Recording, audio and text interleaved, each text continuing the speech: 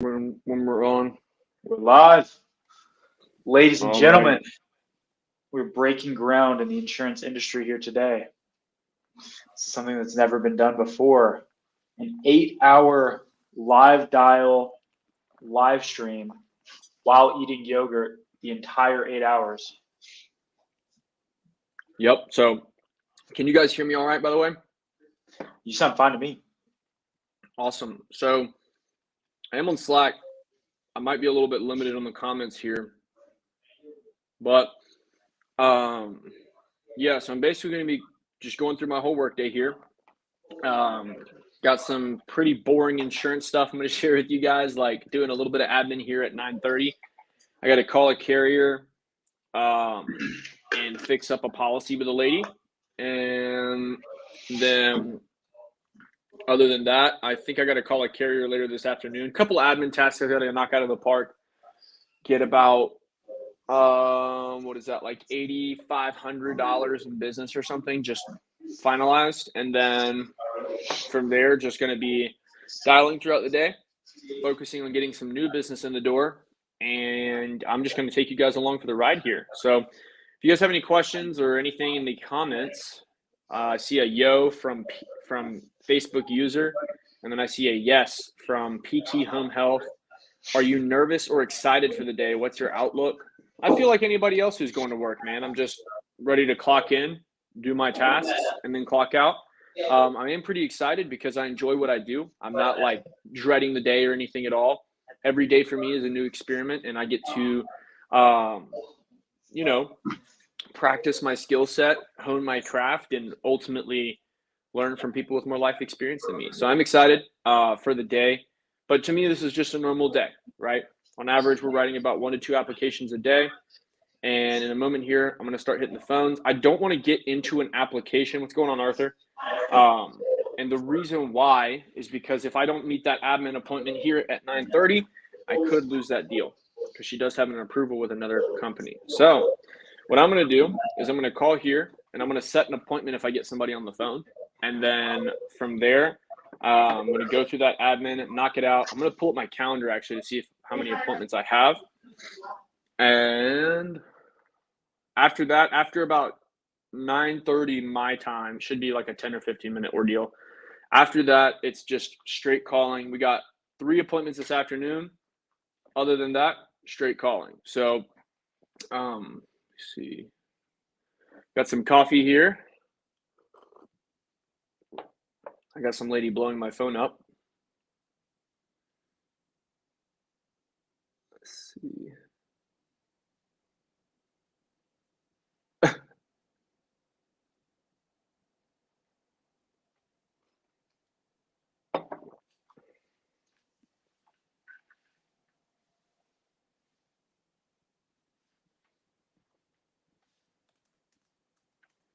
Responding to a message here from a client. She all caps yelled at me over email. It's hilarious.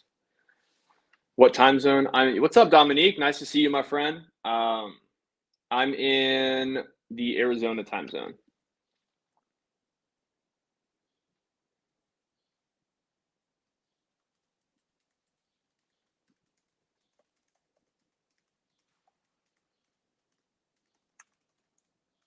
Okay. This is a new headset, guys, so I've had a little bit of audio issues getting adjusted to this. I've got a bunch of cords here that I'm not used to, so I'm gonna have to find a way to like tape these out or whatever. But just a heads up, if I do get like thrown across the screen here, trying to regulate these cords. But a $10,000 course one time where a guy talked about cord regulation. Should have paid more attention, I guess. But here we are. I guess I'm not going to be able to track my dials, or it is going to take me out of the live here. And I am going to be muting up when it gets to personal information. So just a heads up, guys. If you do hear me go quiet and everyone's wondering in the comments, oh, man, we can't hear you. If I'm sharing personal health information, I'm going to go to jail for a long time. And I'm not doing that because I'm too pretty for jail. First number was disconnected. I love that. So number disconnected. Just going to go ahead and trash that lead and keep it moving. Right now I'm calling. I got a lot of North Carolina leads that came in. That's where I'm from, for those of you who don't know. See some comments coming in. Hey, Julia, what is the link for that headset? I don't actually, this is not like, I got this at Best Buy. I think it's a Logitech. I really don't know. I'm very like, voicemail actually answered. That was wild. Thought we had our first one. Yeah, this is just like a Logitech gamer headset from Best Buy. I just walked up to the dude, price looked right, and I just kind of like went after it and just got it. But I mean, I'd say as long as it feels comfortable in your head, do whatever's comfortable for you. Keyshawn says, what's going on, Keyshawn, by the way? He says, is a 7% close rate a good estimate for Facebook leads with picture ads? Yeah, that's not a bad close rate. I know some companies base their KPI off of that, which is just their key performance indicator. And ultimately, it's not a bad close rate at all. Total leads, that's not a bad close rate no matter what you're working, unless you're working inbound calls, in which case I wouldn't do that at all. And let me know, guys, if you ever lose any audio on me up here, because I've got an AirPod in one and a headphone here for calls. So I'm literally working on two separate situations. What's a good system? What system do you use? My system, I use the Zoosurance closer model system. So it's a combination of Kixie Power Dialer and Advanced Agent CRM, and they're just integrated together.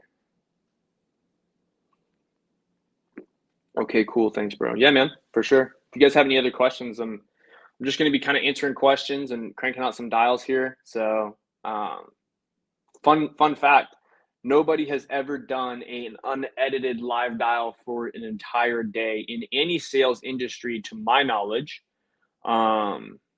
Not really sure why, to be honest with you, but I think we are making a new record here. If you guys see me eating some yogurt, let's see. I've got about a tub of yogurt in here.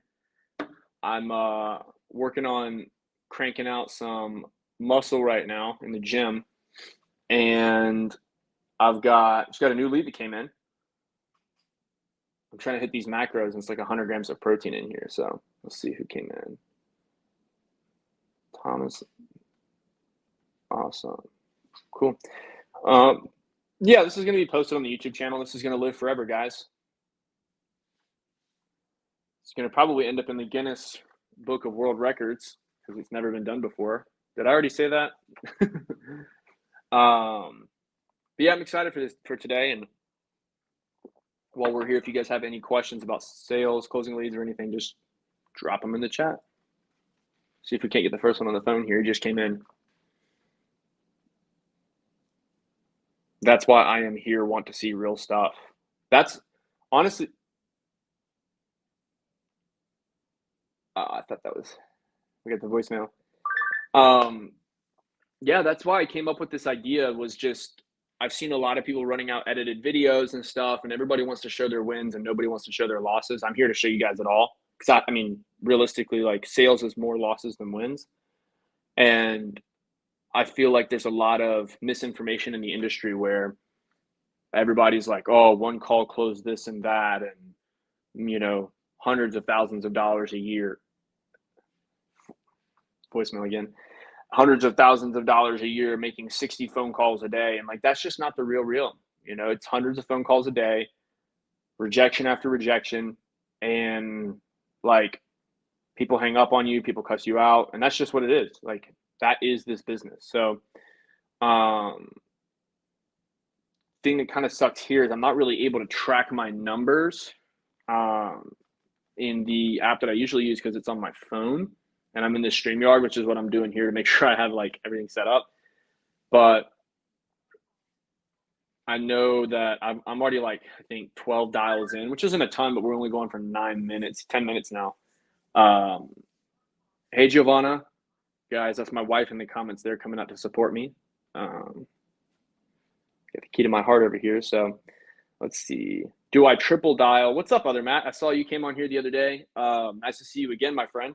Always nice to see a familiar face. Yes, I do sometimes, but only when it's an appointment that no-showed. I found that I used to be like triple dial this, triple dial that, pound the phone, beat it up, blah, blah, blah. My mom is 97. Okay. Is it a valid insurance company? Great question.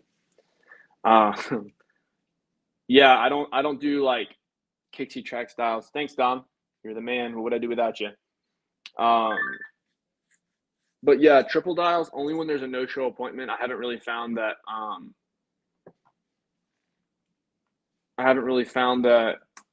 Overall it's worth it to triple dial.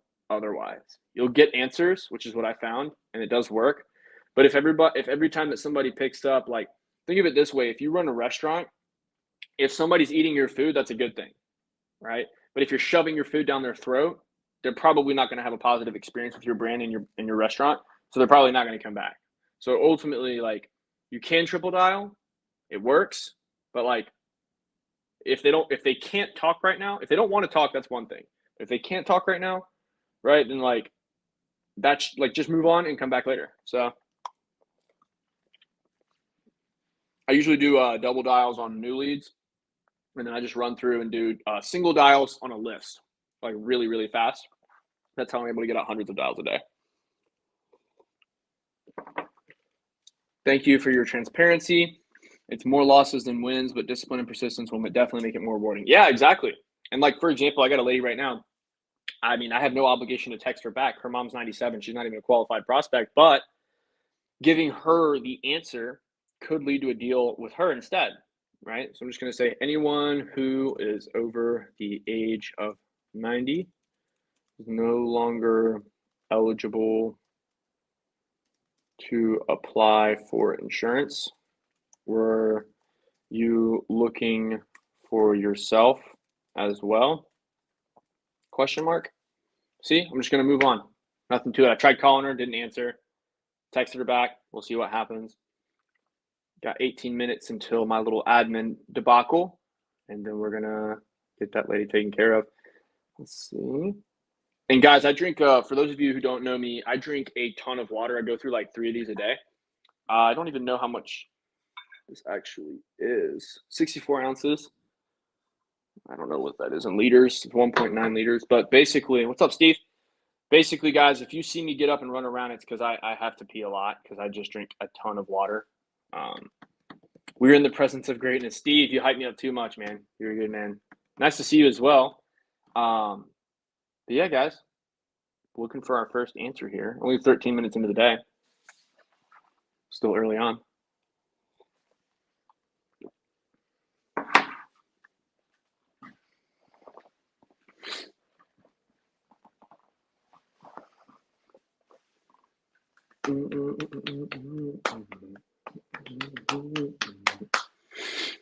This is fun. I've never done this before. I mean, we're talking. Oh, I thought she picked up. We're talking about doing like, what, 8 hours of straight live dialing. Definitely a good way to hold myself accountable here. Which leads me to one of the topics I kind of wanted to talk about today on this stream. A lot of people struggle with call reluctance, don't want to pick up the phone, don't want to call leads. But I've been studying this a lot to try and figure out like what it is that works for people. For those asking about the headphones, these are Logitech gamer headsets. I don't know anything else. I don't even think this stuff the box. They're the Logitech Pro X. Are you on a power dialer? Yes, it's being recorded. Right now, so I have a weird way that I like to go about things. I like to give my prospects my undivided attention initially. So when I'm calling my new leads, I call them one by one, no power dialer. Reason I do that is because I can take notes on my first interaction with them. That way I have a more personalized approach when I call them back. Outside of that, yes, I do use a power dialer. But basically the way my system is set up for the initial set, no, it's not. Yeah, nice to see you again, by the way, Mr. Federico. Robert, I think you've been on here before too. I'm trying to see your picture. But yeah, it's nice to see you guys on here. But I did want to call it another voicemail. I did want to talk a little bit about call reluctance here because, guys, I mean, I see so many people, they're like, yeah, I mean, 300 phone calls. Like, if you really break it down, if you make 50 phone calls an hour, 300 phone calls is like 6 hours of work, not including talk time. So, I mean, like, you're not probably always going to hit it, especially if you're writing a ton of business. My talk time has been really high these last 2 weeks. I'm over $21,000 in premium. And I've been like struggling to make dials because I've just been getting in constant conversations, which shout out to my marketing partner Tim for setting that up for me. But yeah, I mean, it's just been pretty intense just trying to keep up with realistically like all the people that I have to talk to. And so like I'm looking for as much talk time as possible or as many dials as possible, but one typically leads to the other is what I found. So couple things that I do is like I'll make a ton of dials and then I'll just take like a 5 or 10 minute break. This is one of the productivity things that I kind of found work really well for salespeople. Is just like zone in, headphones on, pound the phones for like 50 minutes straight, and then other than that, I'll take like a little 5-10 minute break, jump back on. You can usually get more dials out per day than trying to do it all straight, which is what I used to do.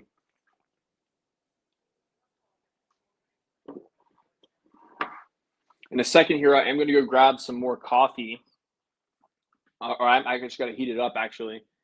And then I will have to run to the bathroom before I call this carrier up, which I'm not taking you guys with me for that one. Do you guys still run Facebook ads? Yes, we do. We don't set anything up for anyone. Like, we don't do Facebook ad setups or anything like that. Just because we do everything in-house now for the Zoosurance agency. And also the leads per week. Guys, if I can't get your questions in time, I will try to get to all of them, but I know like once I start getting into phone calls, it's going to be really tough. So just a heads up, I'm not ignoring you, but I am making phone calls. How many leads a day or a week do I shoot for? I like to be doing 40 to 50 leads a day if possible. Because things will fluctuate. Sometimes they'll go up, sometimes they'll go down, and you never really know like what you're going to get, right? So ultimately, like I'm looking for 40 to 50 leads a day, and one dial is approximately 2 minutes. It depends on the software you're using. That if you're using like for example, I set my software up on my power dialer for 30 seconds and not to exceed that. So if I have a 30-second dial time and I have like a 1 to 2 second delay between dispositioning the lead, I can actually crank out about 4 dials in 2 minutes versus the other one. So I'm going to heat up this coffee and bring you guys with me here real quick. But yeah, if you're hand dialing, then for sure 2 minutes per dial is 100% reasonable. But what we have to realize is that, and this is something that I figured for myself, the more time that I have between dials, the less likely I am to go out and if you guys are good here. Let me know if you guys lose me on the volume because I can't hear anyone. It's just me. I'm just talking to myself pretty much. But what I found is that the more time that I have between dials, the more likely I am to not call as quickly. So like if I've got to go in and out of a lead, like I used to do with Advanced Agent CRM, that was taking me on average about 2 minutes per lead cycle. So like I would call like what Matt was saying. So I go in, I call them twice. So 30 seconds, I'd close it out. I'd go back, I'd go into the next lead. So overall, it ended up taking me 2 minutes per transaction between leads, which didn't make any sense. So for me to be more efficient, every second counts in sales, every dial counts, and the more activity that I can get out per day, the higher I can produce at. So I'm actually working like pretty much the same amount of time every single day. Got the whiteboard here. And I'm cranking out almost probably like 30 to 40% higher production per week. I see we got a couple comments coming in. And I got to run to the bathroom before calling this carrier. Where are you getting them and cost? These are all of our branded leads through Zoosurance. So we have our own lead source that we use using a lot of the a lot of the lead stuff, like the not lead stuff, the whatchamacallit, a lot of the tactics and information that we have on our YouTube channel. So like we talk about how to generate your own leads and stuff like that. But it's for our lead sources all for our agency and the agents working for us. So guys, I'm going to clock out for like 20 seconds. I'm going to run to the bathroom. I'm going to come right back. I'm going to call this lead, and then we're going to get with our first admin task of the day. So I am going to have to mute up while I call the carrier because there's going to be some personal info of mine and of the prospects being exchanged. I want to give you guys a heads up. Drop some questions in the chat down below, and I'll be back here in about 20 seconds.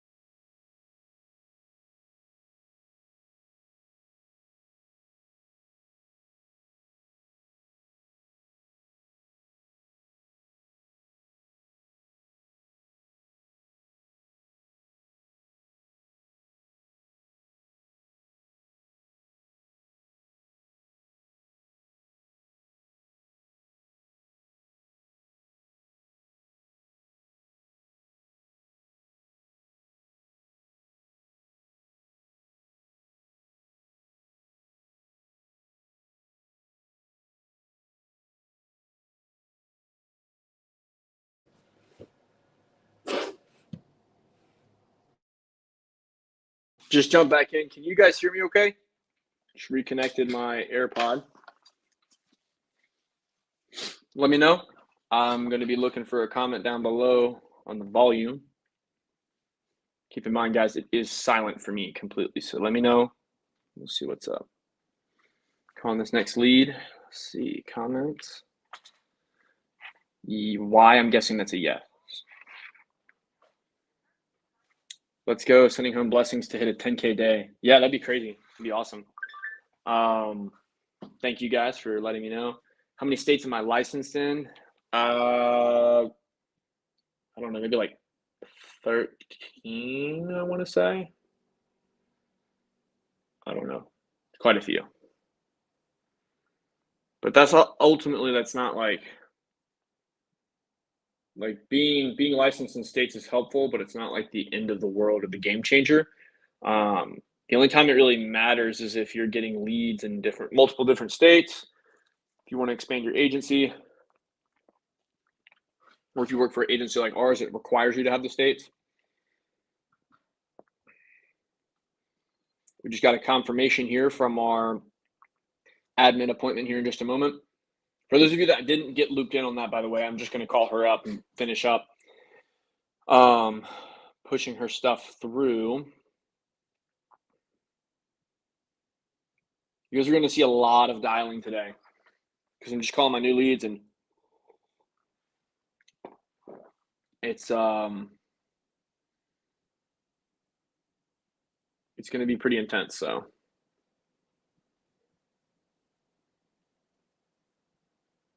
this lead's name is Teresa.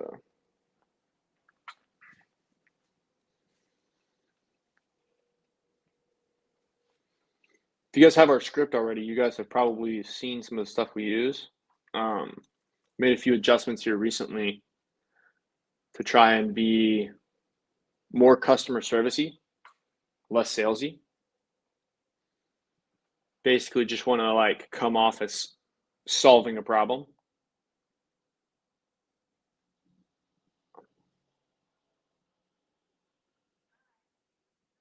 Oh man, those voicemails where they talk to you and it sounds like they're having a conversation and then they just send you straight to voicemail. So sad. Alrighty.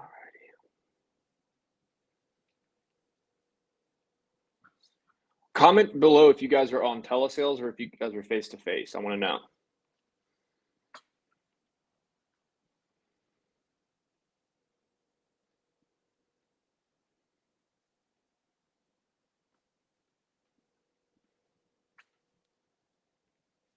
Are you from the same area as Tim? Yeah, we actually met. I sold Tim a gym membership. That's how we met. And then I tried to recruit him to Amway.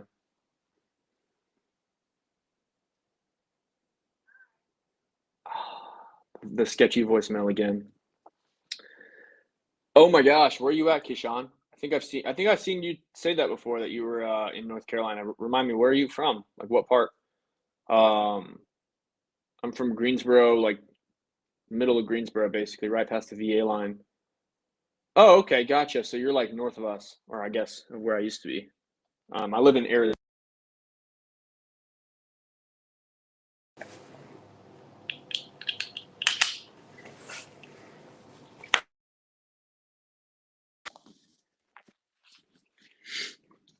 Let me know if you guys lose me or anything. I just switched headphones, so we're down for the first one. Martinsville. Yeah, I'm familiar with Martinsville. I went to a wedding there once. Got a lot of telesales in here, learning telesales, which is pretty cool. Telesales is way easier than everybody makes it out to be. It's not hard. Most people just overhype it, more or less.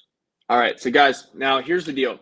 When I go into a call with a prospect, I want to be really prepared. Don't want to be looking like a clown. So what I'm going to do is I'm going to go ahead and we've got to call American Amicable. I've got to get her information pulled up. I need to get American Amicable's information pulled up. And then what I'm going to do is I'm going to call her, three-way to carry her in, go through the prompts, and then let her know, hey, here's what we're going to do, et cetera, et cetera.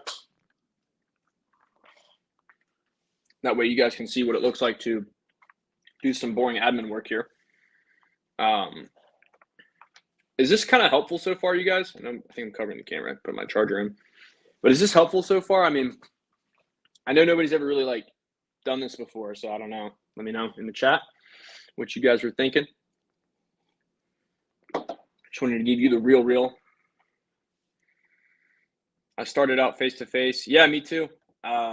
I started out face-to-face in North Carolina, in the most dangerous neighborhoods in North Carolina. I mean, every week I would go out, and these people were willing to buy life insurance because a lot of times, like, somebody had just been killed or et cetera, et cetera. Pretty intense areas that we went to. But overall, I mean, it was a great experience. Face-to-face is a great way to do this business starting out. But ultimately, like, if I could go back and redo it, I probably would have opted to go for a teletail. Yeah, Winston-Salem. I know about Winston-Salem, man. Trust me. They're like, when I went out there one time, and like the lady told me, she was like, yeah, they just found a dead body in the ditch, like literally, like they just threw him off the back of the neighborhood ditch like 2 weeks ago. When I went out there, I was like, oh my God, that's crazy. But yeah, if I could go back, like if you guys are watching, if you're getting into the business, or if you're watching this and you're not in the business yet, and you just wanted to see what a day, like you just wanted to do like an e-shadow or a virtual shadowing or whatever you want to call this. I mean, if I could go back and do it, I would definitely have gone to a telesales agency. And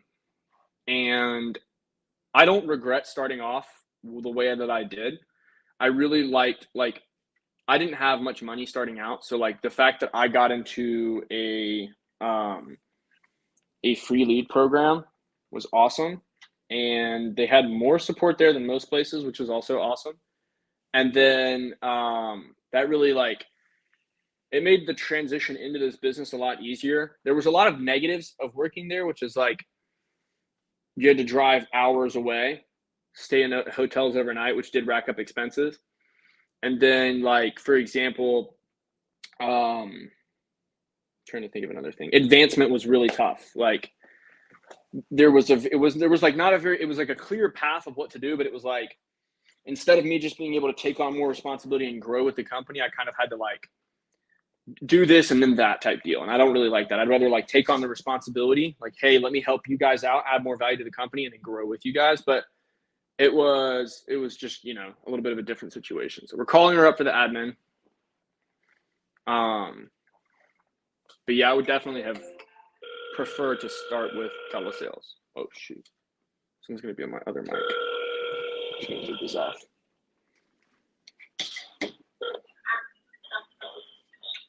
Francis. Hey, hon, how you doing?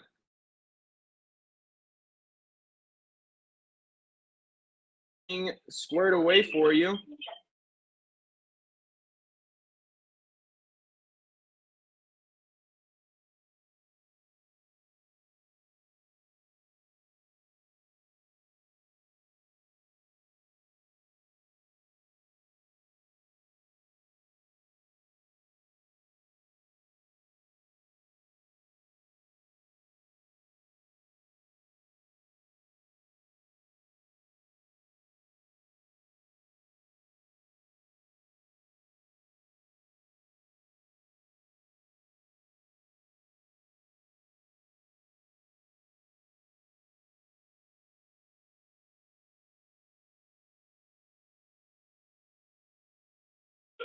So I'm calling the carrier real quick, guys. I'm gonna three-way them in here. Just wanted to let you guys know.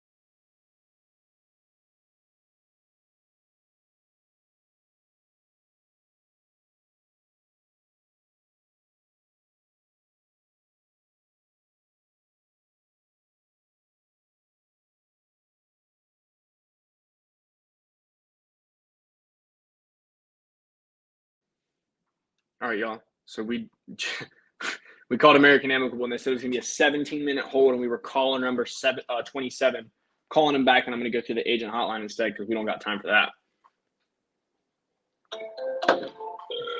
My hair is all messed up from this new headset.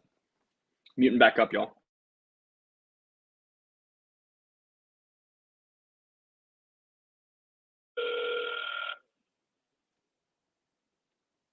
I'm muted for privacy and HIPAA reasons.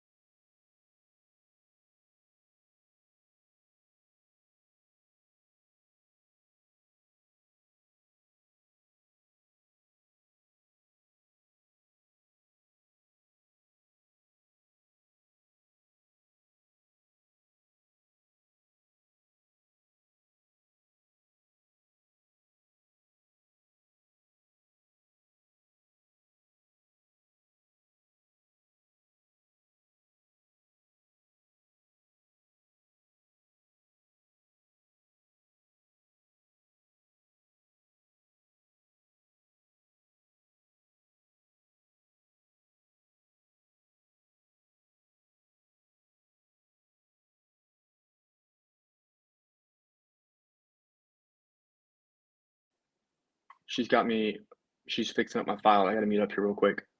But I think we lost the client on the call.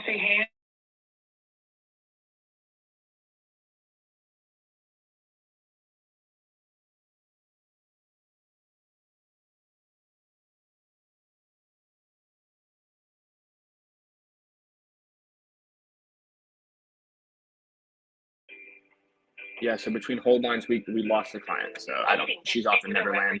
I'm going to client experience. 15-minute hold time. No client on the phone, 15-minute hold time. This is wild. The live dials just got insane. Yeah, if you guys want to get more info on the Zoosurance closer model, where you are literally just an agent who focuses on closing deals, writing business, and taking care of your clients, you can apply. I think Tim put the link down below. But yeah, I'm muting up for certain parts of the call, HIPAA and privacy reasons. Saw a lot of guys and gals in here doing telesales. Who's going to put up the first deal of the day? Might be you, Dom. I saw Dom had a 5K day yesterday. Good stuff. What's up, Gio? Yes, you're dropping some major gems. I don't know why my upline is so against me wanting to venture into the telesales side. Field sales is just not for me. Well, Deidre, what I've really found, and I hope I said that right, let me know if I didn't, but what I found is that when an upline is typically resistant to you wanting to do something else, it's usually because they either don't know how to do it or it doesn't go fit into their business model. And usually when an agent wants to venture off into their own thing, it can render the upline helpless because, for example, if you're learning telesales from, let's say me, for example, and he's only good at face-to-face sales, then that completely disables him from being able to offer value to you as a manager. And that's a lot of times when agents start to go look for support where they're working in like the Zoosurance closure model or like some other businesses out there that do things like that. Like I know a big one is like SLS, Justin Von Eigen, guys like that. And that's where a lot of agents end up going because they want to get that real support that they deserve. And if a field sales trainer can't do that, that's usually why they want to work against you on that. Because that's kind of the same situation that we were in. I mean, field sales just didn't make sense. It just wasn't like really profitable for us based off of the fact that they had us working like hours and hours away from home and paying for gift cards and stuff. So just we were bribe leads. It just didn't really make sense. But yeah, telesales is definitely the way to go, Arthur. I agree. I mean, face-to-face there's not really any benefit to face-to-face. I mean, you do get a little bit more like personal relationship, but you can do that over the phone pretty much just as easily if you get practice with it. Got some comments coming in, trying to keep up with them. Thanks. I'm going to beat you the first deal today, bro. Whoa. Michelle, you got a deal already? $203 a month. Gosh, you got me looking like a clown out here. Showing me up. Apologize for the delay. For quicker service, you can visit us online at www.americanamicable.com and use our online chat. That's a monster deal. Was that the term policy you were telling me about, Michelle, or was that a final expense?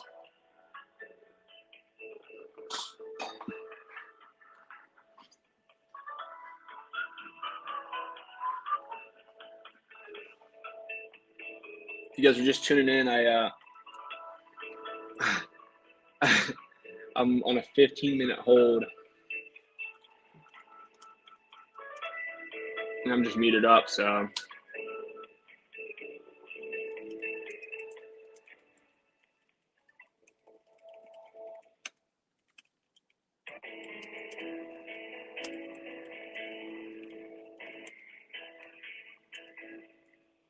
You are currently caller number 14, waiting to speak with a representative.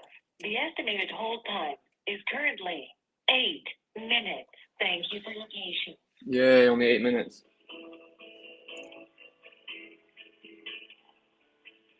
What's up, Mr. Schumacher? Tip for getting people to answer the phone is how the Facebook lead is built. Just dial 3 times, never leave a message. I have too many leads right now for it to make sense for me to leave messages personally. I do recommend it. I'm trying to basically build it out where it's automated for me, but leaving messages is always a good thing to do. Just because, like, if they're actually serious, they're going to call you back. Honestly, a lot of times, even if they're not serious, they'll call you back just because they saw that you left a message. With getting people to answer the Facebook, there's not really anything like if you call direct mail leads or if you call Facebook leads, like it doesn't really matter like really necessarily what platform the lead is from. A phone number is a phone number. All that really matters is like whether or not the phone number is valid. So if you see somebody who fills out 5 Facebook forms, you might have some trouble with that because those people are filling out forms like crazy.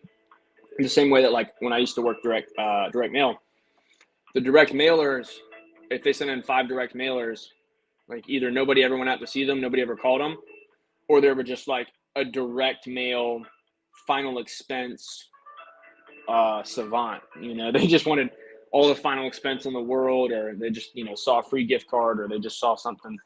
A lot of the ads out there will say free this or free that, which is why we specifically talk about how it costs money in ours to avoid that. But yeah, I mean, that's, you know, it just depends.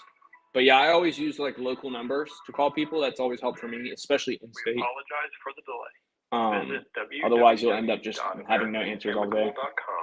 To get policy information, make changes, access forms. Good stuff, Michelle. Credit or Love to debit see it. card Love to see it. payment on your policy, or chat with a representative.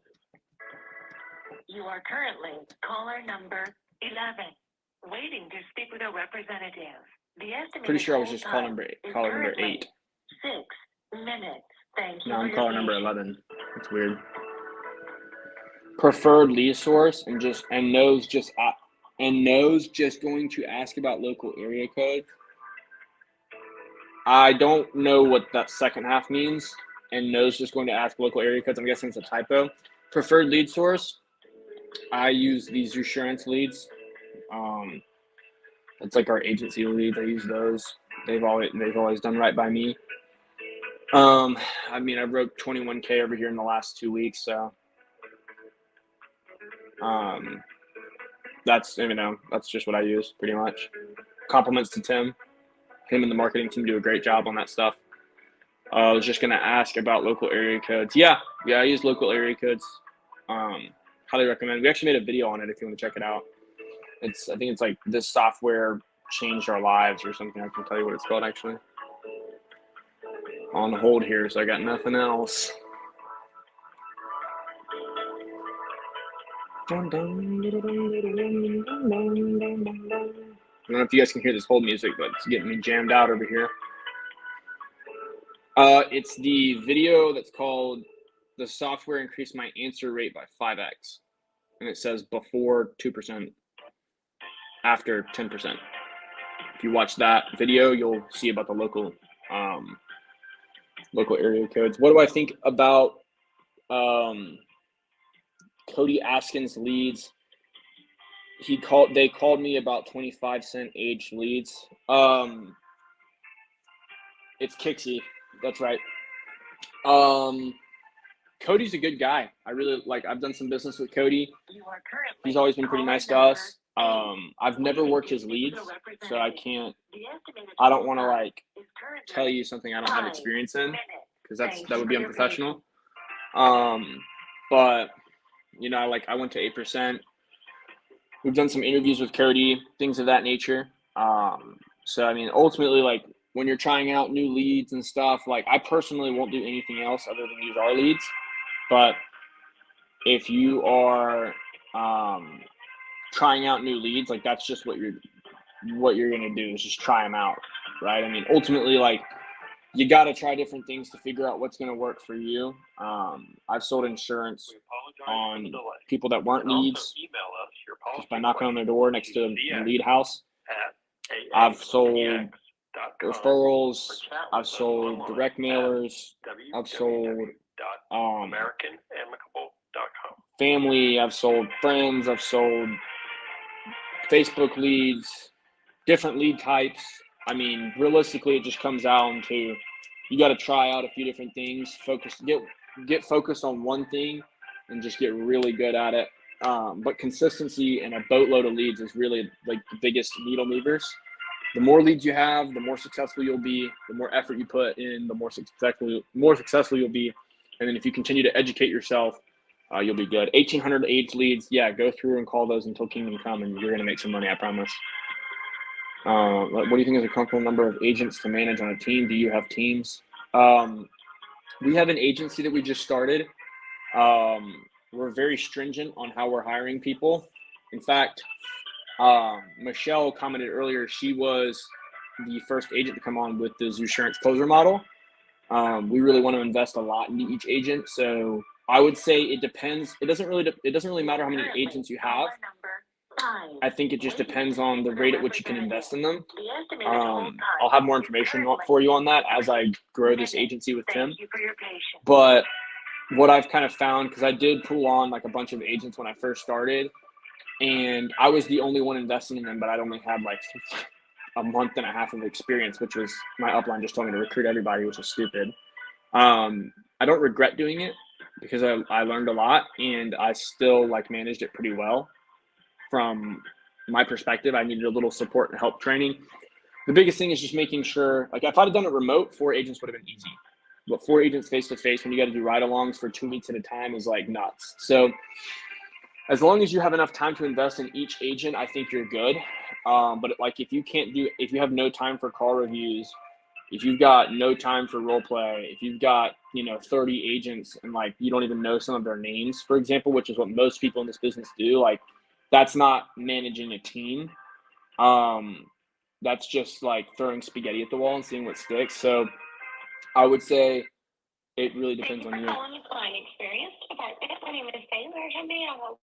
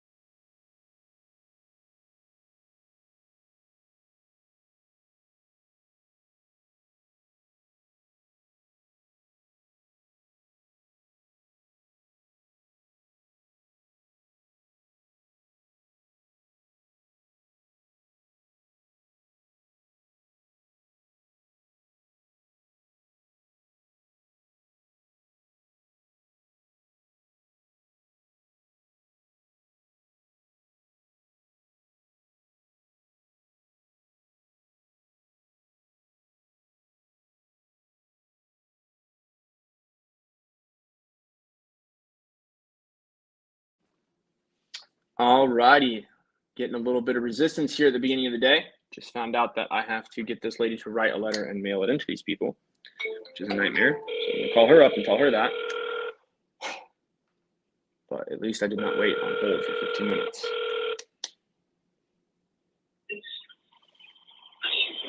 Francis.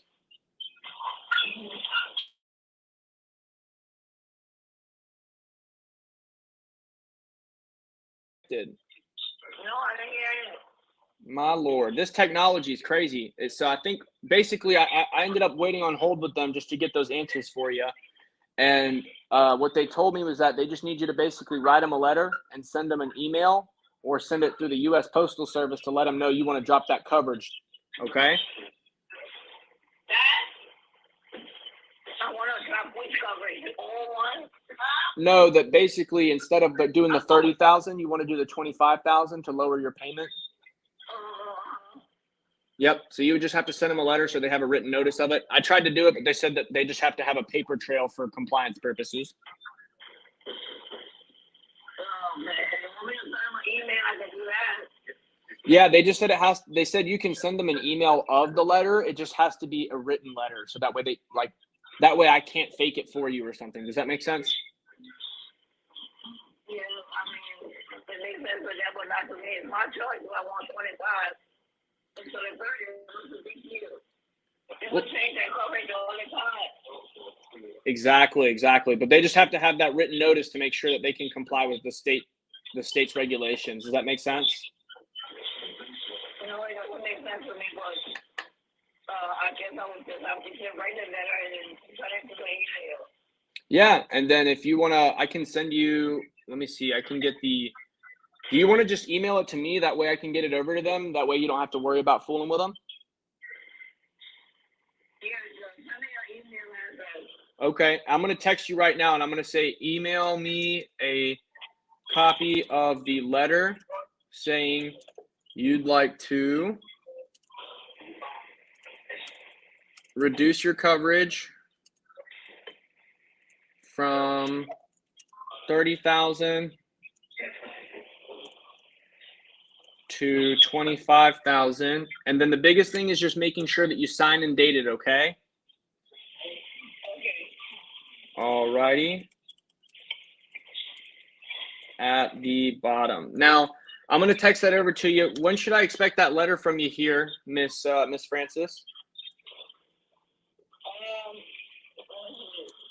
I'll do it. I mean, today, 1 to 10 today. Yeah, if you can get it over to me today, I can get that all done for you. That way you don't have to, stress about this stuff anymore, even think about it. But I'm going to send this over here. I just sent you my email as well. That way I can get it directly. That's my direct email, okay? Okay, I have to have my daughter help me. I don't know how to do all of that. Yeah, and then just yeah. Give me about 3 hours and I'll get it back to you. I'll look for it. And if you have any questions or need anything, you just text me or call me, okay? Okay, I will. All right, Miss Francis, you stay out of trouble now. All right, you too. All right, hon. Bye now. Bye-bye. All righty. So we just got our client squared away. Let me see. I'm gonna jump back on the headphones here. Oh my gosh, what a nightmare. So we waited on hold here with a carrier and waited for them to let us know that basically we just have to submit paperwork. Yay. All righty. Back to the lead calling, guys. Okay, so see, how much do you get the dialer to send back data from the CRM? So how do you get the data? That's a great question, Luis. That's a Tim question. Tim is actually like our operations and God, that was so loud. I just had one of those little like doo-dee-dee. This number's no longer in service or whatever. But yeah, Tim's like our chief of operations and marketing. So he handles he basically makes everything look pretty, and I talk to clients and they pay me money. That's pretty much like how we work together. That's why Tim is so vital to the Zoosurance brand, because he literally keeps the trains running on time. If it was just me over here, the train would have gone through a wall and the Hoover Dam would have been damaged or something, and there would just be a flood of business all over the place and super disorganized. So Tim actually kind of helps keep me in line. And to answer your question, long story short, that's a great question for Tim. But I'm sorry, I wish I had more information for you, Luis. Alrighty. How is your message if they don't answer? It depends on your lead type. And I'm also not I wouldn't say I'm the king of voicemail by any means. But I just keep it real. Hey, for example, if let's say I'm calling you and you wanted final expense. Hey, Robert, it's just Julian. I got your request here about the life insurance. Just give me a call back at 806-779-4701. Right. That's my CRM number. Don't call me, by the way, guys. And if you guys call me, I will hang up on you. This is an insurance only number. But that's pretty much what my message is. Or I'll say hey, it's just Julian, give me a call back. And I'll just give my number. So I'm never turning it into a whole there's not a minute and a half, 3 minutes. Hey, Electra. Hey, it's just Julian. I have your request you sent us here about the life insurance programs in the area. How's it going? That's good to hear. It's just was this your first time looking into life insurance?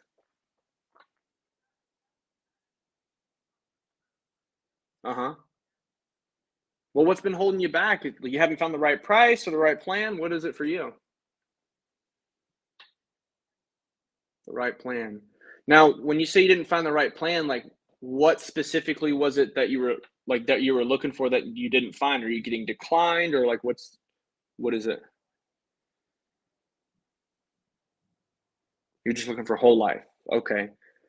Gotcha. And then what was your goal? Like, are you trying to cover like a burial or cremation or what was this for?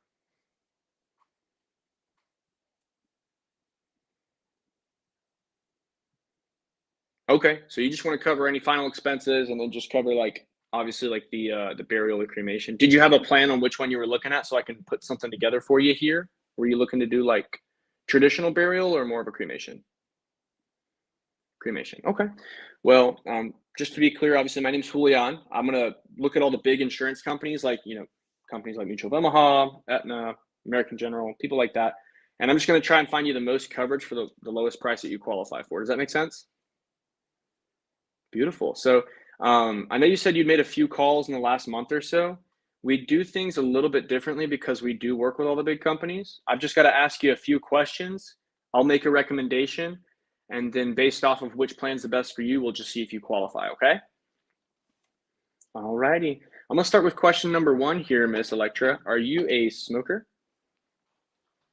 Beautiful. And then I have your birthday.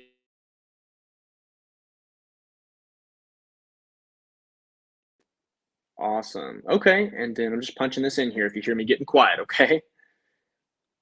Let's see. Now, do you have any history of any catastrophic health conditions, like maybe heart attacks or strokes or cancer? Okay. And then what about like, are you currently taking any medications for any sort of health condition whatsoever, even something simple?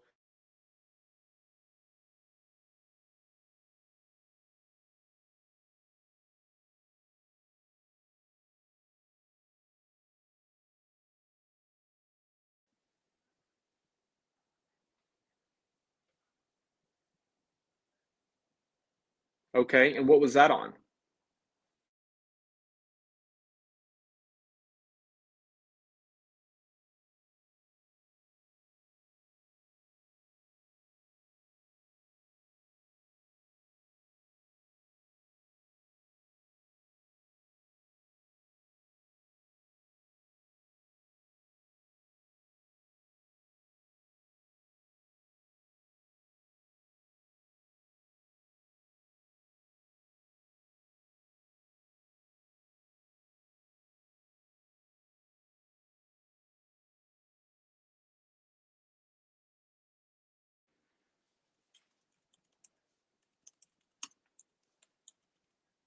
Exactly. So you're looking at anywhere between,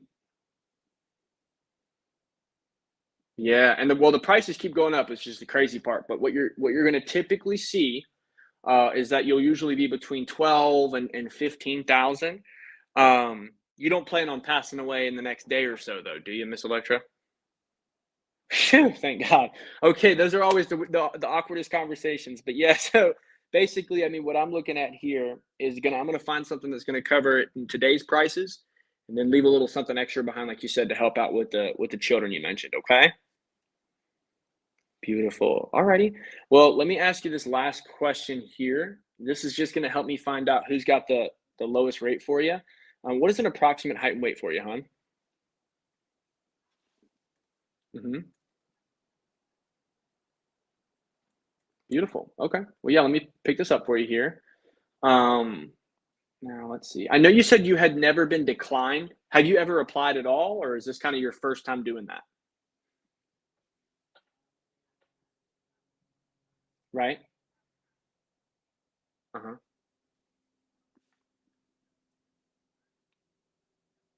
Uh-huh. Mm. So it sounds like you've had a lot of interaction with term and you're looking for whole life. Do you know the differences between them? It seems like you have a decent idea, but can you kind of go over that with me just to make sure I know what I'm going over with you? Mm-hmm. Right? Oh, good.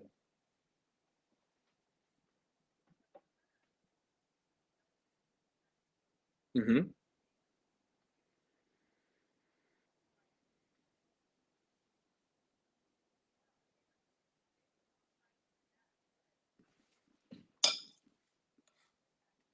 Mm-hmm.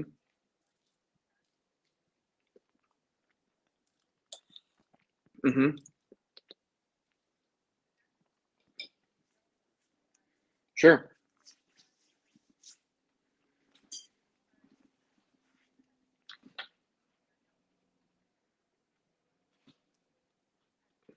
Okay.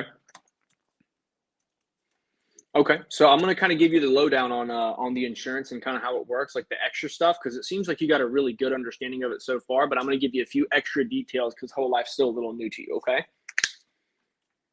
So basically, with what you described, that was pretty accurate, right? So term life it's just like milk, eggs, and cheese. It's great while it lasts, but once it's over, you gotta throw it out, right? So usually you're gonna get a lot more coverage and it's gonna cost you a lot less. But with whole life insurance, it's more like a Twinkie, right? You get it the one time, you put it on your shelf, and you don't ever got to worry about it again. So it's still going to be there for you if you pass away. The next day after you make that first payment, if you're approved for that same day coverage, the immediate coverage, then if you pass away 10 years later, 20 years later, the prices don't ever actually go up with the programs that we recommend to people, and neither does the coverage. So there's no rate reductions. I'm sorry, no coverage reductions or rate hikes. Does that all make sense so far? Yep. Now it does build cash value. The only thing that I heard that you said that was not 100% accurate was just that you don't get all your money back if you cancel, unless it's in like the first 30 days. Oh, for term. Okay. Yeah. Well, usually for term, unless it's like earlier on, you wouldn't get that either. But unless you had one of those plans that gives you like they call it return of premium, where they give you all the money back at the end of it. But yeah, with whole life, it's just there forever. Are you with me so far? Okay. Do you have any questions for me while I'm getting these quotes pulled up?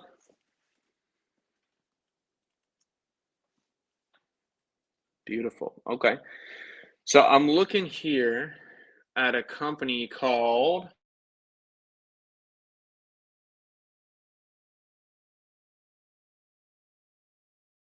being so healthy. It looks like they might approve you for their same day coverage, which just means, long story short, God forbid, if you make your first payment on a Tuesday and you pass away on a Wednesday, your family's going to get the whole check. There's no waiting period or anything like that. Does that make sense? Beautiful. So while I'm getting this pulled up, do you have like a pen and paper around or something so I can kind of go over this with you?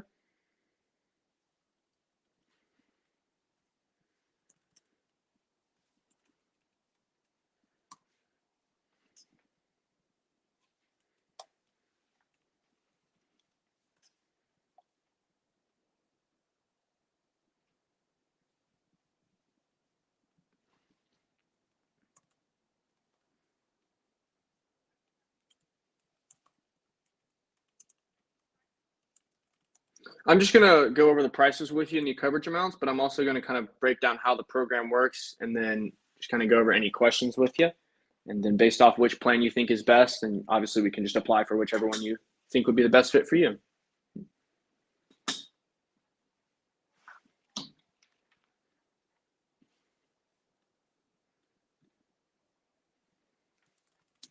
Oh my gosh. Yeah, no, of course. Oh my Alexa, you didn't tell me you was at work. You got me feeling like a jerk right now. Oh my God. No, no, no, no worries.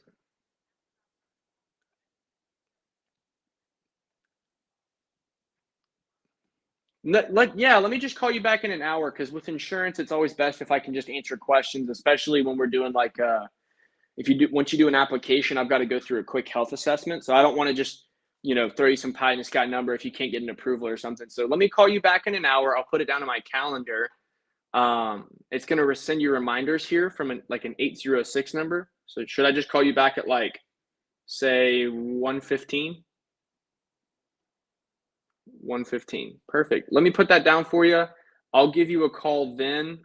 Sometimes the office will like it shows up sometimes as a different number. So just a heads up in case it's not the same number. It's still me. I'll call you right on the dot, okay? All right, Electra. Well, hey, you don't get in trouble at work. I'll call you right back. Bye now. All right, see ya.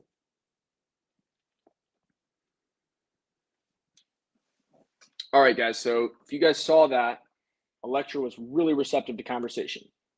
Really receptive. But we ran into a situation. She's at work. And I don't know how long y'all been doing this for, but if somebody's at work, they're not buying insurance, right? Because if their boss walks in and says, "What the hell are you doing on the phone?" that deal is dead. Oftentimes permanently. So to avoid ending up in that situation, I'm just going to call her back, right? And, you know, obviously I'm going to always, you want to get the close on the spot if you can, but I'm trying to make sure that I can get her right. And if her boss is, you know, screaming at her, telling her to get off the phone, that doesn't work. So that's why I didn't give over the prices there, right? I emailed those prices over. I've mentioned multiple times she's already going to be applying. I'm prepping her for the close. There's no way that I'm going to be out here just throwing those prices out there and losing my leverage in the conversation.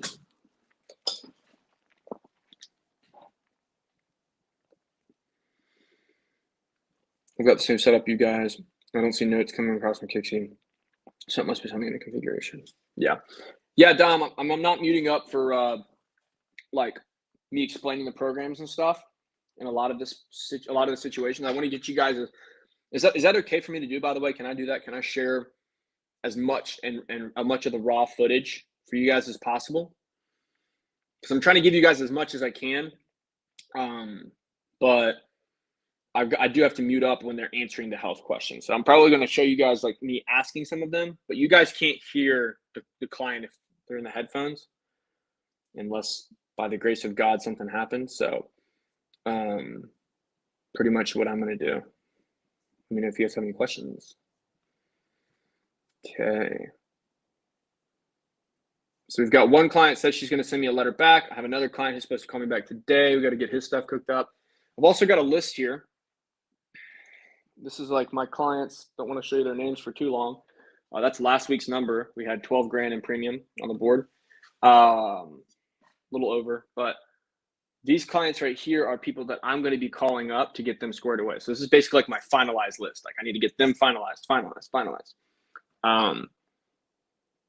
Got to get on with Mutual of Omaha today. Got to push through like 7 G's in business. Francis is almost done.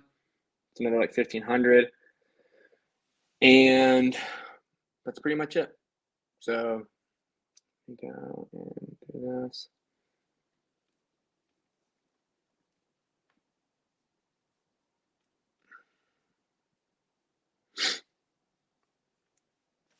Okay.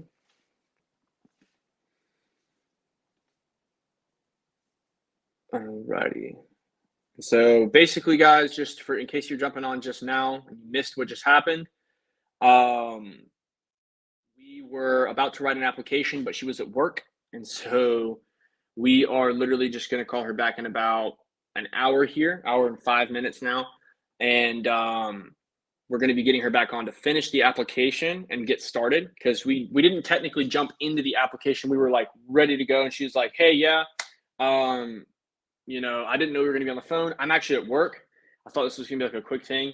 Can you please call me back in an hour?" We didn't go over pricing or anything. So I'm going to be jumping back on with her in an hour and 5. And I'm just going to be going through and getting that. We got an inbound call here. Let's see what's up. Her name is Tasha. Hey, Tasha. Hello? Hey, it's just Julian. I got your request.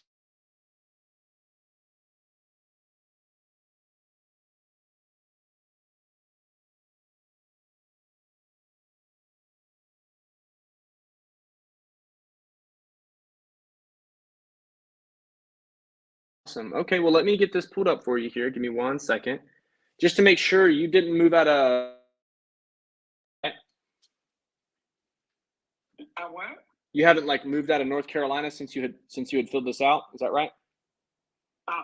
Beautiful, beautiful. Just got to double check. So let me see what I got for you here. Let me make sure I got your...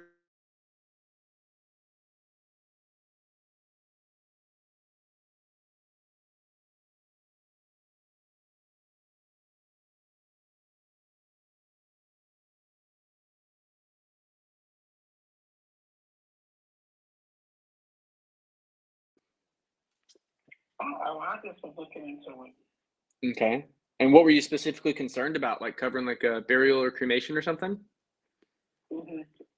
Okay. Was there anything else you were looking to cover, or was it just the final expenses? Tasha?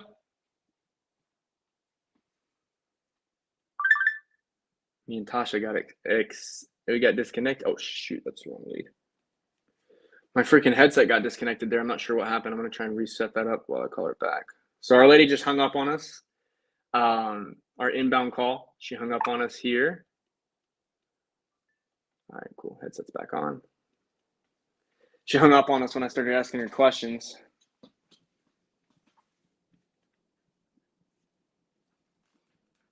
You gotta love it. She wasn't ready to talk, I guess. Let's see. What is the microphone? What is the microphone versus headset versus earpiece system? So this is connected to my computer. That was because it was an inbound call. Whenever an inbound call comes in through my CRM, for some reason it's not coming to the headset sometimes, and I have to pull this over quick because this is actually connected to my Go High Level account.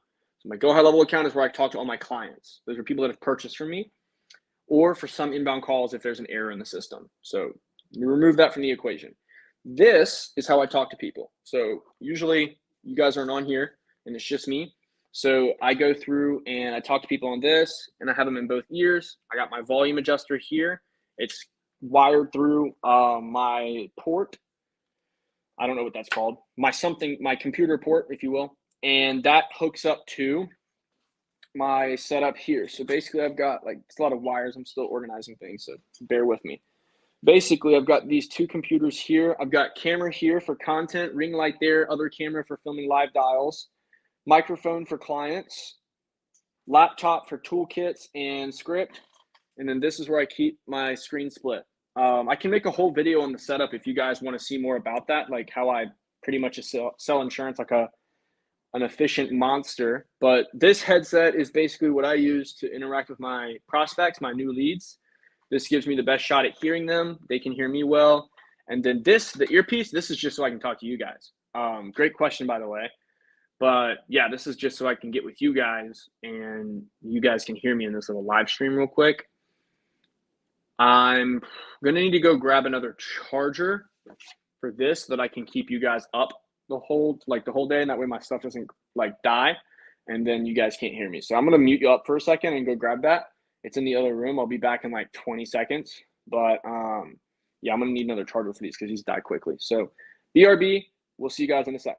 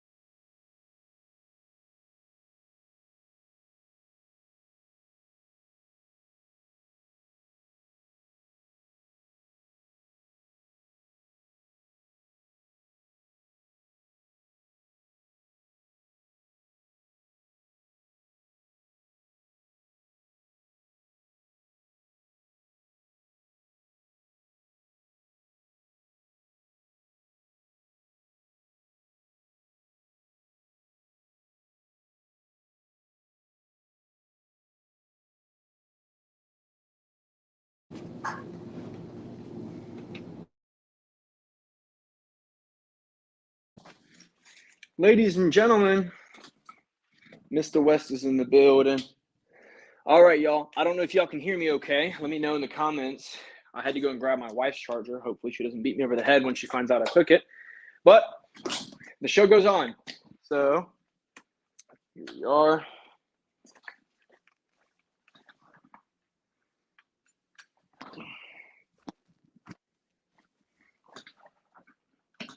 Please confirm audio transference. Do I recommend 2 screens or 3? I'm actually, I'm on 2 screens right now. Not the biggest fan of 2 screens. In all actuality, I want to get it to where basically the laptop is like down below and I've got like a screen here and a screen here and a keyboard here and a mouse here. But the mouse I have is like a Bluetooth mouse. It's kind of garbo. And I've just had problems with it being like it starts slowing down when the battery gets low. It's probably user error, to be honest, but not really enjoying my use of that mouse. So just going to play with it a little bit here, but I don't know. I'm very slow to adapt to little things like that. If I had a perfect world, I definitely would have 3 screens, just like so I could feel like Iron Man. But yeah, I'm slow to adapt to little things like that, just because like for me, the calling makes me money, and like I'm optimizing the system, of course. But like the way that I'm doing it, is it going to be a huge needle mover if I get an extra screen or not? Probably not. So I mean, ultimately, like if you have the option or if you already have the screens, I would probably do it. But because I don't, I'm not like worried about it yet. Let's see. But I have my phone as one of my screens, I guess. So probably I would prefer to have another computer. Great question. Got a Celsius here. Should have grabbed more coffee, but I don't feel like making more.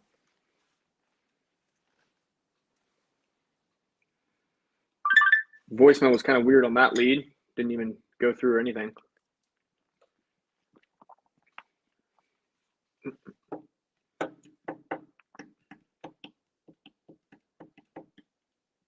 Yeah, exactly. My setup, I can take my setup pretty much anywhere right now. Which is actually like, for those of you who don't know me,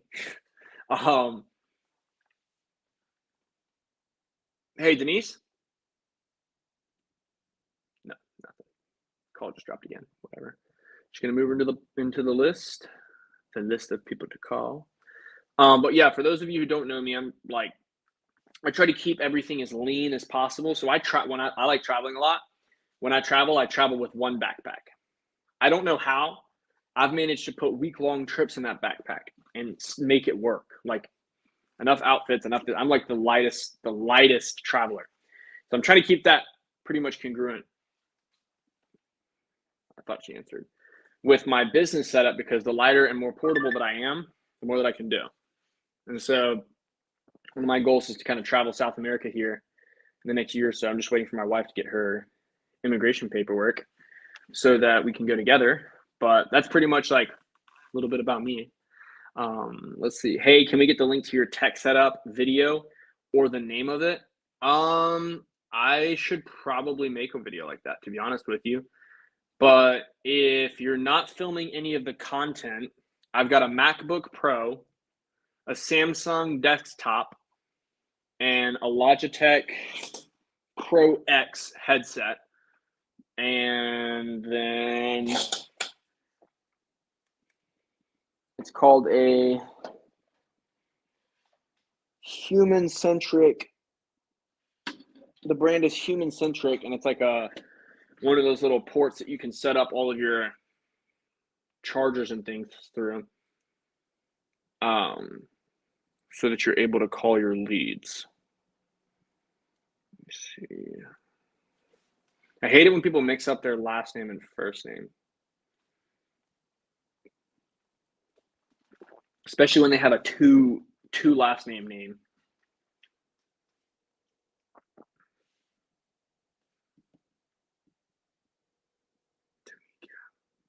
I'm definitely gonna mess this lady's name up.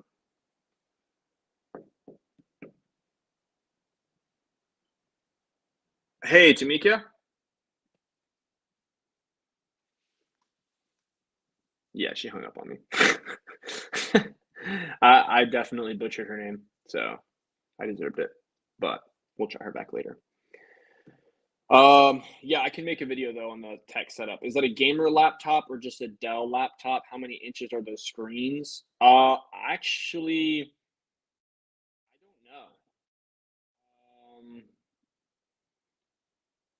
I don't know. I'm actually not sure. I mean, the laptop is just a MacBook Pro, so that's not a gamer laptop. That's just like you can get that from Apple at Best Buy for like I think $1,000. Um, the desktop is just a Samsung. It's not like a gamer screen or anything. I think Tim bought the desktop. He might be able to tell us how much it was or how many inches it is. I mean, it's like this big. So, I mean, we're probably looking at like 16 to 20 inches maybe. I don't know. Something like that. I just like to have a good interface that I can see stuff on. I just don't want it to be like, what's going on here. I'm not like blind or anything, but I do like to have like space. Like if I could have a TV I'd work on, that'd probably be a little bit overkill, but that would be preferable. Okay. Just cranking through these leads here. Un crack Julian Exito Maquina. I'm not in the Facebook group right now. I'm gonna see if I can see who that is.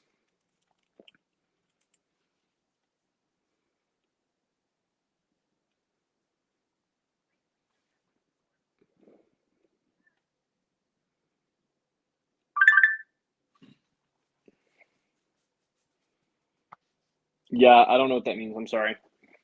I don't know if that's Portuguese or Spanish.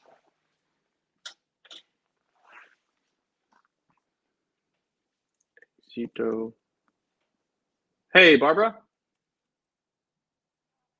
That's just Julian. I got a request from you here about the life insurance. How's it going?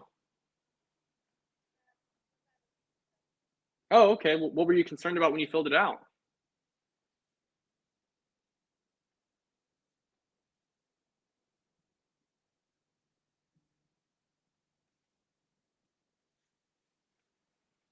Hung up on me.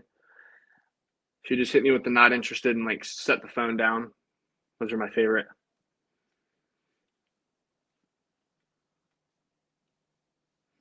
What I found, and this is actually funny, you guys are gonna like this. So somebody tells me I'm not interested. Um, I came across this one day. I was really tired, and so I didn't like follow my script word for word. And they were like, "Yeah, I'm just not interested." I was like, "Oh, okay. Well, I mean, when's a better time to call you back when you are interested, or something like that?" It was something stupid. I was just being like dumb, just like throwing something out there, just for the sake of it. And I was like, "Yeah, why don't I call you back or something like that?" Just because you're not interested right now doesn't mean that you don't need it or something. Anyways, long story short, what I found out is that a lot of these people will just tell you not interested to brush you off because they think you're just another telemarketer. And then what they'll do is because they'll end up buying, of course. Most people do. And because only 2% of sales are made on the first phone call. So it means 98% of the other sales are made between the second and 12th phone call, I think. And I think 80% are made between calls 5 and 8, if I'm not mistaken. So I might need to brush up on those statistics, but I'm pretty sure those are the numbers last I checked. Correct me in the comments if I'm wrong. But basically, what I found is that just because somebody's not interested right now usually means they just have something else that they're doing that's going on. It doesn't mean that they're not interested, period. Hopefully you guys get some value out of that. But yeah, Exito Maquina, I don't know what that means.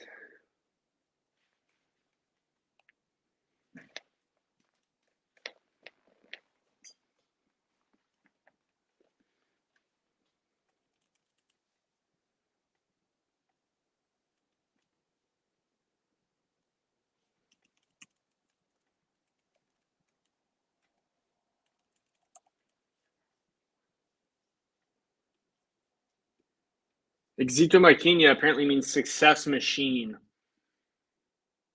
Oh yeah, I just saw the comment. That's awesome. I appreciate it. What's your name? It just shows up as Facebook user. I can't see you unless I'm in the Facebook group, but I can't get into it right now because I'm on the phone. Because I'm on StreamYard with you guys. Also, comment below live if you guys think we should do something like this more often, or if you guys think this is like something that you think more people should see or whatever. But comment live below if we should do more of this, because our goal is. I thought she answered.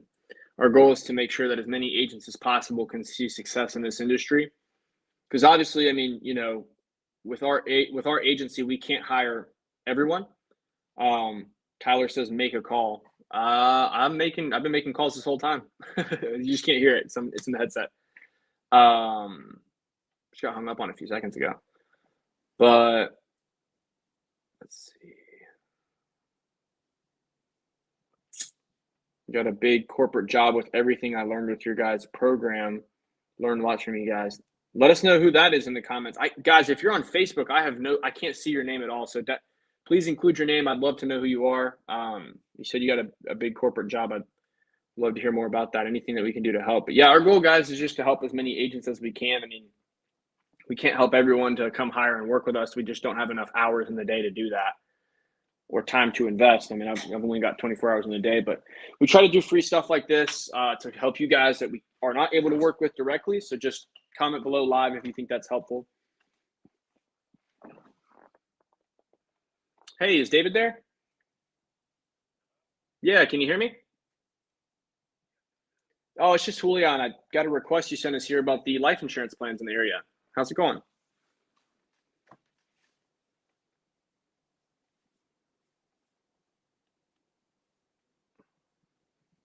Love it.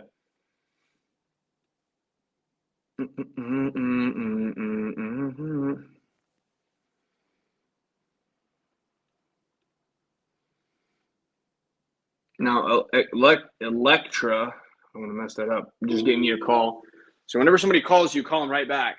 You never know. Sometimes they want to get the deal right there. Missed an hour or two of you guys. No, not yet. We did. I was on the ad. Hey, Electra. It must have been a butt dial. I'm just going to call her back at our appointment time as requested. No, I have not closed a deal today. I was on admin for 30 minutes, and then I made calls for about, I don't know, I guess an hour and a half now. Hold on. No, I guess about an hour if you subtract the 30 minutes of admin. How many policies do I sell a week? So far this week, I've done over 21 grand. I don't know how many policies that is. I don't really count the policies. I just count the annual premium. So I have, I don't know, right over 10K a week.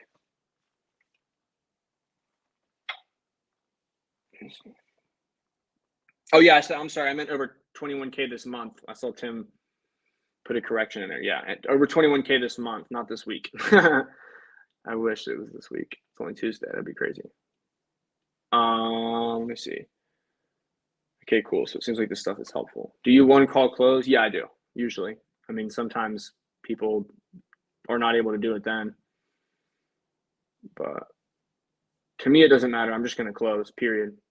Whether it's one call, two calls, or freaking 8 calls. I had one lady that ghosted me for like a month and a half and like canceled her policy. I called her for a month and a half straight and then ended up getting her husband and her grandchild, and I'm coming back for her daughter. I'm over 7 grand in that house already. So my philosophy is just call as many times as it takes to get the deal done, have an infinite amount of leads, and then just call more.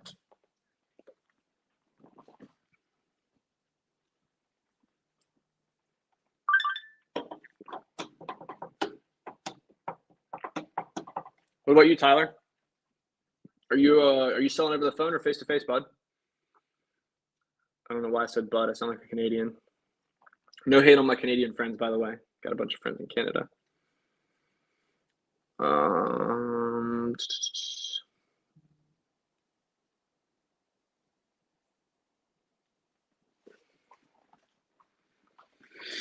So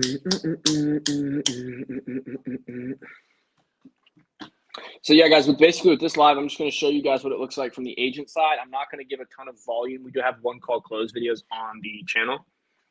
I'm not going to be giving a ton of volume to what the people are saying. Hey, is Harry there? It's just Julian. I got a request here about the life insurance plans in the area.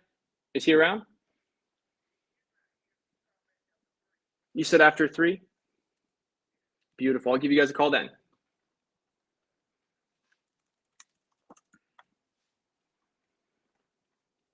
So last call, prospect wasn't there. Only 16th day in now and already 21K. Yeah, I mean, and also, the holiday, it was pretty tough to write business on on New Year's. That was tough. Most people were not.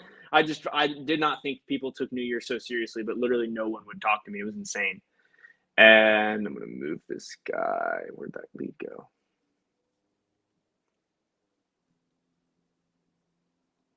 I totally lost that lead. Oh, there he is. Let me see. Just had a little internet crash here.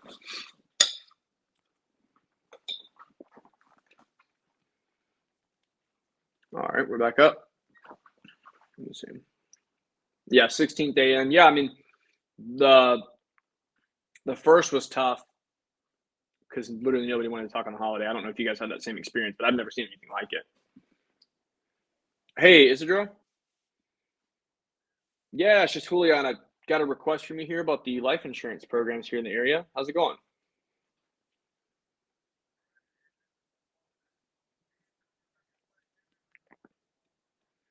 Yeah, sounds good.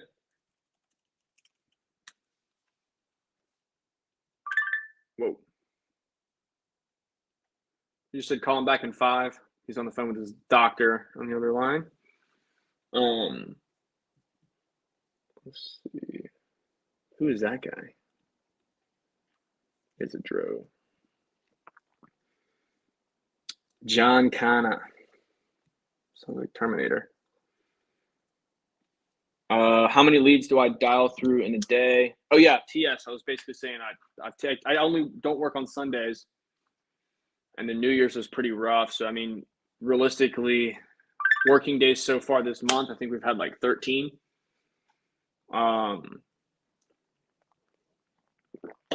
So I mean, not bad. That's like I think what 1,500-1,600 a day, something like that. Which I do have to give a ton of credit to Tim, and like I'm definitely really good on the phone. Like I've had a lot of repetitions, right? I'm not like I wouldn't say that I'm anything special. It's literally just tens of thousands of repetitions. I mean, I've been cold calling since I was 18. So I mean, we're talking about 5 years of cold calls, 250 to 300 phone calls plus a day. I was doing 450 when I was in real estate, just because I sucked and I couldn't keep anyone on the phone. So, yeah, that was a lot of learning curve there, and biggest thing I'd say is just make more calls. If you want to increase your production, you'll just learn faster, and once you learn, you're going to be good on the phones. How many leads do I work through a day?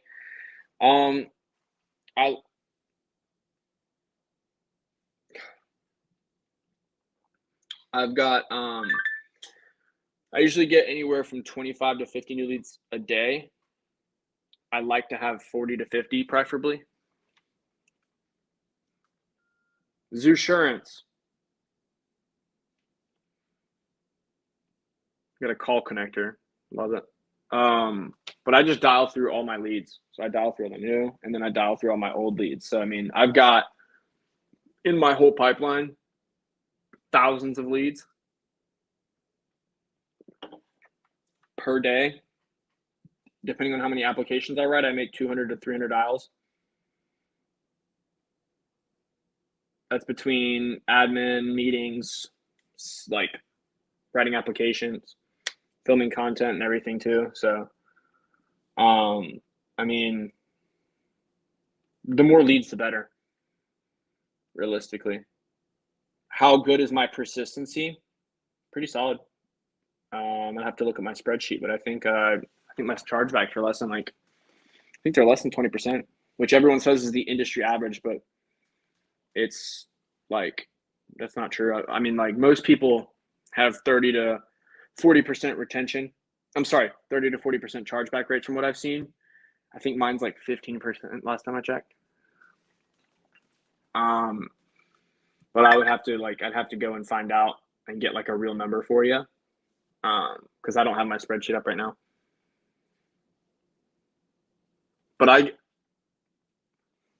disconnected number. What I found that changed my persistency though, because it did not used to be good, was just that telesales is bad. We knock doors. I used to knock doors. My persistency was actually worse, way worse. What I found, because I've done both, so I've done both at a pretty high level also. I mean, I was writing, I think my biggest week was it was 99.79 face-to-face, was just under 10K. Last 2 weeks over the phone, I've done 10K. Last week, it was 10,200.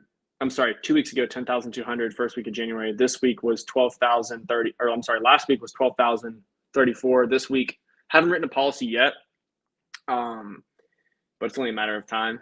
And then what I've kind of found, let's see, I'm just going to call it Miss Christine, is that it really just depends on the lifestyle you want to live. I prefer the telesales lifestyle, but either way, the persistency comes down to how you're selling the business, and it comes down to what your lead source is. So my old lead source was bribe leads. Everybody wanted a free gift card, so it was just in bold, free Walmart gift card. Yeah, my persistency wasn't good. Per lead, how much am I spending on leads? Right now, we've been doing it at $150 a day for the month. So first 2 weeks. Hey, damn it. Answer rate this morning is a little slow. Usually I'm drowning in the morning typically, but come on. Here we go. We've been spending about $150 a day earlier this month. We're picking that up and scaling it as the company grows, and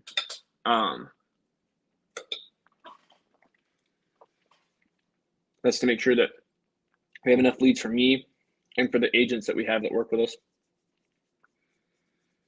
But yeah, James, I mean, I did both. Dude, if you want to do telesales, freaking do it, man. Best decision I ever made. Making more money. I work less. And hey, Christine. Voicemail. Yeah, making more money though, working less, and my persistency is better. I mean, there's literally everything I'm doing is better. There's nothing I'm not doing better. The only thing that might have slipped a little bit would be the referral game.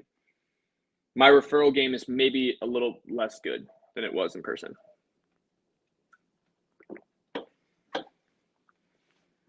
How much are you spending on it? Do you have a post-close drip system texting? Yes, I do. So after people come through, and this is all part of this insurance closure model. So we have handwritten notes that go out to people. You the agents don't do any of that. All this stuff is automated.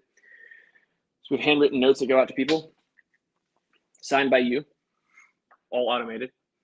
More on that later.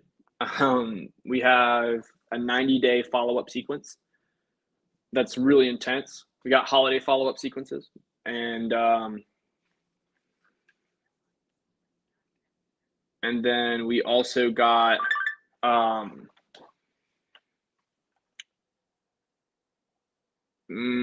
think that's it. But I also follow up with them sometimes, just to make sure if I see them interacting with me. I like to touch base with my clients every now and again. That's how I end up getting a lot of referrals. Husband and wife, friends or family, et cetera, et cetera. Just call, hey, saw your text. Want to give you a call. Did you get that policy? Have any questions for me? No, you didn't? Great. All right, well, hey, if I'll just kind of talk to them about it. Yes, our agents only do telesales. We do not curate face-to-face agents. while I was a hell of a door knocker, and so was Tim. Tim was a monster in the doors. We actually used to roll together a lot in the field when I trained with him and stuff. Like I did Tim's training when I had the 3 weeks of experience. I just knew how to get into a door and close a deal. And they were like, "All right, go train." Hilarious, but yeah, I trained with Tim. Got him up to speed when he got in because he came in like right after me, literally right after him. He got licensed like right after I did, and then after that, occasionally we'd ride together and we'd make calls and stuff in the office, play cornhole. It was a pretty cool environment. But yeah, just all of our agents do telesales. Like face to face is just not as profitable for the company or the agent. Ultimately, the agent makes more money if. Hey, Christine. Hey, it's just Julian. You asked me to give you a call back. I was just giving you a ring. How's it going?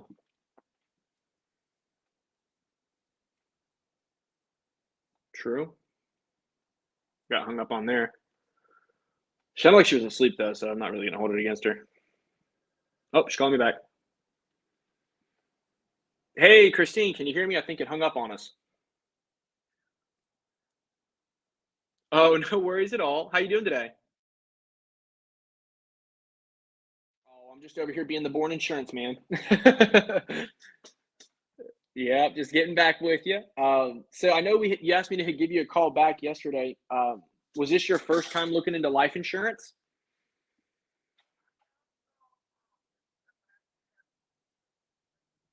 Oh my gosh, a 2-year wait. And that's what you want to get rid of, it sounds like, based off of that laugh I just heard. Is that right? Okay. Well, let me see if I can't get that taken care of for you. You want to catch me up on what your birthday is? I said, you want to just catch me up on what that birthday is for you, and I can find out if we can't help you out?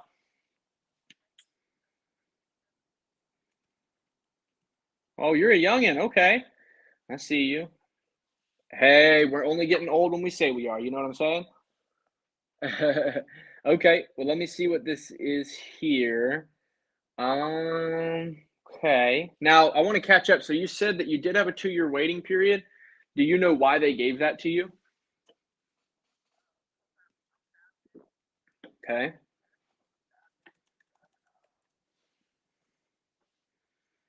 Okay. And now, are you taking like any pills or insulin, or what does that look like? Okay. A little bit of both. Nothing wrong with that. Let's check on it for you. Alrighty. And then what age did you start taking that insulin at?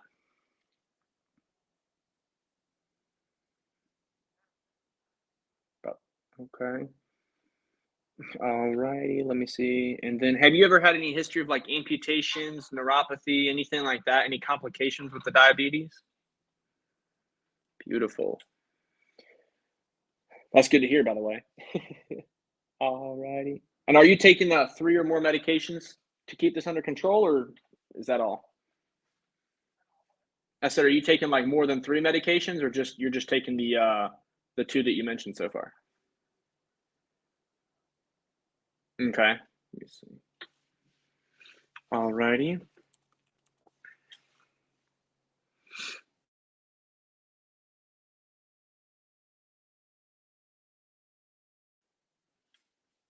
Okay, awesome. I'm just punching this stuff in here. I'm trying to make sure I can't find the right thing for you, okay?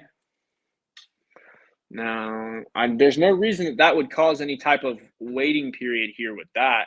Is there anything else that you got going on that I should know about, do you think? Okay. Are you being treated for that? Okay. What do they got? What do they got you doing? Okay.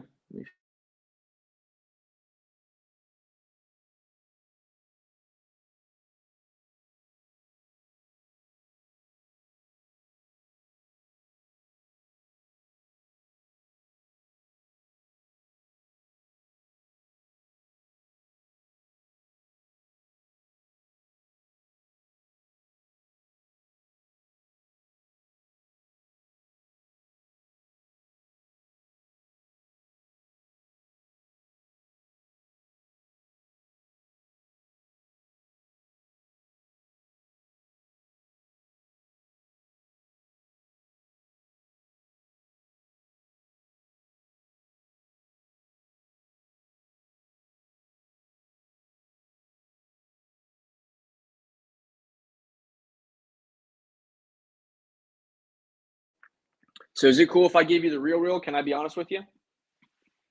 Beautiful. And I always just like to shoot straight with everybody, because at the end of the day, there's a lot of, smoke and mirrors out there. And if I can just, keep it real with one extra person, hopefully the world will be a better place.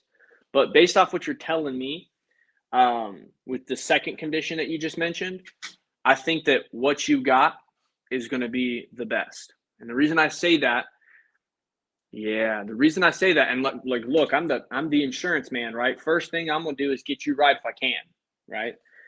But with what you have currently, any adjustments that you make to that plan would completely reset that period for you.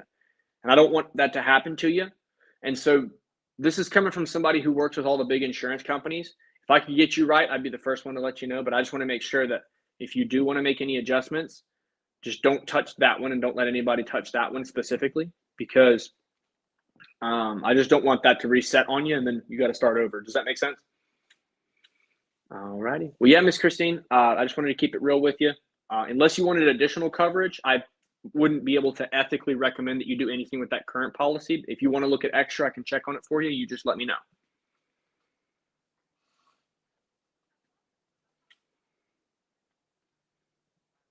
Well, you could, but it would just be similar to the plan that you currently have. So, like, for example, I've got a client who had a similar condition to you, and she had like 10,000 and she wanted to add an extra 5. And so she ended up just doing that, but it was just a separate plan. And it was basically the exact same thing. It just didn't change what she currently had. So that period doesn't restart on you. Does that make sense? Just because of that current treatment that you have going on for the, yep. Yeah, totally. I just wanted to make sure you were aware. That way you weren't caught off guard and, Hey, nothing hurts to double check, right? Measure twice and cut once. There we go. Awesome. Absolutely. I hope you have the best day ever. You have a good one. All right, bye now. So that lady was super nice. I'm not going to go into her whole health condition situation because that's private. But more or less, she has a plan that I can't really help her with. And so instead of trying to dink a commission off of somebody, I just told her what was what and let her know, hey, here's the dealio. And I'm just going to keep it real with you. And if you want to add more, you can add more. I never push in those situations because I know a lot of people in the situation she's in are going to be really strapped for cash based off of their health. And so with what she told me, she was already into a guaranteed issue plan. She was already almost finishing it out, a little over halfway through. I said, look, if you want me to get you right and add you some more, I'll do it, but I'm ethically unwilling to touch what you got. Getting referrals. I think that's the last one I left off on. How to get referrals on Facebook leads? Just ask. I think we have a video on referrals. Tim, if you could drop that link below if you want. I don't know if we have a video on that currently, but basically, shit. Pardon my French, ladies and gentlemen. It just moved my calls over back to the computer again, which is a no-no. I'm going to test this out again. 1 second, y'all. Let's see.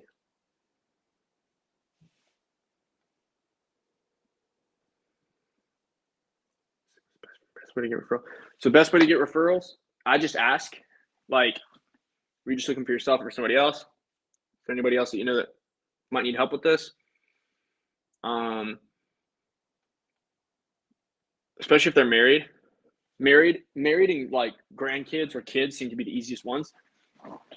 Getting referrals over the phone with friends seems to be a little bit tougher. I don't usually ask for friends, people outside of the family, until we've either got a relationship or we've been on multiple calls. This is people that I had to rewrite. We struggled to get them approved, things of that nature. And then the other option is the people that are I just follow them up, make sure they get their policy. Because some people you just want to follow up, like especially the ones that feel unsure. Maybe they're like scared. They don't know if you did get them the best deal. You have to compensate for what they feel like they maybe aren't getting with what they should be getting, which is, hey, Donald. Hey, can you hear me? Oh, I can hear you there. Okay. Yeah, it's just Julian. I got your request here about the life insurance. How's it going?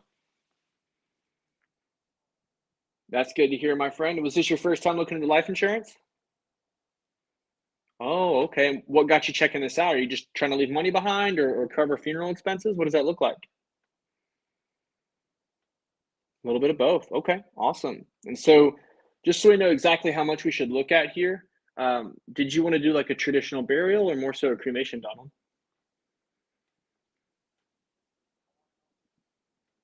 You said you want it all?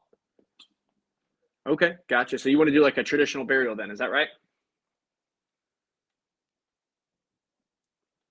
More than traditional. Traditional plus. Okay, awesome.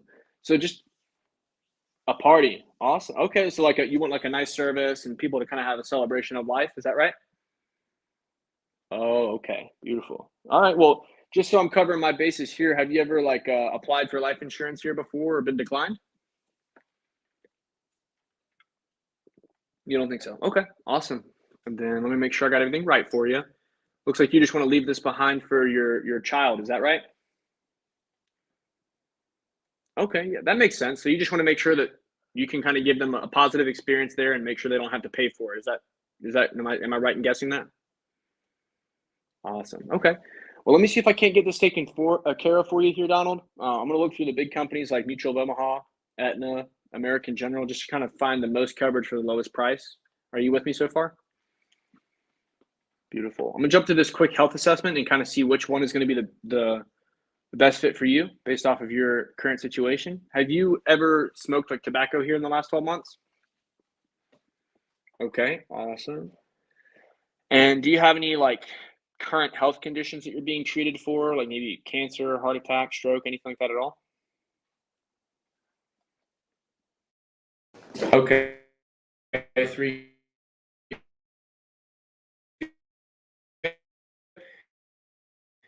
You're good to hear. Good to hear. Okay. And so, just to make sure I know what I'm looking at, do they have you on any type of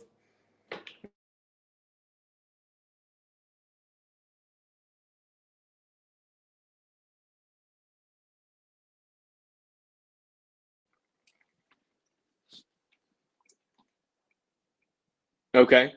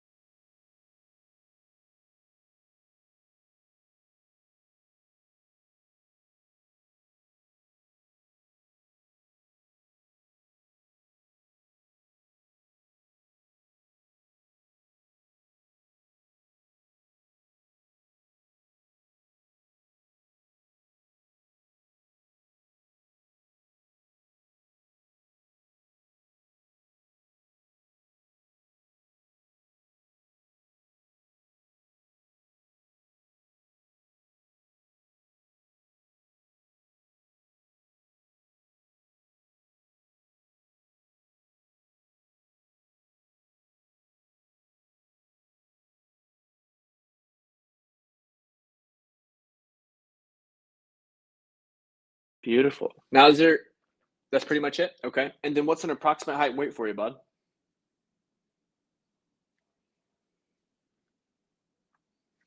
All righty.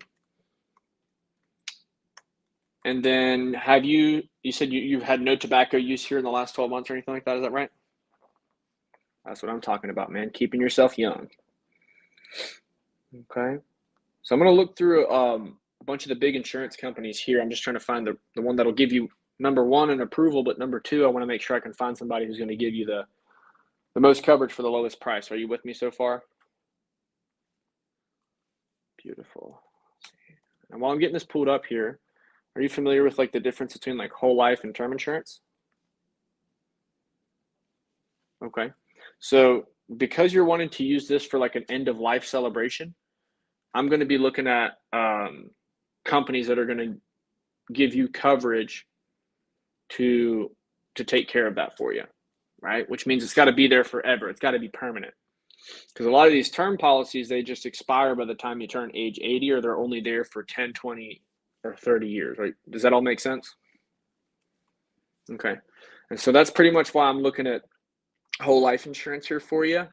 And basically my goal is just to find the right plan. So I'm scrolling through here now. Okay. No worries. It's just loading up here for us. Okay. Now, do you have anything prepaid currently, or is this basically the whole plan that you'd be looking at here for you? Awesome. Okay, I just want to make sure I'm doing my job diligently.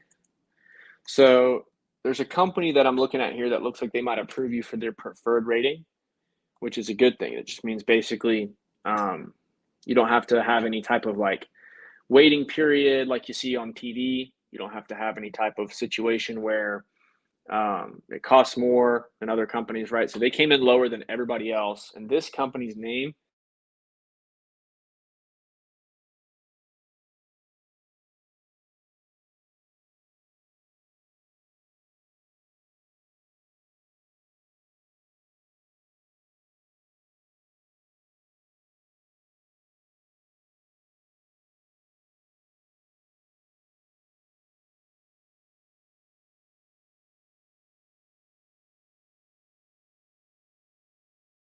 to drop those prices so you don't have to pay full price and your family keeps more of the money. Do you have any questions about that for me? Okay. Well, if you have a pen and paper around, Donald, I've got the prices and the coverage down for you. I can go over that with you here if you're ready for me. Okay. So the company's name, if you wanted to write it down, is just the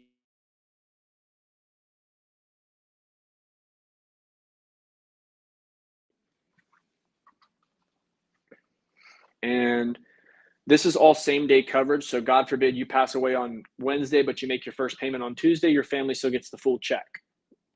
Okay. So the prices and coverage I looked at, I just got you a quick price range. We can always go down, but the max that they gave me was $35,000.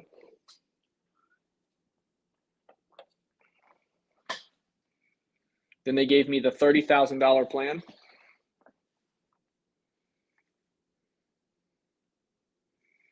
And then they also came back with a $25,000 plan. Let me know you got it.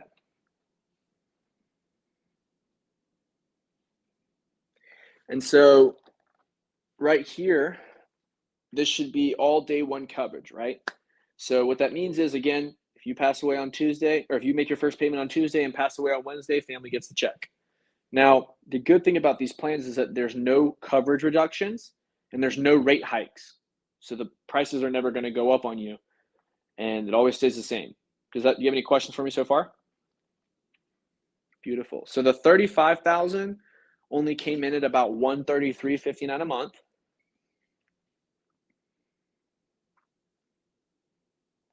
The 30,000 only came in at about $115.10 a month.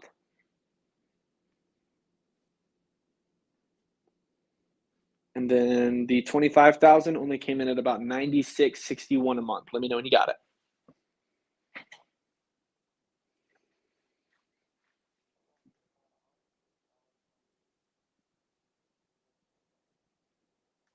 Well, I mean, not exactly. It's about 100. I mean, if you were to round it up, it'd be about 135 ish. But it's 133.59 for the 35,000, and that covers you from day one, and it covers you forever. So as long as you make the small payment, they make the big payout. Does that make sense? Beautiful. So the biggest thing here, Donald, is just figuring out which plan is going to be the best fit for you based off of your budget and off the amount of money that you wanted to leave behind to take care of that end of life celebration for you. Out of these three, Donald, which one do you think would be the best fit for you?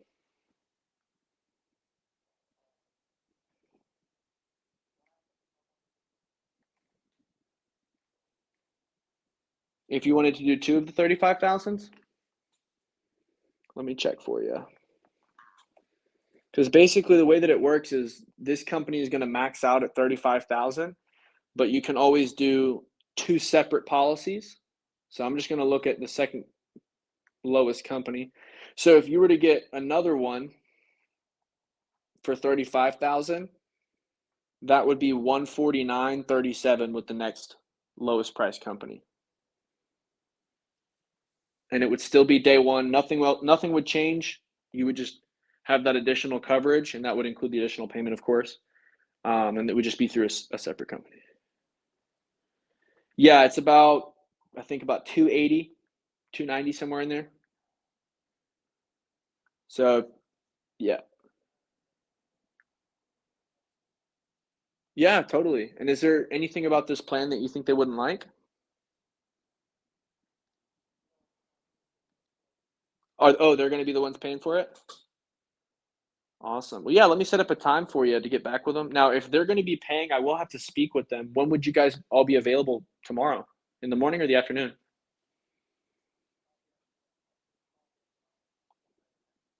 Okay, I've got a pretty booked up afternoon though, so I want to see if I can't find a time for you. Um, would it be better if I gave you a ring around like 3 or 5? Which works better for you?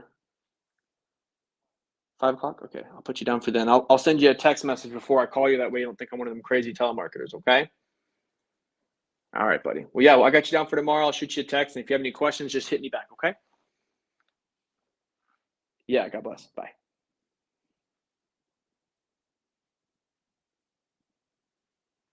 All righty. So you saw first quote of the day.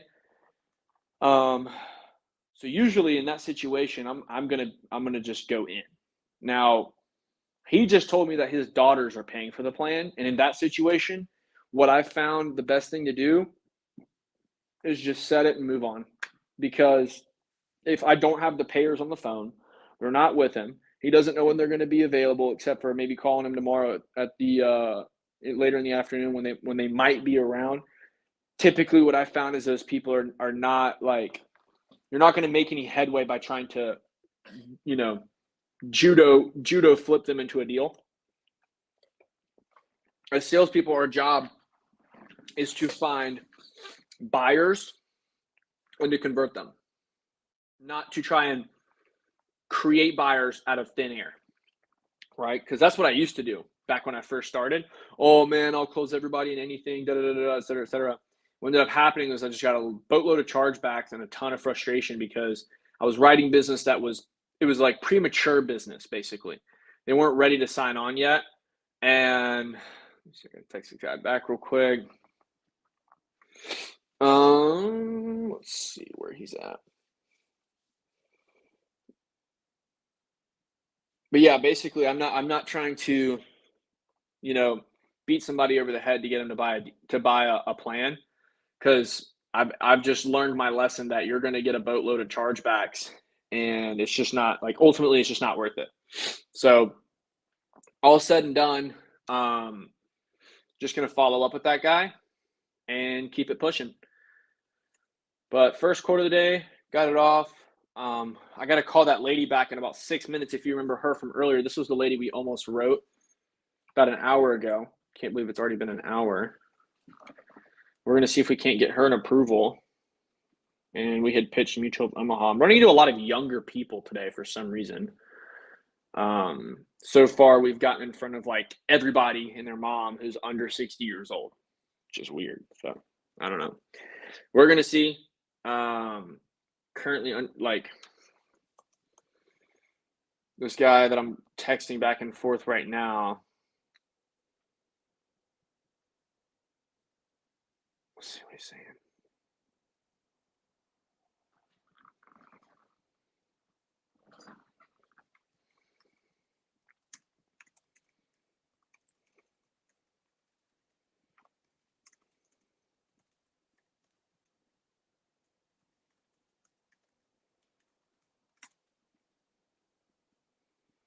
I might need somebody to help me spell continuous. For some reason, I cannot get this spelling right now. All right, I got it. We're good. I don't know why I could not spell that. Every now and again, I'll have a brain fart. But yeah, we're going to get back with him. Got another new lead. It looks like they came in.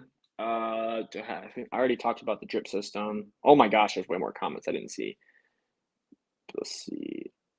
Drip system. Yes, all agents do telesales. I think I already talked about that. Best way to get referrals off Facebook leads, just ask. I already talked about that.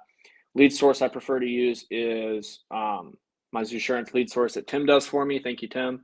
Duplication is harder than telesales, isn't it? Most people are afraid of the phone. James, actually not really. I don't know if you're still on here, if you jumped off, but it's actually really not harder. I'm just going to wait and call this lady while I answer this question.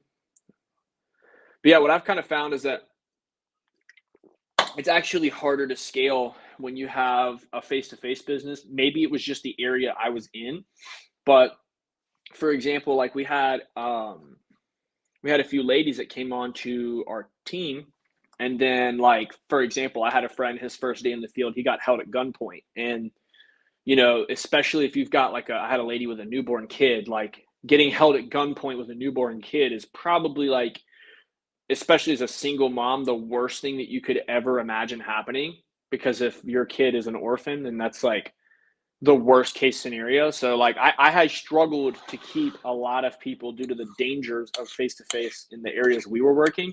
Maybe you've had a different experience. I don't know. My experience is just my own. I can't speak on yours, but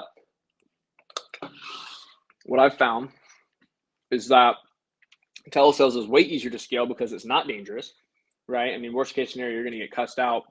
And if somebody's afraid of the phone, I'm not going to hire them anyways. You don't want to pick up the phone and call, then you just don't want it bad enough. Like if you're not willing to go, like what's that saying? How's that saying go? When the pain of change is out, when the pain of staying the same is outweighed by when the pain of change outweighed by the pain of staying the same, that's when you'll change. Something like that. Might be backwards. I don't know. Either way, if they're not willing to make the phone calls to achieve the dream outcome that they want, like most people can be afraid of the phone. They can be afraid of the doors or whatever it is. It doesn't matter. At the end of the day, like if you want it bad enough, you're going to do it. And you just got to find those people. One of the things one of my good friends told me is that he said, I'm not in the business of trying to lead unmotivated people. He said, I'm not a professional motivator. I am just a professional at finding people who are motivated and leading them instead, because it makes my life easier. And then everyone that I work with will be more successful.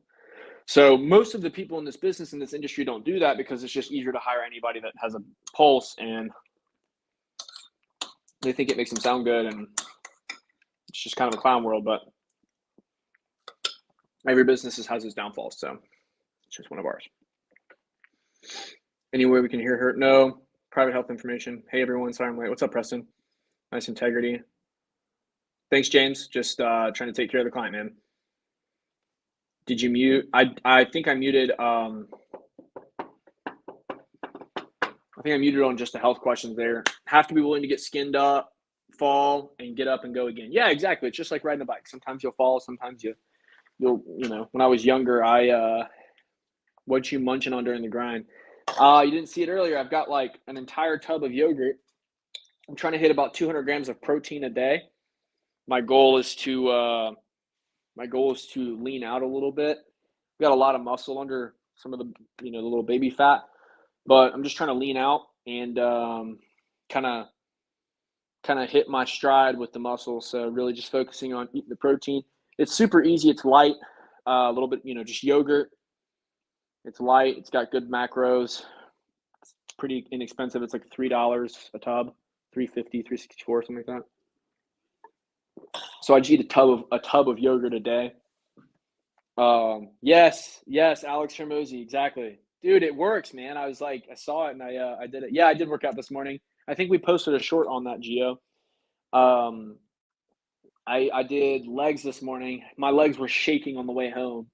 Um, and it was pretty intense, but we're gonna call our appointment now.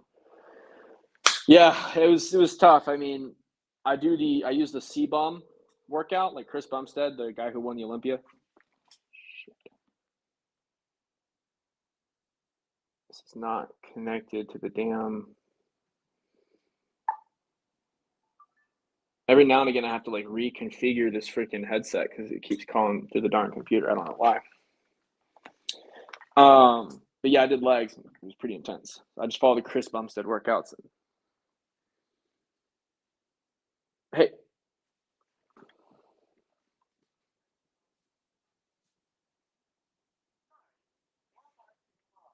sorry, mailbox is full. Love it. Gonna call her back.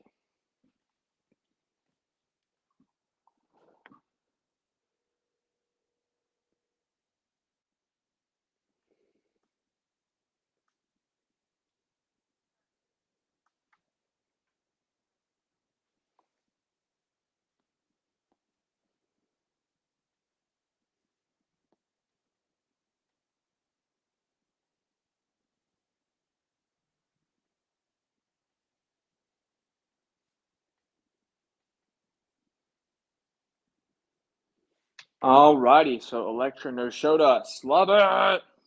Hold on, let's see. Just tried calling, but it went straight to voicemail. Send.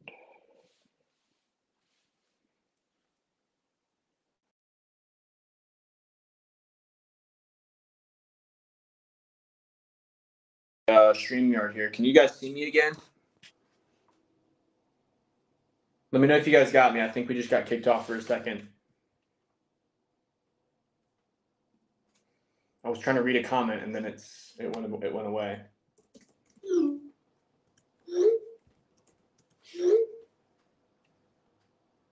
Cool. All right, Tim, let me know that I'm back. Sorry about that. So I was trying to read a comment and then it just went. So I mean, I saw RCH go up. I'm guessing it's Rich. I personally contracted through David Duford. That's my personal preference. I just tell everybody to do your own research. It just depends on what it is that you're looking for, realistically. I mean, you mentioned that we're not hiring people. We're taking applications. I can't guarantee you'll be hired. We're only taking on 2 agents at a time right now. And we are taking our time with doing that. But I'm getting more out of this than the live Zoom call where everyone is making calls. I'm glad to hear that, man. I'm hoping we're super helpful. But yeah, I mean, I don't really I've never worked for Peter Roberts, so I just can't speak on it. Like I said, I try never to speak from or make judgments on things that I don't know anything about. I've never worked Cody Askins leads. I can't give you guys any, insight on that. I've never worked for Peter Roberts. I can't give you any insight on that. I have worked with David Duford. So if you want to go and check out another agency, not ours, then I would definitely go and check out David Duford. But it really just depends on what your goals are and what you want. I mean, I can hear you just fine. Thank you, by the way, Deidre. But yeah, I mean, it just depends on what you're looking for. I'd say just ask questions, take your time, and don't rush into anything, and ultimately just go with your gut. That's what I did. I just drove around the country interviewing different IMOs, and David Duford is a super he has a lot of integrity. I'm not going to try and put that into a different tense, I guess. I don't even know how to conjugate that word, whatever it's called, but I'm not an English major, so moving on. But yeah, I mean, I'd say just go with your gut, go with what you think works. And then the way that I've always done it is that if you wouldn't trust the person at home alone with your wife, or if you couldn't give that person $100,000, if you don't have $100,000, just imagine that you do. But if you wouldn't feel comfortable giving that person $100,000, and then just coming back for it like 10 years later, just not telling them how long you're going to leave with it, and you don't think it would be spent, I'd go with that person. So like my business partner, Tim, I know if I give Tim $100,000 or 10 grand or $3,000 or $100 or anything, and I said, hey man, can you hold on to this for me? Or if I said, hey man, I'm going to go out to the store for a bit, like I can trust him with my wife. I can trust him with my money. And it's still going to be there. So for me, like I just always say like, hey, go with your gut, pick who you feel most comfortable talking with. And that's kind of how I've always done business. And it's worked out for me.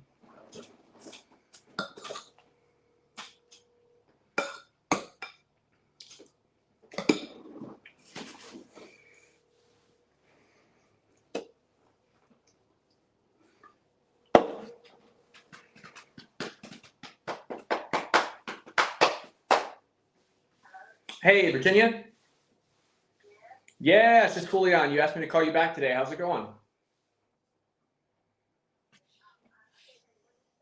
I was just saying I was calling you back today as you asked me to. How's it going?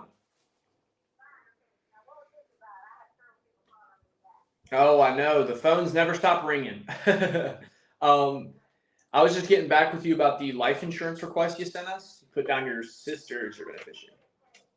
How long would what take? Well, it just depends. I mean, if you apply, then it would, maybe take 15, 20 minutes if you're quick on the draw. And if you've got questions, maybe a little bit longer, but I just basically got to kind of see what you qualify for and go over that with you. It only takes about 5 minutes. You want me to do that now?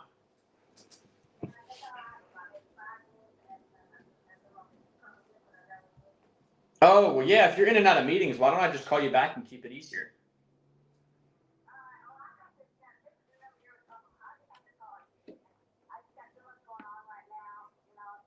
Right. Okay. Well, yeah, if you don't get me, just leave a voicemail because I'm usually in a meeting. So we'll play a little phone tag here and I'll try you back at another time. Okay. All right. Bye. So that goes back to one of those situations where we're talking about people who are serious versus not serious and sifting through the crap. That lady has blown me off every single time that I've called her in the last 3 days or 4 days or however long. It's always like, how long is this going to take? I'm too busy. I'm in a meeting. I'm out of a meeting. It's like, you're ultimately like, I'm not going to force that conversation because I know she's not ready to talk yet. And I also know for a fact that that lady's not going to buy. If she's trying to put time crunches on me, I don't do time crunches, right? I control the situation. So I just told her, hey, look, I'm just going to call you back, right? Because if I set an appointment, which I've already done with her, she's just going to continue to blow me off, which she's already done multiple times. And so I'm just going to keep calling her every now and again, hey, Virginia, just really on touching base with you. She's like, I got several people. She's blowing everybody off. She's overwhelmed. And typically what happens here is most people try to force it. These people end up ghosting them. And then nothing. You ever had this happen to you guys? Comment below ghost if you've had this happen. You call them, you try to force the deal, they stop answering your calls. You never hear from them again. They literally just disappear off the face of the earth. Now, I can tell you this, they're not dying. They're just not wanting to talk to you. And so for her, I'm not desperate. I don't need her business. I really could care less if she buys anything or not. I'm here to help her. She asked for me to call her. So I'm going to recommend in this situation that I'll just hit her up when I hit her up because I know she's not going to buy anything. She's in the looking phase. And so when I give her a call back, I'm just going to say, hey, Virginia, it's just Julian again. I'm cutting the tree down one swing at a time. Right? Now, there's people that are ready to buy today, and she's not one of them. So I'm not going to let me just try and get this deal now. It doesn't make any sense. So I'm going to move on. I'm going to find someone who needs to buy it today and keep it pushing if this internet will work. And then when she's ready, I'll be the one that's still left calling her while everyone else has given up on her. And that's how I stand out from most people. I just never stop. Thing keeps flipping over my computer. I just never stop following up. So that's what I found to be the best thing ever. Just call people for months and months and months and months and months and months and get the ones that are ready to buy today and then keep it pushing. Let's see. You have to go do your research with what you're looking for and find what's best for you. I want hands-on Hey, is David there? David, it's just Juliana. Got your request here about the life insurance. How's it going? Oh, that's good to hear. Was this your first time looking into life insurance?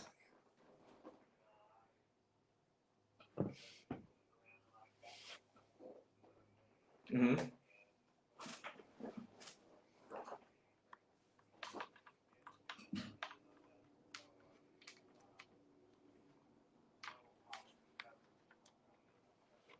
Okay. What kind of low coverages are you getting?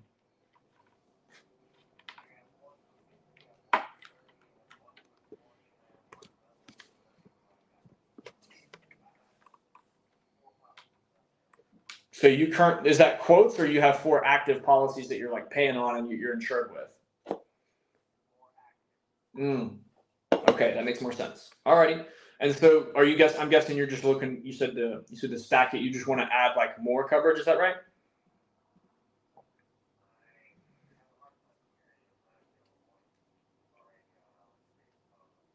No, no worries. Sometimes my internet connection's been funny today. Can you hear me all right?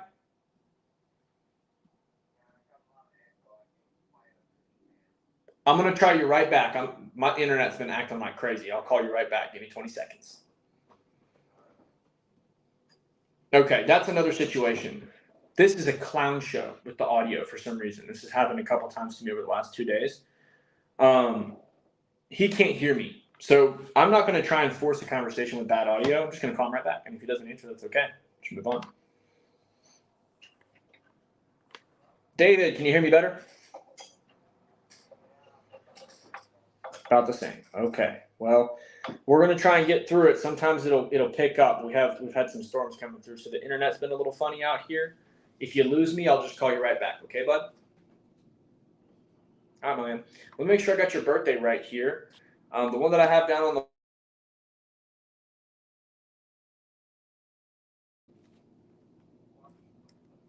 okay, and then so let's see.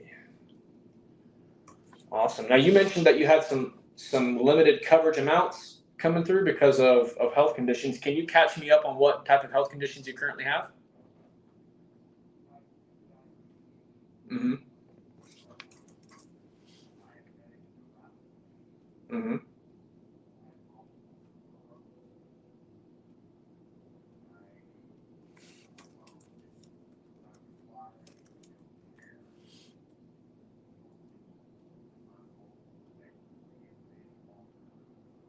Mm-hmm.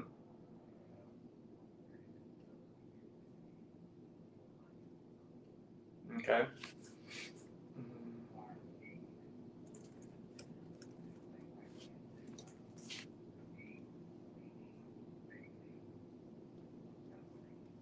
Okay.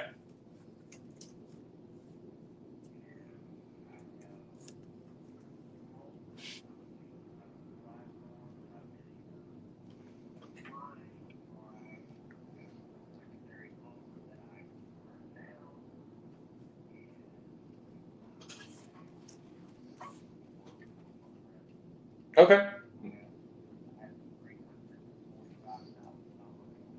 Mm-hmm.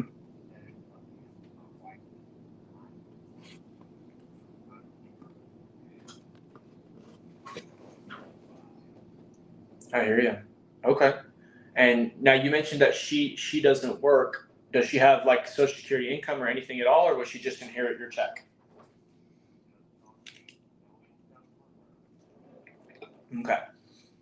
Alrighty. Well, let me check on this for you. I just wanted to make sure I have a clearer picture here. Now, based off what you've told me, I have a pretty good idea of which company is going to be the best one for you because we look at all the big companies here. Have you ever heard of a company called Great Western before? Great Western.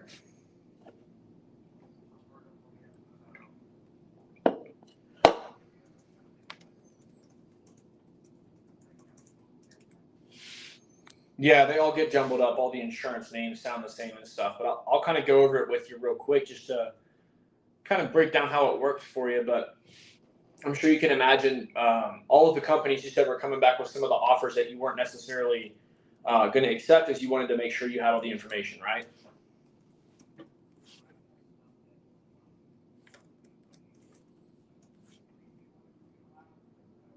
Uh-huh. Uh-huh.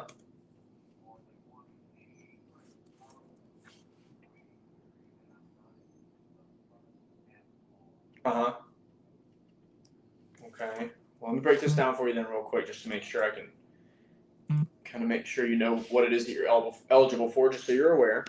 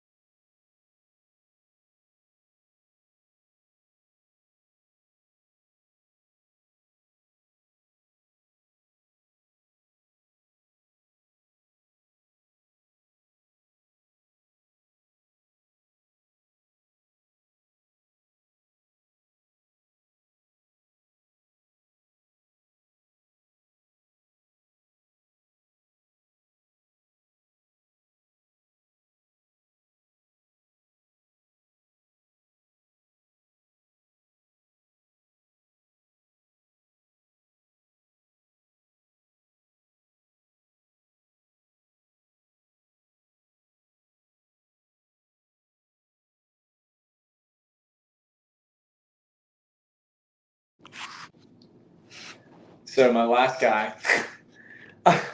he basically, let me just give you guys a representation of, the list was this long. I mean, it was kept going, and I was just like, whoa, let's pump the brakes here. Let me go over these plans with you. I know exactly what you need. Long story short, he's like, dude, I'm not even going to entertain that. And I was just like, I hear you. I mean, I'm with you for sure. I hear you. This is what's out there though. And so like, again, back to searching for these buyers, my guy here, I can spend all day going back and forth, trying to put somebody in a headlock to get them to buy, blah, blah, blah, blah, blah. Or I can just move on to find someone who's genuinely qualified and interested with the financial ability to do so. So from what he told me, I already knew the financial ability was going to be a little bit limited. So I immediately started jumping into the game, right? Let's get down to brass tacks, because I know what he qualifies for. There's only like a few programs that'll take him, very limited. I also already know, based off of what he told me about his finances, he's got a very limited window of opportunity. So I'm going to get that off the rip quick, right?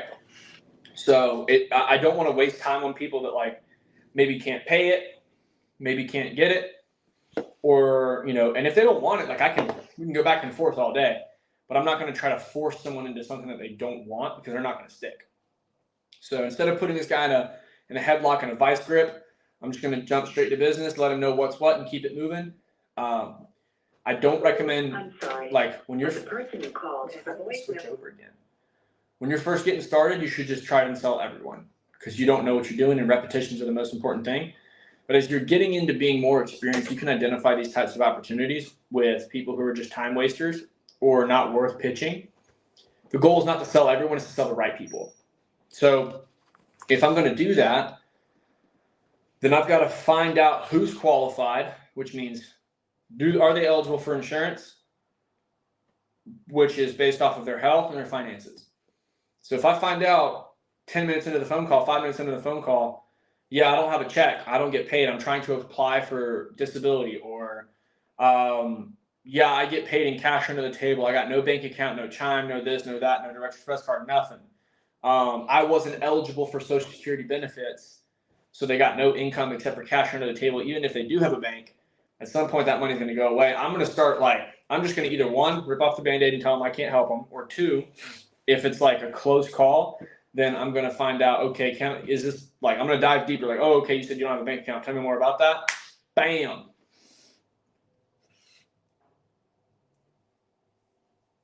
This guy just randomly texted me and said I got a new debit card. I've never talked to this guy in my life.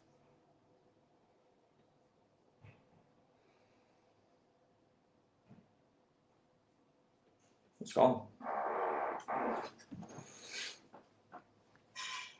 I want hands-on training and an upline action community that doesn't send a video and not respond to my questions.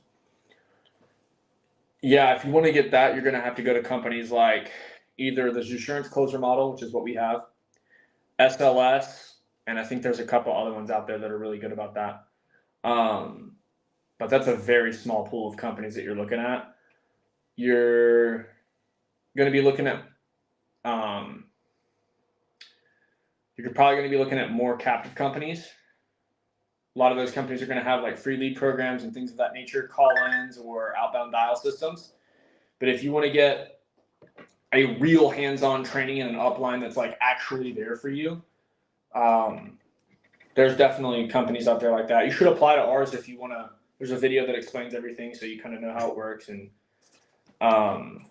you can apply. And if you get a call back, Tim can set up an interview with you. But if that's what you want and that's what you need to be successful, which is very, like, for most people, especially starting out or people that are trying to improve their skill set and hit like high levels of production, you want that kind of support. I don't settle for anything less, because like for me, I did not have a ton of success. I mean, not a ton of success. I didn't have a ton of support coming in, and I wasted so much time and money because I couldn't cut the corners learning from what my upline had done as a mistake or had learned from his upline. So like, the training you get ultimately those are some of the like most valuable things you can invest into, just in like developing yourself as a professional. I invest into education, mentorship, and learning anything as much as I possibly can, as much as possible. I think Tim and I have spent over 6 figures here in courses, masterminds, and events in the last 12 months. Maybe it's been 14 months now. I don't know. It's been a while. But we've spent a lot of money on that stuff, and that's like investing in you is always going to pay off. I guess it's Rich. I don't know. I just see RCHGOEPP. Rich Goep. But yeah, hopefully that helps, Mr. Goep.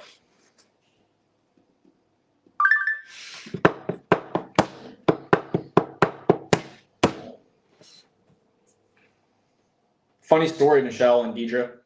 Had a lady, I think I told the story earlier, I don't know if you guys were on, but I called this lady for like 3 months straight. Canceled a policy on me and ghosted me. Wouldn't respond to me. One day an automation went out to her. And the funny thing was when I called her, or when I texted her and the automation went out, it was basically like this girl was a full-on ghost. I mean, she left my life. This lady like left permanently. I was abandoned by this prospect. Like, she was never coming back. And an automation went out on like, we have a lot of stuff set up for people to be successful with getting prospects back on the phone, so that way you don't have to try and chase everybody down manually. It doesn't really make sense. Well, I got her back. She was like, "Hey, I just want to cancel," and then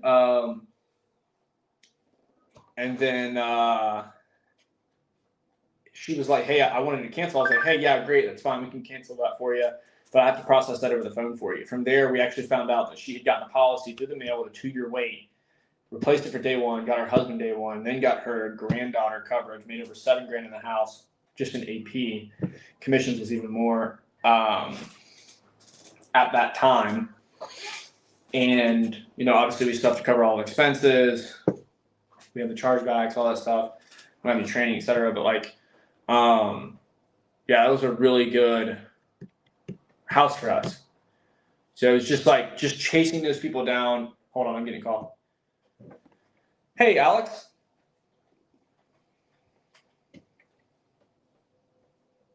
Hello?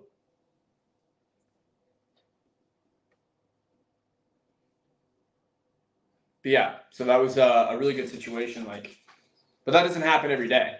And what it comes down to is just being relentless with following up with your clients, prospects, and using things like automation to help you out. Hey, Alex. Yeah, it's just Julian. I got a request from you here about the life insurance. How's it going? Yeah, can you hear me? Hello? Hello? It's just Julian. Can you hear me okay? Can you hear me okay? I don't know what's going on. Let me try calling you back. 1 second, okay? I have no clue what's going on right now. This thing's really annoying. Alrighty.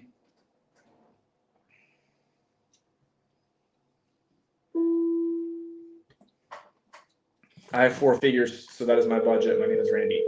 Yeah, Randy, I mean, the majority of people, like... Hello? Hey, Alex? Can you hear me better?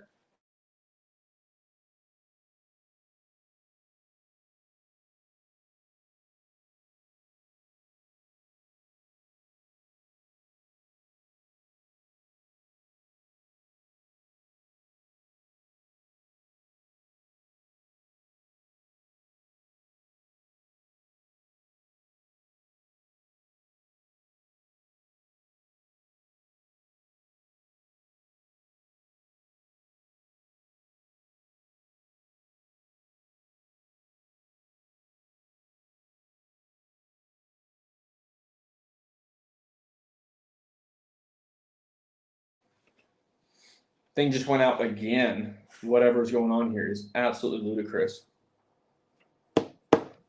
Dude, Tim's a monster. Look at this guy in the comments. Just keeping you guys up to date on everything. Let's see. Hello. Just testing this out, guys. Sorry. Having some technical difficulties today. Some technical difficulties. Hello. Hey, is John there? Hey, John? Tim, is Tim there? Hey, Tim, how's it going? All right, should be fine. How does your partnership work, Randy? Yeah, Randy, I mean, if you are, hey, Vicky, my weather's totally fine. I just told that guy that my weather was, we don't have storms. I live in the desert, so I just told him we have storms because, like, most people are having storms this time of year, and they're experiencing, like, really bad connections. And so if my audio ever goes out, like, a storm is a good reason to have bad audio, so it completely discredits me having bad audio. It doesn't matter if I have bad audio, if it's just like an environmental factor, because people understand that. Or blaming it on your internet. But like otherwise, like if you don't really address it, sometimes people get weird. Because they have this overarching thought that everyone's a scammer for whatever reason. Let's see. Okay. Randy. Yeah, Randy, I mean, if you've got a 4-figure budget, I would just say get with a company that can invest in you. I'd put out applications like crazy.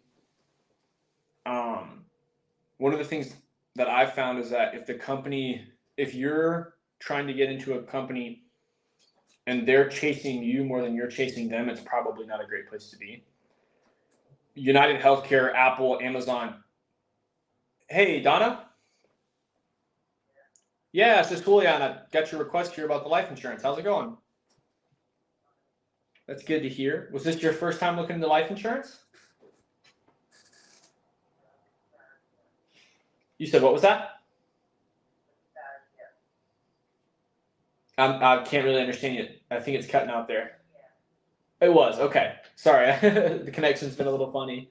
So whenever you were looking into this, like, were you concerned about covering like a burial or a cremation, or what was your goal? A cremation, okay. And let me see let me check on that for you here. Now, just so I'm covering my bases, have you ever been like declined for life insurance, or have you been applying here in the last 12 months? Okay.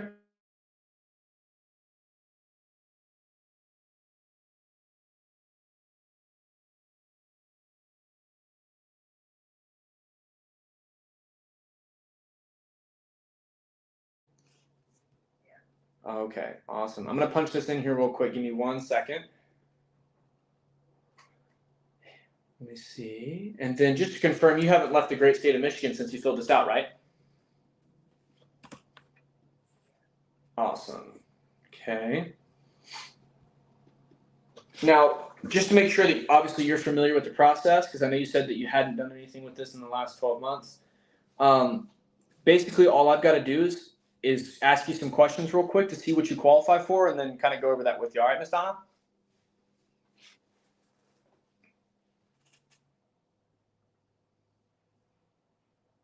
Donna? speaking of storms, we've had a lot up north in the area that I'm calling in right now. Let's see if we got disconnected or if she hung up. Donna. Watch, I'm not going to blame her if she picks up.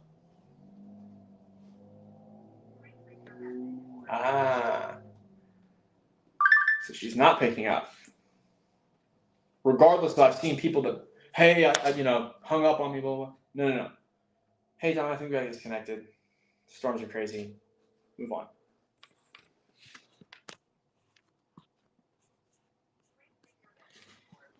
No answer. But yeah, Randy, what I was saying before I get into another call was basically like, if you are on a tight budget, like we didn't start investing in ourselves like that until we started making money in business, right? So like we reinvest a lot into our own education. But whenever we started doing that, it's helped us grow a lot as people in our company. But before that, I was buying books at Ed McKay, listening to YouTube videos. Call back at 5. Anything to like get ahead, right? And everybody reads Rich Dad Poor Dad. You're not going to get ahead of your competition by reading the same book everyone else reads. You've got to go out and read things that are going to pertain to like your skill set. So if you're looking into sales, you need to be reading books that are all sales related. Sell or Be Sold, 10X Rule, The Way of the Wolf, How to Win Friends and Influence People.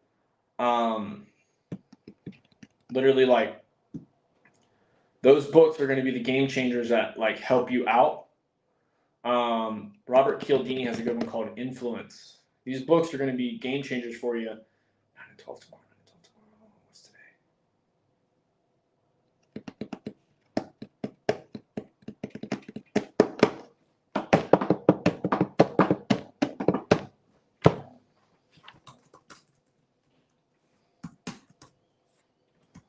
Hold on, y'all.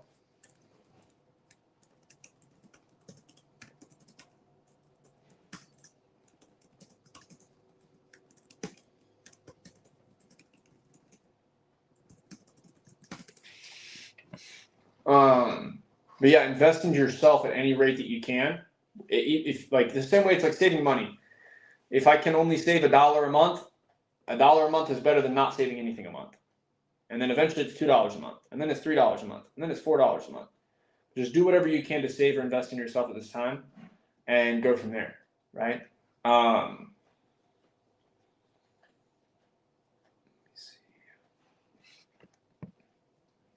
But yeah, Randy, I would definitely put in applications in places and just see like, hey, is this cat going to chase me down? What's going on, et cetera, and move on from there. Partnership work. Yes, Tim and I are 50-50. The advantage of having a partner is he does all the stuff that I don't want to do that he's good at, and I do all the stuff that he doesn't want to do that I'm good at. So our strengths complement each other, and we get to build a business doing the things we're good at and that we like. Hey, what's up? Yeah, can you hear me? It's just Julian. You asked me to call you back on this week and kind of go over those quotes with you about the life insurance. I've never been better, just being the boring old insurance guy. How about you? No worries. Life happens. I don't think we ever got to go into the numbers. I think we just kind of got to the point of where we were about to dive in. Is that right? Okay.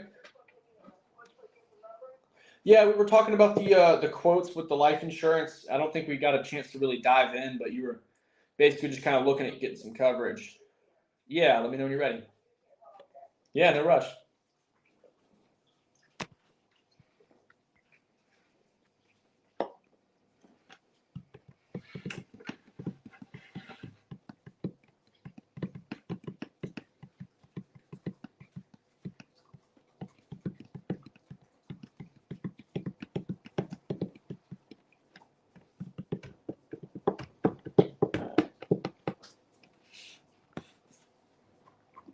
So while she's grabbing a pen, I'm basically I can give her the prices immediately, or I can rebuild the need and then give her the prices. All right, let's set up. And now just to make sure, can you hear me okay? Okay, you said you cannot or you can? Okay, beautiful. So just so I know which plans to go over with you exactly, which prices and which programs, can you remind me specifically what you were looking to cover with this? Was it like a burial or a cremation? Can you catch me up?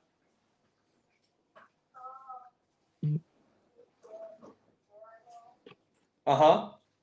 So you wanted to cover like a burial?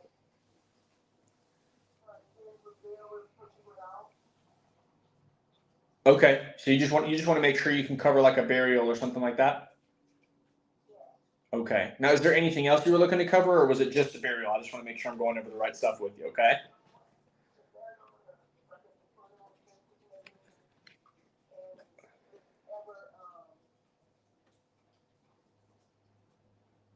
Okay. Whatever's left. Okay, awesome. Well, then you're definitely talking to the right guy here. So basically, just to kind of catch you up, I know we kind of got cut off yesterday. I don't want to just throw you some pie in the sky number with no explanation. Basically, what I did in between the time that we got off the phone and in the time that we went over everything was I looked at all of the big insurance companies. Have you ever heard of like Aetna or Mutual of Omaha or any of them? Perfect. So whenever you had told me that yesterday, I actually looked at the Aetna life insurance plan for you just because you already had a plan with them. Does that make sense?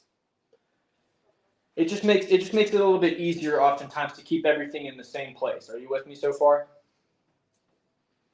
Awesome. So when I ended up looking at them, because you were in such great shape and because you were still so young, they actually came back with some of the lowest prices I've seen probably all year. Granted, we're only 2 weeks in, but they gave me a price range. They showed me quotes for 25,000 in coverage, 20,000 in coverage, and 15,000 in coverage. Let me know when you're ready. Yep, and yeah. So this is the coverage. This is what they would pay your family, and that's day one coverage. So God forbid you passed away on Wednesday, but you make your first payment on Tuesday, your family would get the whole check. Does that make sense? Oh, awesome. So the prices they came back with, and by the way, not only does it cover you from day one, but there's no rate increases or rate hikes, and it never cancels on you or expires, okay? So the quotes that came back were the 25,000 came in at only about $63 a month. The 20,000 only came in at about $51.10 a month. And the 15,000 only came back at about $39.20. Let me know when you got it.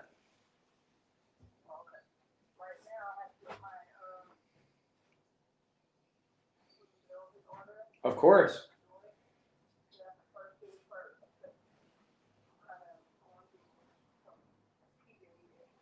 Yeah, you said kidney? Oh, of course, of course. And so what I don't want to do is I don't want to put you in a tough spot. That wouldn't make any sense for anybody. And so what might make the most sense would be if we were to get this set up for like next month. Do you think that would be better after those bills kind of clear up? Oh my gosh. What are you working on? Is it like medical bills or something?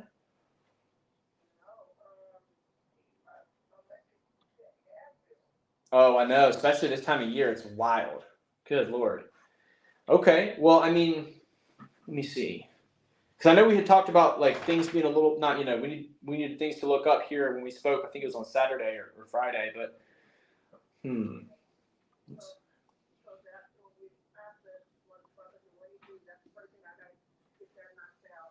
Sure. So you just got to catch up on that. Is that right?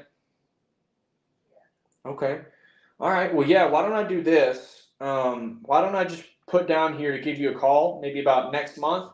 That way, there's no disconnect on us being able to get this done for you. But if you're looking at that, yeah, I don't want us to jump the gun. Okay.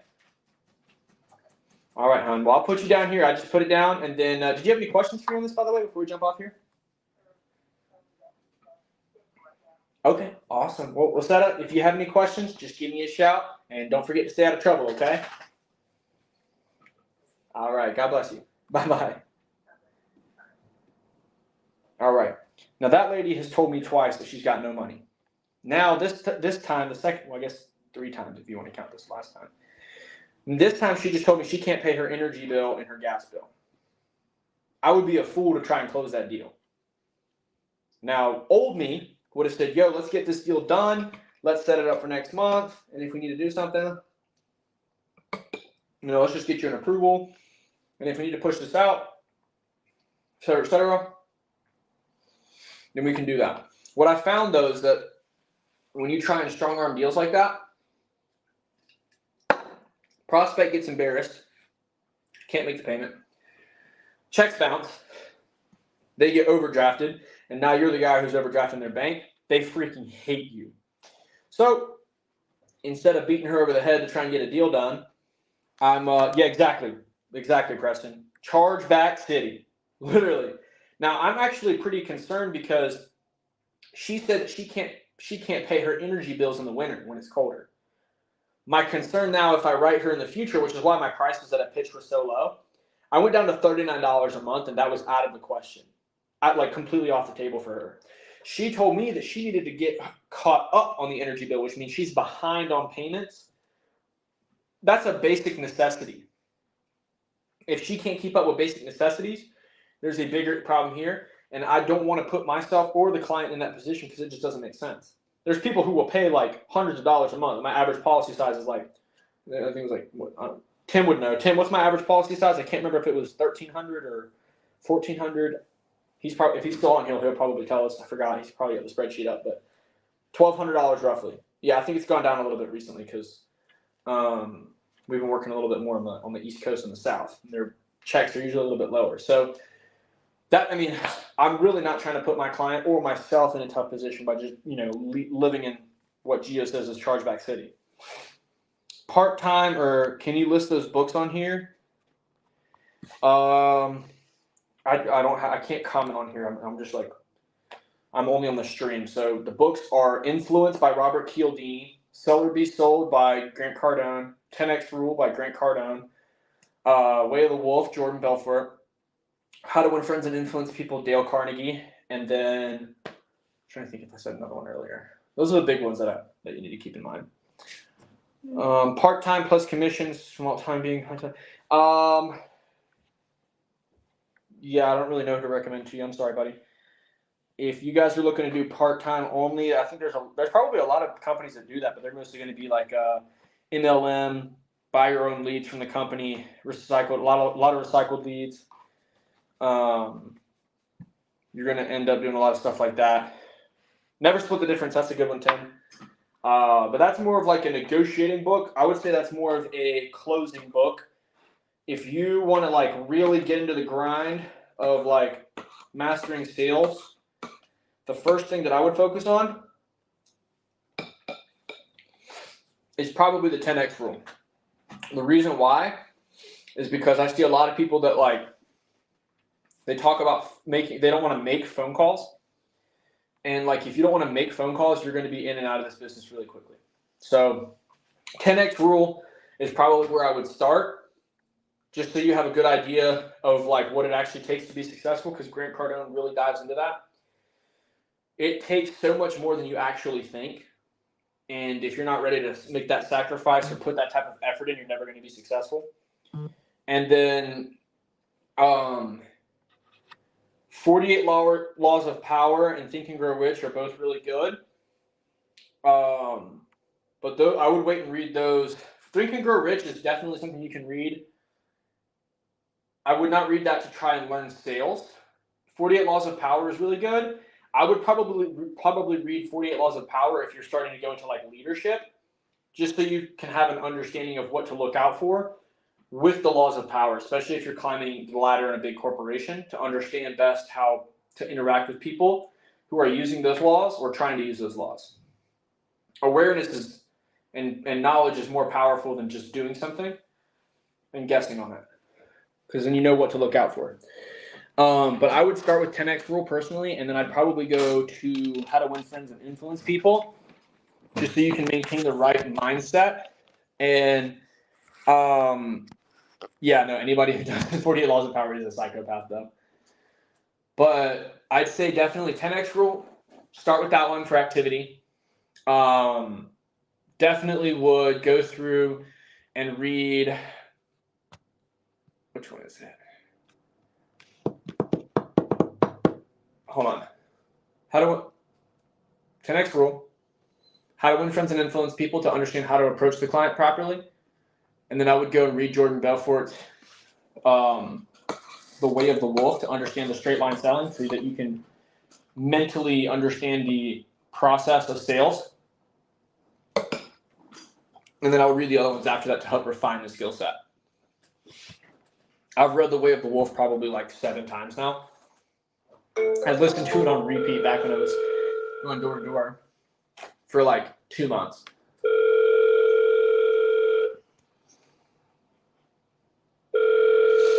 Calling up my little client.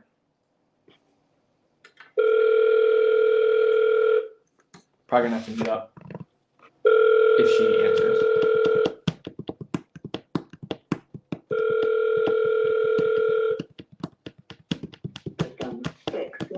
Preston, I'm pretty sure you're quoting the book right there, and that made me laugh.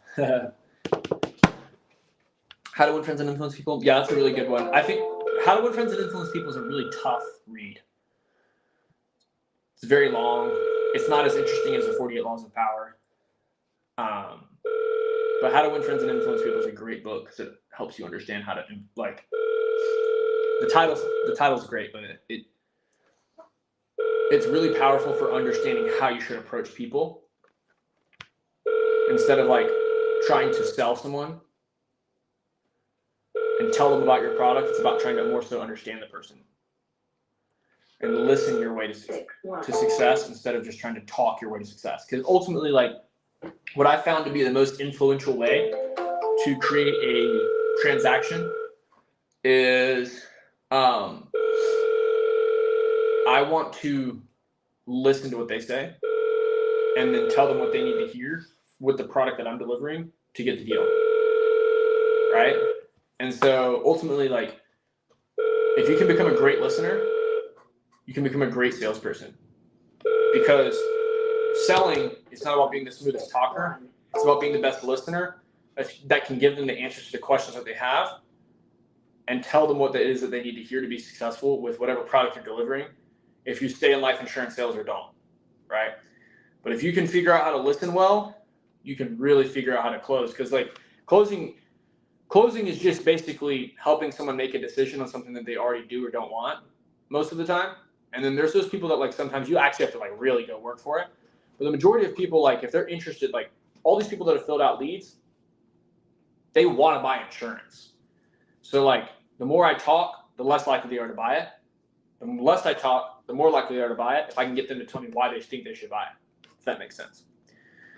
Dialing software, right now I just called that lady from Go High Level because it was an appointment. We had been following up, and she is wild for no showing me. But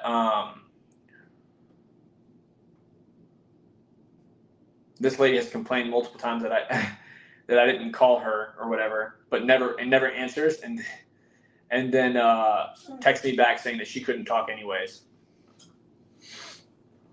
So let's see. Got some leads here. Got a no-show here just now. What dialing software? I think I just told you, Go High Level, but I'm usually using Kixie. 10x to the list. I've gotten lazy with my reading the last decade. Yeah, man, you need to 10x that activity, my friend, because if you don't, you're going to fall behind.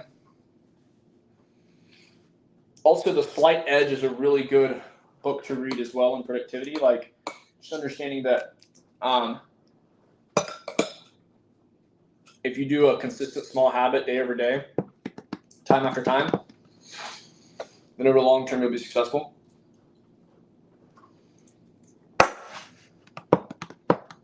I'm probably going to take my lunch now. I'm going to bring you guys with me to lunch today. Despite the fact that I've been eating my yogurt, I'm starving. Alrighty, dog, stop it. I'm going to switch headphones here. Can you guys still hear me okay?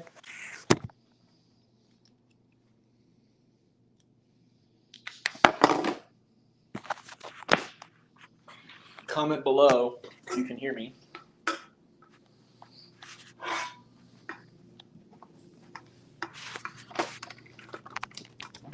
Whoa! My dog is now running around the house.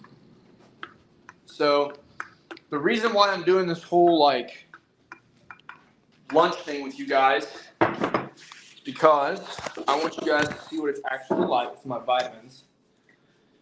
You guys to see what it's actually like. I hear about people taking hour-long lunches. What are we doing here? And what kind of dog breed do I have? I have a Dalmatian. Cruppy. Well, she's the sweetest little thing. But yeah, I want you guys to kind of see what it's like for an agent who's like really trying to get it done. I used to have like a 15, 20-minute lunch. How do you dial 3 dials per lead all the way through? No, when I'm doing the Kixie Power List, it calls them each one by one. I'm going to walk away while I'm reheating my food, though. So, yeah, man, just pretty much going to have some meal prep that my wife and I made together. Some chicken stroganoff for my chefs in the live here. Let's see if I can't bring you guys with me. So you're not just staring at the wall. Alrighty, so guys, day in the life.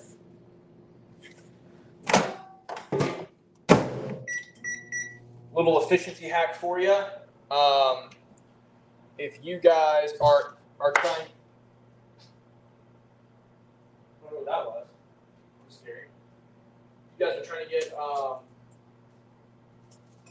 diet and stuff optimized. My wife's waving at me. Hitting the meal prep is essential. I don't ever have to cook during the week, so instead of spending an hour on lunch or having to go out and get food, I cook for an hour and a half a week, hour and 45 minutes a week. And me and my wife just pack it up and stack the fridge with little meal prep containers. And then all I got to do is throw it in the microwave, heat it up. It's got my food all weighed out in advance so that when I get into my work day, it's just done, bam, run it out, keep it moving. And I don't got to think about how much I'm eating. I don't got to think about anything at all. It's already exactly weighed out to a T in grams what I need to eat, my macronutrients. But then you have to eat microwave food. That's true. But I don't spend any time driving back and forth. I don't spend any time cooking, cleaning, nothing. So there's pros and cons. If you guys don't want to eat microwave food, then I can't help you, but that's what I'm doing. Now, I'm going to take a quick bathroom break while this is heating up, and we'll be back in a second.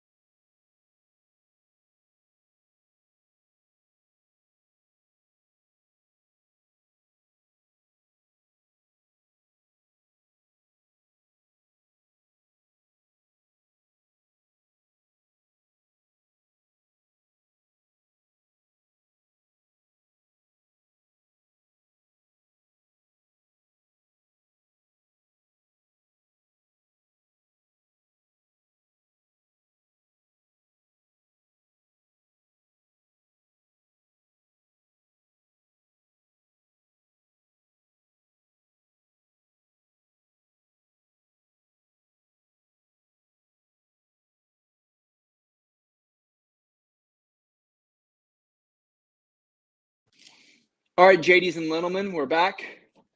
Microwave gets you cancer and brain damage. Wow, Tim, that's pretty intense. All right, ladies and gents, JDs and Lents, here we are.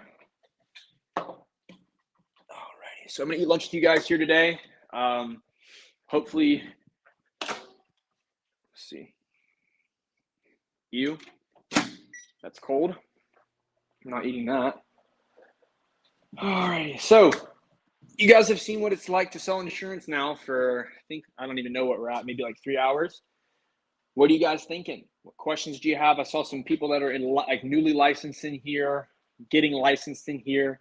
What questions do you guys have for me? Dog going crazy. Just basically trying to make sure that I can get everything out here for you guys. So there's no ifs, ands, or buts, no questions, no thises or that, no flim-flams, because there's a lot of smoke and mirrors in this business. And I want you guys to know exactly what it looks like to be a 10K a week producer. And it's microwavable food.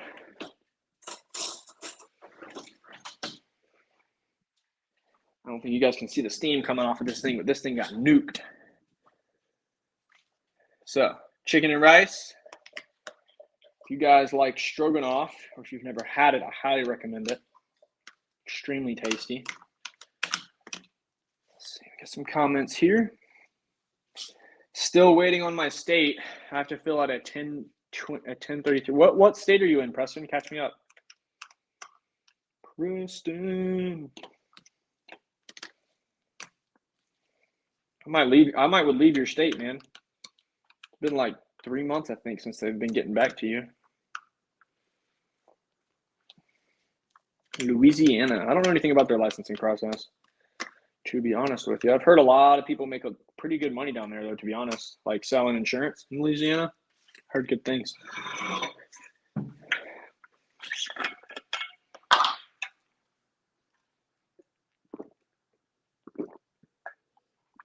Oh my gosh.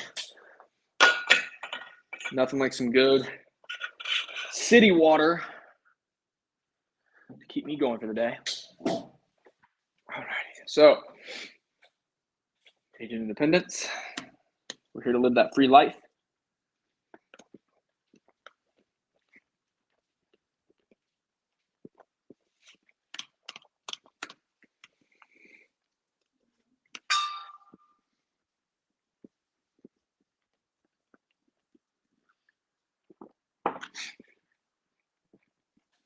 You crack me up, Preston. Don't do that, LOL. No plans to, my friend. Glad to know that you're okay, though. We all make mistakes while we're younger, and all we can do is learn from them. And sometimes it requires us to go through some extra hoops.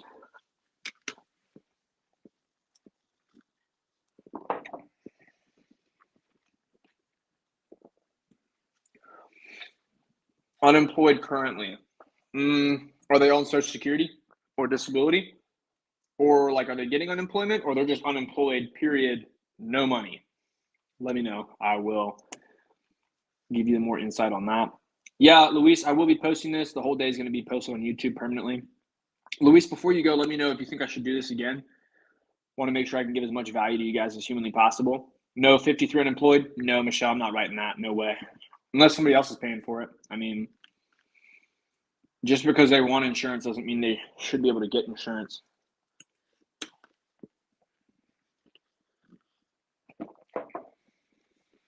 But, yeah, I mean, that was kind of like a play-by-play situation. But, like, I talked to a guy the other day. He wants insurance for him and his wife, and he's ready to go. But he's like, yeah, I'm unemployed, and I haven't gotten my check yet. They haven't gotten back to me for like 3 months on the unemployment stuff or whatever, or disability it was. And I was like, oh, word? Like, well, when is that coming back? He's like, well, just call me back, call me back. Or he was like, well, why don't we just go and set it up? And I was like, yeah, but like, you don't have any money. Like, if I just set you up for something and you can't do it, like, what are we doing here? But yeah, Michelle, I mean, if he's in between jobs, I've talked to a lot of people that are in between jobs that want life insurance. I would say, yeah, dude, I can totally get you the life insurance. Like, when do you think you're going to have it, like, be set back up? I don't want to put you in a tight spot. Then they'll tell you it's not going to be a tight spot, et cetera, et cetera. But usually I'll be like, hey, no worries. It's just like Michelle, I'll say like I'm selling you basically. Michelle, it's totally my responsibility to make sure that everything that we're doing here is going to be in the best interest of you and your family. And while this is in the best interest of your family, this isn't in the best interest of you. I'm not sure that it would make sense ethically for me to like advise you to take action on this at this time.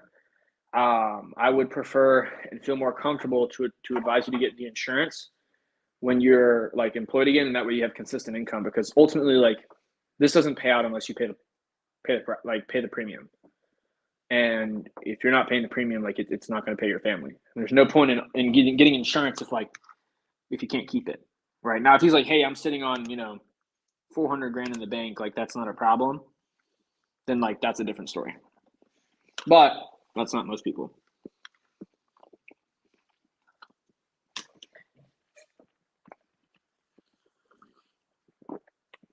Yeah, and those people will appreciate it too. Like they'll say like, oh my gosh, thank you. Nobody else has said that to me. I've just charged back on 3 agents in the last 3 months. Like it's just better to have a relationship with them instead of just trying to get a deal sometimes. But yeah, great question. Good stuff.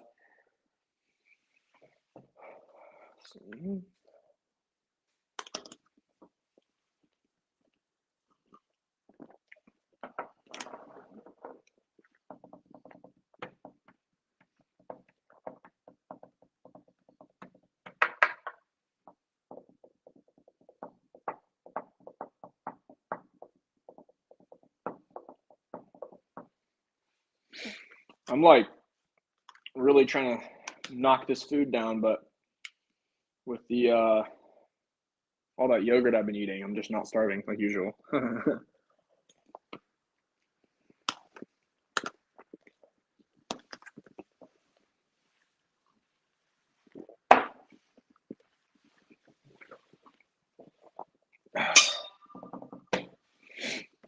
3 hours and 15 minutes in. What's crazy, y'all, is a lot of people will see like, this is what I love about sales. It's also one of the biggest weaknesses of salespeople. I've fallen victim to it before. So far, we've made 0 sales today. 0. Now, I don't know what that was. Now, back when we were face to face, I used to see people that would go home. They hadn't made any sales. And in the telesales game, I can't really go home. I'm already here. But a lot of people just stop working. They get frustrated, which is great for people like us. If you're watching this and you want to be successful, you know that that's not the answer. But for those people that are doing it, we get to take advantage of the fact that our competition gives up, right? And so when it gets tough and you're not making any sales, you're not getting any deals, the morning was blank, whatever, now is the time to double down and go harder, right? Because now I've got work to do to catch up for what I didn't do this morning, which was get a deal. So for the rest of this afternoon, you guys are going to see me working the Zoosurance closer model, cranking out hundreds of phone calls.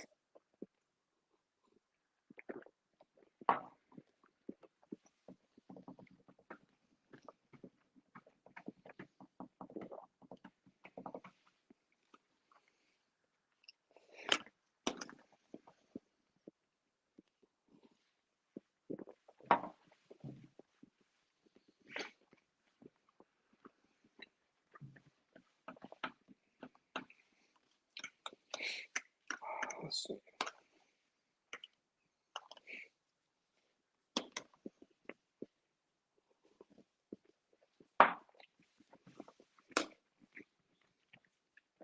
Comment below if you guys have gotten any other deals today. I know Michelle got one, a big one earlier. Let me know if you guys have gotten anything else on the books. I would love to hear about it.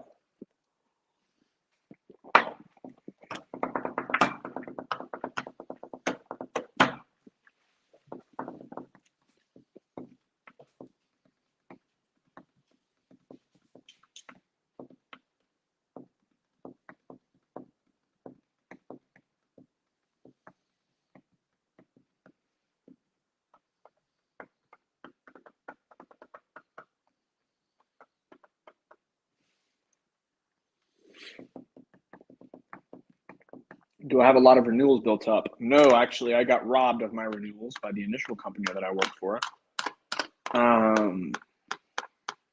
But they also like held my contracts and everything. Overall, it just wasn't a great experience. But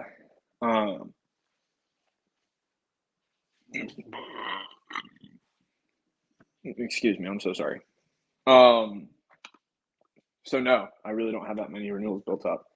I've mostly also focused on life insurance, which is not a renewal heavy product. But Dominique, I'm about to play you, bro. You only got one today?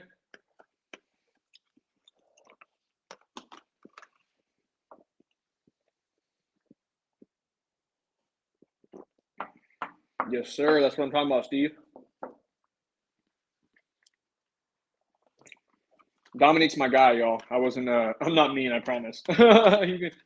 Don't be afraid to comment your sales. I'm not mean. I was just giving him a hard time. How many times do I call my leads?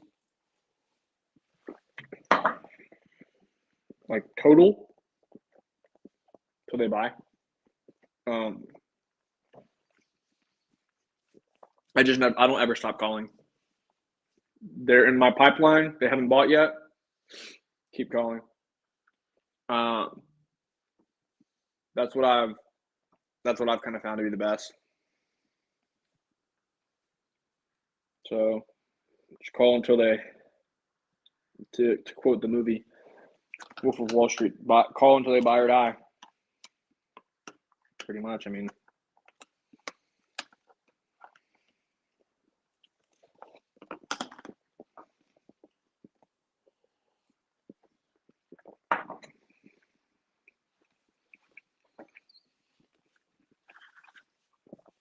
no worry, James. I'm using the like the Zoosurance closer model uses like a combination of a software called Kixie and Go High Level.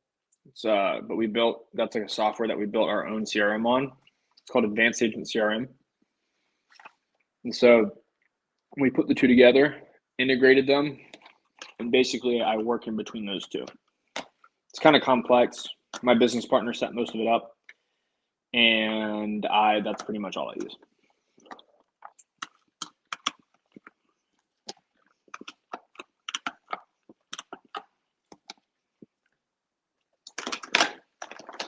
Done.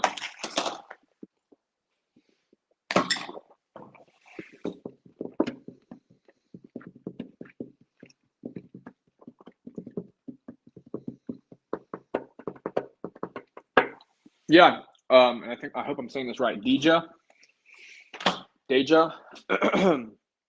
Correct me if I'm saying that wrong, please, because everybody says my name wrong. So, yeah, I mean, you got people that have opted out of text, they've opted out of calls. Emails. I don't stop calling until you tell me to put you on the do not call list, which is required that I comply with that. I have to comply with, hey, put me on your do not call list. Like I literally cannot call them legally. So that's option number one. Option number two is that they're literally just permanently broke. Like, yeah, no, I'm homeless and hand to mouth. I don't have any money for, like I have a lady, I probably called her like 5 or 6 times, maybe more. And she's been homeless for the last 8 months. Great, sweet lady. Sweet lady. But she's got no money. And at some point you just got to realize this is not going anywhere. And that was that. It was call number 8 or whatever it was, where I realized this lady has no money. She's not going to make any money. Here's my friend. And carry her in here because she's out here trying to hang out. But at some point you got to realize like this isn't going anywhere. And you don't want to just waste your time because your time is valuable. So call them until they buy or die or until they're like permanently broke. That's how I do it.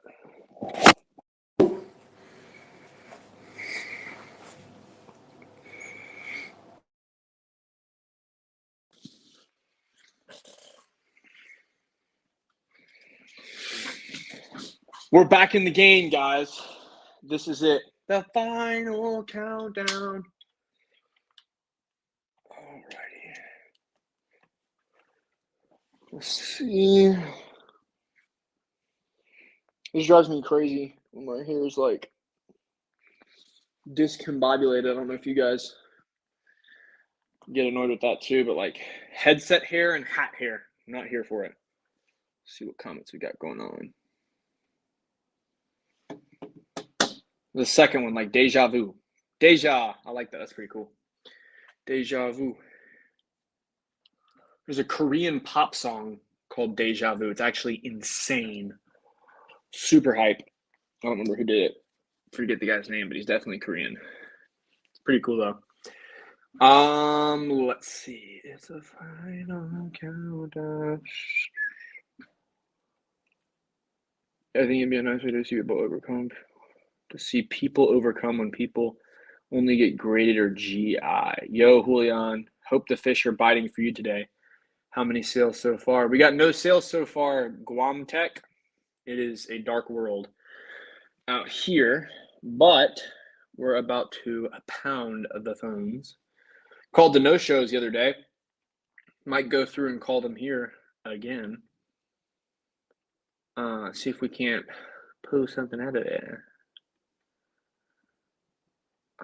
All right.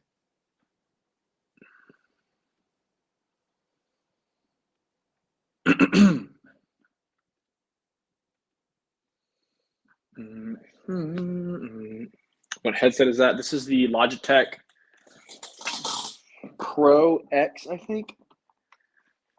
But it's been, I mean, it's all right. It's not bad. It's like a little gamer headset. It's been working for me. I had a little trouble with the audio or the, had a little trouble with the mic here. I don't know if it's the Prospect's phone or my phone or Kixie or whatever. But I'm still getting used to the headset. I've never used a headset before. I've always been a pound the phones on speaker guy. So, hey, Michelle. Yeah, it's just Julian getting back to you about the life insurance. How's it going? It's just Julian. You had sent a request in about the life insurance plans in the area. Oh, okay. Should I just call you after?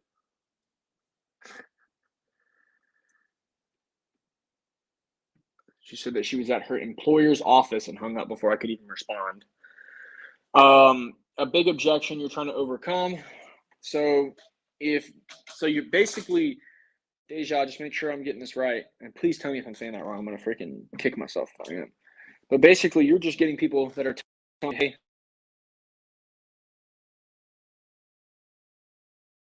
want a 2-year wait or what? Let me know in the comments. I'll overcome it for you. Is the economy having an impact? Randy, I don't believe in the economy. I think it's a myth. If somebody tells me they can't afford it because of the economy, then I'm just not going to accept that. But if you think that people are going to tell you that they can't afford it because of the economy, that's exactly what you're going to get. Rebuttals for price objections. Yeah, depends on the situation. So Guam Tech, what's your name? I can't remember. I don't remember. I think you told me before, but I can't remember, and I can't tell from your profile picture because it's like not your face or anything. I recognize the username, but let me know.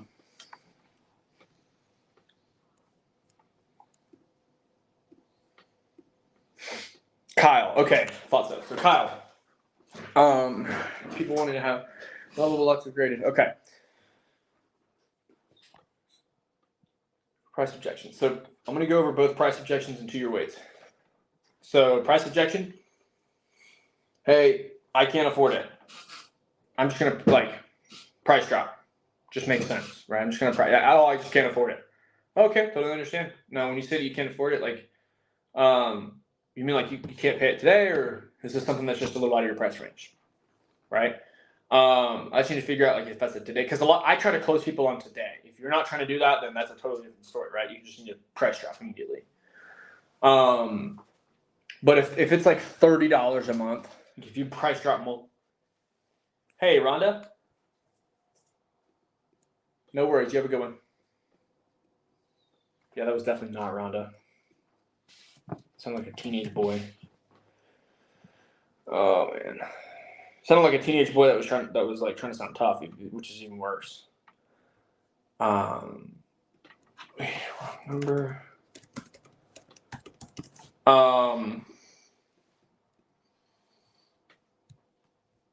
But yeah, when I'm looking at price projections, like you've got to find out because oftentimes like, oh, I just can't afford it. It's like usually just like it's usually a smoke screen. So at that point, like we just got to figure out, okay, are they bullshitting us or like is it actually a price issue, right? So that's typically why I'll price drop. No, if they're just telling you like they cannot afford every single thing that you talk about, then it's probably not a real price objection unless they just genuinely have no money, which is going to require you to fact find a little bit. But hey, Bruce. Yeah, it's just Julian getting back to you about the life insurance plans in the area. How's it going? Can you hear me better now? Okay, how's that? It's echoing? I don't know what's going on with my phone today. Let me try. Okay. So yeah, I was just basically getting back to you about the life insurance. Was this your first time looking into it?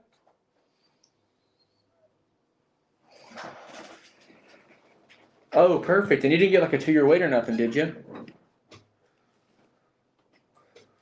So that guy hung up on me before I could even ask him about the 2-year. Like I always just ask people if they tell me they already got it. Like, oh, I already got it. Great. Did you get a 2-year wait? That wasn't one of the plans that expired, right?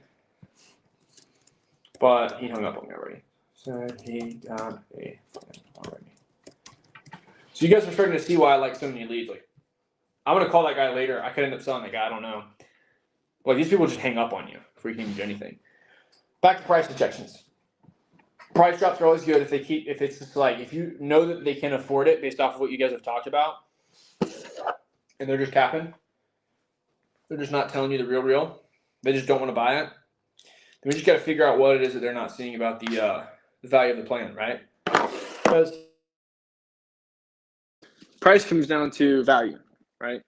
Because I may not have, let's say, $10,000 to spend on like an insurance policy, but if somebody told me that they could get me a Ferrari for $300,000, but I could get it for 10 grand, I'd find a way to pay for the Ferrari, which is how most people are, because it's a value discrepancy. So I've just got to figure that out, right? Okay, now when you say that, obviously,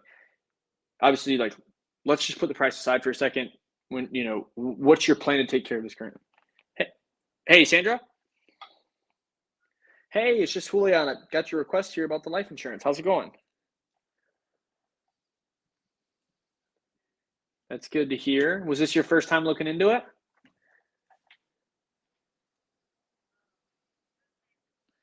Looking into life insurance? Oh, awesome. Now, when you put this down here, you said you put down that you had life insurance, but you were maybe looking for something a little more affordable or to add some. Which one was it for you?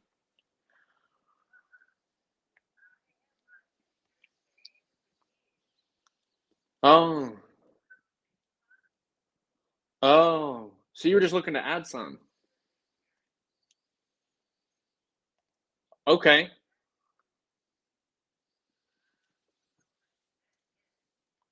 Looks like it just came in here a few days ago. Whenever it came through, it looks like you said you had the insurance and looks like you had put down that your daughter would be your beneficiary. Is that right?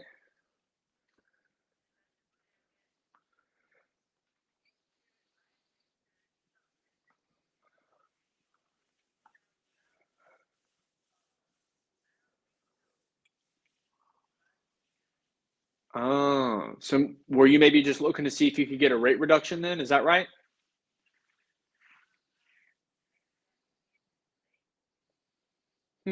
I've got your daughter down here as your beneficiary. Is there a chance that maybe she filled it out for you?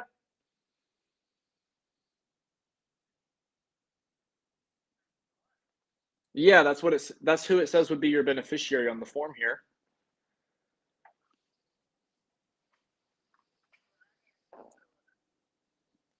Okay. It just says my daughter would be the beneficiary. I don't That's all the information I have. So I mean, if you weren't looking for a rate reduction, then I mean, I guess you might have just been looking to add some.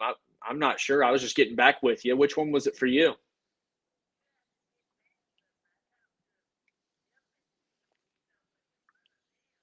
Mm-hmm.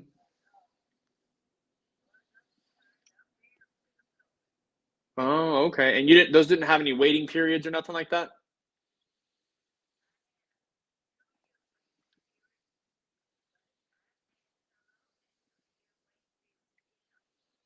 Oh, that's awesome. And the other one is not like a term policy or nothing, is it?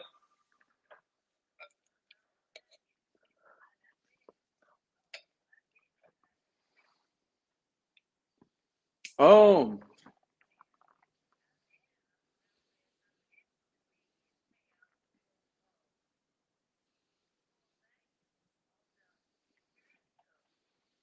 oh, okay.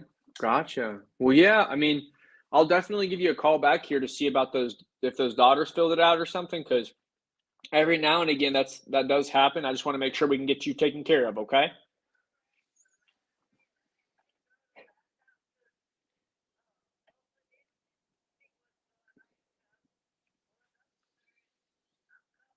Okay. Well, yeah, just give us a shout. Let us know. I just want to make sure we can get this request closed out for you, but we'll be here and just, give us a shout whenever you find out, okay?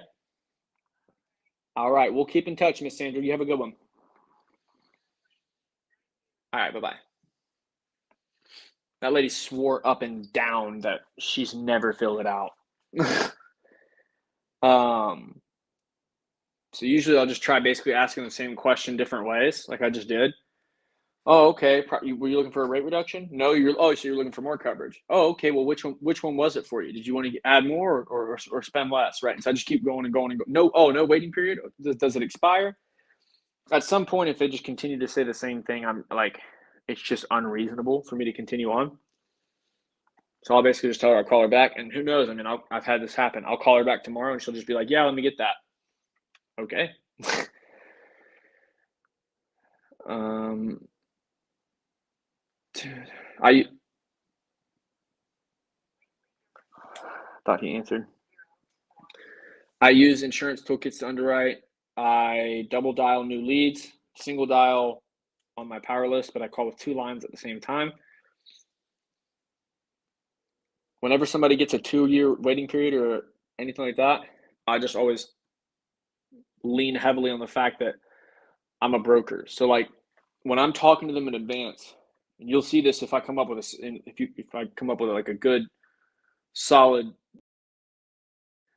where I can get somebody on the phone who's like able to speak at this time.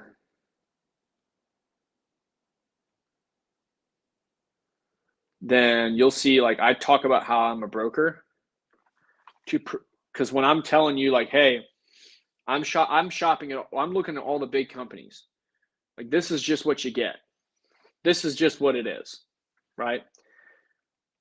Like we looked at, and here's why. Here's why we're looking at that. And I'll just basically like build a case around why why they're getting the 2-year wait if that's all they can get. And then when I tell them like, I'll just be like, does that make sense? And I'll explain the way that the program works. But I also don't like to use the words 2-year wait.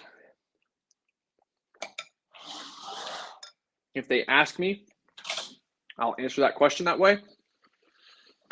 But I'm always going to say in the first 24 months, it returns all of the dollars that you put in and gives you guys back 10% interest.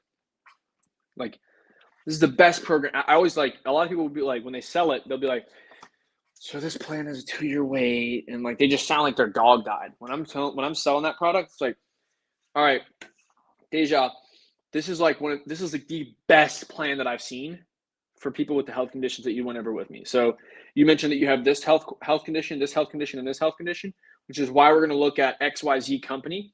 And the way that this program works is that in the first 24 months or 36 months, whichever one you're using, it pays out blank, all the money back plus blank interest rate. whatever it is for that company that you're selling. And you just tell them, does that make sense?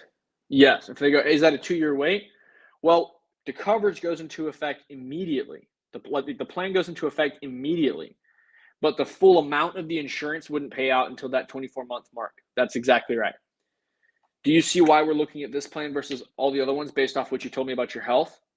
That's a yes question. So that's a trial close. They're going to be like, yes, but I don't want the 2-year wait. Deja, I totally understand, and that makes sense. But the thing is that, I looked at all of the big companies here, and if we don't apply you for this insurance today and get you an approval with the company that does have the 24-month clause in it, then we're going to have the same phone call 3 months from now whenever you fill another one of these out looking for this. And the only difference between now and then is that your price might be higher and that you're going to have to wait to start that time frame then. So let's go ahead and get this done for you. I can set this up for, did you want to go ahead and get this started for today, or how did you want to do that? Right? And so I have to get that deal done there. And I'm going to sell this by saying like, yo, you're not like, you can start the waiting period now or later. The sooner the better. Right? Like, Deja, the best time to get life insurance was 20 years ago. The second best time is right now. Let's go ahead and get this thing done for you. Hopefully that helps.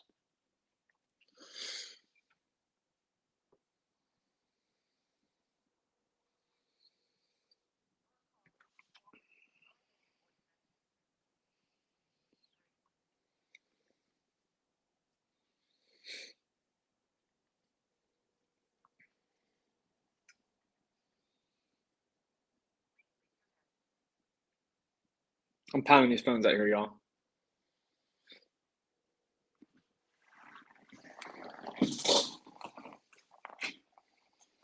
But yeah, the biggest thing really usually, Deja, is just that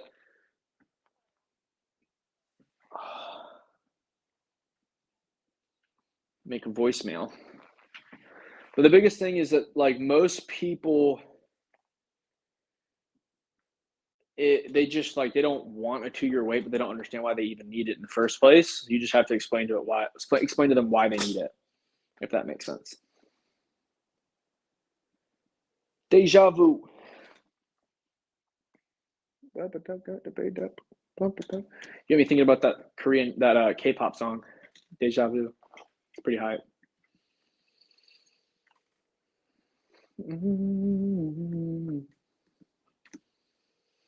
Let me call this lady up. I typed in Kixie because y'all keep putting that in the chat. I'm gonna follow up.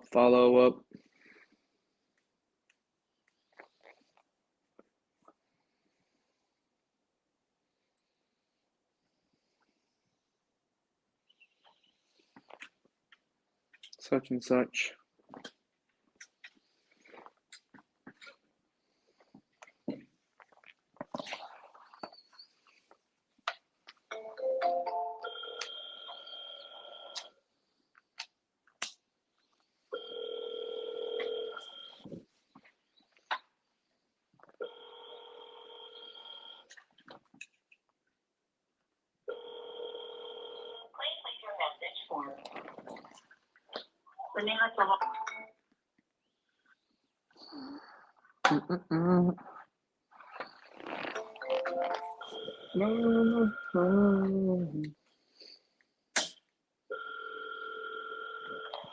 Please leave your message for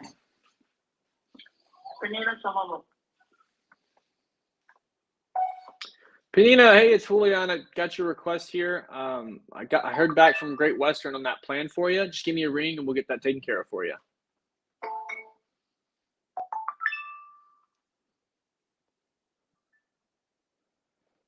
That was awkward.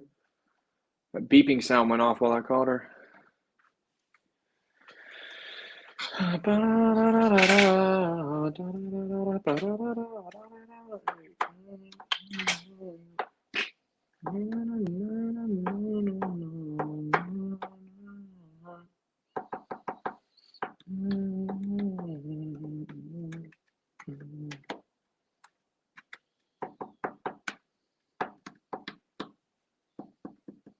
What else you be eating besides the protein yogurt? I be eating the protein yogurt.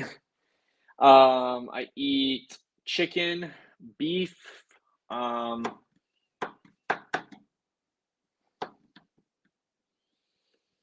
chicken. Really, that's pretty much it. Just about chicken and beef, more or less.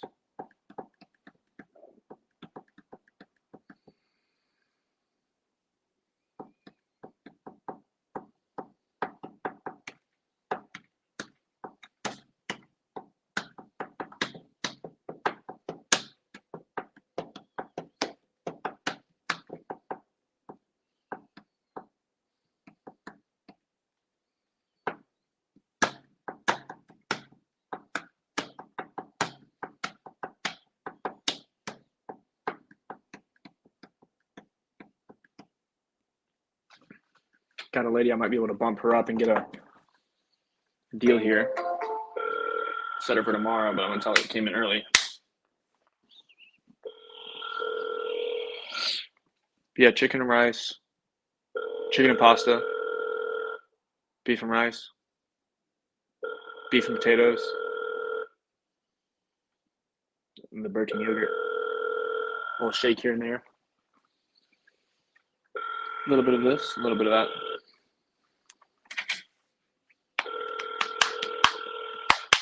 New lead came in.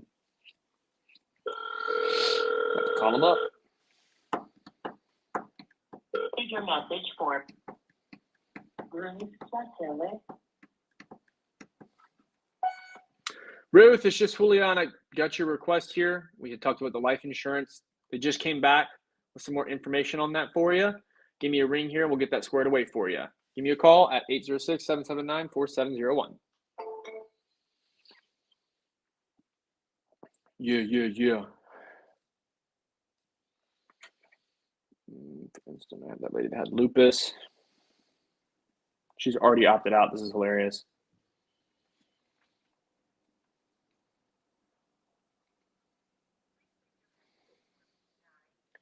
I use an app called Trivet, and I count my triple dials as one dial, and I just tap my little app on the screen for every dial that I do. I'm not doing it because I'm on the stream.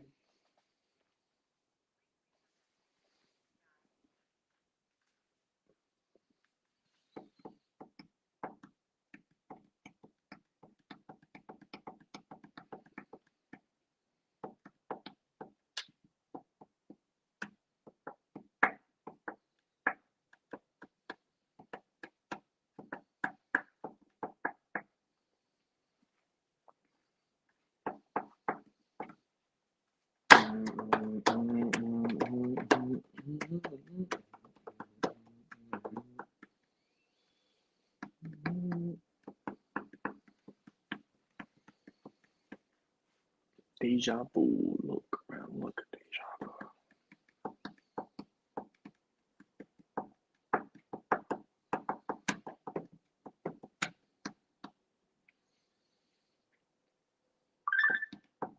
This is like the worst time of day for insurance sales. Once you get in that like 1, 2, 3, 4 p.m. wave, phones dry up. Peak call times are 8 a.m. to 12 p.m., 4 p.m. to 8 p.m. Statistically. I'm in Arizona, so it's 12:48 here.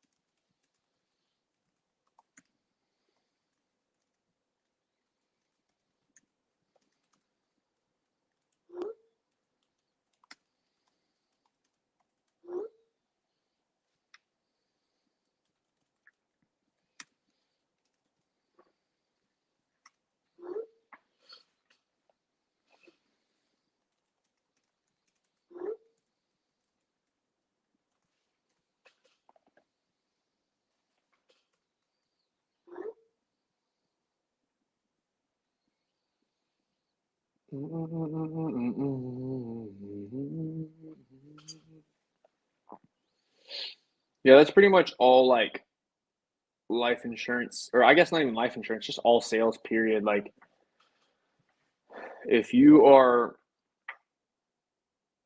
calling, it's always going to be dead from those times. I'm going to follow up my girl from earlier that no showed me but was super interested and see what's up. What's up?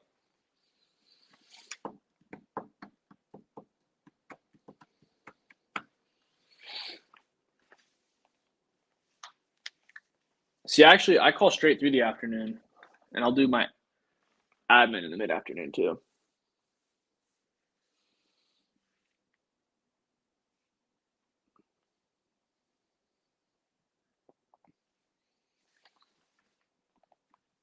Oh, word? My girl Electra's playing games out here. Oh, man.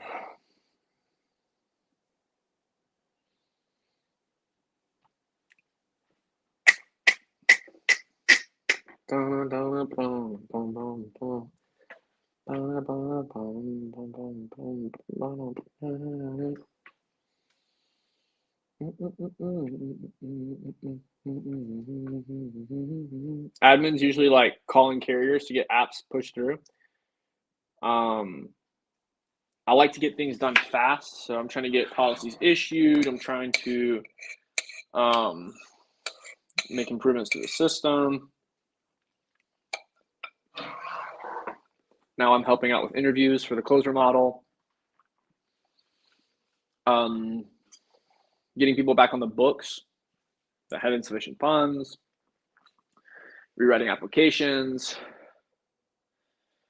sending in like POA docs, which is the first time I had to get in POA docs. I still haven't heard back from her. I got to follow up on her. Things like that.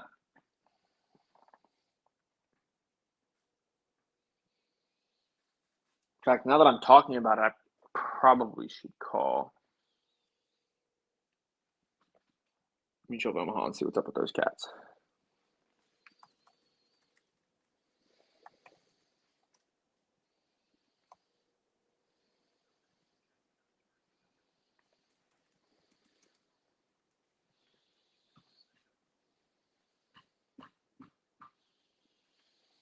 So yeah, like right now I'm going to call Mutual of Omaha, check on these applications. I don't do that whole like waiting thing.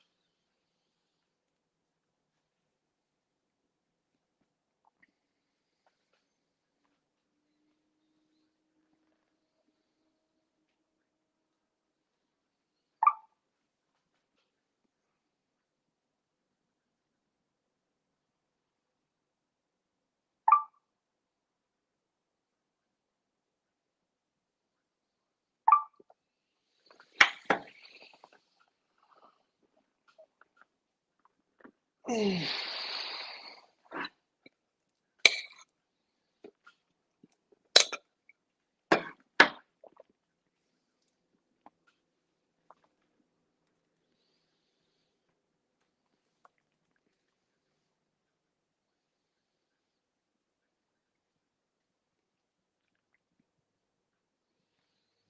getting signed into Moo now.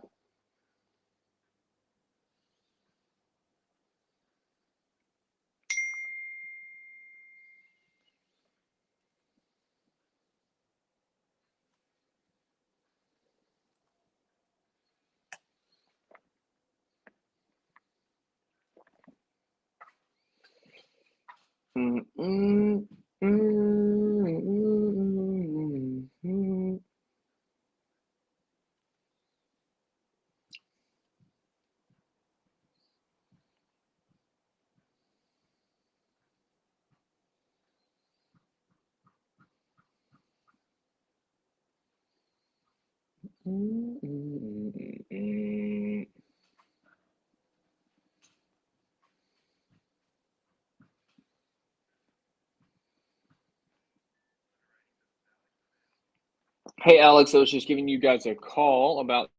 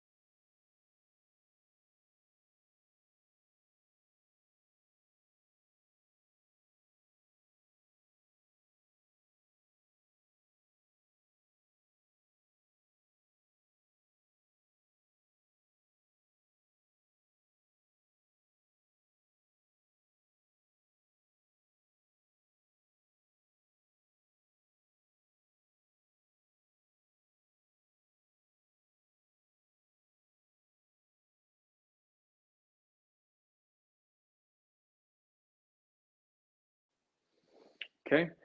I just got off the phone with Mutual of Omaha. We got we got about like I think what 7 grand pending with them.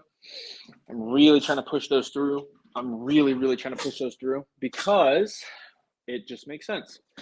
I don't like business sitting around on its freaking butt waiting to get issued. Doesn't make any sense. So, volume turned off. Okay. And then I saw something that, how do you ever get to work with Mason Van Meter? Lots of NLP stuff. I've never personally really worked with Mason Van Meter. I think I've met him like twice. He's a smart guy, but no, I've never personally done business with him. Bump, bump, boom, boom, boom, boom, boom, boom, boom, boom, boom. Boom, boom, boom, boom, boom, boom, boom. Dun, dun, dun, dun. So here I am, calling a client, trying to get her back on the books. See if she's alive.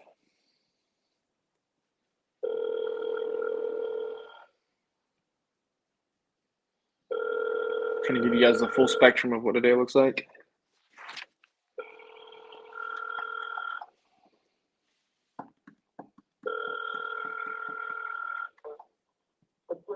name and number at the end of the beep, and I promise to get back with you. Have a blessed day. Bye-bye. Hey, Pamela, it's just Julian getting back with you. Give me a ring here. This is about that life insurance plan we got you a while back. You can call me back here at this number. It's 806-779-4701. Somebody else I needed to call.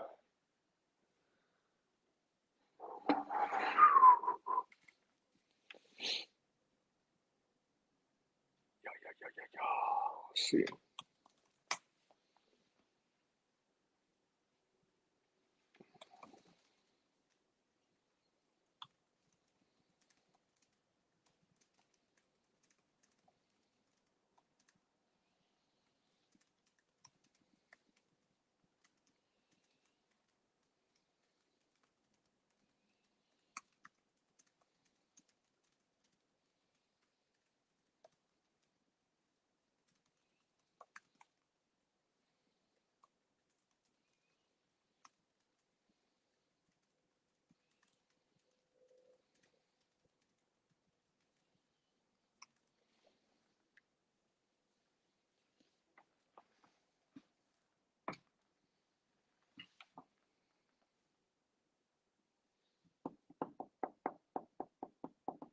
How to how?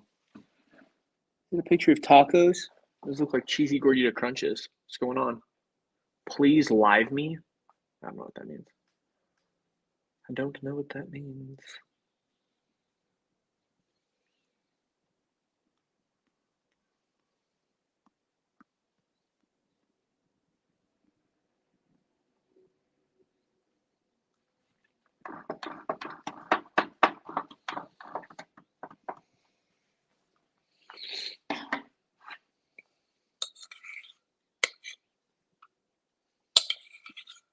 All right, y'all. I'm going to go put the protein up.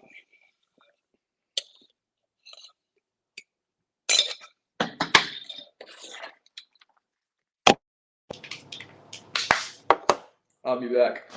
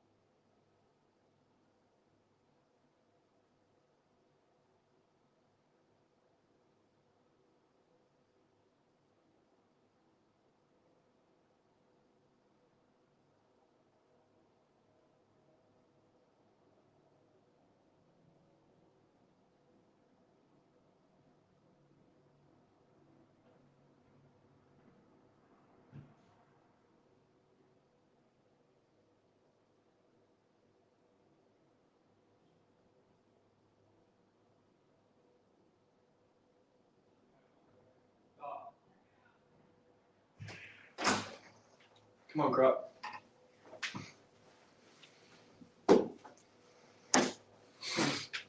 All right.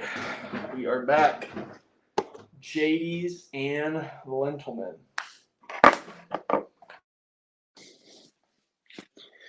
Reloading. This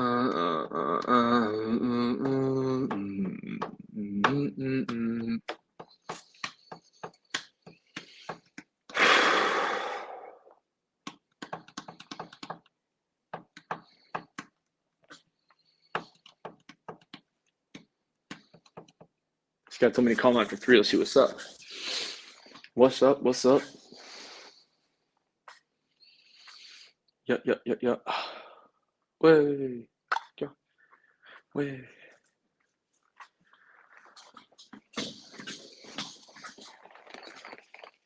Has anybody new jumped on the live since? Hey, Harry.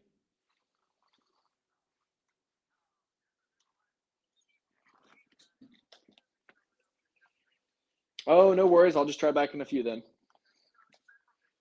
Yeah, that's totally fine. My name is Julian. I was just getting back with him. You guys had sent in like a life insurance request. Okay, sounds good. Bye-bye. So he's going to call me back, which just means I need to call him back later. If somebody ever tells me they're going to call me back, I just tell them I'm going to call them back. Hey, I'm going to call you back. Oh, no worries. I'll just call you later. That way there's no disconnect. Because nobody's like ever going to call you back. Nobody ever does that. That's why I don't believe in business cards. Oh, let me give you my business card. What am I going to do with that? Throw it away? No.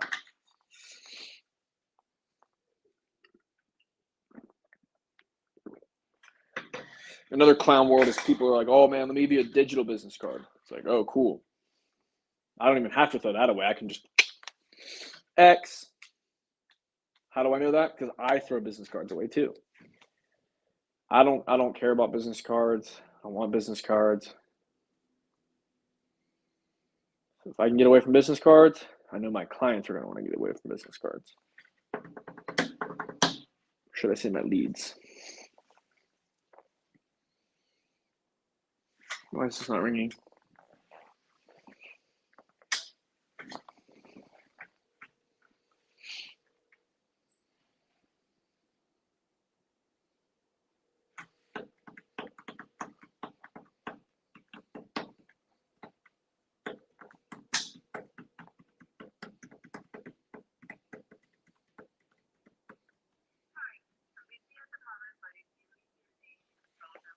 God, that was so loud. Turn that down.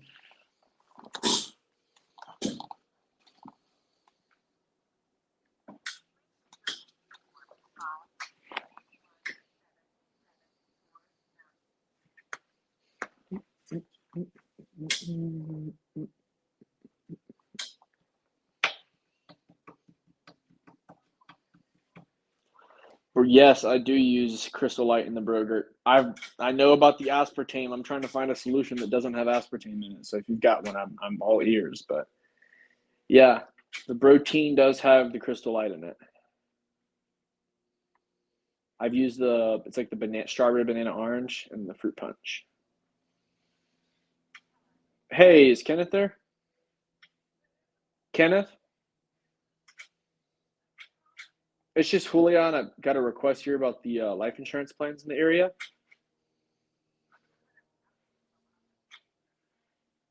No worries.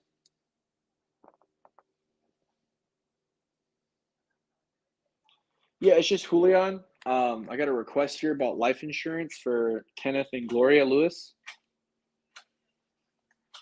Oh, perfect. Was this just about like one of those rate reductions then? What were you guys just looking for, like a rate reduction, or I guess what were you guys concerned about? Oh, okay. And this wasn't like you guys didn't get like a term policy or nothing, did you? They hung out before I could finish that little word track out. But as you guys see, like if somebody has coverage, it's not just turn around, tuck tail, and run. You'd be surprised, like despite the fact that I get hung up on all the time when I'm saying that, I also get a lot of business off of replacements. And those lines work for me very well in the grand scheme of things. Business card number one, client acquisition strategy of 2020. So the Scuba Dragon, what's your like your real name? Because I don't want to call you Scuba, but you're cracking me up over here, dude. But yeah, I don't know. I think it's better to find out your real name than call you the Scuba D. Sounds weird.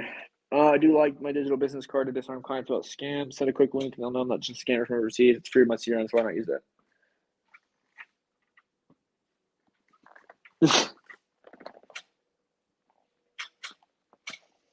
Yeah, it might be good to use during like a sales call. I mean, if you're like trying to prove that you're legit, but I mean, you can also send like your license. I don't know. I'm pretty extreme in my views oftentimes. I'm just not pro business card ever. Um, but I have handed out like QR code business cards, which did go well because it just drove traffic to like a funnel, which is not a bad, like, everybody wants to find out what's in the QR code a lot of times. So it's pretty cool. Aspartame is not that bad. Hey, Joseph?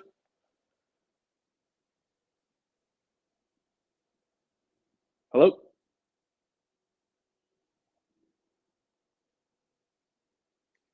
Can you hear me? Yeah, Joseph, it's just Julian. Got that request you sent us about the life insurance? How's it going? Hello?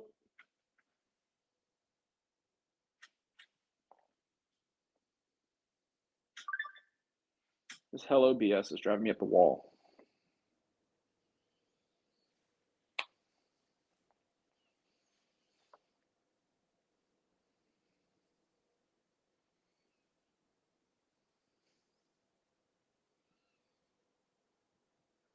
Hey, can you hear me this time, Joseph? Okay. Yeah, it's just Julian. I got a request you sent us here about the life insurance. How's it going? That's good to hear, my friend. Was this your first time looking into life insurance?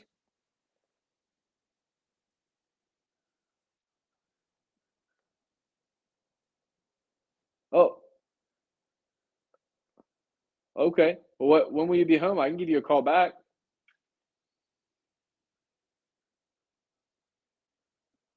Okay, awesome. I'll put it down here to give you a call after then. All right, my friend. Stay safe.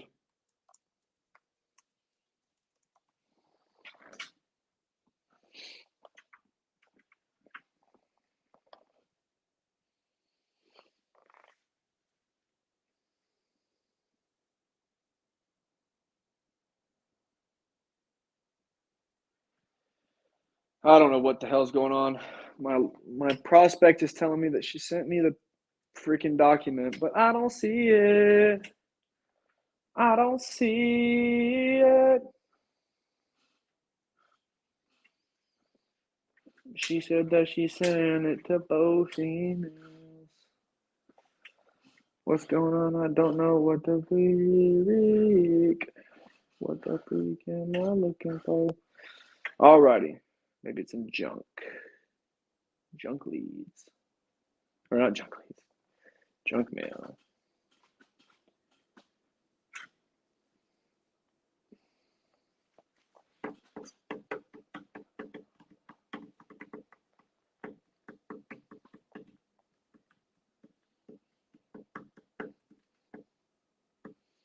Sent yesterday on both emails.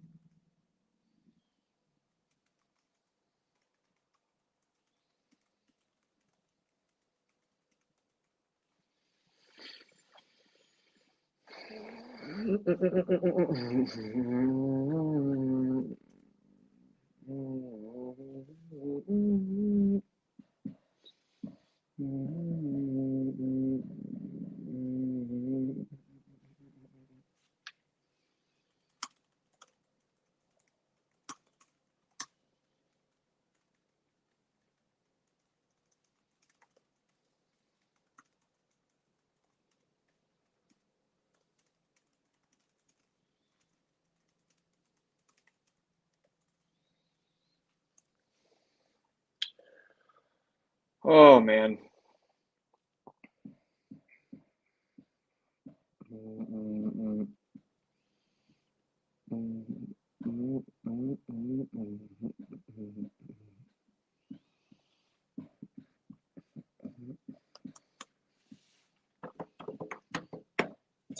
I definitely drink more diet soda than I should. Scuba booba, you're crazy, bro. Damien. Nice to meet you, Damien. Let me stand up a little bit. I get bored otherwise. Keep the blood flowing.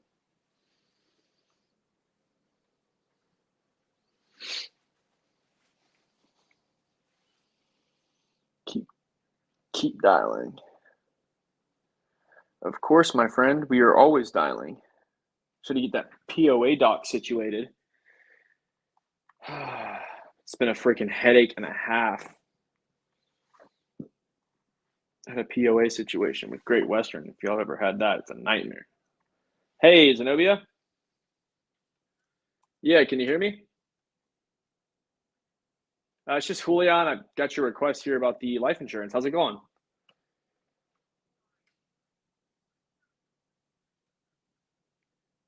No worries. I work for Zoosurance. We just work with big companies like Aetna, Mutual of Omaha, American General, companies like that.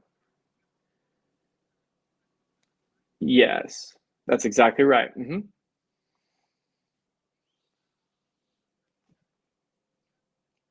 I think we had spoken briefly. You asked me to give you a call back when you weren't busy at the time, but we hadn't really gone into any details or anything just yet. Um,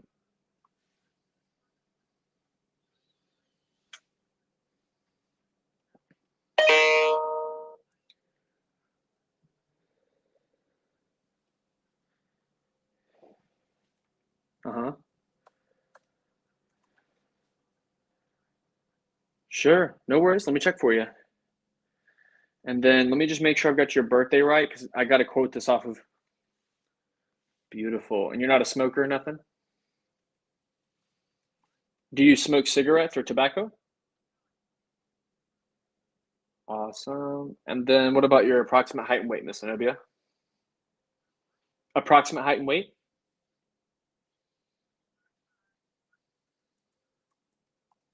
139. Awesome. And have you ever had any health conditions of any sort? Just anything at all. Cancer, heart attack, stroke, high blood pressure, anything?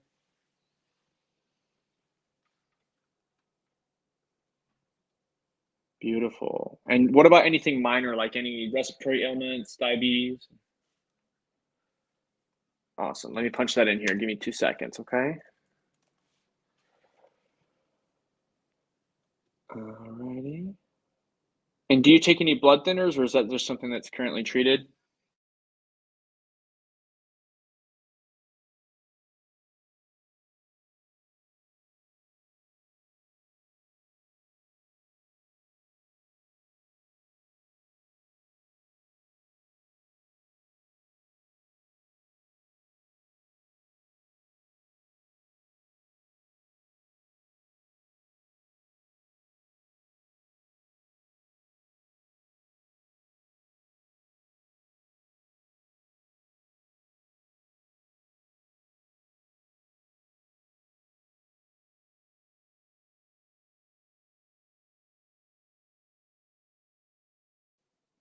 Okay.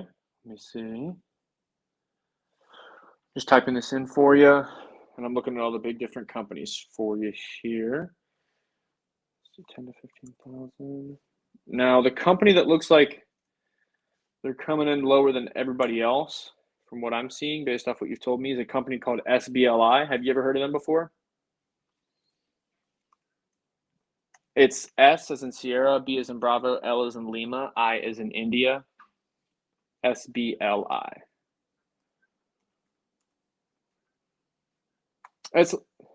They're based out of Massachusetts, but they do business across the entire country. They just have great rates, which is why I'm looking at them.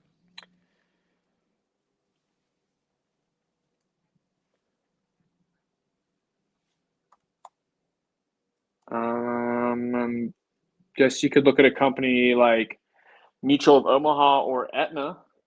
Do you know either of those?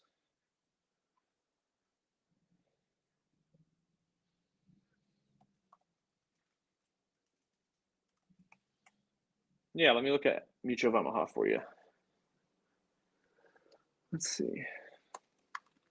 Give me 1 sec. I just got to type it back in since we're looking at a different one.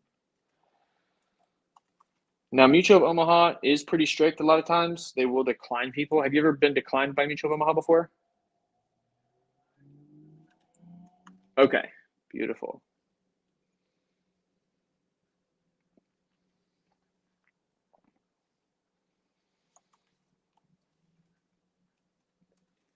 Yeah, they're pretty cool. I like them a lot. They've got a lot of benefits of doing business with them. So I've been doing stuff with them for several years. I'm getting this last one pulled up here for you.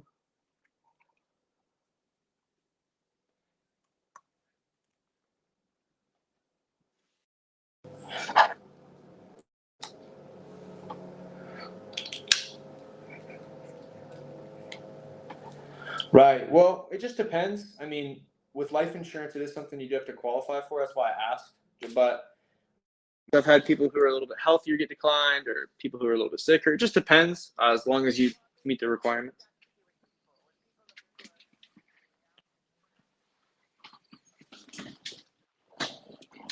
Sure. I'm just looking here for you. It looks like the range from 10 to 15.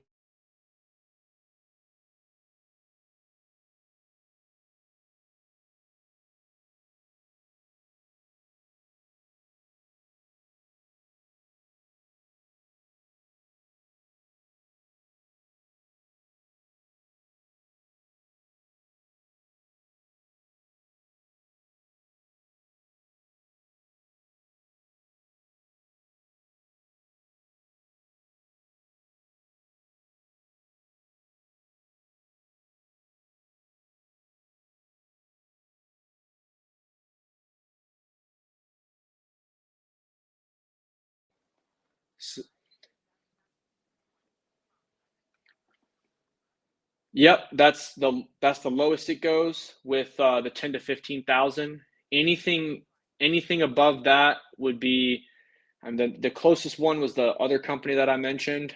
And then some of the other ones, most of those are like $10 to $20 a month higher. And then after that, it gets even more than that. But they're coming in the lowest out of like the big companies. This one, um, yeah. Yeah, I think you would be good unless you're taking any other medications or unless you've had something else that came up. But from what you've told me, it looks like it'd be a green light for you.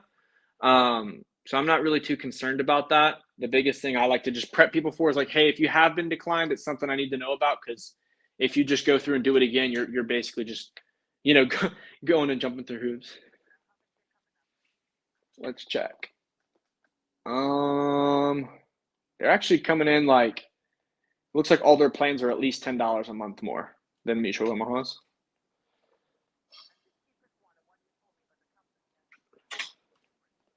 SBLI, if you go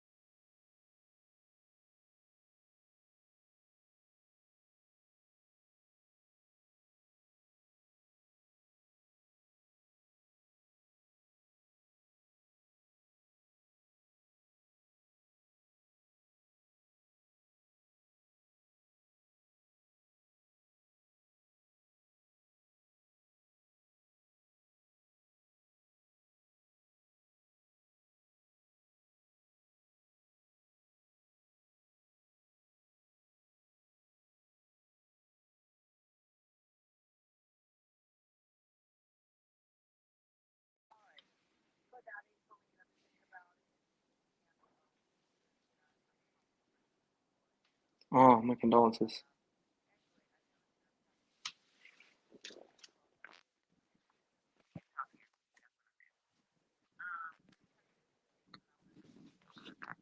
Yeah, totally. And we'll keep up with you guys. And if you need anything, just,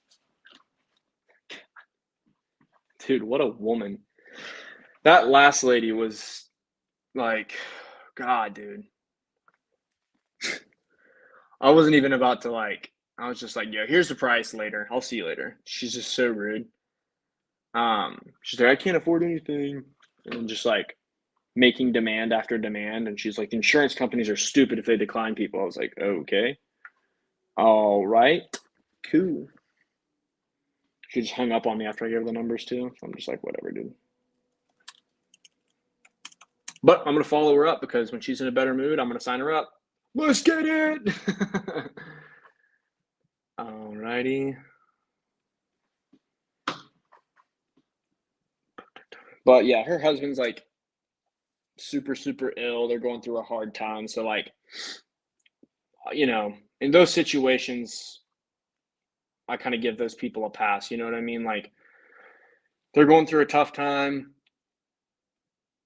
Oftentimes, they just need to blow off some steam. And usually, when things either clear up or whatever, like you can come back and they're the nicest people you'll ever meet. And they're ready to do business. And sometimes you just get blended in with the muck of all these other telemarketers. Please leave your message for Donna Hughes. Donna Hughes. I use Kixie. Bruce says, oh, hold on. I'm sorry. I already answered that one. Deal from earlier declined. Dang, bro.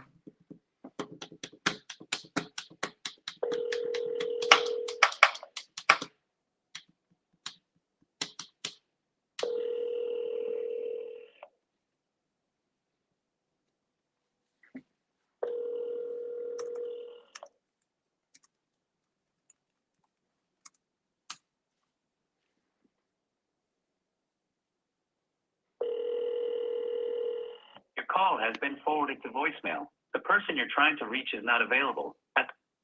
Yeah, I just realized this whole time this has been dialing through my computer. I'm gonna do a test dial real quick. I've had trouble with the last 5 people not being able to hear me. Shut up, Tim. You're so funny. Tim, I'm gonna call you real quick and see if you can hear me because I've had way too many people not being able to hear me today. This is never been this big of a problem when I was using the other setup. Why is this on the computer? Not interested. That was Tim, by the way, y'all. Still getting used to this headset setup. This is so frustrating. This is so annoying.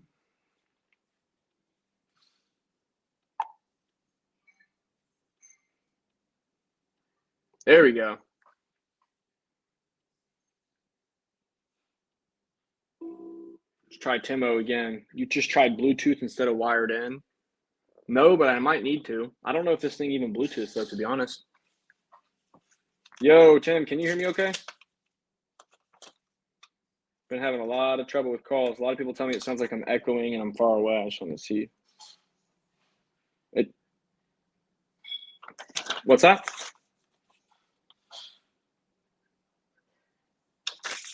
It's not great. Well, let me try this. I'm going to see if I can get a Bluetooth connect on this. What's that?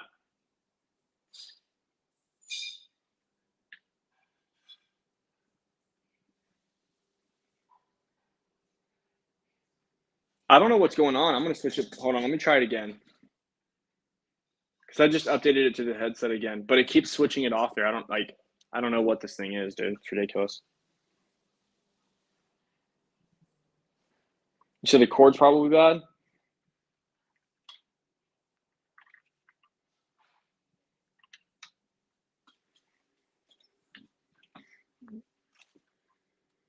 Let me see if this thing, I don't know if this thing has Bluetooth or not. Let's see. I don't think so.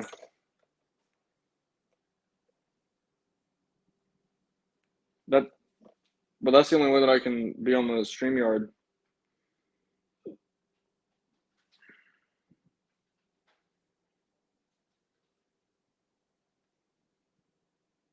It's true.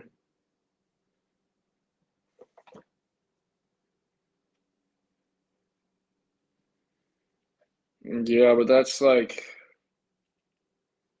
I don't know, that's just all of that's obnoxious, dude.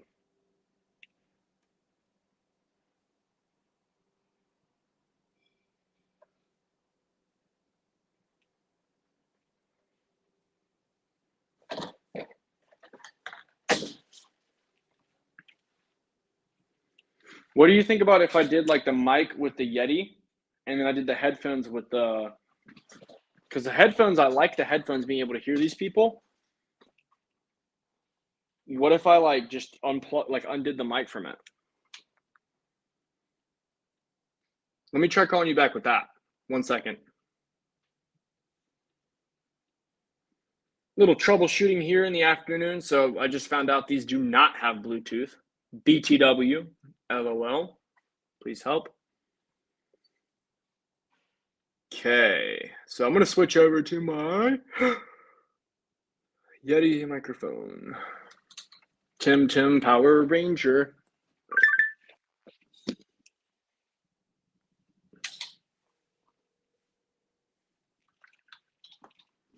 Hey, Tim. How is this?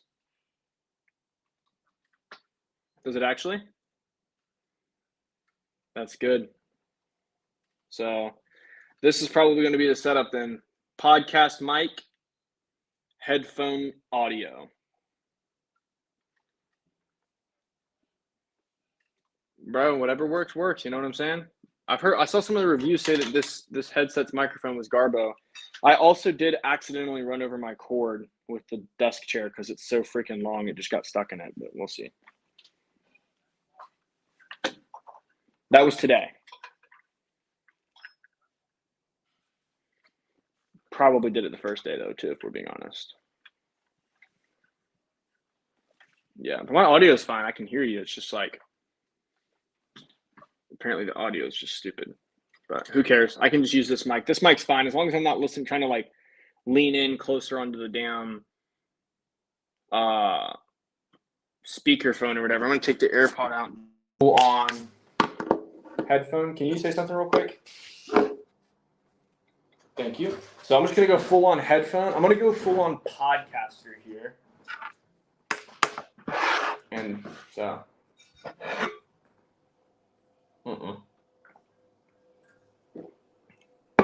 no, nothing yet, but let's see what's up. I don't even remember who that was. I've been through so many calls since.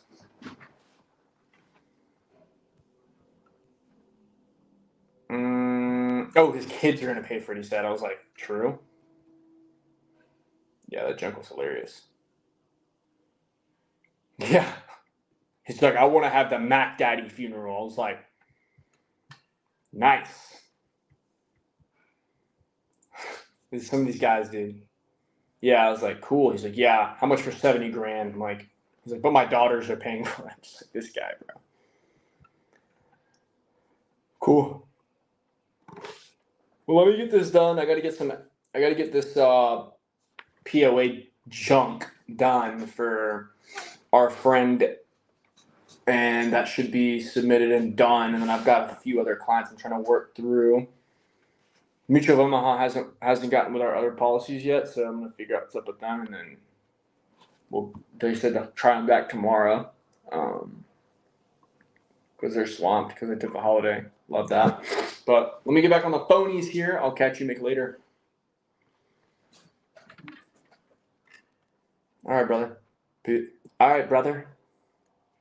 Later.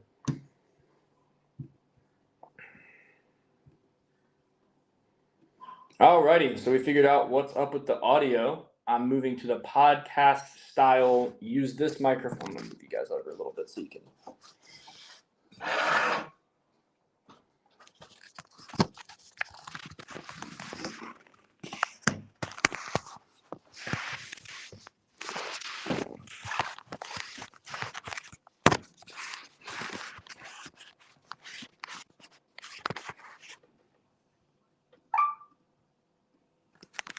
Trying to set up this freaking camera here. This is not built for this.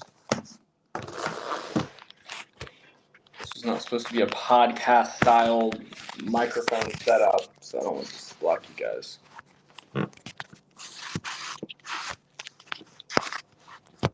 There we go. Should do this. Okay, there you go. That should be fine. Let me know if you guys have any trouble seeing me or anything. Finally, we got our audio fixed. I'm just tired of people not being able to hear me. The Julian Polito experience, exactly.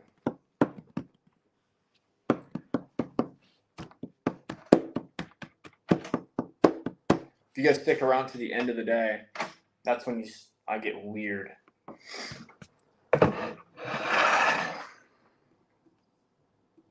After consuming all the aspartame and the protein, I get pretty weird at the end of the day.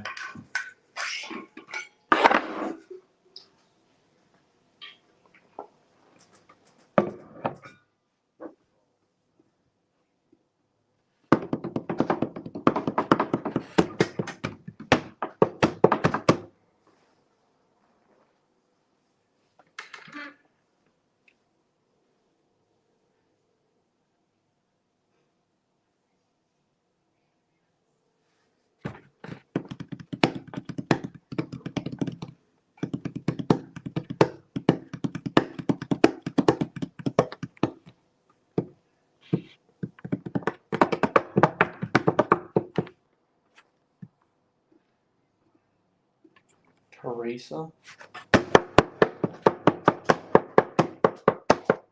I love clients who send emojis. Those are my favorite.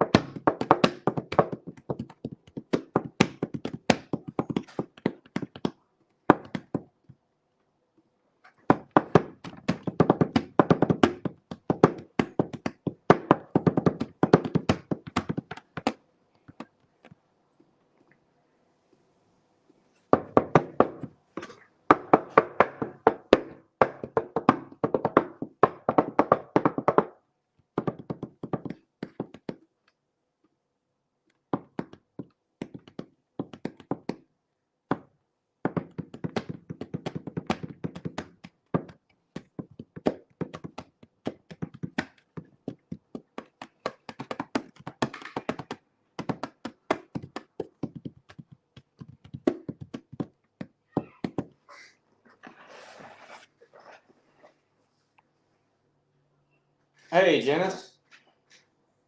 Yeah, this is Julian. I got your request here about the life insurance. How's it going? About the life insurance? Yep, that's right. I was just getting back with you on that. Was this your first time looking into life insurance?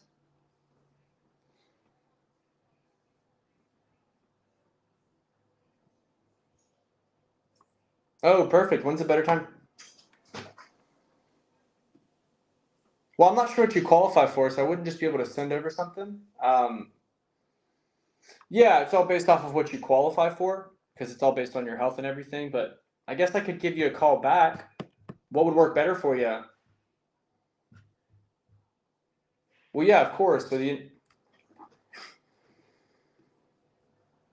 she said she knows what life insurance is, so she's fine. That lady's hung up on me a couple times though. So that's the thing. Like whenever you're, you know how I was talking earlier about like call until they buy or die. You get hung up on a lot. So you got to be prepared for that because like I could call that lady in a week. This is the crazy part. I'll call somebody, get cussed up and down 10, 15, 12 times. They're just like, I mean, go like run out and play tag by yourself in traffic. Like, I mean, these people just go wild and then out of nowhere. Sweetest lady on earth. They'll just come out and be like, hey, I just wanted to take care of my kids. Like out of nowhere, then they'll just be like the sweetest person. Like a lot of these people just have mood swings and stuff, you know, or they're stressed out of their mind because of their like finances.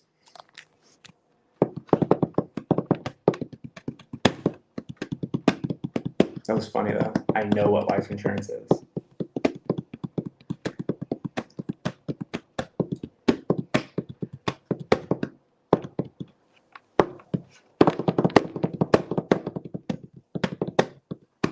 For those of you asking about my setup, I have my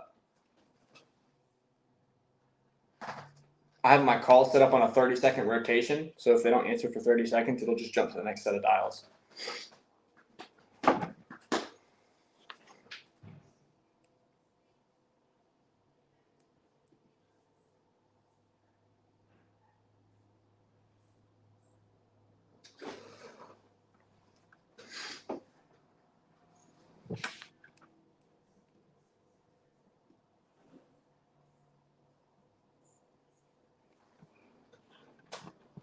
If you're watching this and you're not subscribed, go ahead, click the subscribe button below for more content like this.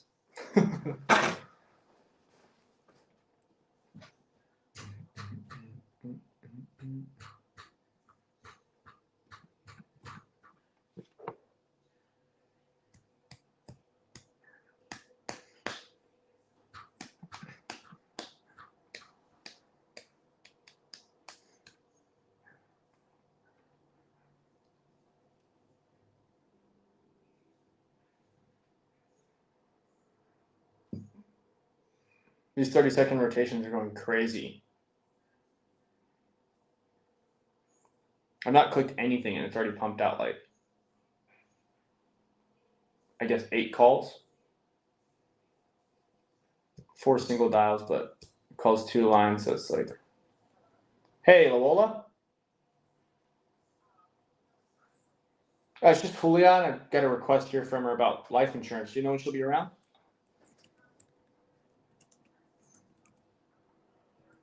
Uh-huh. Okay, I can give you guys a call back in about 2 hours. All right, bye now.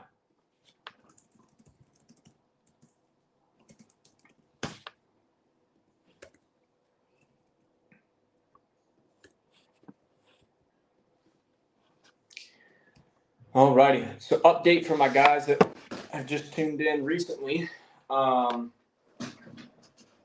I ran over my headset earlier, and I'm about to go erase the board. One thing I found, maybe I'm crazy, but when I got money up on the board from last week, I need to be looking at the big fat 0, the blank, so you don't ever get complacent out here. Got to get those numbers up. Can't rest on your laurels from last week, the week before, the month before, anything like that either. I don't have anywhere to set you guys, so you're just going to have to come with me.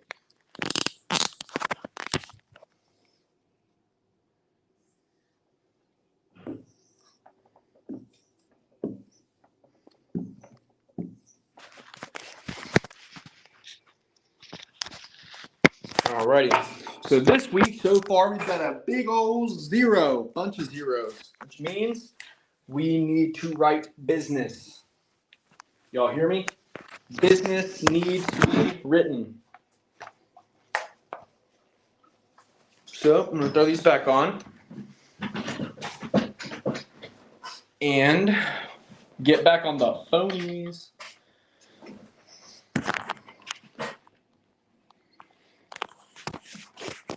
What intro would you use on aged leads? Great question. I treat aged leads just like a new lead. Literally. Oh my gosh, I'm getting that mid-afternoon tired. Where'd she go? I gotta move her over. Let's follow up with her. Follow up.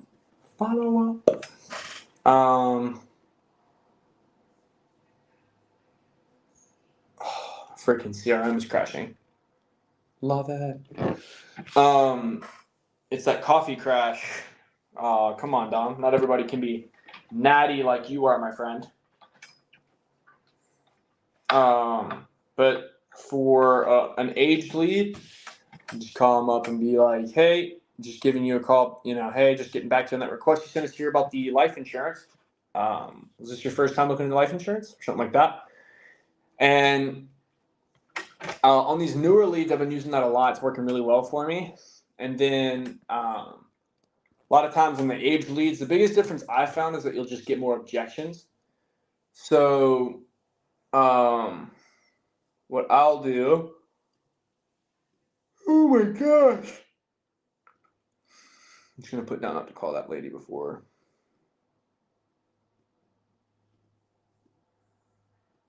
What the hell this is? What the hell is this, dude? What the frick? So what I'll do is like, you just got to be ready for those objections. Like a lot of times I'll just be like, oh, I already got insurance, or no, I never got it, or no, it's not my first time looking into it. I'm like, oh, okay, gotcha. What got you looking into it? What were you concerned about? And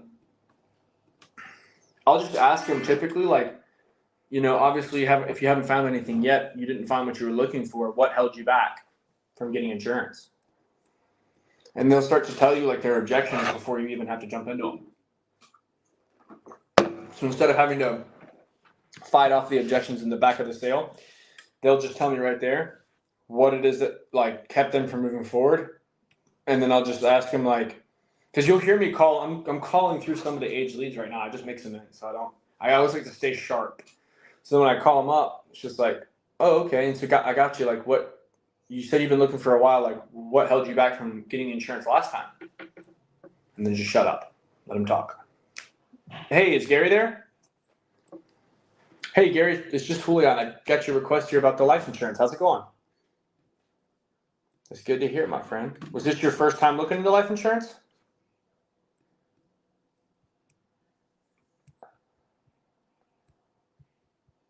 I work for a brokerage called Zursurance, but we work with big companies like Mutual of Omaha and Aetna, American General, just to find you the best rates.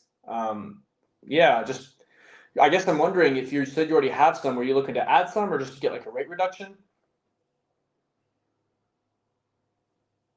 for your wife and your kids? Okay, let me check on that for you here. Now, when you say you were looking for your wife and your kids, like to leave them something or to insure them specifically? Okay. Just want to make sure I'm looking at the right thing here. So I guess I got your information. Yeah, totally.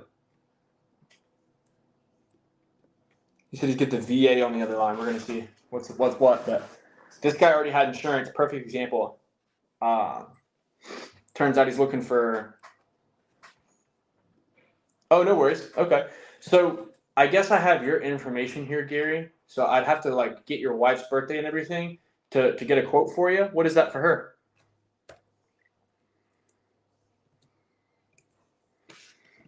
Okay. And then, does she smoke tobacco or anything like that? Beautiful. Does she have any, obviously she's pretty young, does she have any type of like health conditions at all? I mean, okay. That's basic stuff, basic. Is there anything else that she has for that?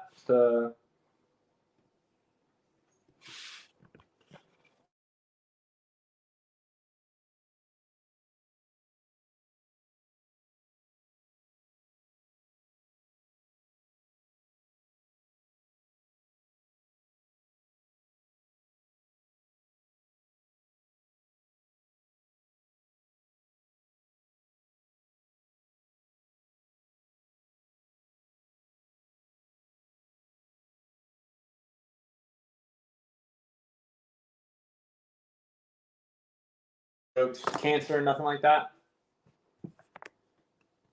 Good, healthy as a horse. Okay. And then the last thing here for me, just to get an accurate quote for you, Gary, is just going to be her height and weight. Underestimate. I don't want to get you in trouble, man.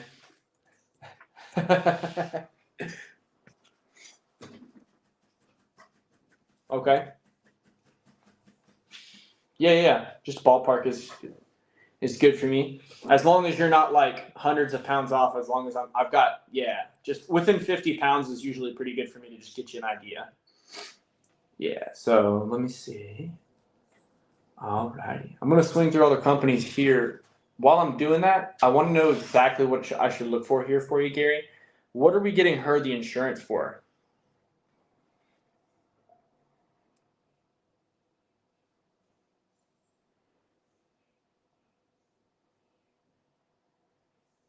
Mm-hmm. Okay.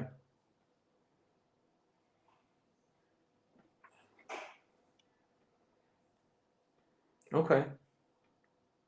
That makes sense. Because I mean, we with all these insurance companies we do business with, we have term and whole life. The biggest thing that I like to I like to do whenever I'm looking at solving a problem for you is just what exactly is the insurance for. So I'll give you a quick example, and I think this will kind of help you find what you're looking for. If I have a house and I've got 20 years left on the house and there's 200 grand left on the home, 20 years, 200 grand, that screams term policy. Would you agree with that? Okay, so I think the same way. Now, if you said that in the event that she was to pass away, you just want to have something behind to help cover those final expenses, et cetera, et cetera. If she's in her early 50s, the chances of her with modern medicine and with her in being such great health passing away in 10, 15, 20 years is probably pretty low. Would you agree with that? Okay. And so typically in these situations, what I do, and you can always do like a little half and half type of deal where you do one policy term, one policy whole life. But usually, if the problem I'm trying to solve is just covering final expenses, I look at whole life plans. Are you with me so far? Okay. Do you have any questions for me or any thoughts on that?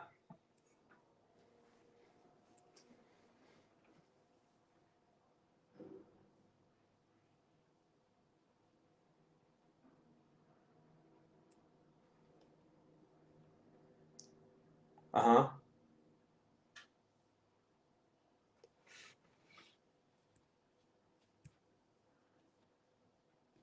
Uh-huh.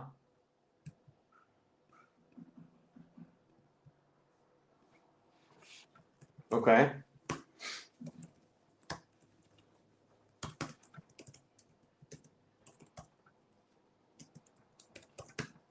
You do want to include that, you said? Okay.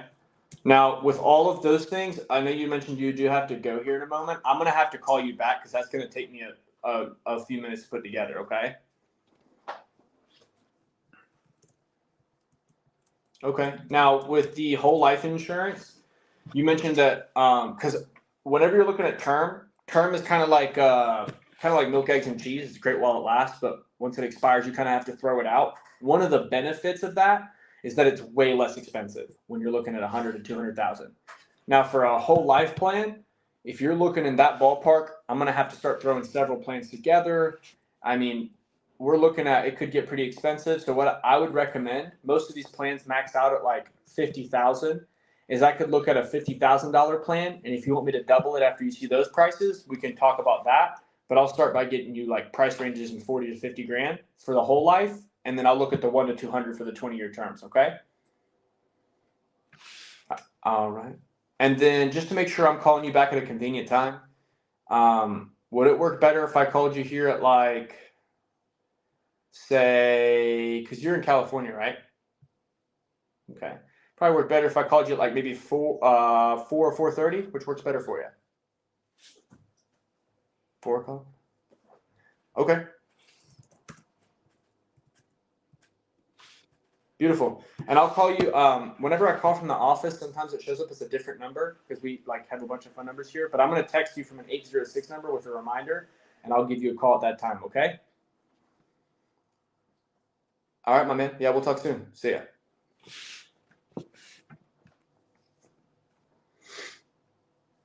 So my last guy, he's got to get back. He's on the phone with the VA. He's like, dude, I got to get this something done with the VA, and he wants me to put together some stuff for him. So he wants some coverage for his wife.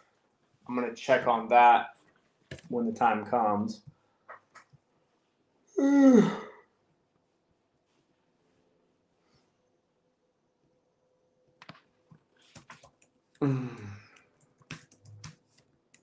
But I usually give myself about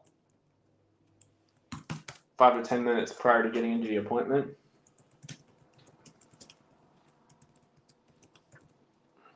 Not 10 minutes, I'm sorry, 5 minutes or so before the appointment. And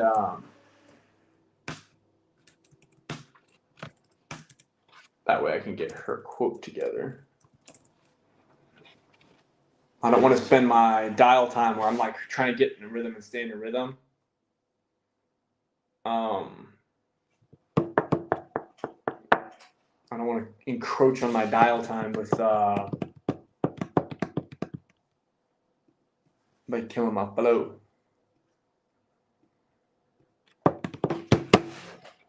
New lead just came in. Let's check that out. Hello. Cat's out of the bag.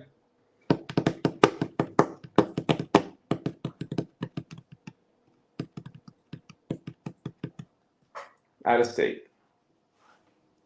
Hey, Vivian. It's just Julian. I got a request from you here about the life insurance plans. How's it going?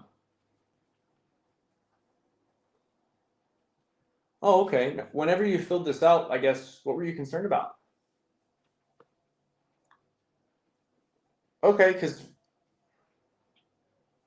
beautiful. So you must have just been looking for like one of those rate reductions or something, I guess. Is that right? Oh, okay. Well, I want to make sure I can get this taken care of here for you. You didn't get like a 2-year wait or one of those term policies, did you?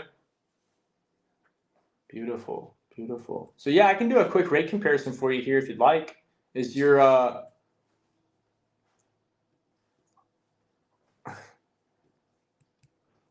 she put as her beneficiary, I need coverage, and then says she doesn't remember it. Make it make sense. Oh, I'm just gonna call her back later.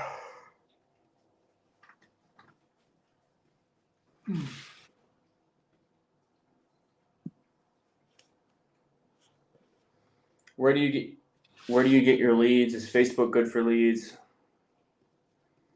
I get all my leads from Facebook. I just do everything through the Zoosurance brand.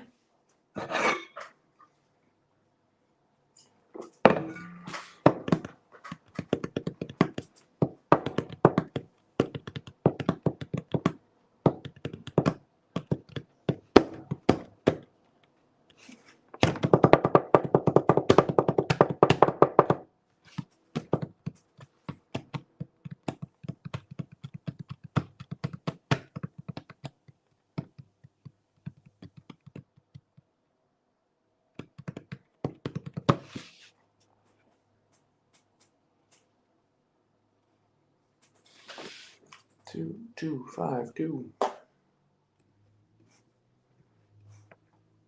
I need to get in a conversation. I get energized when I'm in a conversation. I need to talk to some clients.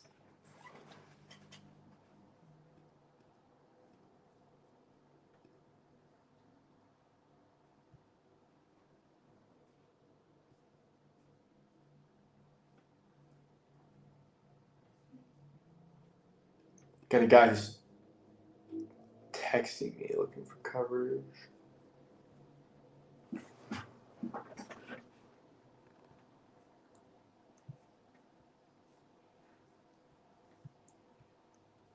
So I've got calls cooking here. I'm texting this guy back.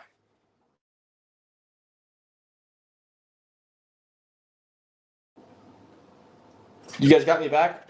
I just saw the screen go black.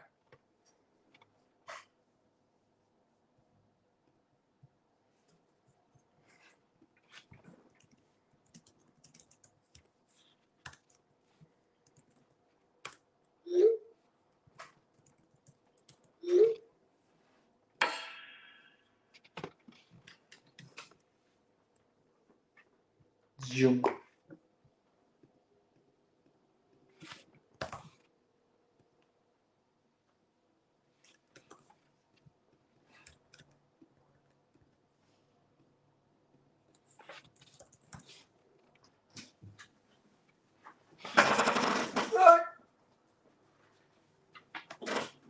Hopefully my whole power strip doesn't get pulled. Say hello to the YouTube woman. Come on. Say hello to the people.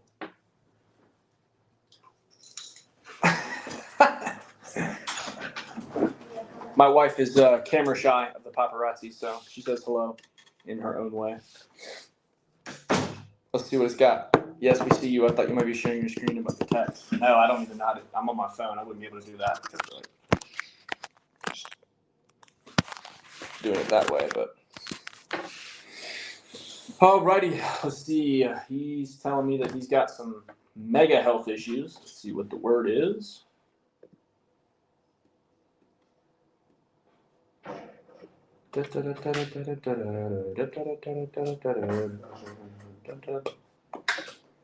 Wow. Holy crap. I don't know if y'all knew this, but Transamerica actually takes oxygen use day one, it looks like. Granted. Giovanna, Vicky Patterson says hi. So apparently Transamerica takes this stuff day one. I don't know if my dog's barking, so if y'all hear that, I'm sorry. Let's see what else we got going on.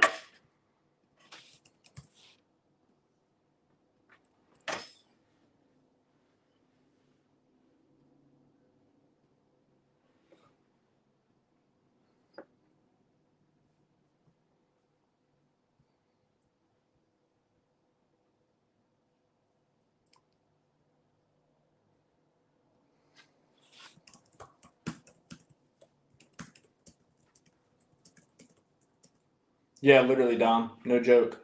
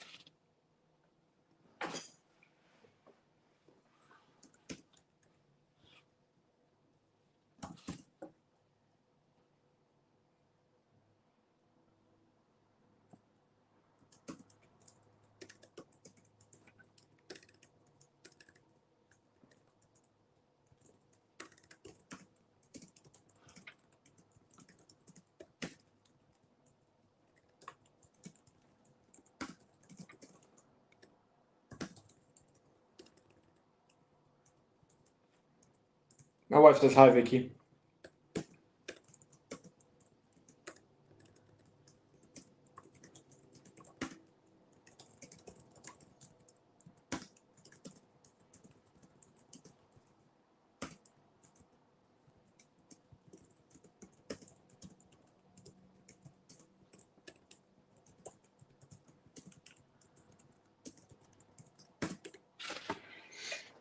Okay, so I sent that guy a freaking paragraph. We're going to hear what he has to say here in just a second about that. So, I mean, homie's really serious about getting insurance. He's like, text back in 5 seconds, ready to talk to me. He just doesn't want any phone calls, which, I mean, if he's got some oxygen situations, that might make sense.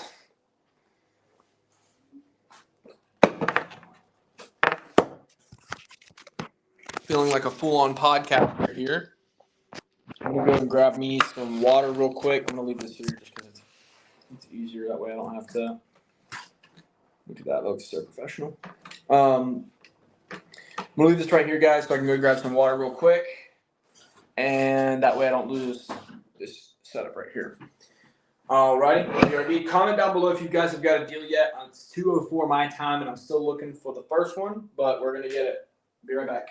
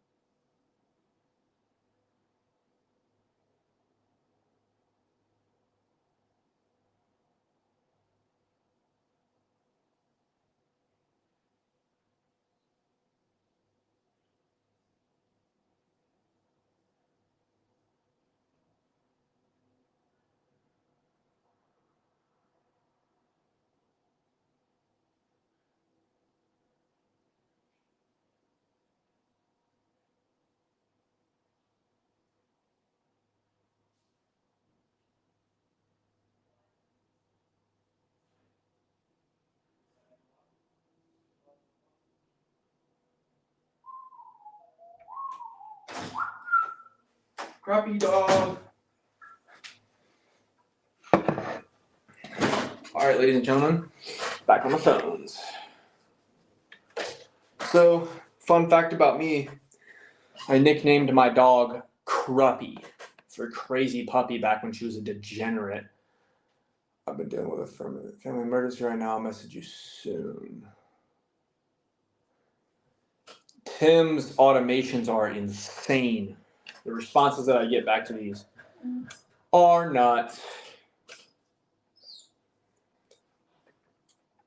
It is wild. I think my dog just hurt her foot or something. What are you doing over here? Let's see. I think our oxygen guy hit his back. Let's see. He did not. Back on the phones.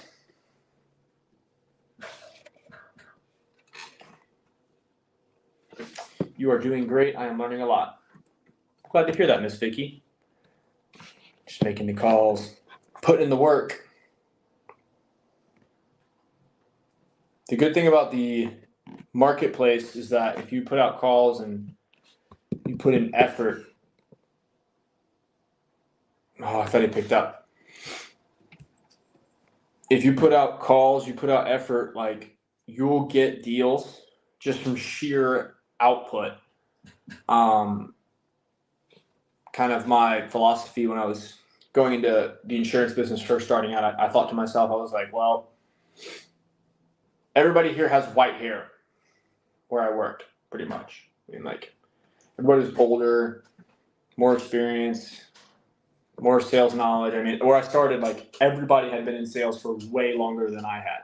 Most of them had been in sales longer than I had even been in the workforce. The next closest person to me in age before my friends came on was like 27.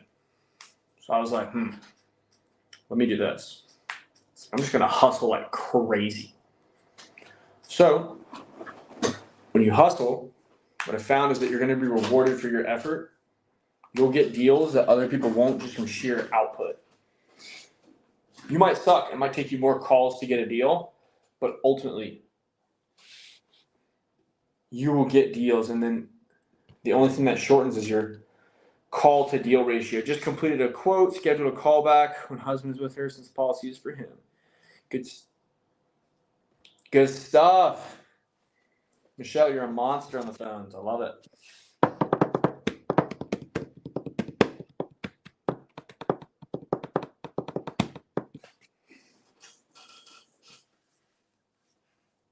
Hey, Brenda.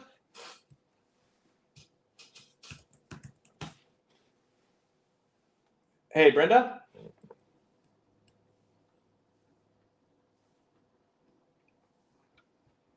Brenda?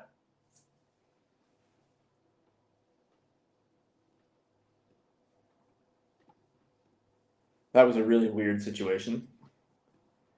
It just sounded like I was getting kicked around in somebody's pocket, and I just hear in the background, like, it was like two guys speaking Spanish. So that was interesting.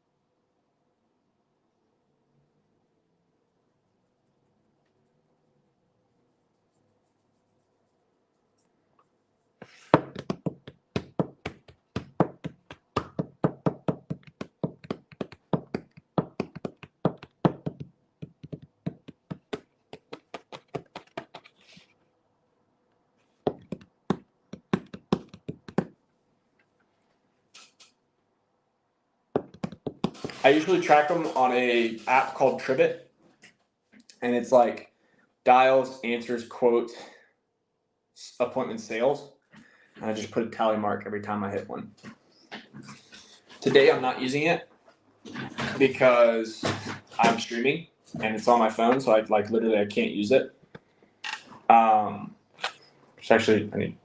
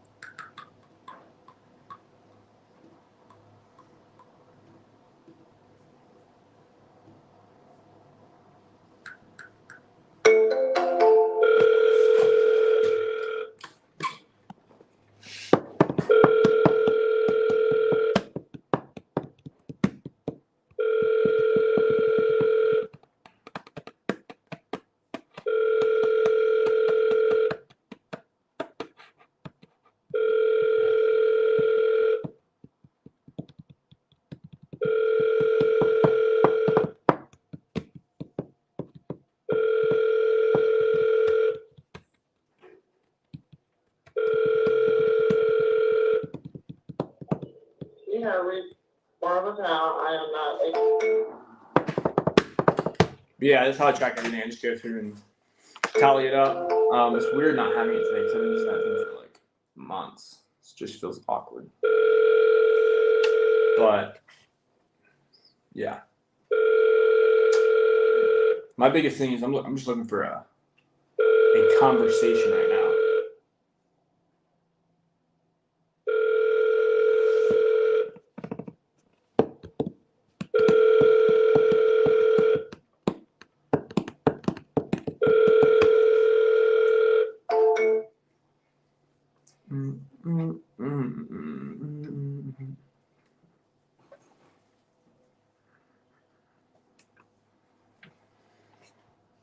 Sometimes if I can't get a hold of somebody that was an appointment that I was like supposed to follow up with, I'll just throw them in the I'll just throw them in the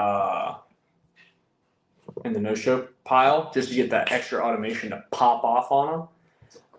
Because ultimately, like my goal, I just need interaction. I need like content in the conversation. If I can get my hands on any piece of information, it gives me a second to like wedge my way in there.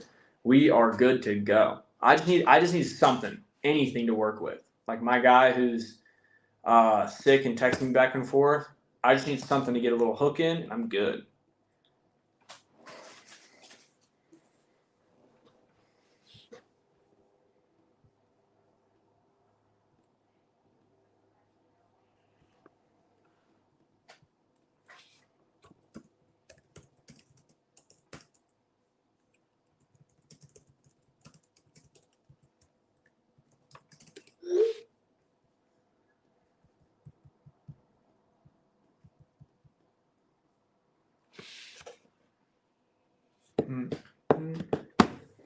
I'm using Kixie right now.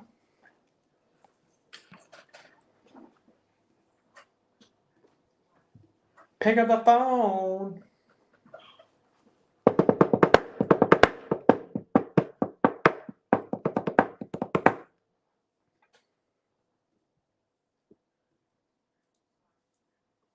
You didn't hear all this tapping. I'm using Kixie. So I use Kixie on the right and Go High Level on the left. I'll probably make a video about it, to be honest with you. I get a lot of people asking me that. But here's how it looks. I'll show you. Can't really flip my camera. So this is Kixie. So that's Advanced Agent CRM. Hey, is Wanda there? Wanda, it's just Juliana. Got your request here about the life insurance. How's it going? Sure, what time are you off? She's at work right now. Gonna have to call me back later.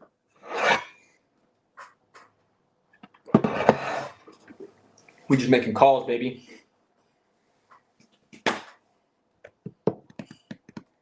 Didn't even know you guys could hear my tapping, to be honest. I get like I used to do that stuff in high school. You know, like gosh, I was so annoying in high school. I would do like the pen and stuff. Granted, sometimes I was quiet with it, but.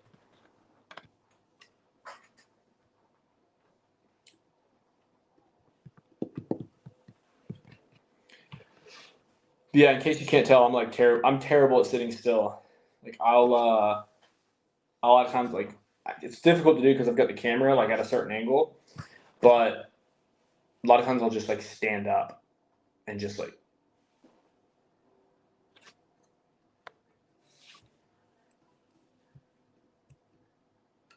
A lot of times I'll just like just stand up, just like kind of lean back and forth like this.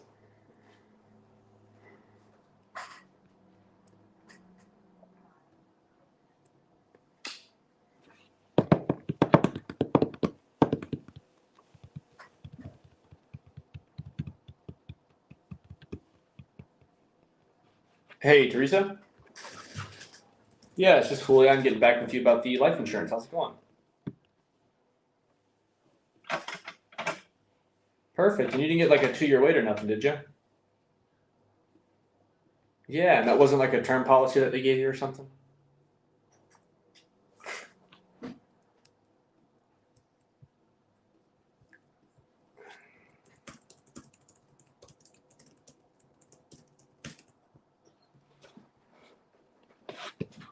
So you see a lot of times people will just shut you down, but if you hit them with that enough times, the same lead over and over and over again, you didn't get a 2-year wait, did you? Oh, okay, and you didn't get like a term policy or nothing, did you?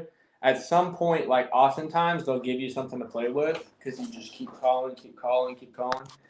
Even if you're a different rep from the same company, and I've made the majority of my sales were made off of people with life insurance at my original IMO, and then here, I mean, still probably.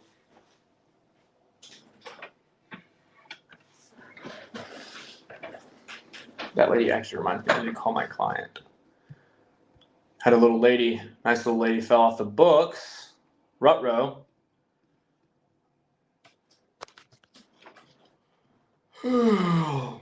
Had some billing problems with the company, who shall remain unnamed.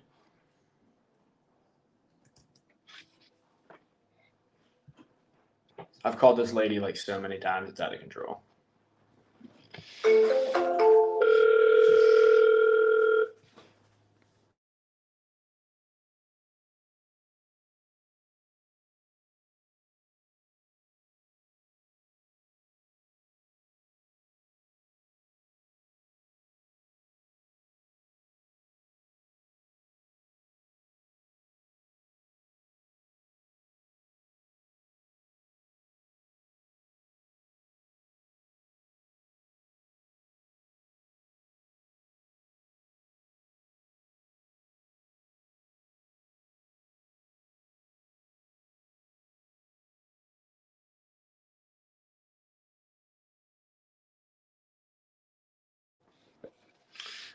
No pickup.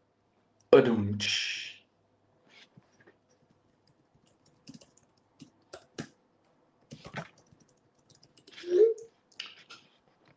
Oh man.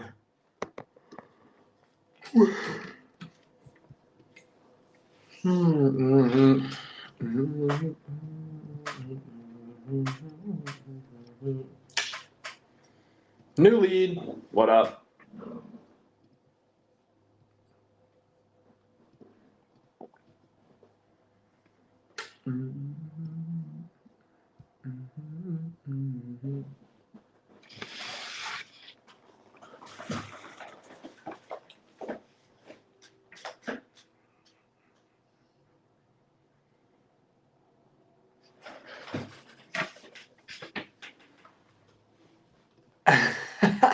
This guy's voicemail is hilarious.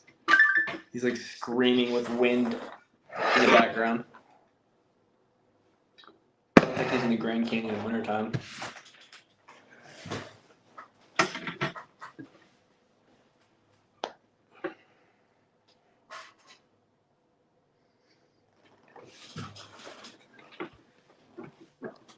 You guys ever heard the audio from one of those old school movies? Where they'll yell at their son in the movie and it sounds like the audio is just garbage. They'll be like, "Son, get here, son. Come here, boy." That's literally exactly what it sounded like when I called this guy. Come on over here, young man. Making the calls, making the dials, looking for deals, looking for smiles.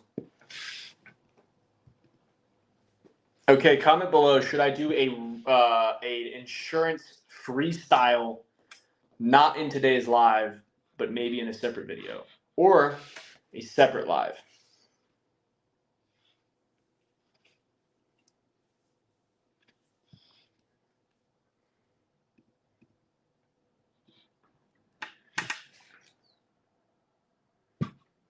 Dom, are you for real, bro? You better be talking about that integration into Kixie, not my rapping.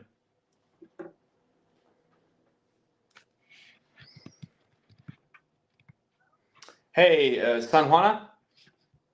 Yeah, it's just Juliana. Got your request here about the life insurance. How's it going?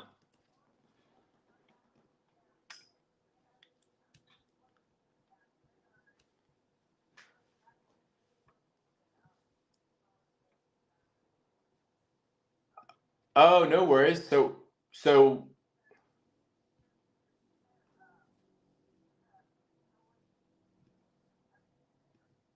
well, I have to ask you a few questions just to get you a better idea, but I mean, I don't see why there would be. Do you have any health conditions?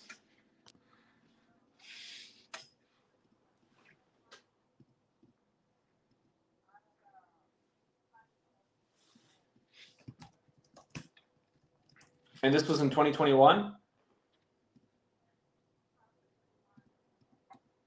Okay. And then just to confirm,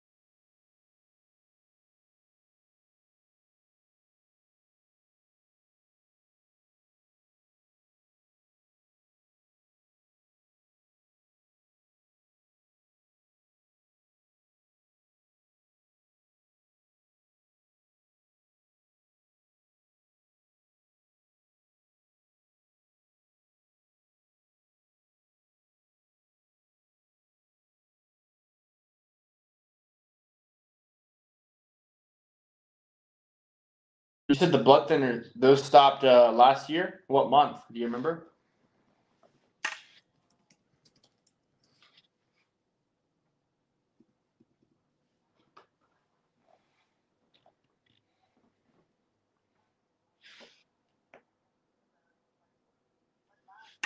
Okay.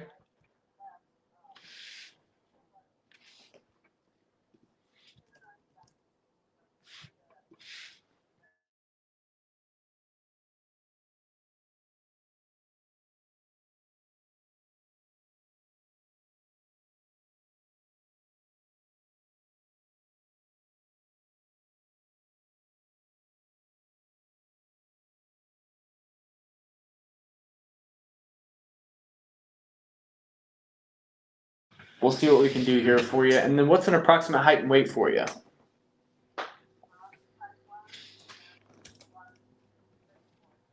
Okay. And do you smoke cigarettes or any tobacco?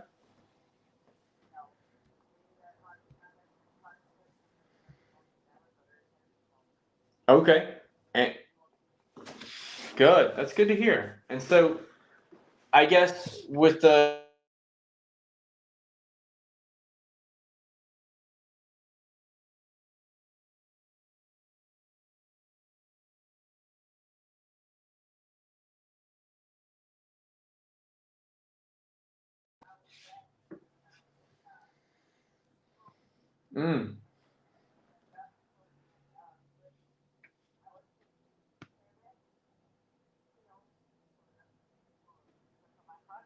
uh-huh.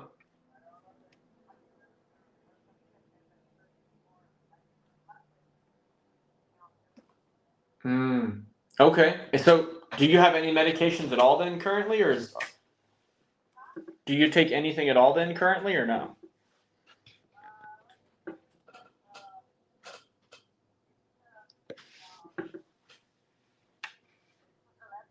Uh-huh.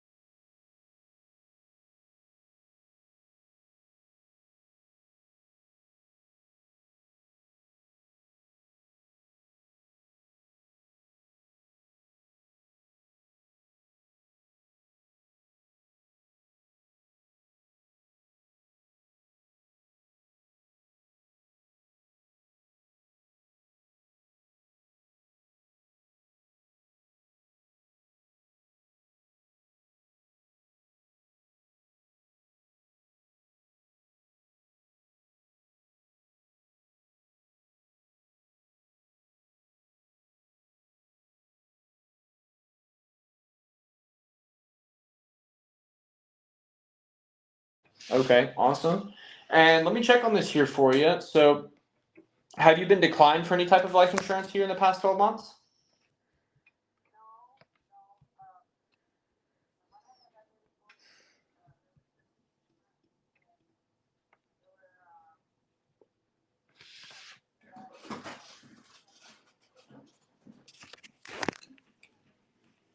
Oh my gosh. Well, let's find you something that doesn't have that doesn't have that. How much were they charging you just so we know how much to look at for you? I don't.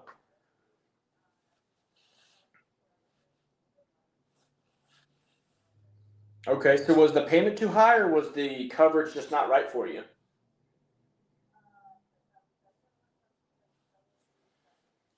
Immediately. Okay. Yeah, that makes sense. It comes for all of us, sadly. Okay, and just so I know, what was that?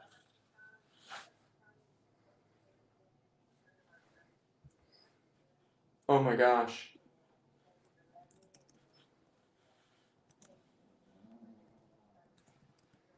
Hmm.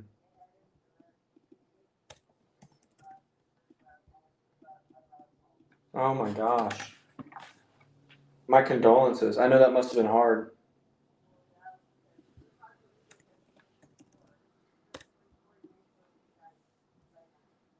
Yeah. Oh my gosh. I hate to hear that.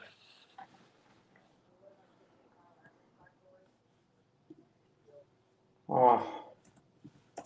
It comes when that's the sad thing is it comes when it comes. We have to enjoy every moment that we get.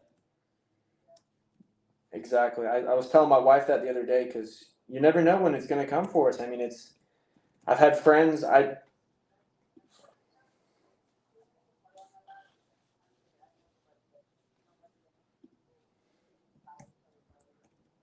mm-hmm.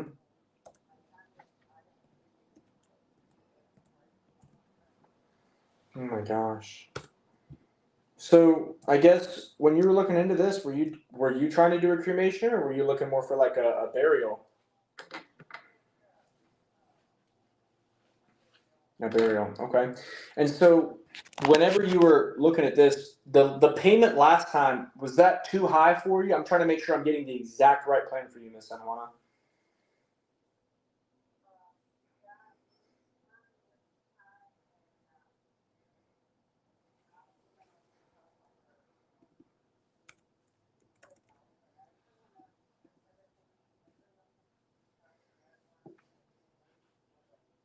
I hear you. All right. Well, let me check on this for you because I'm going to see if I can't get you Get you something that's going to go a long way to get your family covered, but also going to fit in your budget, okay? So basically, my name is Julian, and the way that this works, Miss San Juana, is that whenever you're looking into insurance, most people like to come straight to us because we look at all of the big insurance companies. So instead of you having to call around and ask everybody and their mom if they've got life insurance that's affordable with no waiting periods, people just call us. And so what I'm doing is I'm looking at all of the big insurance companies for you. That way you don't have to worry about finding the right thing for you or trying to get an approval or this or that, okay? So the one company that kept sticking out to me though when I was looking at this was a company that's called SBLI. Have you ever heard of them before?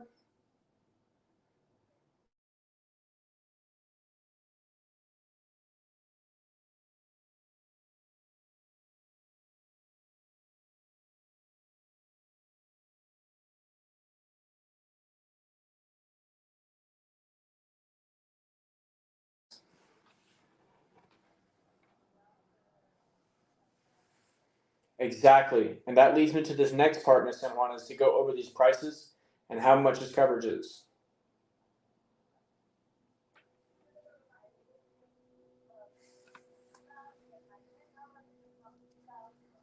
No worries. Yeah. And then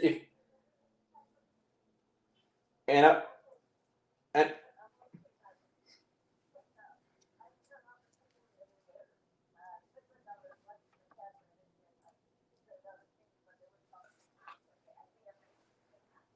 exactly. And then do you have like a pen and paper? Because you're going to want to write this down. This is some good stuff. Yeah. And then just let me know when you're ready. I'm at your convenience here. Oh, I know. It's been snowing all over the country and it's crazy out here.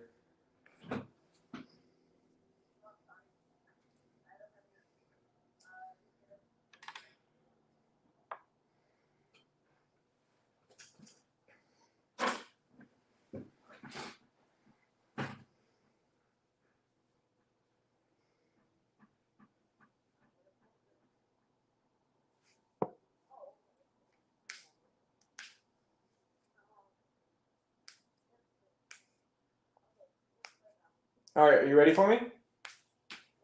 Okay. So the name of the company is S as in Sierra, B as in boy, L as in little, and I as in indigo. So it's just 4 letters, SBLI. And like I said, the reason that I'm looking at this company for you is just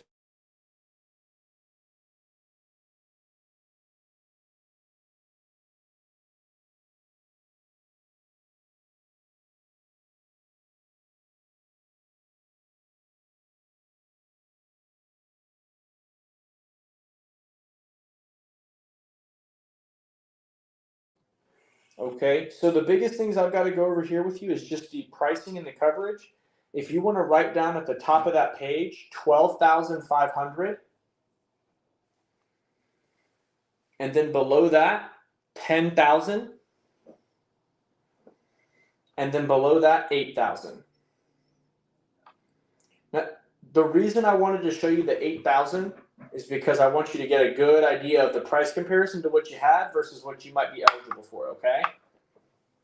So those prices, they never go up, they never go down, everything stays the same, but the 12,500, that only came in at $90.89 a month. And then the 10,000 only came in at about $73.55.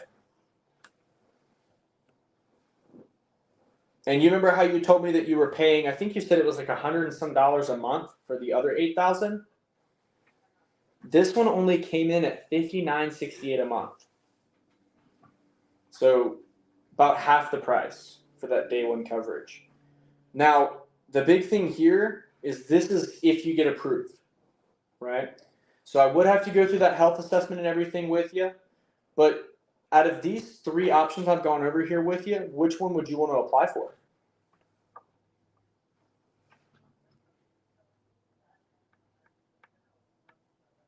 Mm-hmm.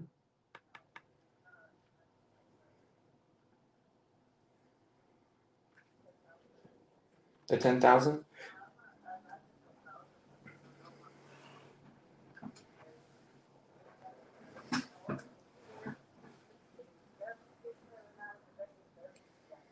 Yeah, and that'll take care of a direct burial like you're talking about, without having to do all the extra stuff and just getting it done quick. And one of the good things about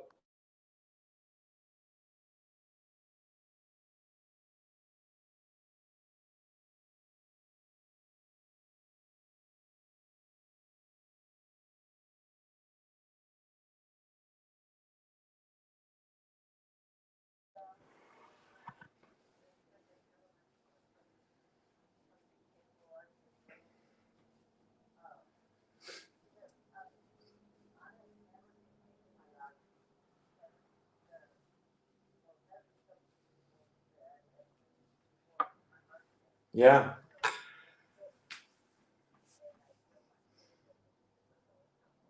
it is.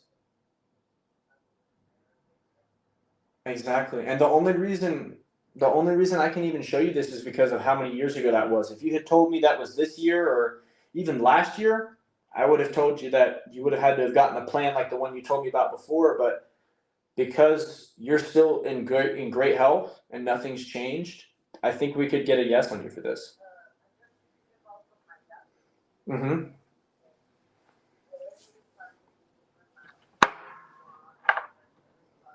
Yeah.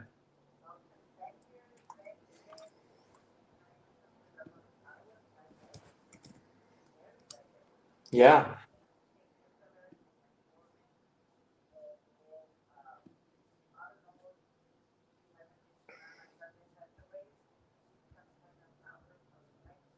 Uh-huh.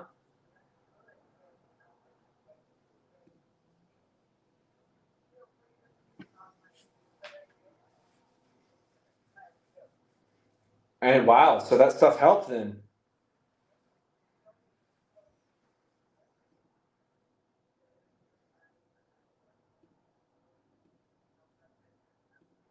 That's amazing. So just to make sure then, because again, I would have to go through and apply this for you. You said you wanted to apply for the 12,500. Is that correct?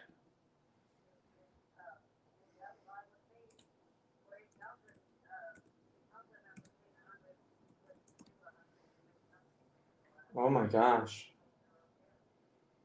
Yeah.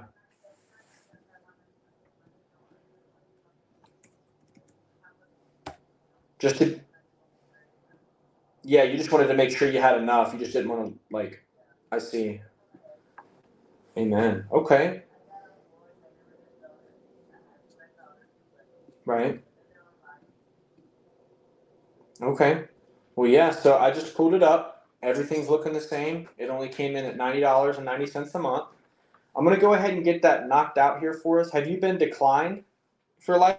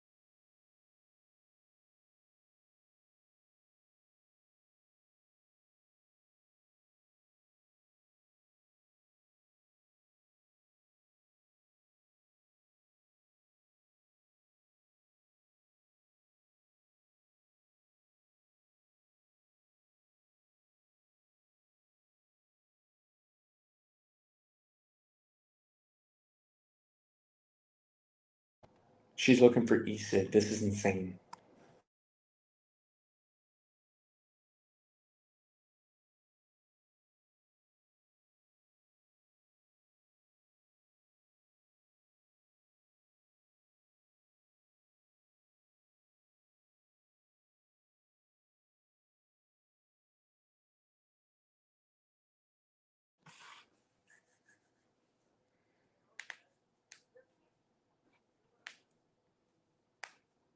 I'm sorry. Yeah, can you hear me?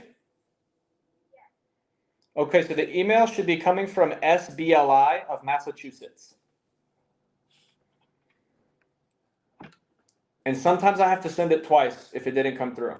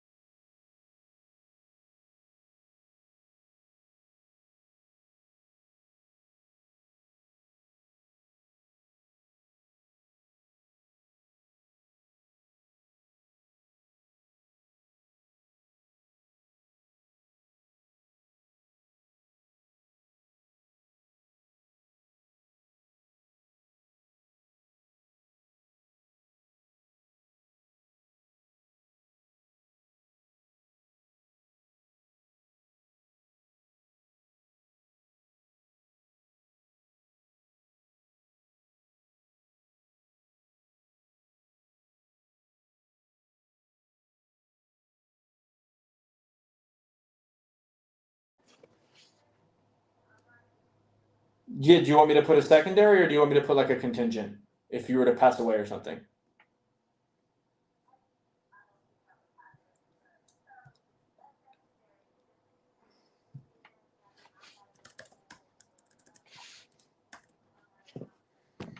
Mm-hmm. So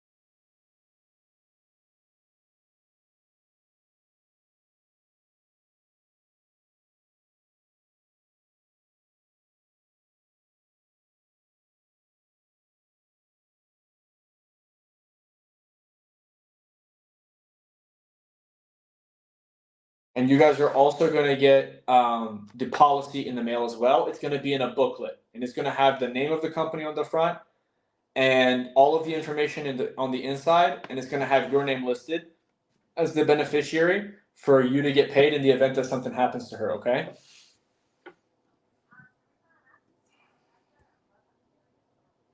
A Lubbock area? You mean my phone number? Oh yeah, so every state that we work in, we have a local area code.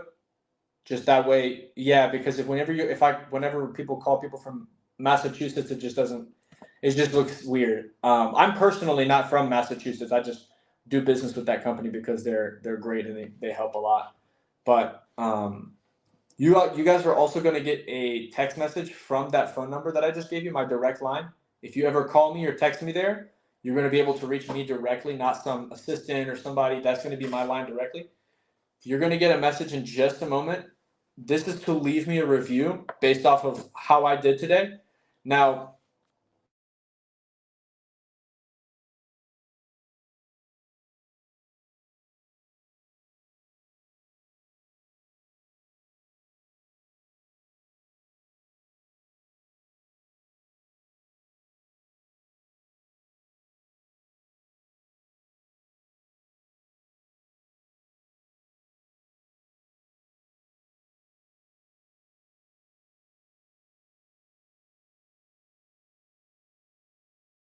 that I'm offering you guys a 5-star level of service. Is there any other questions you have for me about this plan?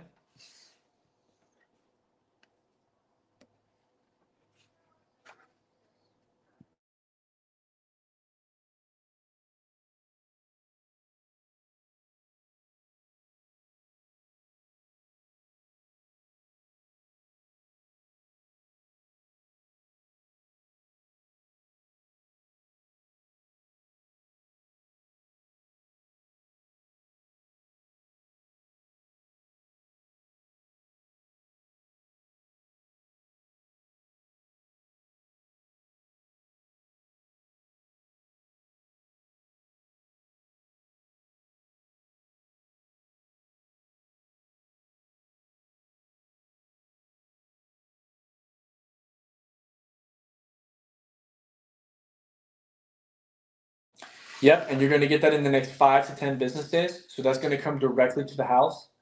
If you don't get one in the next 5 to 10 business days, I'm going to text you guys. It's going to come to San Juana's phone, not your phone, Anna. But when I text this phone to her, or when I shoot these text messages to her, I'm just going to double check to make sure she did get the policy. And in the event that she doesn't get one in the mail in the next 5 to 10 business days, just let me know, and I'll have to call them up and have a second one sent out. And just to be safe, I'll also have one emailed at that point because sometimes it does get lost in the mail, okay? Alrighty. So if you guys don't have any further questions for me, I do have an appointment to jump to here. But if you guys want to text me, Anna, if you want to text me your phone number, that way I have your number saved as well. So in the event that you ever need to contact me, I'm here to help. Then it's been great getting to know you guys. Is there any final things I can do here for you guys? Alrighty.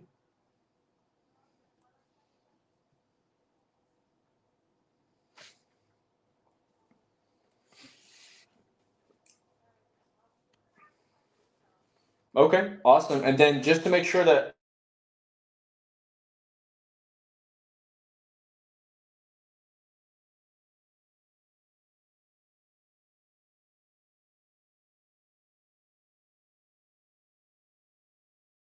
hey, you have a good one. It was great getting to meet you, Ana. San Juan, it was great talking to you. I hope you guys have a beautiful week. And if you need anything, just give me a shout anytime, okay? Absolutely. God bless you guys. You have a good one. All right, bye-bye.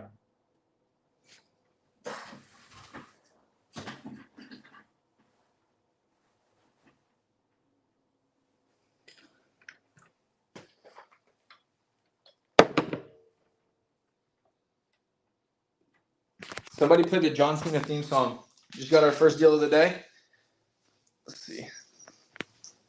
The granddaughter jumps on the phone and starts like killing my deal. Like, is this a scam? What's going on? Blah, blah, blah. Banking information. Oh my gosh. It was like, everything was all fine and dandy. I mean, I'm coming up. It's like the perfect deal. She's like, I had a waiting period. I had a this. I was like, didn't really like the situation. I was paying way too much. I'm on a fixed income. And then her granddaughter, like, I'm like, okay, deal, done, great, awesome, got you, sweet. And then granddaughter comes in, she's like, my grandmother's been scammed. I need to know who you are, blah, blah, blah, blah. And I'm like, oh my gosh. And instead of being deal busters, we ended up getting the deal done for her. The total premium of the application was going to be $1,090.80 in premium. It wasn't a huge deal, but she was on a fixed income. She needed a lower payment and coverage that was going to cover her immediately. She had just canceled her other policy because she said that she was upset that she had a waiting period and that it was costing her like $130 a month. So, guys, like I told you earlier, I'm probably going to sit. Gosh, this is like, I feel like I'm in a freaking like Hollywood studio with all these darn cameras.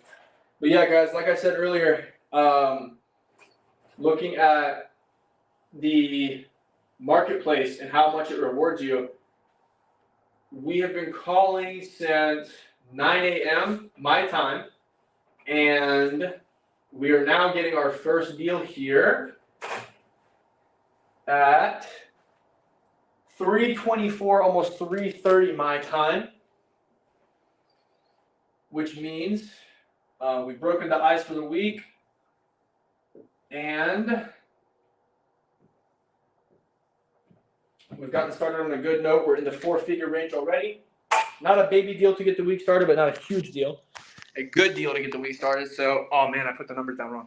So, again, overall, we're looking at $1,090.80. So, I know this is going to get comments later when, good Lord, headset hair is awful. So this is going to get comments later when I'm not on the stream, because that's how it always works. And then I feel like a jerk because I end up ignoring people by accident for comments I never see.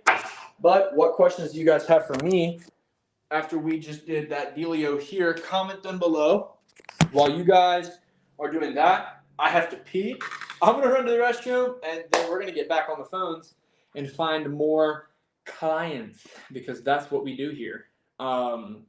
So I'm going to catch y'all here in a few minutes. No, probably 30 seconds. But drop your comments down below and your questions. I'll answer them as soon as I get back.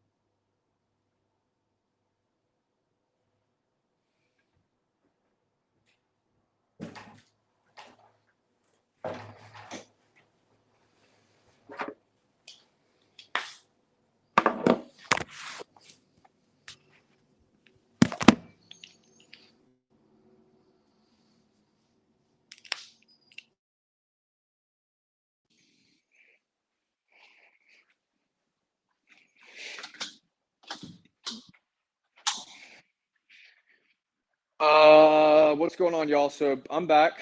About to go. Just got an email from Mutual of Omaha, and they said something about this or that with some other policy. It's probably a bunch of crap. So might have to go have another rewrite here today. Which I got this lady applied for $200,000 in IUL business. So if I come back and tell her that she's eligible for 50 and it costs more, that's gonna suck.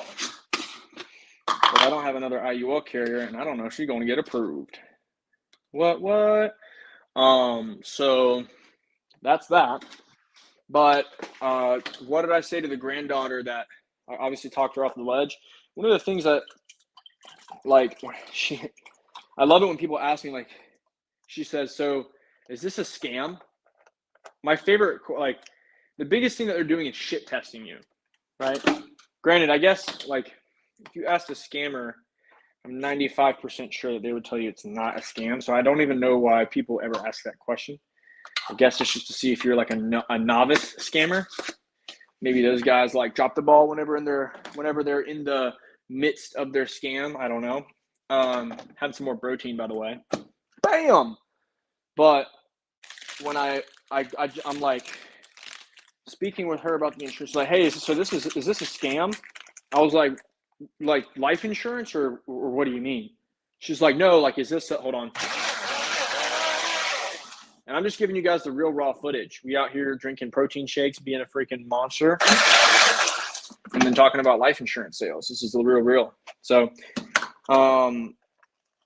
yes, I'm like, she's like, yeah, so is this a scam? I'm like what, life insurance or what do you mean? She's like, no, like, is like what you're doing a scam? I was like, applying her for life insurance or like, I guess I'm confused on what the like is what a scam. So like my first thing is always just like act like I'm in the nicest way possible. I try to more or less treat it like it's the dumbest question I've ever heard. And the reason why I do that is because like if I went to a bank, like let's say you walked into Bank of America and you went to the teller and you said, because this is how bought in the employees are, you said, is Bank of America a scam? They'd be like, what?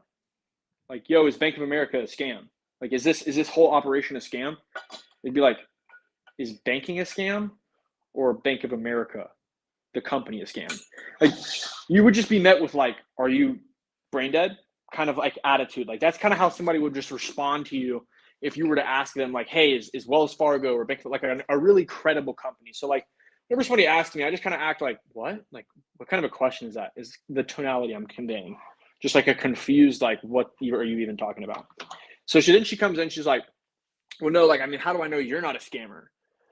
I was like, well, I mean, I'm sending over the HIPAA authorizations and I'm not even authorized to ask you guys questions until you sign those. So you can read them over. They're coming from the Savings Bank of Life Insurance in Massachusetts. So, I mean, read them over. You can look at their website and everything. And I can, if you want me to send over my license, I can do that. But, like, does that answer your question? Like, she's like, oh, okay. And the whole time she was still skeptical. Apparently they've been scammed. And by they, I mean grandma. And by grandma, I mean both of them because they have a joint bank account. So almost blew up my deal, by the way, because she only had Direct Express. And she had told me previously that she'd had a bank account. So she tried to like, oh, I only have Direct Express because a lot of people will give you more card info than they will bank info because it's easier to get rid of. And so I was just kind of like, you know, what's the deal here with the bank?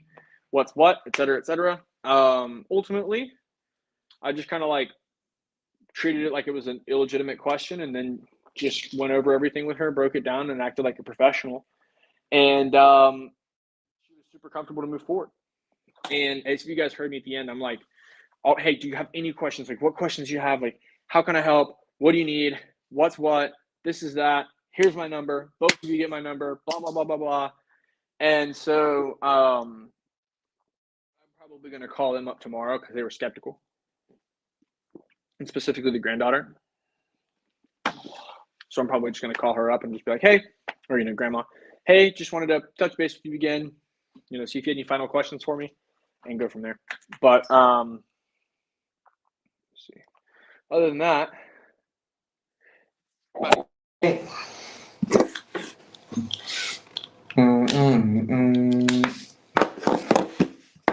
For some reason, I cannot get a John Cena theme song out of my head, which I wish someone would play that right now. It'd be crazy. Let's see what the hell Mutual Omaha wanted.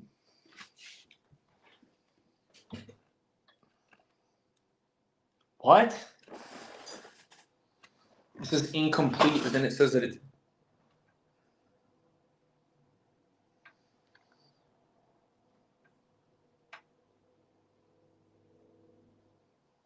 Bro.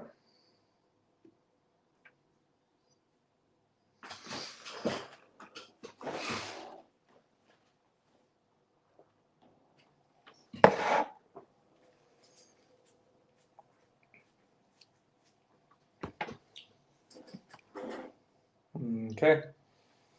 Got some more admin and degeneracy I've got to clean up.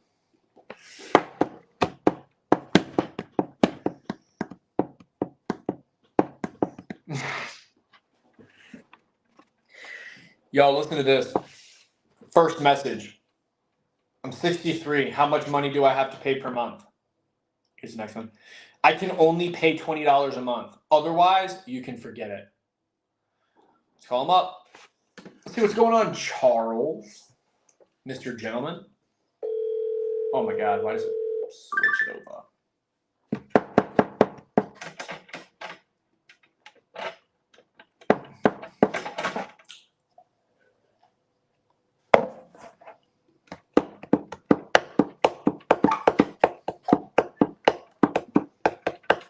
One of my New Year's resolutions was to consume 200 grams of protein a day plus.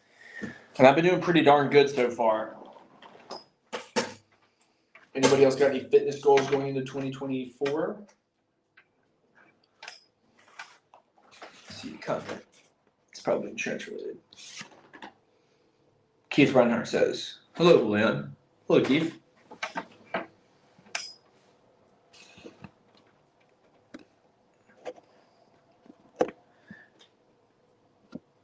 Seeing all these comments come in. Thank you for your support, ladies and gentlemen.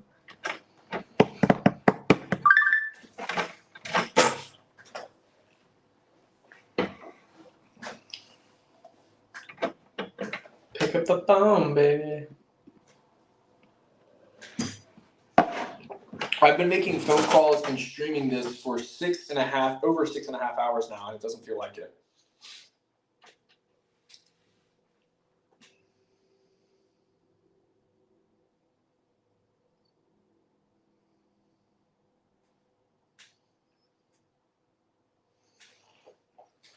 I'm supposed to have an appointment here in about 23 minutes.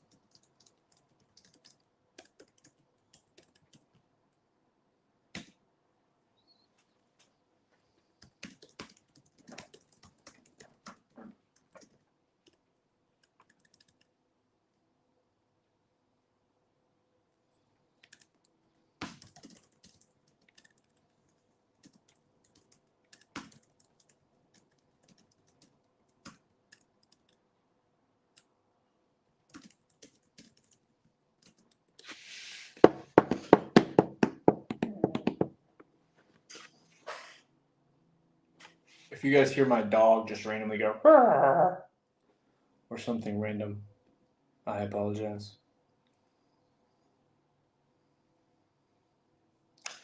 The plot thickens.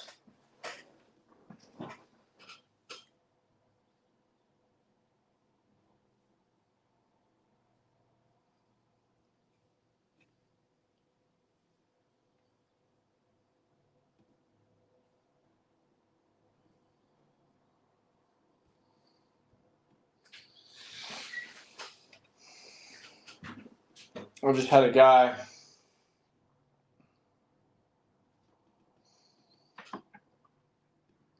This guy had texted me like a couple. It's funny. Nobody wants to talk on the phone, but they just want to get a quote, and then they don't include any of the information. So, if you guys ever get one of those like, don't call me, only text or only email, best way to deal with that is just to make sure you like bench Lizzo's old BWL LOL. I don't know what that means. I don't speak like hip language or lingo. I talk to retirees all day, so no dog sounds. Also, my IMO wants me to buy $35 to $65 for a single lead. Yum, love that. Keep taking the protein, drink lots of water. I'm sure you do. I'm on it, man. Yeah, this gentleman came back talking about, no, I don't really got any health conditions, just this, and this, and leaves out like a whole nightmare situation of medications that could have completely thrown his approval had I not asked additional questions. So guys, remember, just whenever you guys are underwriting a deal, especially, and he's also putting these in as like, he's misspelling them and all that. So like, guys, remember, whenever you're doing this, just please be sure to like ask extra questions, because ignorance is not bliss. Ultimately, ignorance can be a complete deal killer. I almost lost that other deal earlier. If I'm being honest with you guys and like transparent, I should have asked about that Direct Express card. Now, when somebody does mention earlier in the conversation that they have a bank or something of that sort, I usually will deductively reason my way, there we go, into the situation that, hey, I'm probably good. But again, I should have clarified there, because I could have been totally wrong. That could have cost me that deal, and right now we could be talking about how today was a 0 day still. So, ask questions.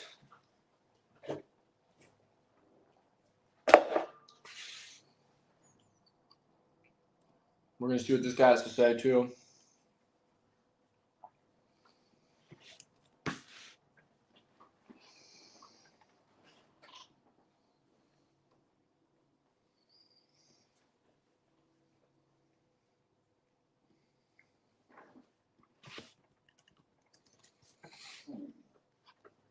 It's a pretty wild situation with that IMO though.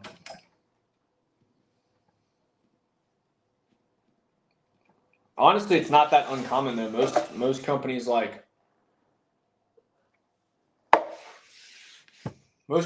charge you crazy prices for leads, or got my chocolate chips in here. Yeah, most companies private lead vendors will charge you like crazy lead prices or whatever. What I've found is like ultimately lead volume is super important. But you have to make the trade somewhere. You either have to become a marketer, which doesn't make sense if you're a salesperson, which is why I have a business partner, for those of you that were asking about that earlier. Let's see. Put this stuff down. Gosh, this guy's so many health conditions. Hopefully I can get him an approval day one. But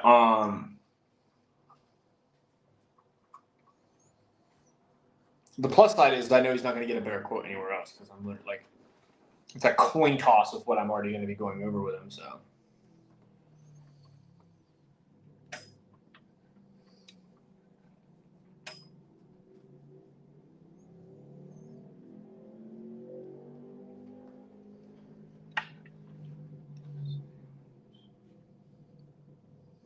California, California. Yeah, what I was saying is you either got to be a marketer and you got to learn how to generate leads on your own, or you've got to partner with an IMO that generates leads in a free lead program, or you've got to go hustle friends and family and ask for referrals and do things the old school way, or you have to pay for leads. That could be call-ins, that could be, whatever it is. And ultimately, like, there's a trade you're going to make somewhere, but when you're looking for people to talk to, like, you have to pay for it in time or in money, right? There's no way around it. Just no way. Now you can go out and hustle referrals and do this and do that or whatever. But at some point, somewhere, you do have to pay with time or money. So, if your IMO is trying to get you to spend that kind of money on the leads, it's because you're taking the risk in exchange for higher comp typically. If they're giving you low comp and still charging you those lead costs, that's where the situation's out of control. So if they're charging you, like, I've seen some companies out there, this is insane to me.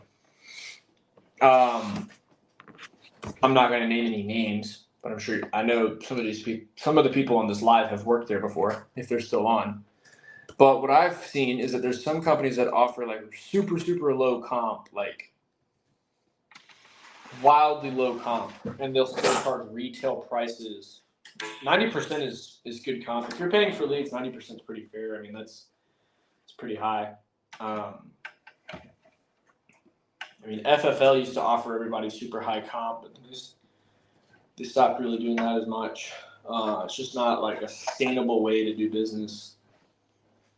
Just kind of like how new carriers on the block will accept all the health conditions under the book just to get new business in. It's like kind of like how they break into the industry type of deal. But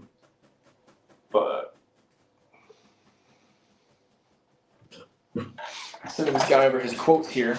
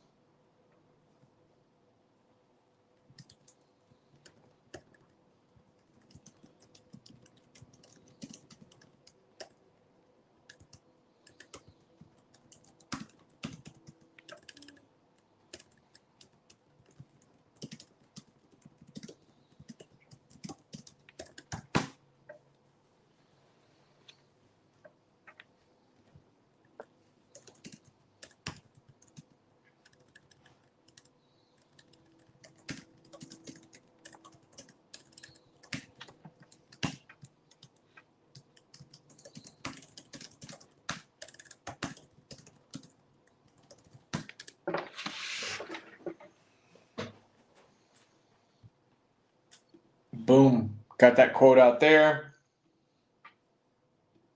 Bing, bang, boom.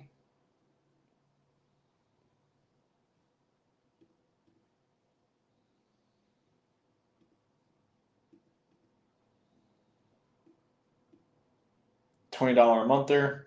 That guy was hilarious.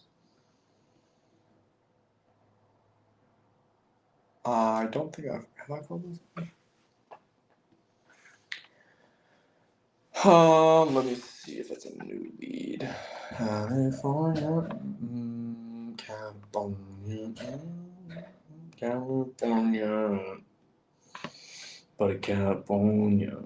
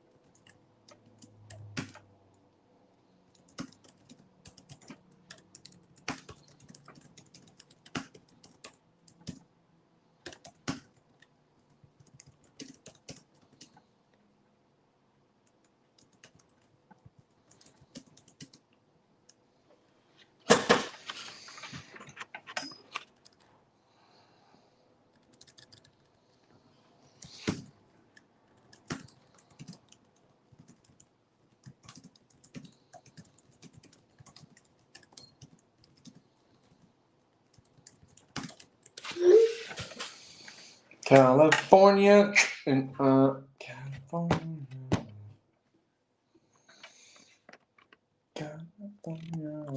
All right, y'all. Holy shit.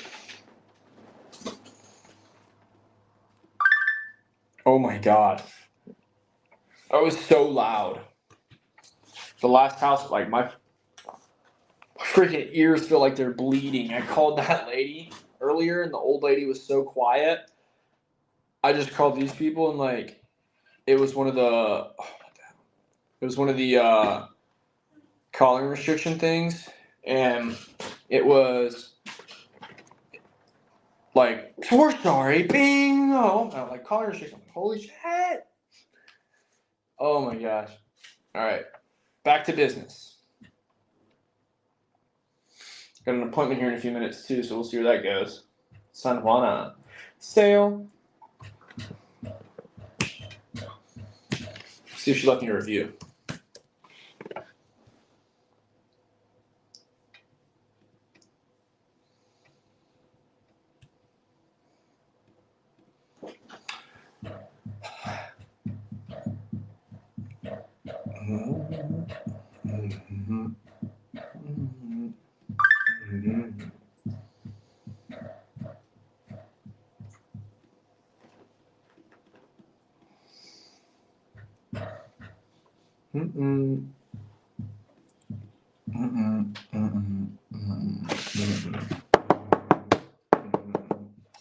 You know what's cool? I'm the first person that's ever closed a deal live on YouTube, to my knowledge. If you guys know of anyone else that's ever done it on a YouTube live for an entire day, let me know. I've only ever seen edited videos, but we did it. They said it couldn't be done, and we did it. So here we are. Let me know in the comments below if you've ever seen that before. I would love to know because I definitely want to check that out. But to my knowledge, we are the first ones to ever have done it. So shout out to Tim and the team for making this happen. And see if we can't get another one. Oh, you just filled it out. Ain't no way you can't got time to answer. Let's see. Switch you guys up over here.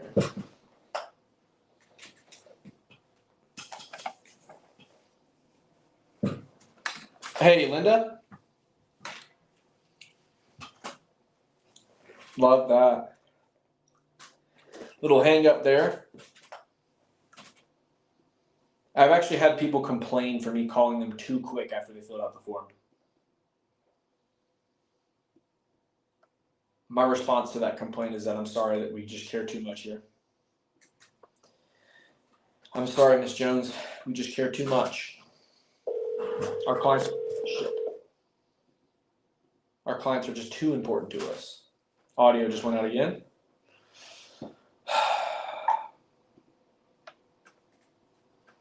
Hello? Hello, hello? 1, 2, 3. All right, we're back in business. California. On the phone. So you're watching this and you're thinking, I don't know if I can be an insurance agent pounding the phones all day and being a monster. If that's you, don't do it. Just keeping it real. Hey, Nina? Oh, it's just Juliana got that request from me here about the life insurance. How's it going? It's never been better. I'm just being the born old insurance man. Yeah. Was this your first time looking into life insurance, Miss Nina?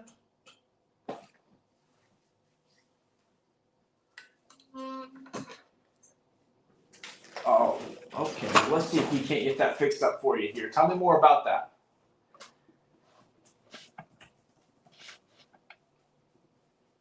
Uh-huh. Uh-huh.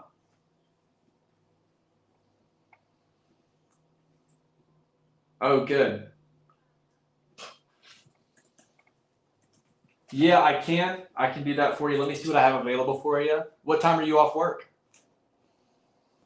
6:30. So that's about what, another like 45 minutes ish? Why don't I give you a call in about an hour and a half? That'd be about 7:30 your time. Is that going to work for you? All right, let me put that down here for us. I'm pretty booked up the rest of the night, but let's see if we can get that taken care of for you. And then obviously you have a good night at work, and we'll talk soon, okay?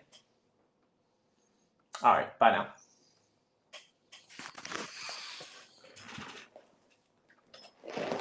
And just like that, we're back in the game. But yeah, so if you're watching this and you're thinking, I don't know if I can make hundreds of calls a day, talk to good people, and close deals, then don't do it. It's not worth it if you don't want to do that. Now, if you are someone, because I know there's a lot of new people that's going to watch this stream, and they're going to be like, I want to shadow an agent for a day. I want to see what it looks like, and then their upline is going to try and sell them a dream of some sort. This is the real deal. I've made hundreds of phone calls today. We've written over $1,000 in business. This is not unusual for me. In fact, this is kind of a slow week for me. That puts us at about 22 grand for the month here, which is January 16th on a Tuesday. And these out-of-state leads they're killing me, Smalls. And if you've ever been in sales or demo scheduled, I got an appointment coming up, y'all. If you've ever been in sales or if it's just your first job getting into sales, what I have found is that if you get around people who are doing well and if you invest in your learning off the clock, you will grow really fast in this industry. I've read a ton of sales books. I've read a ton of things. I never had a ton of formal training from a manager. Most of my things have been learned from going to seminars. I learned some sales information. Me and Tim went and watched some stuff directly from Alex Hermosi, which was amazing. It was freaking beautiful. I've taken. Has anybody here ever used Cardone University before? Comment below Cardone U if you guys have used that. That was pretty legit. Want to know what else you guys have used for sales training. Let's see. Got this appointment coming up, and we'll pull up on her. I know she wants to. Pretty sure she wants to get some cover. Let's see.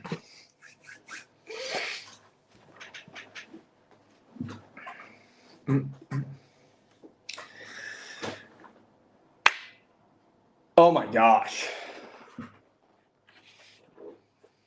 All right, y'all. You guys are about to see something crazy.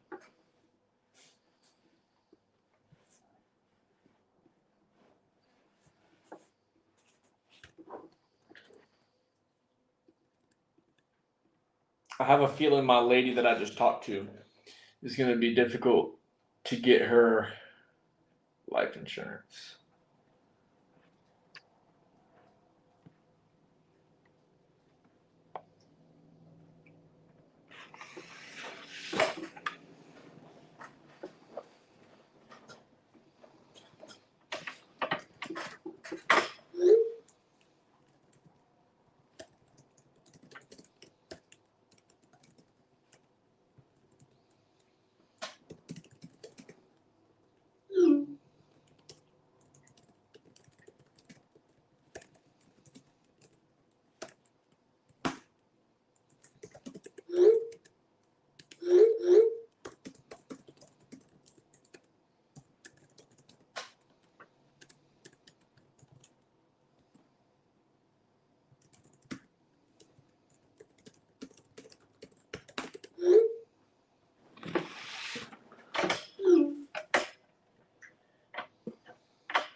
NEPQ. I've watched Jeremy Miner's videos, but I've never done business with him. I've never bought any of his courses or anything. I think Jeremy Miner's pretty legit.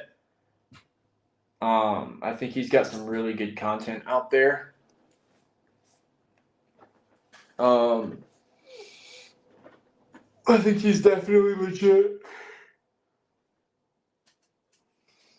I think the best situation to be in, if you're a salesperson, is like Grant Cardone work ethic and effort, and then if you can like use some of Jeremy Miner's thought processes and word tracks, you're gonna be in a good spot.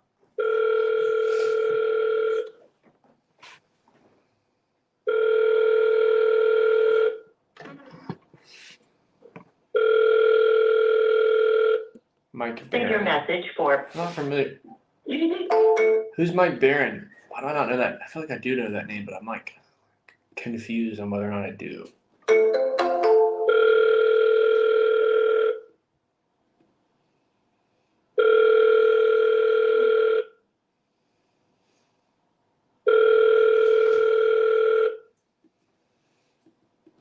Mike Barron.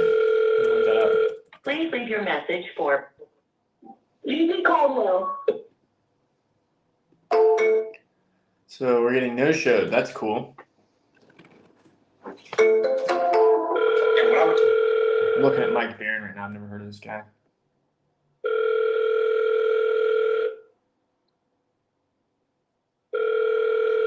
Oh, this guy. Gigi, it's Julian. How's it going? Julian, you asked me to call you back about the life insurance so you guys didn't have to put out $800 a month for your husband? Oh, yeah. I'm not at home right now. I'm driving on the freeway. That's why you can hear the noise like this. Oh. I'll be home in about 45 minutes. I'm almost there. Okay, I'll try to see if I can't get back with you tonight. If not, I'll get you a text, okay? Okay, great. All right. All right, bye now. Freeway. Ain't nobody got time for that.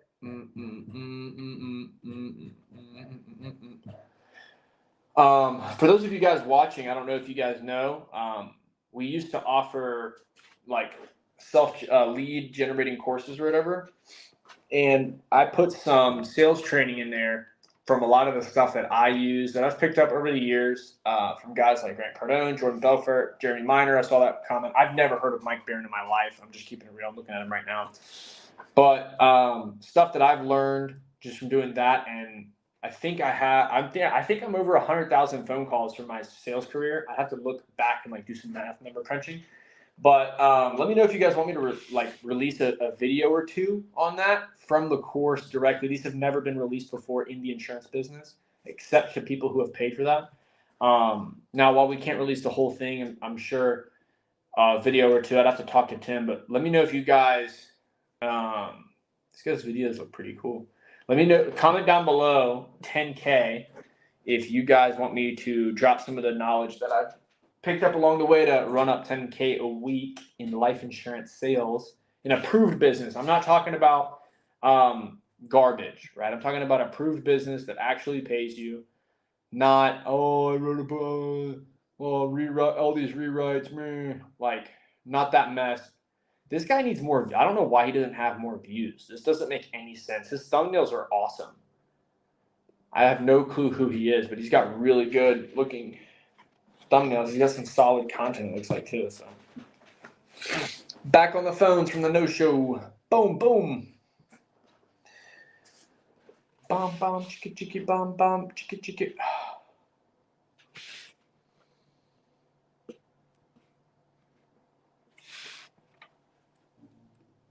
That might be it. He might be an IG guy. I think I might have spelled his name wrong. I don't even know. 10K. Okay, if we get a couple extra 10K comments, I'll talk to Tim about it later.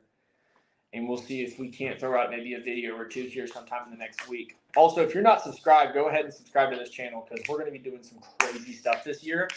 And we're going to be showing you the secrets that I'm using and what we're using to duplicate exactly what it is that I'm doing with not just myself, but other agents in this insurance closer model. So if y'all want to see more stuff like this, I would definitely tune in because this year we're not letting up at all.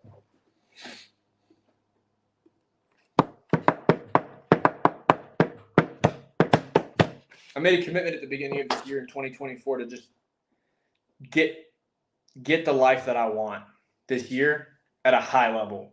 I'm not talking about like going out to your favorite restaurant once a week. I'm talking about like working your butt off so that if you want to go out to eat every night, you can do that. You know what I'm saying? I'm talking about really killing it this year, making this year my year, but I wanted it to also be your guys' year. So I'm definitely going to be talking with Tim about dropping these videos. Pretty sure that lady cussed me out earlier. today. What do you think of David Duford videos where he teaches how to sell? I've never really watched, I know this sounds awful, but I've never really watched David Duford sales videos. I have my contracts with David Duford, but because he's a face-to-face agent, I already did face-to-face.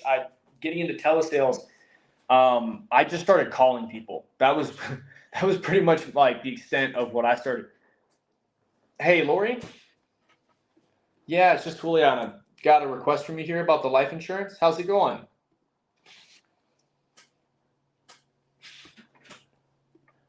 Oh my gosh. Yeah, absolutely. Yeah, God bless you. Bye. Ooh. She's at the hospital with her husband. I'm going to put in my system here. Don't call that lady for a week. It's always the worst. The worst is when there's a system error and you call them again. That's where I've seen him, RJ. That's where I've seen him. That's why I knew that name. I follow Grant super close. I love Grant's stuff. He's a little bit like polarizing for a lot of people, but I really like his style because he goes out of his way to get it. He's just such a genius marketer and he's a great sales guy, hardworking dude. I really like him. But yeah, David Duford videos. I don't know what just happened. I've never really watched the sales videos. David is a wealth of knowledge. I learned a lot from David. Hey, is Todd there? Yeah, we were just responding to his request about the life insurance.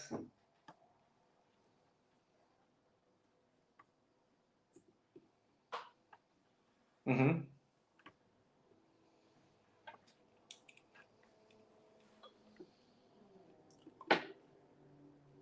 Okay.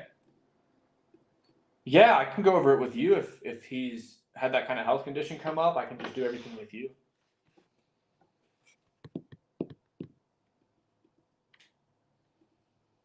This was life insurance. That's right. Mm-hmm. And then I was just going to say, you said that was you said 21 months ago. Is that right? So that would be like the beginning of 2023. Is that correct? Would that be 22? Okay. Oh yeah. Okay. So 22. Was that the only time he's ever had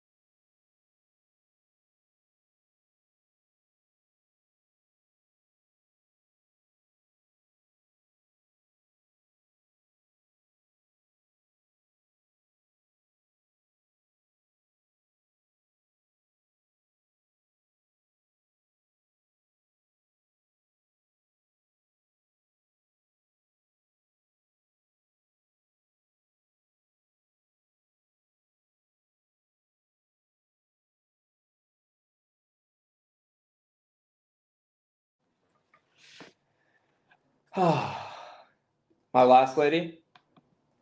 I've called her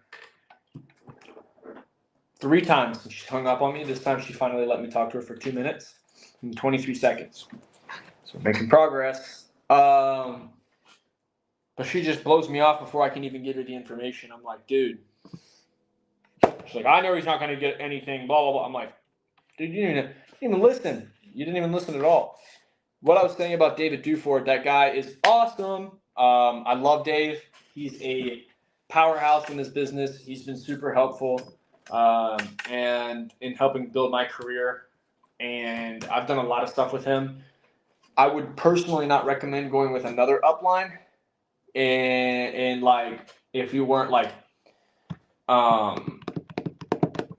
if you're like getting into the business or something, because for me, he's always been honest with me. He's always been straightforward with me. Everybody that applies to the Zoosurance closer model that we don't accept, we always recommended they go apply to David DeFord. And yeah, Tim commented below, most trustworthy guy in the insurance business for sure.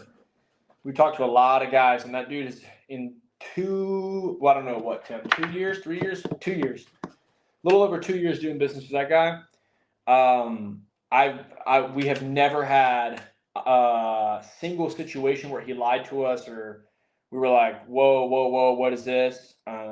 We've had some disagreements, like anybody will in business, but everything we've always like been able to solve anything that ever came up or whatever. But it's never been like a situation where he lied to us or anything like that. I'd say, husband has. We'll see. I've got nothing but good things to say about David, but I have never watched his sales videos just because I've always either done face-to-face prior to even finding out David DeFord existed, and then the second round I got into telesales, and he doesn't really have anything on telesales except for like interviews. Yeah, DeFord is a super intelligent guy. He's extremely intelligent. He's got some good video. He's got some really good videos too. We actually kind of got started on our journey by watching a lot of David DeFord videos. He's done a lot for the business.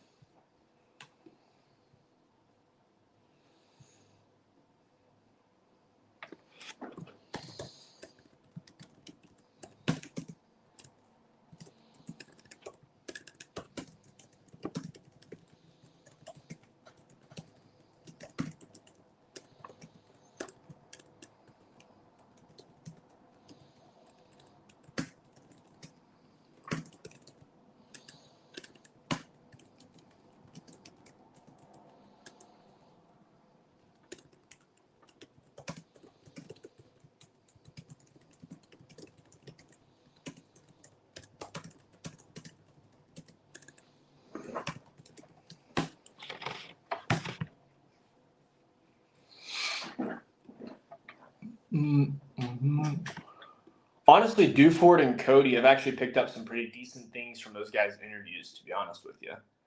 I don't really watch a lot of Cody Askins either. To be completely honest, I haven't watched a ton of insurance content altogether outside of DeFord when I first got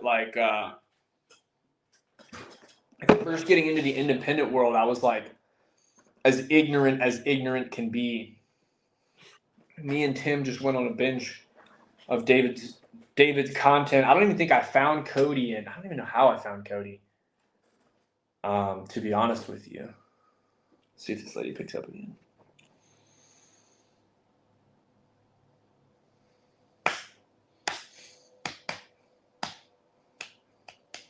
I think Justin Von Eigem is underrated.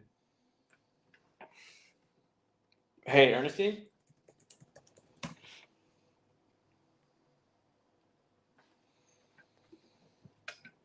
Hello? It's that lady. She's got this voicemail that sounds like she picks up, but doesn't. Yeah, I think Justin Von Eigem, I've honestly,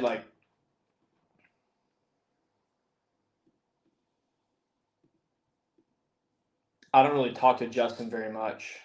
Very, very occasionally. I think I've talked to that guy maybe 2 or 3 times. He's got some good stuff going on over there. His content.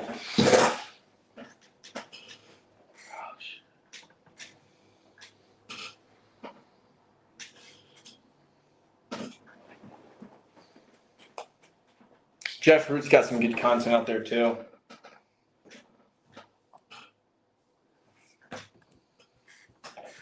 Oh, Dominique, you got me out here looking sick, bro. Got me smiling, got me cheesing, making me feel special.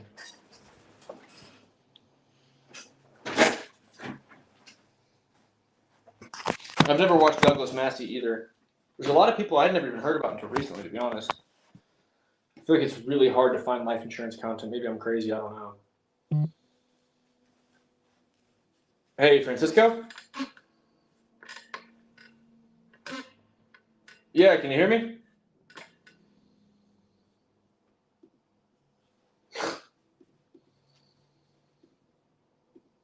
It's funny.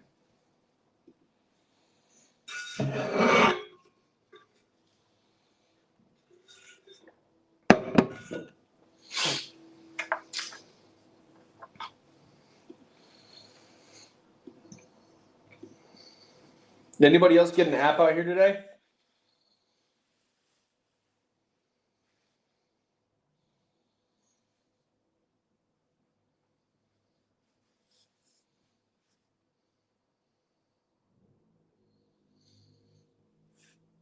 Dom says, I've had 2 of my biggest days since I started messing with y'all yesterday and last month. Super thankful. Thanks, Dom. It's been really cool getting to do some stuff with you, man, to be honest, for real. I've really enjoyed, me and Dominique actually used to do like a Zoom room here for a while before he got all big time on me. No, I ended up we're doing the Zoom rooms now for the Zoosurance closer model, so I'm not able to, did you get it approved? Let me know, Dom. Let me know if you got it approved. But yeah, I'm basically,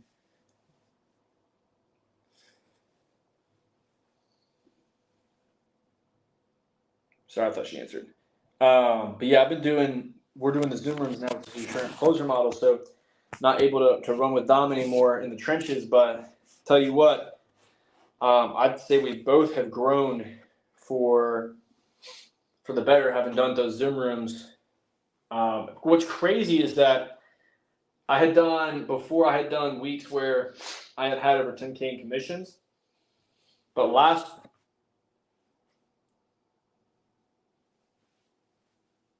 hey, Kathy? Yeah, it's just Juliana. Got your request here about the life insurance. How's it going? No worries, I can give you a ring back. Yeah, have a good one.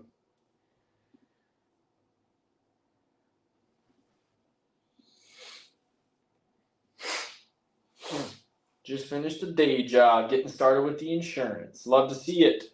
Diablo Pollo. Devil chicken. What does that mean?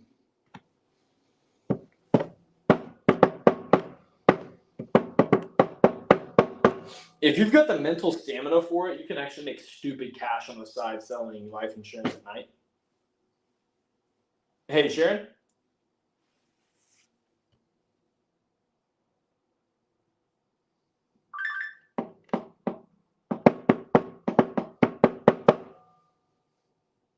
Oh, I love Jim Rohn.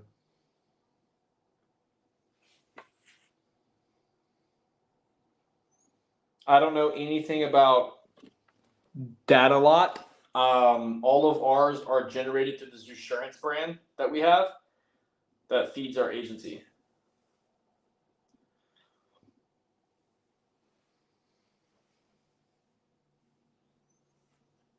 But I've also never heard of Data Lot. I would definitely do research.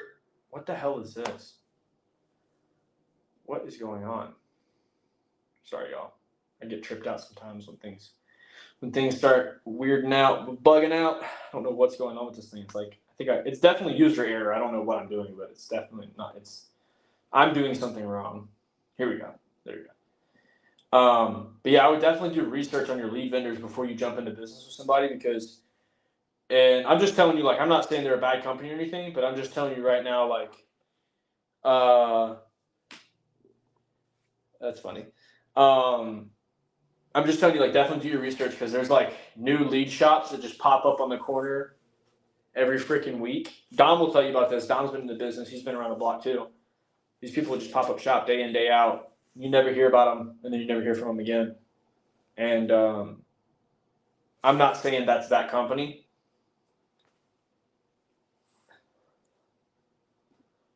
Voicemail.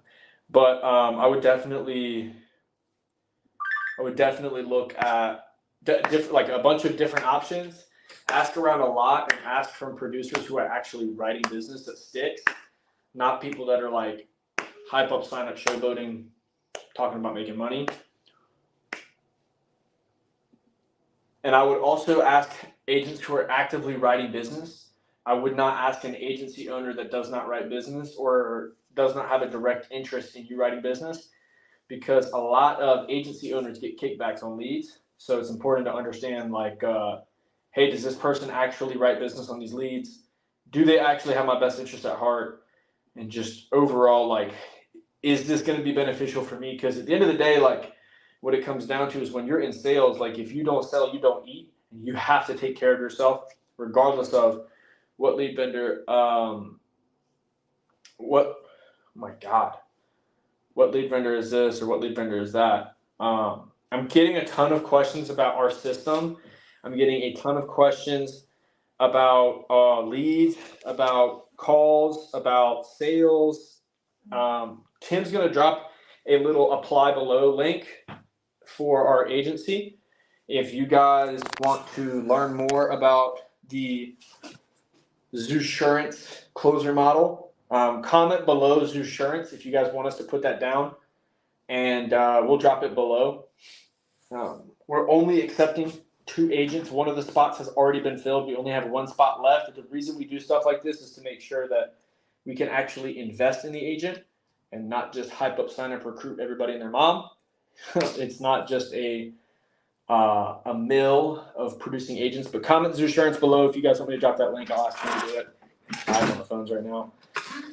But let me know. Dominique says definitely research the lead vendors. Yeah, for sure. That was big game changers. Well, actually, it wasn't big game changers for me because Tim puts me on. So thank you, Tim. Biggest change that I saw in my business was 3 things. Zoom rooms, fully honest insurance. I was there for every day 6 hours. Really learning carriers. Trainings about each carrier all over YouTube. You're going to teach about each carrier. You can use products after you can feel it. Alrighty. And yeah, for those of you guys who are like typing and commenting Zoosurance, I know there's a delay on the live. Every single day, I'm in a room doing this with you. Role playing, training, helping walk you through objections, applications, etc. I just got dialed in. To make sure you be successful. Like Dom just said a moment ago, Zoom rooms with me every single day.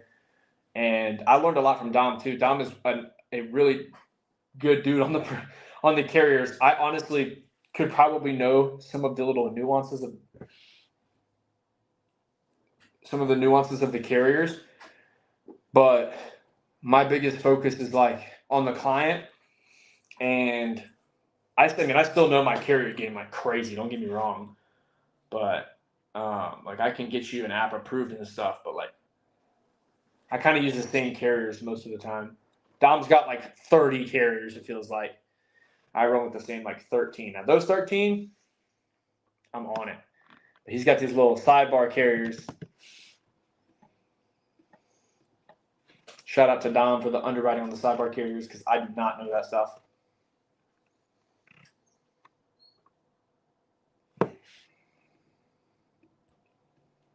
I like to keep it simple, stupid. So yeah, comment Zoosurance below though if you guys want to learn more about that.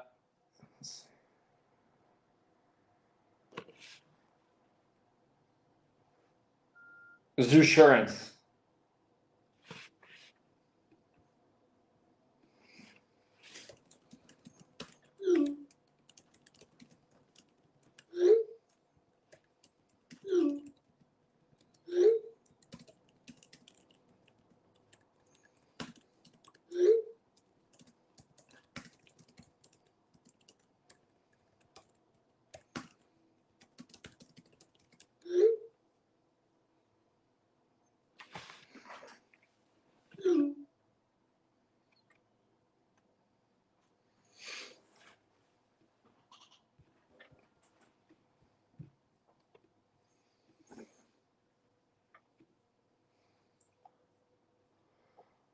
Oh my gosh. Big yawn.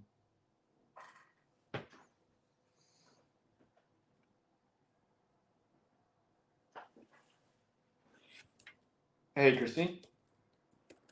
Yeah, it's just cool. I'm getting back with you about the life insurance. How's it going?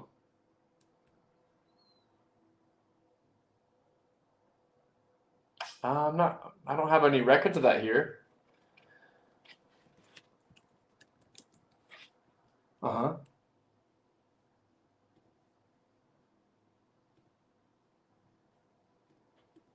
Uh-huh. I don't think so. I don't have anything down here. I can check though. Oh, okay. No worries. Well, yeah, I'll go ahead and put that down here. Yeah, bye now. So y'all just got to see one of the one of the funny things. So I called her through Advanced Agent CRM, but I forgot to take her out of KC. So I called her back. That lady is not qualified. Lol. Do not call. Save and dial next.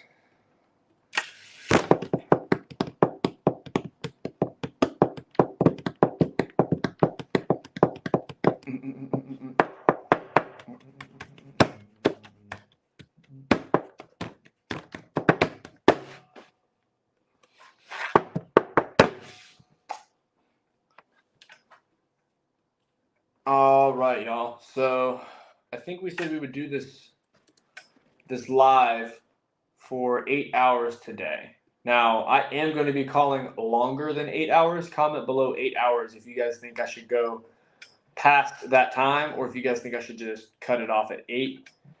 Because I'm going to call until later. I mean, I'm probably going to be calling until like 7 my time, which would mean that instead of calling for 8, it would come out to about 10 hours of live dialing. So comment below what y'all think. Should I do 10 hours? Should I leave it at 8 and then just cut it off and go off on my own? Y'all let me know. Regardless, I'm going to keep going. Comment below what you think. 8 hours or 10 hours?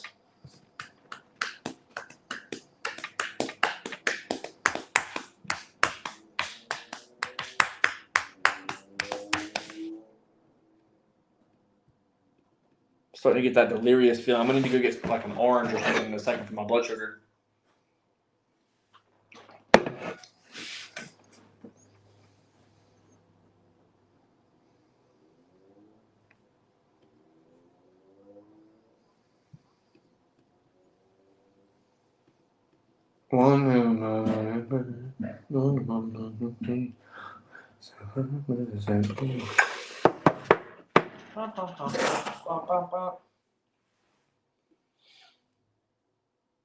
Yeah, Dom's spitting a lot of heat in the comments here, y'all. If you're not investing in yourself, though, like that's crazy.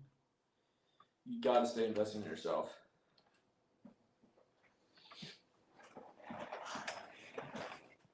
I found that like setting targets and stuff for yourself. What dialer do I use? KT and Go High Level, Advanced Agent CRM.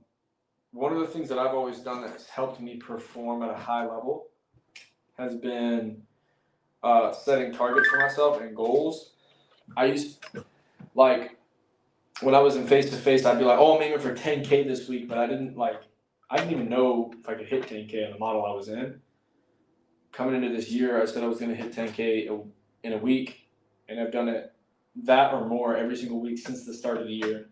Looking to do it again this week, and we just gonna get it going.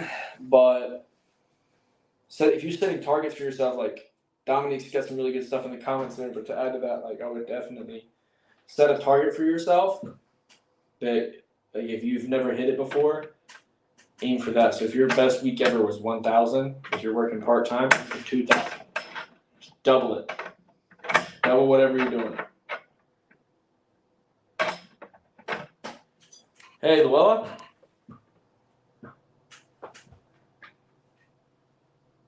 Luella?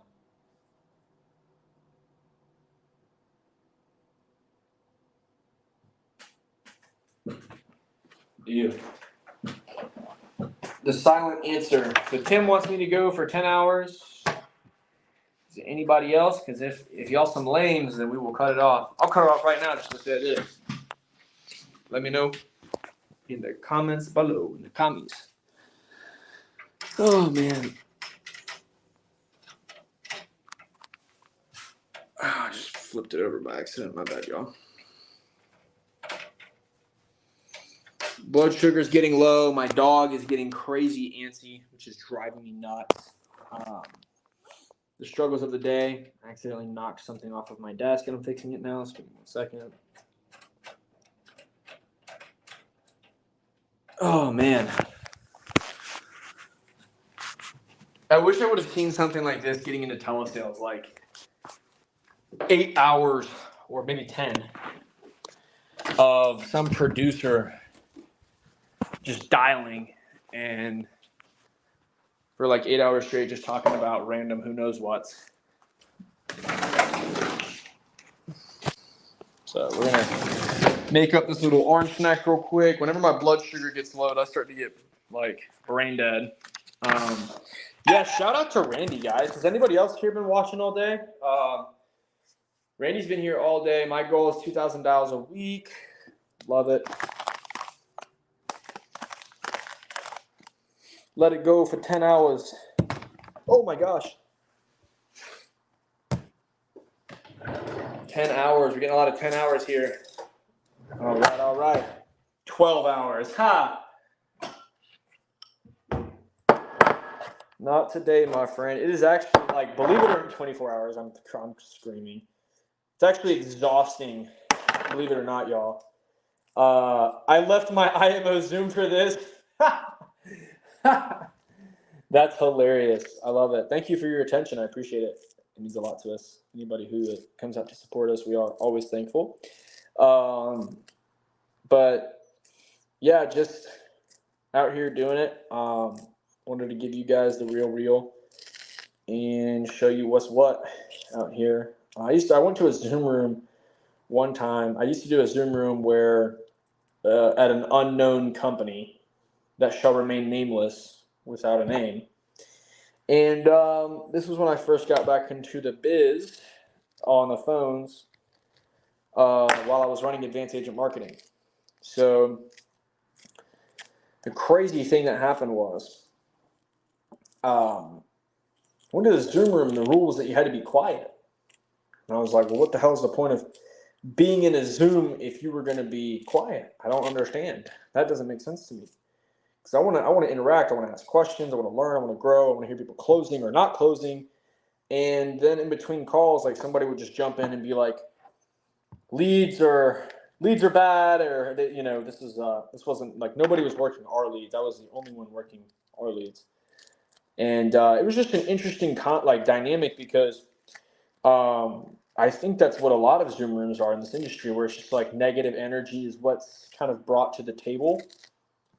And exactly, Randy, that's what I was saying. Like, I want to hear calls. I don't want to listen to freaking silence. Like, I can listen to silence by myself, like jumping into the chat occasionally to congratulate someone on a deal or just hear complaints. Like, that doesn't motivate me. I get motivated when I hear a prospect pick up or somebody like selling. Like when I hear somebody get on and like they got to mute up for health questions, I'm like, oh shit. Are they going to get it? Are they going to lose it? And then they unmute after the health. You start hearing them try to go for the close. And it's like, it just makes this game way more fun because it's such a lonely game when you're on telesales. Like when you can actually get involved, it's just awesome. So that's funny, Randy. That's funny. Made me laugh. I'm peeling I've got like crazy orange peel right here right now. But yeah, I mean, like, hopefully this is cool for you guys. I hope you guys are learning something or enjoying it or whatever it is that you're looking for out of this live. But yeah, making calls.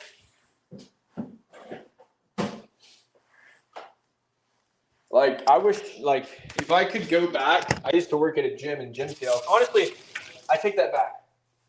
I wouldn't change anything that I've done. But, like, what in God's name? I wouldn't change anything that I've done in sales because I learned everything that I know from what I did. But I would say, like, I've always wanted to be like in a Wall Street environment where it's just like holy shit, this is such high production, calls pumping out. People are just like, I'm not looking to go broke before I make money. That's hilarious. True stories. But yeah, just like if I could be like in a Wall Street environment or something, like that's what I wanted originally. And like these silent Zoom rooms are just not it for me. Like I can't be in silence.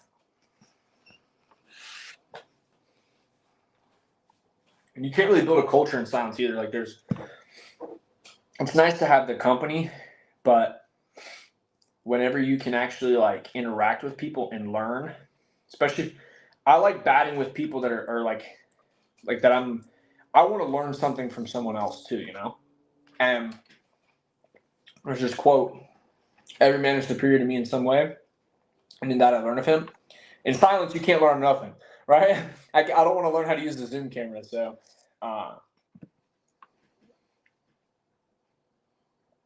oh, 3 TV leads. Yeah, I'm gonna keep going, Keith. Don't worry. I got us, man. I just got to get some blood sugar up, man, or I'm gonna pass out. That would not be good for the live. I will say though, Randy, like, it doesn't matter how much the TV lead is or is not. What you pay for in this industry is talk time. So like that number actually, like $65, if you're buying leads, it's not a terrible deal if you can close 1 of 3. 1 of 4, not horrible. After that, 1 of 5 or less, Thanks, Thomas. I appreciate it, man. Just out here, and getting my blood sugar up so I can keep my energy positive and high for these prospects. I'm going to get back on the phones, man. Thomas, you still over the phone too? Let me know in the comments. It's cool keeping company with you guys because I know you guys are all serious about, selling at a high level. I mean, I've seen some people, Randy's been in here all freaking day. I mean, nobody's going to watch insurance sales live for an entire day if they're not trying to make money.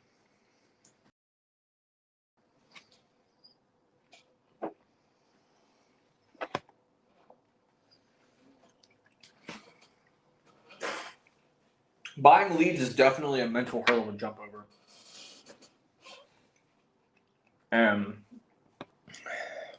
It's pretty like, if you're not breaded up for leads, or you don't have crazy high contracts, or a wizard of marketing like my business partner, it can be a brutal game out there.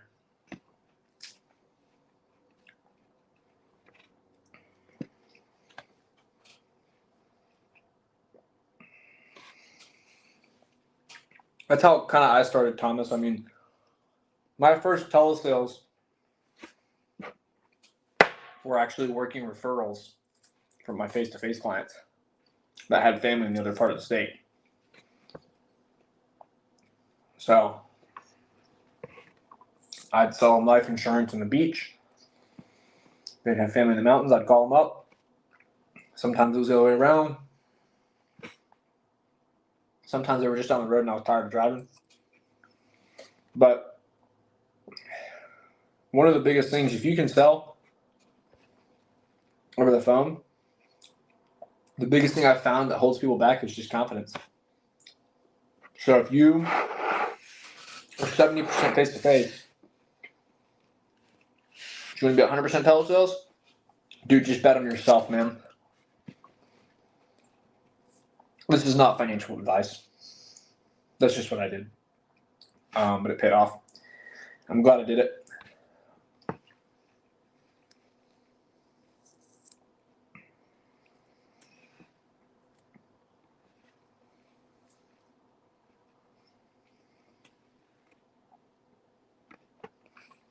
A dialer?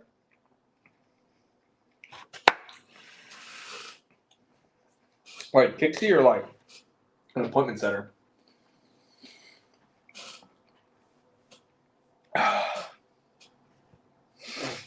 About to finish these oranges and bang it out again, y'all.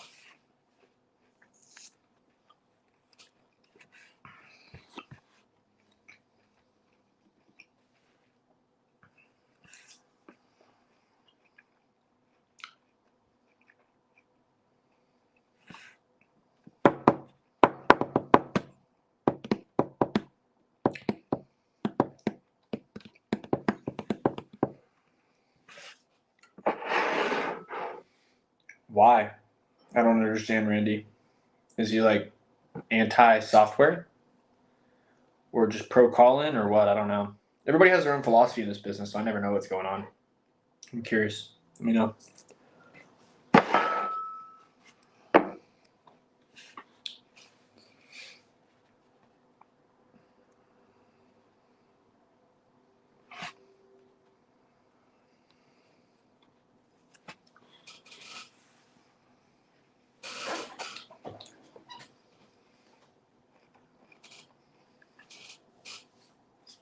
Interesting.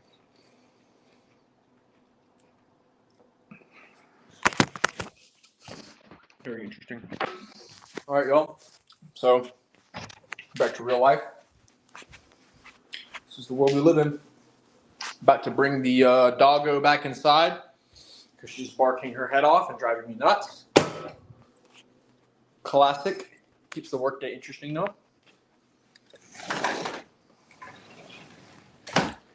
Gonna go to the park later with her after work. Normal human being things. Gonna get us another deal today. Come on, kiddo. Let's go. Get up in here. I'll be up in the telesales this year. More clients are comfy using text to sign. Oh, text to sign is the best thing that's ever happened, man. Oh my gosh. Email to sign. Transamerica. Oh my gosh. Nightmare. But I'm gonna run to the restroom real quick, y'all. Quick bathroom break. Just gotta get some of this water out of my system. I've been chugging it all day. That and protein. And then we're gonna go for our final round of dials for the evening. Gonna crank it out, beat it over the head, knock it down, get deals, write it up, whatever you guys want to say. But yeah, so this last little stretch here is gonna be pretty crazy. Comment below dial if you guys are gonna hop on this last stretch of the day with me and crank out some calls, and let's see if we can't get some deals cooking. I'll be right back, y'all. That's right, doggo. Chewing your toy.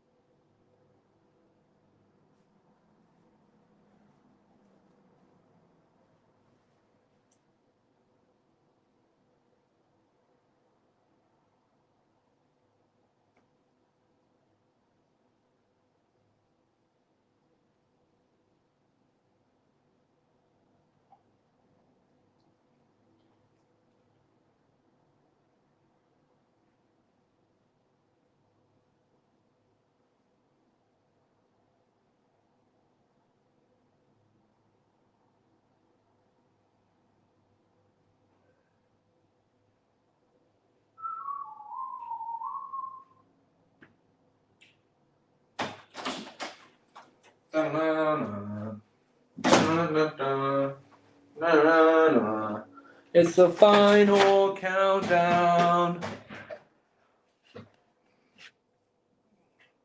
Well, everybody's going to get pop-up blocker with Transamerica or Mutual of Omaha because they both use the same software, which is iPipeline.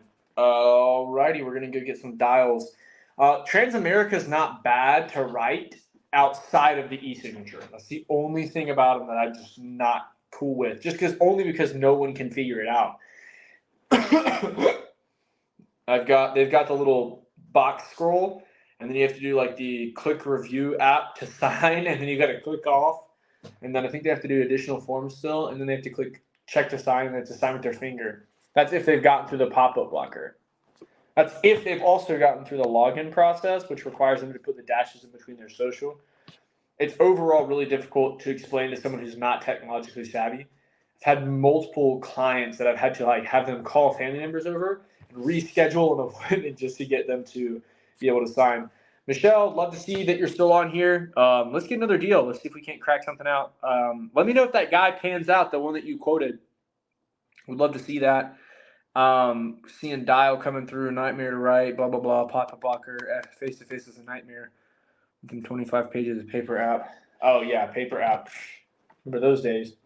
I used to only write like one carrier as a paper app. Oh, man, that was fun times. Let's get some deals cooking, y'all.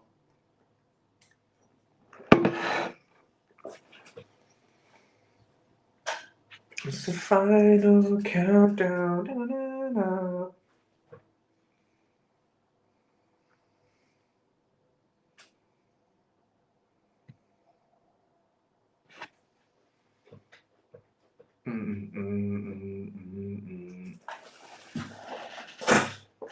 I think there's still some companies out there that are only paper app, which is insane to me.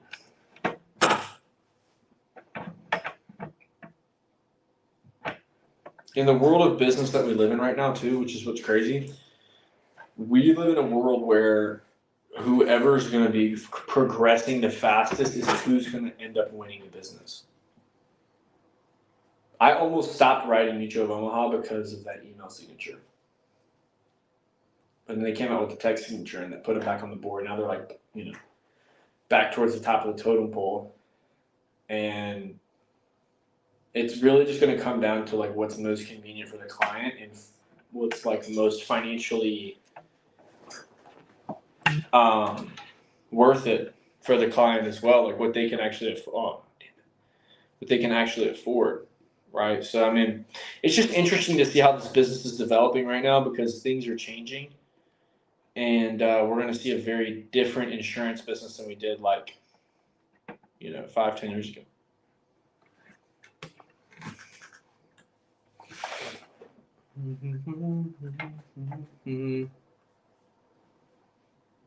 It's a final countdown.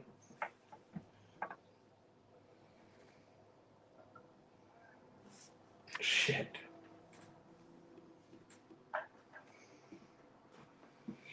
It's the final.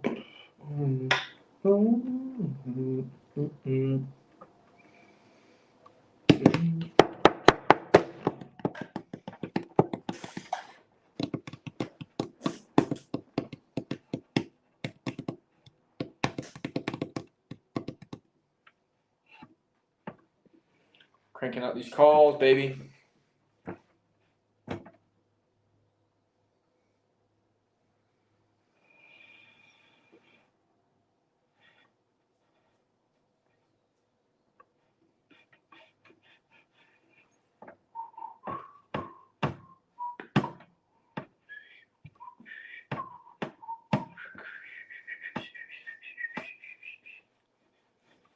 Yeah, exactly.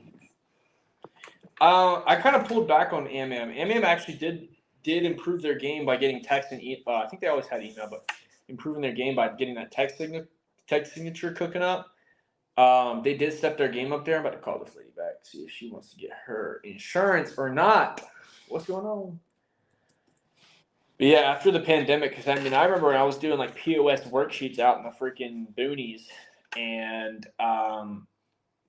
I also had to write like paper apps for certain companies, like Foresters. I wrote paper apps for, and because it was just easier than their e-app. But it's just like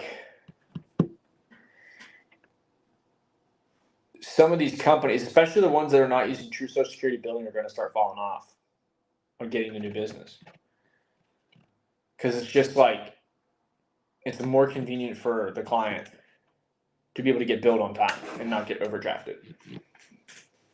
It's more convenient for the client to not get to not have to sit on the phone for 2 hours trying to figure out the e-signature. So definitely going to see a lot of changes here in the industry. It's also more easy to have someone just call you instead of having someone.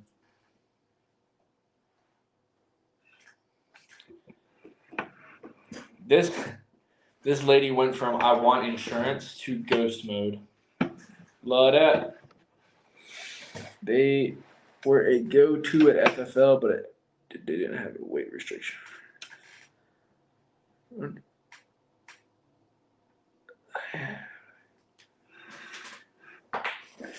Yeah, we don't even write Foresters anymore.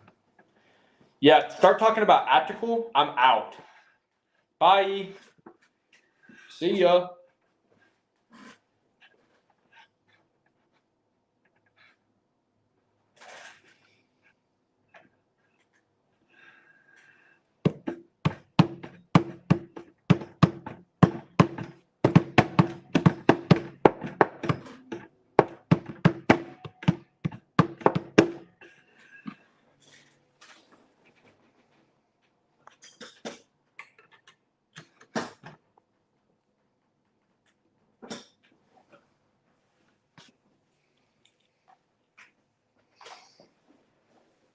Yeah, I think that's about when. No, actually, I think I stopped writing them about 21. That was just because I was still face to face and I could knock it out then. But like anything like that, I mean, I know Life Shield has like a 20-some page application or something, or they used to. I don't know if they still do. I don't want to speak that over them, but like I know that they were like a paper app, and then the what's it called was the underwriting was so stringent. I just couldn't. How many dials? I don't think Kixie's accurate right now because it's off. I know between the deal and that admin, that took up like an hour. So I'm sorry, the admin took up with the hold times and stuff. That took up like almost an hour. So I think I'm at total like.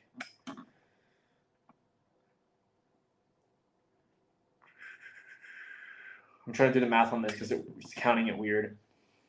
It looks like it's over 300. It looks like it's like 320, I think. What about you? And for those of you that are wondering, it's like 200 dialed, but it says 98 answered. So like an answer counts as like a voicemail or someone who actually picks up. So I just did the math on Kixie, 228 plus 98. But yeah, Kixie's just super fast for those of you that are like, whoa, how did you get that many out? And that's also with talk time. So like that deal took like an hour, I think, and something. So 270. Yeah, see, you're on it. Are you using Kixie also, or what are you using? I'm curious.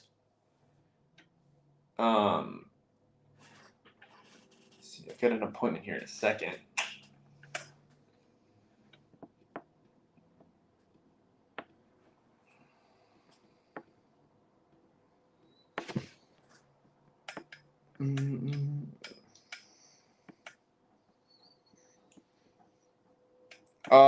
Kixie single dials leads, but it calls two lines at a time. I'm probably going to kick mine up to the 3 line.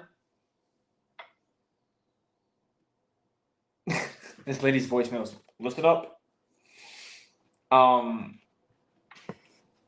yeah, it calls 2 lines at a time. So I'm only counting the single line, like the click.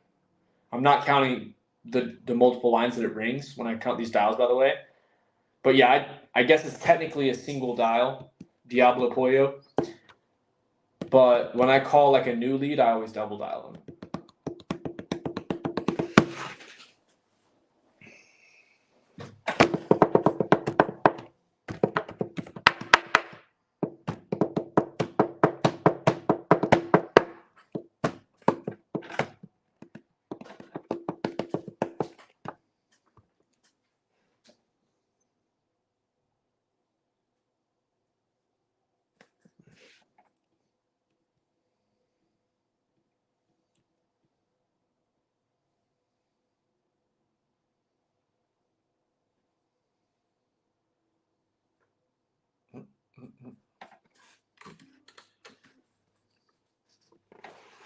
Yeah, and Michelle, we'll talk more about that. I was just answering Diablo Pollo's question. About to double the triple dial. Hey, Tracy. Hey, it's just Julian. Got your request here about the life insurance. How's it going?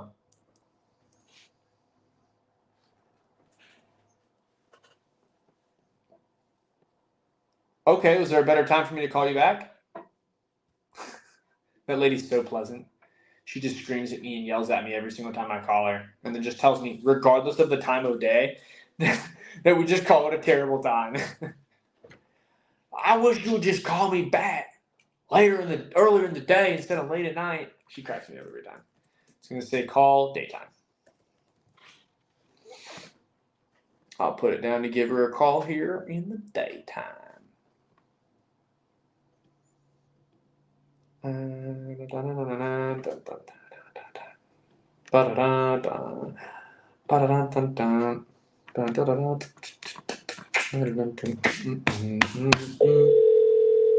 Whoa, that's not supposed to be calling there. Pause. Whoa, settings.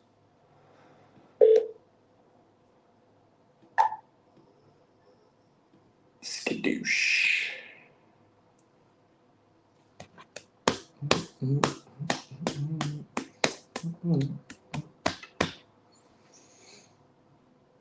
Yeah, that's something we've tested out, Randy. I mean, it's been going okay.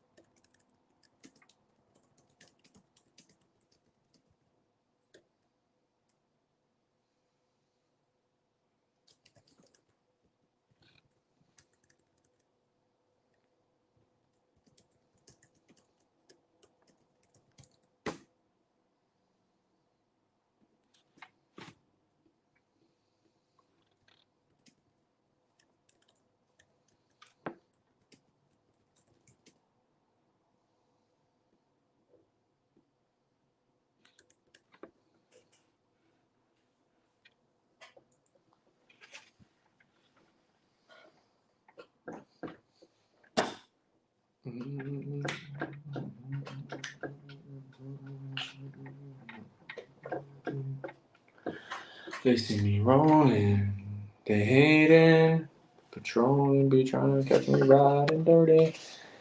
Let's see. Holy crap.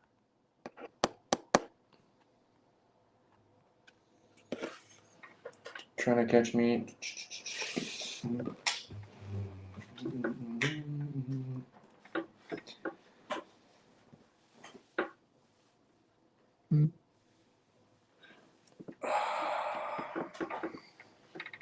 Going to call this appointment here in a second. Let's see where it's.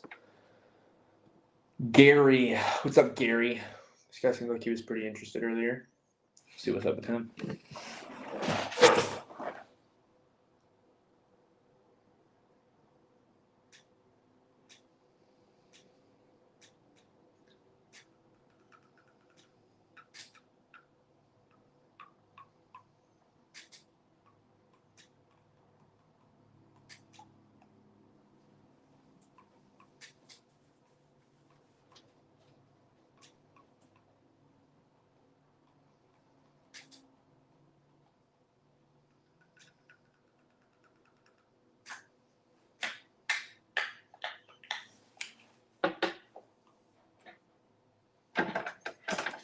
Wade, yeah, I mean, I'm at 1,090 for the day. Not bad. But I guess it depends on what you qualify as a good day. I think my average. I don't even know what my average day is, actually. Let me do that math. Let's see. Calculator.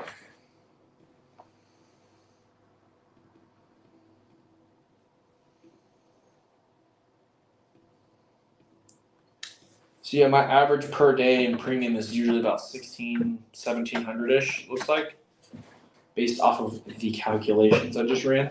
Because And that's if I just hit 10K. So if I hit more, then it's more. But yeah, I've just been writing some business. I'm a little behind the cart, I guess, or what are you going to call it? I don't know. This week, but yeah, we got one so far. So, whoa. Yeah, not a bad day at all, Wade. Just gotta stay the day, keeps the bill collectors away. Exactly. That's why I'm aiming for 2, man. I'm trying to keep the bill collectors away and grow this business. You know what I'm saying? Oh, that's funny.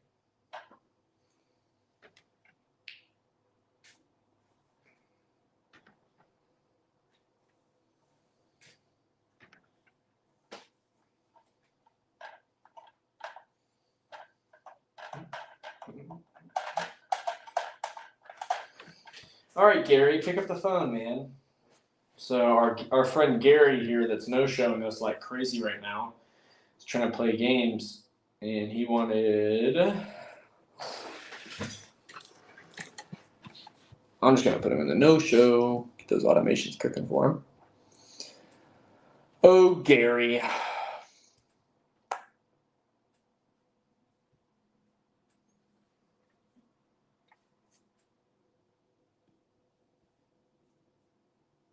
Yeah, oh, Gerald. Gerald made me think of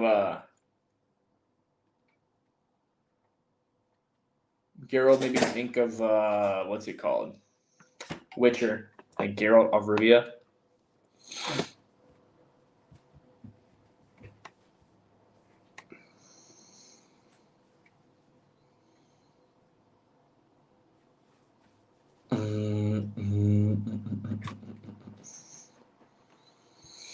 I think I'm gonna throw a few little sniper bullets out there. Try calling a few little follow-ups or something. Let's see what we can do. 7 o'clock on the East Coast times.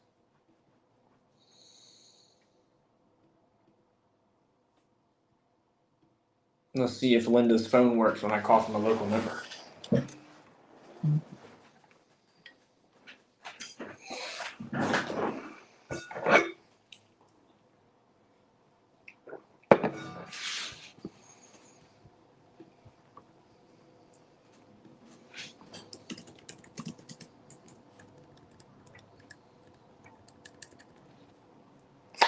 I was just responding to your request, actually.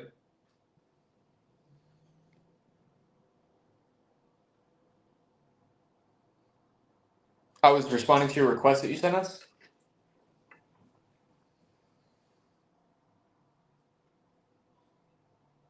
I said I was just responding to a request you sent us. This is for you and. Yeah, I can do that, but you sent this for you and Perry. It looks like I was just getting back to you. People are so funny. Please take us off your calling list. We don't know you. Yeah, that's true. Oh man, what a clown.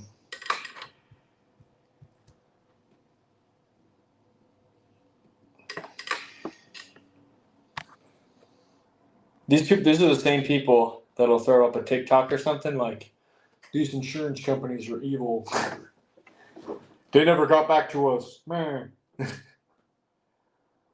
Hilarious. Start and end time for dialing. I usually, I'll just give it to you in hours because I kind of like switched up when I started based off of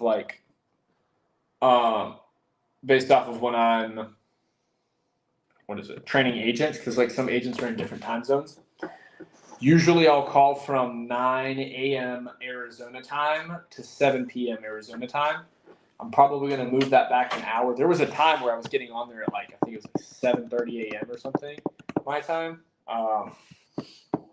But it seems like 8 to 6 my time or 9 to 7 my time seems to be the optimal range for me to be productive, still maintain that energy. and also be able to get the right amount of calls in, put in the right amount of effort. So I think that's like, I don't know, like 10 hours a day or something, I think. Yeah, 10 hours a day. Plus I also work Saturdays, but I usually do a little less on Saturday. I usually work like 7 or 8 hours on Saturday. So I'm usually doing like almost 60 hours a week on the phone.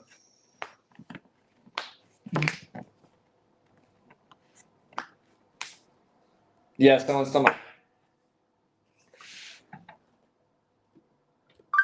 someone stole my identity. That's always a good one.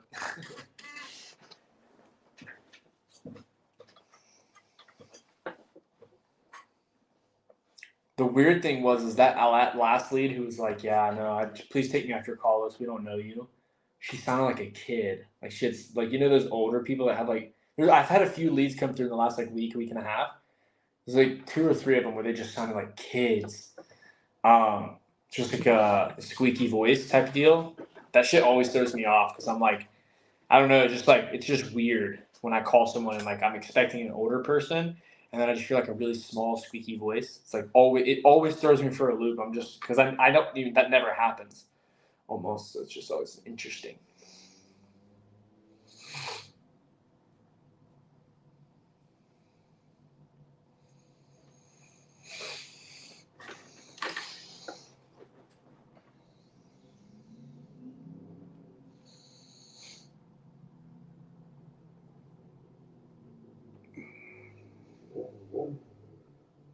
Oop, that's follow up.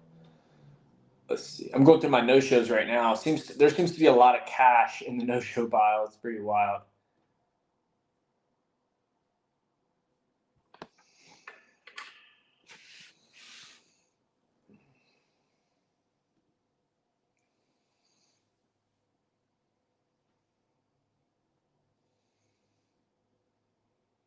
$3:30 or 4 on Wednesdays open on my calendar. What time zone is she at? 3:30 or 4?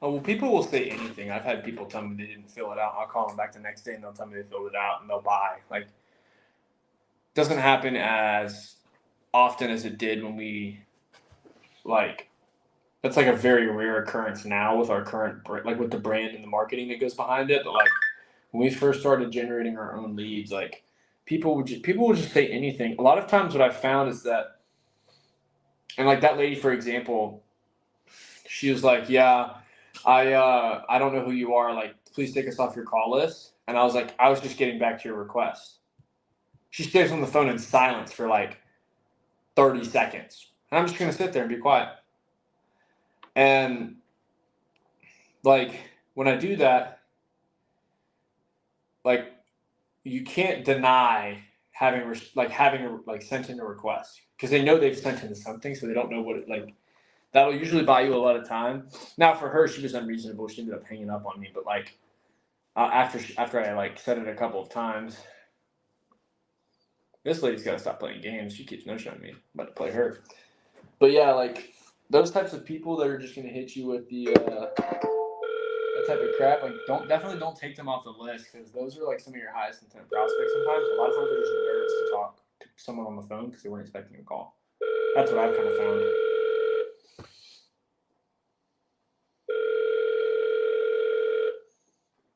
Because if you look at the ad, oftentimes it doesn't like a lot of people's ads don't specifically mention that you're gonna call them. 61630. Like my system, shout out to Tim. Like we tell people we're gonna call them, and like that doesn't seem like a huge deal, but like it does help. I'll get people who will be like, yeah, please call me now, or no, don't call me at all. Please no calls. And I'll just be like, you know, what questions you have? And then they'll just ask me to call them. 61630. Man, this lady is nice, needs insurance, doesn't have it, and I cannot get her on the phone. The no-show pile, by the way, if you guys are newer, or if you've never been in sales, or even if you have and you just don't have this habit, calling your no-shows, highest intent lead in the world. You guys want a high intent lead? No-shows, hit them up. Great people to call. I wrote an app off of no-shows on Saturday, 1400 AP. Bam. That was actually one of my apps that got declined, but Transamerica didn't tell me until like way later. So, hey, kill him! Oh, kill him!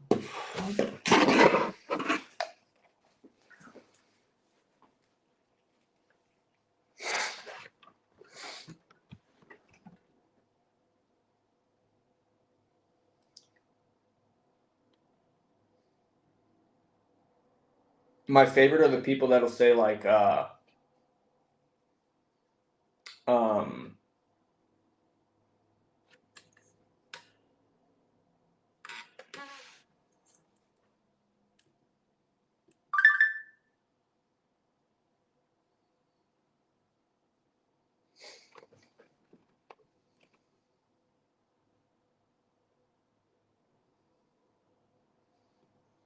yeah, if they opt out immediately. Like if you opt out immediately or no show me or anything like any interaction just seems.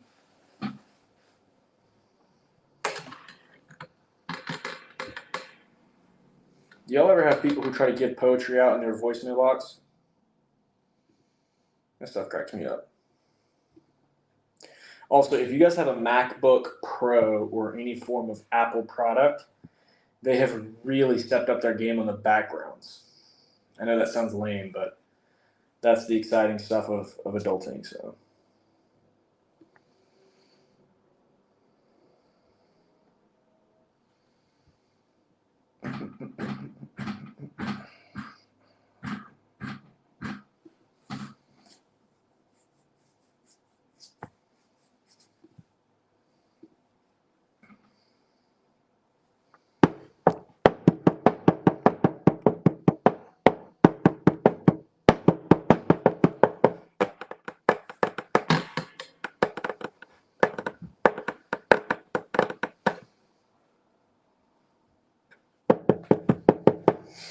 Another one is calling chargebacks, by the way. If you guys don't call your chargebacks, you're losing so much money every year.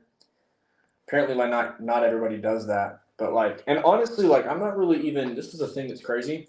And I've noticed this about like, you see guys like Alex Hormozy, but like guys like Alex Hormozy aren't saying anything that we don't already know most of the time. He's usually just confirming an idea or a thought that we already had or reiterating the basics. So like whenever Somebody nobody calls their chargebacks for the majority of the time. Nobody calls their no-shows for the majority of the time. If you do that, you're an elite producer. Just because the money's in the basics and the boring work. Betty, hey, it's Julian. How's it going? I've never been better, just being the boring old insurance guy.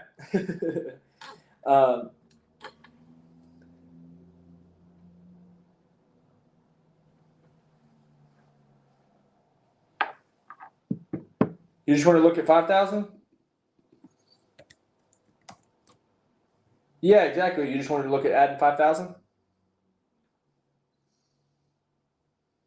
Okay. I know when we had talked, I told you about the 10,000 for the 4760. You just wanted to look a little lower?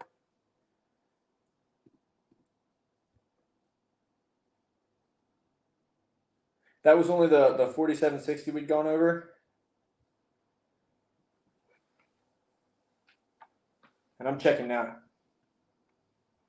on the 5,000. Let's see. And obviously, this is assuming that you would get approved, right? So I don't get to make that call, but in the event that you did get a yes, then obviously.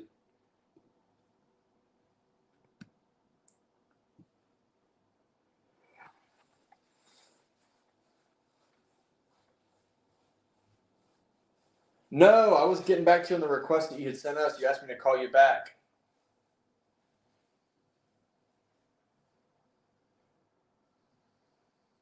Oh, okay. Well, you'd have to reapply for a new policy. Did you get that one in the last 30 days?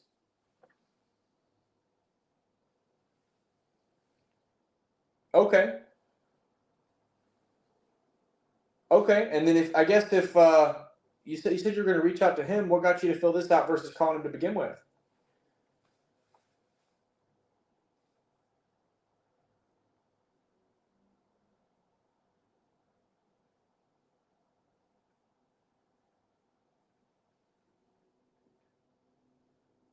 Oh, I see. Okay. Well, yeah, give him a call because he's definitely going to quote you on a higher price than we did, and I'm telling you that just because you would have to reapply. Like if it's after 30 days, that's just state law. But whenever he lets you know, definitely give me a call back because I'll be able to get that lower for you, and we'll be able to get you that approval. Okay. All right, Miss Betty, you have a good one. Every time I call that lady, she's talking about her old insurance guy, and every time I talk to her, I'm like, why haven't you called him? She still hasn't called him, and he still hasn't called her back. I'm like, what are you doing, dude? But I'll call her up again, and next time she tells me she's got an insurance guy, I'm gonna tell her, look, I've called you up 3 times, and he still hasn't hit you back. How long are you waiting on this insurance guy to get his head out of his butt?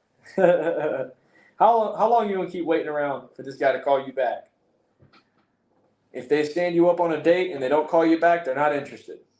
So I'd say your insurance guy is not interested. Let me get you right, Miss Jones. Let me take care of it. And that's another thing. Most insurance agents never call their clients back. Doesn't make any sense. But if you guys are watching this, it's all about doing the basics. That's where the money is. What's going on, Miss Gail? Who are you? Exclamation point.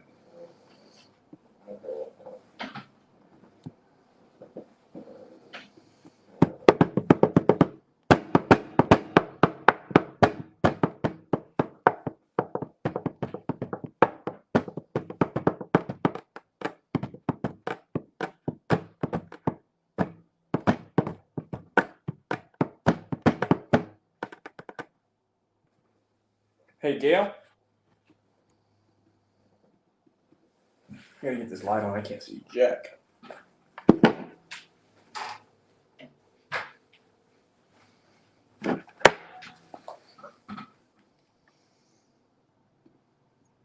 Hey, Gail?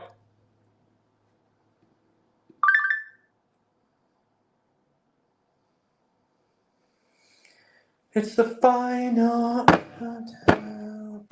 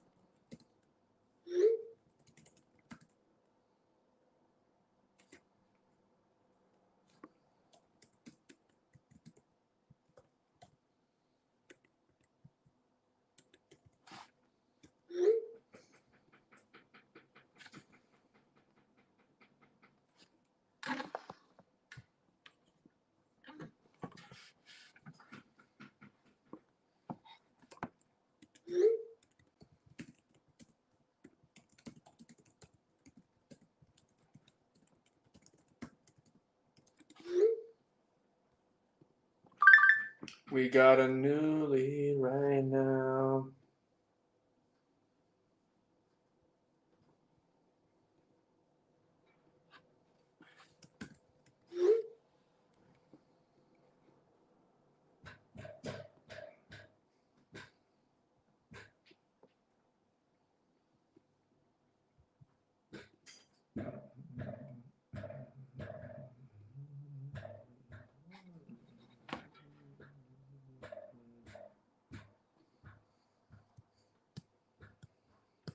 Yeah, exactly. I got my little drum solos. I got my little singing. I got my little something something.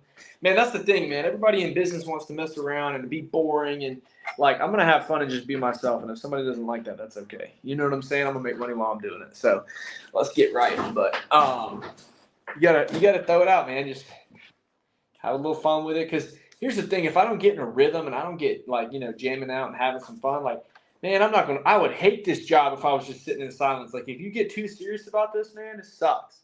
You're just talking about death all day and being boring and sitting in silence and just staring at the wall. Like, oh, we want to talk about death insurance. You know what I'm saying? Like, you got comments, you got little drum solos. Like, shoot, I'll mute up sometimes and just start going on a freestyle rap.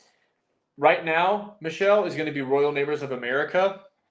It's also going to change because they just moved their underwriting requirements as of I want to say it's the 19th. So you got to get them in before that deadline when they drop this new product and they completely get rid of that first one. Right now, it is still Royal Neighbors of America. Your second option, though, is going to be Baltimore Life. Hopefully that helps. I would try to do a Royal Neighbors, though, by the way, if you can. I would avoid doing Baltimore Life.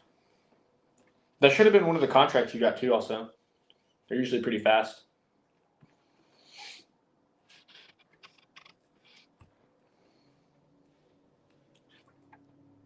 Mm-hmm.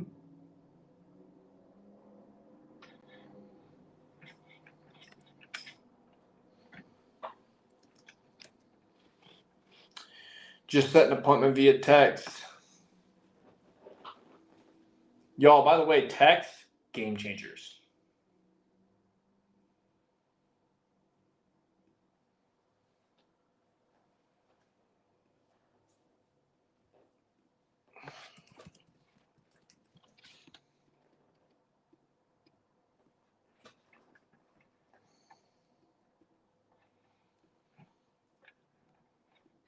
It's the final countdown.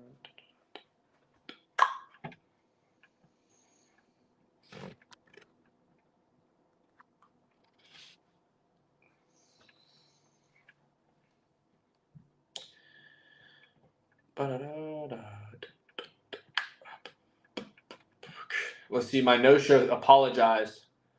Apparently they went out. Man, we went out for dinner and we're still out. Oh my gosh, that's crazy.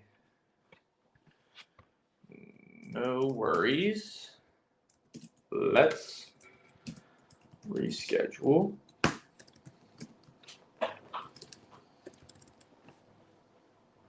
Wait, he said they went out for dinner. It's like 4 o'clock over there. What's going on?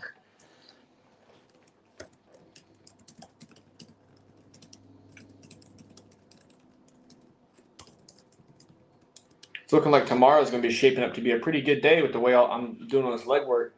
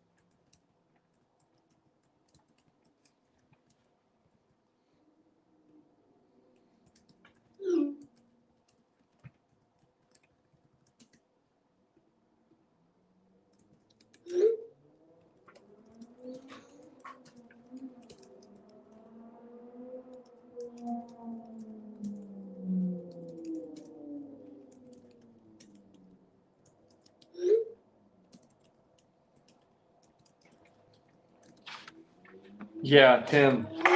My wife can't believe that this live stream's been going for 8.5 hours either. I've barely been able to talk to her. I usually eat lunch with her, and she's like, she's like, I miss you so much. I feel like I haven't heard from you all day. It's so funny. I told her she did.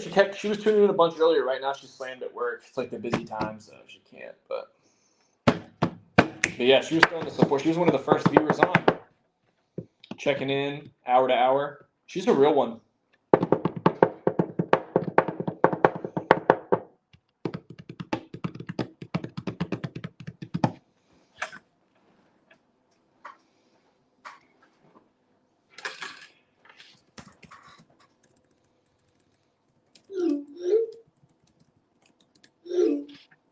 Hey, William. Yeah, it's just Juliana. Got your request here about the life insurance. How's it going? It's good to hear. Was this your first time looking into life insurance? Awesome. Okay. And whenever you looked into this, were you looking to cover a funeral or a cremation, or what was your goal, I guess?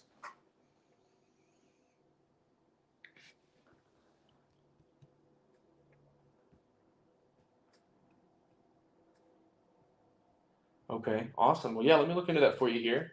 Now, you said we. Are you looking for you and someone else, or is this just for you? Your wife and you. Okay. And then I heard you. I heard you mention that you were looking for cremation and end of life expenses. Are you guys planning on both doing a cremation? Is that right?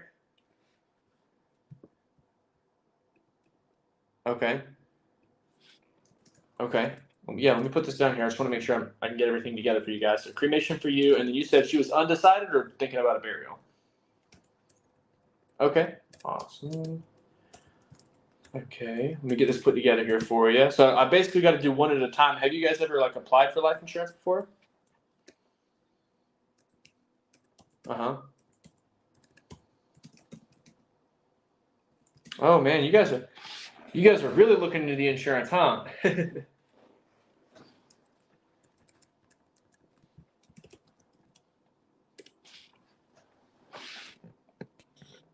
Sure, sure. And so we work with all the big companies.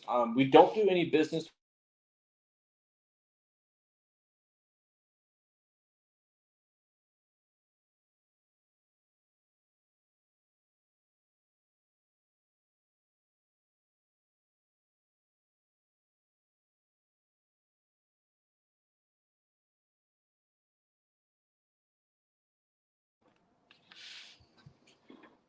Nothing. Okay. And then let's see. Are you like a smoker? Do you smoke tobacco?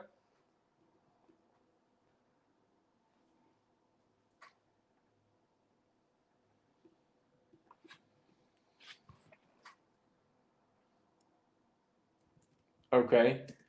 And you said that was 10 years ago? Congrats, man. Let's see. So that was what, 2014 then? Good, good. My grandma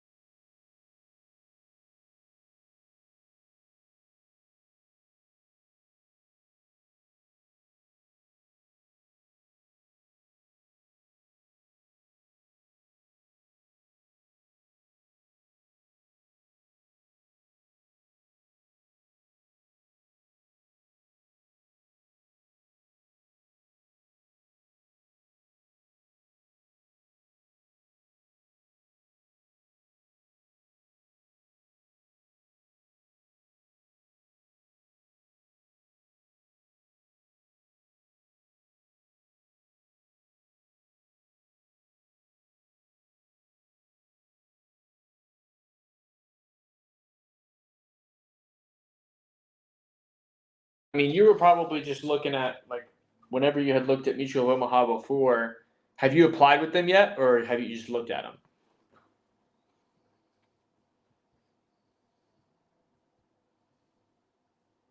Okay. So, I mean, and obviously just, whenever you're looking, a lot of people are going to tell you the same thing over and over again. The biggest thing I can tell you is that whoever looked at that for you has definitely got the right idea in mind. You should get approved with them unless something else comes up in your medical records. Is there anything else in the past 7 years that you think would pop up, or is this everything?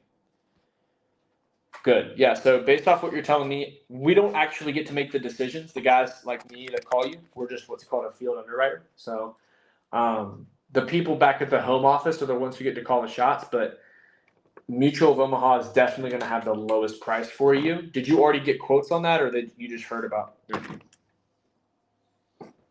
Okay. And then, let me see. Do you have like a quote range you were looking at? Because I mean, you can get by on a cremation for like $3,500 here in the area. I mean, if it just depends on.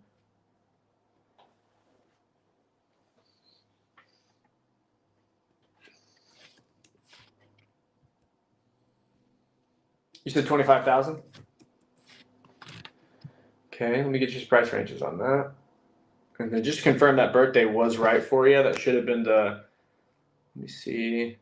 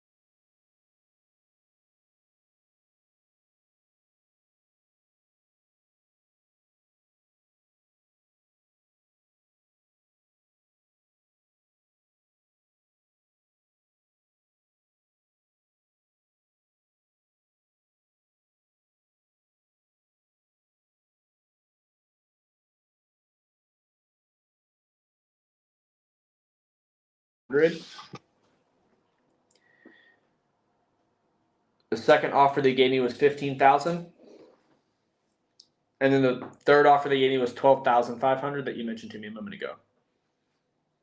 So, because of the how long ago that stuff that you told me about was, it looks like you would get approved. Again, I don't get to make the final decision, but just based on my knowledge and my experience in doing this for a while, I've got a pretty good idea that that's going to be a yes for you.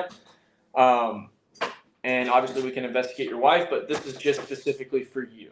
Now that's 17,500, and all of these other plans are all day one. So God forbid, if you do pass away the day after you make your first payment, you're not going to have any waiting periods like you would with that Colonial Penn plan. Does that make sense? Yep. So there's another another unique thing about this plan is that like the prices never go up, the coverage never drops, there's no expiration dates or anything like that. So it's just normal run of the mill whole life insurance through that company, Mutual of Omaha. Okay.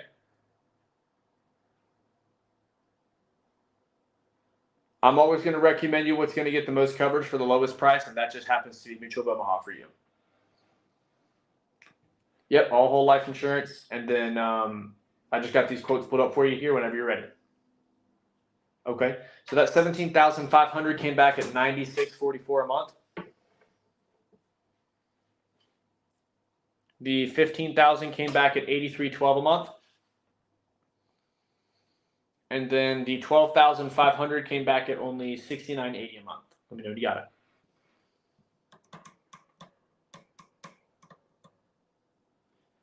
Yep. Yeah, exactly. And I can check for your wife here while I got you as well. Is she in the same shape you're in?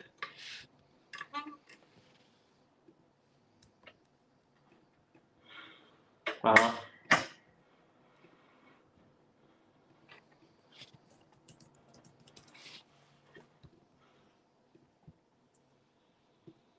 Okay. Anything in the past that might pop up, like something catastrophic?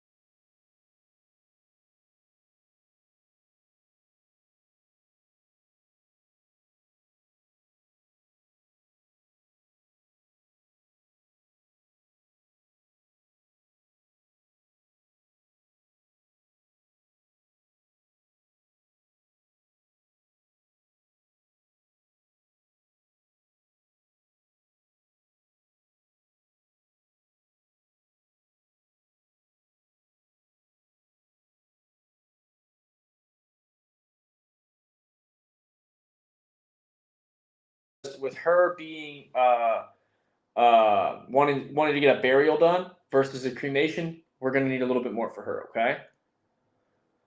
So this same exact plan, everything is the same. Covers her from day one. If she gets approved, payments never go up, doesn't expire. The whole nine, exact same thing, whole life insurance. Are you with me so far? Okay. Now, what I found here for you is that the 20,000 for her only came back at about $98.42 a month. The 17,500 came back at about $86.52.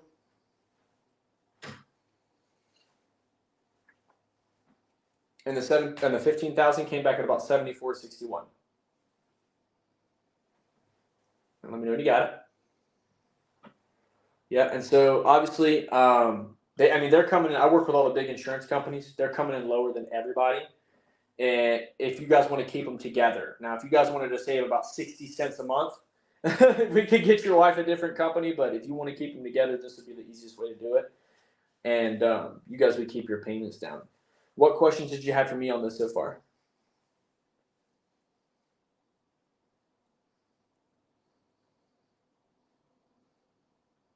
Uh-huh.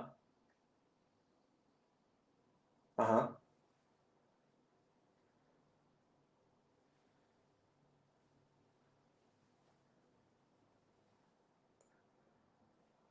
Okay. Awesome. So with that being said, obviously you guys are going to check into that and everything.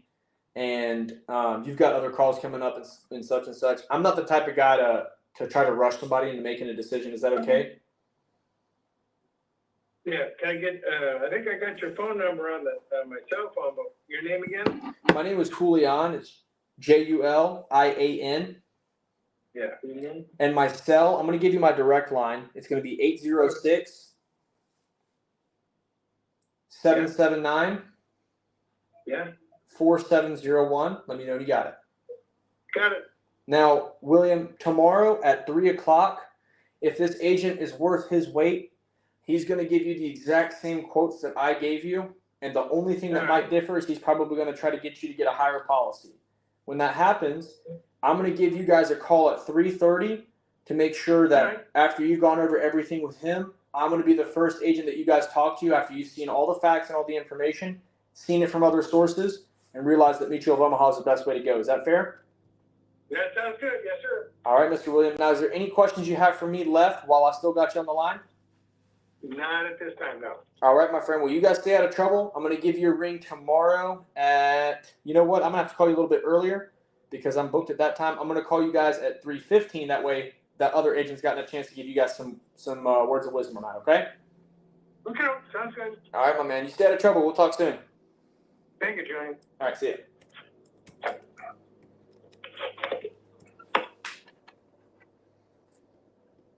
So I lost my audio there mid-call. That sucked. That was his wife wasn't there or unwilling to pull her into the call, whichever one it was. Either way,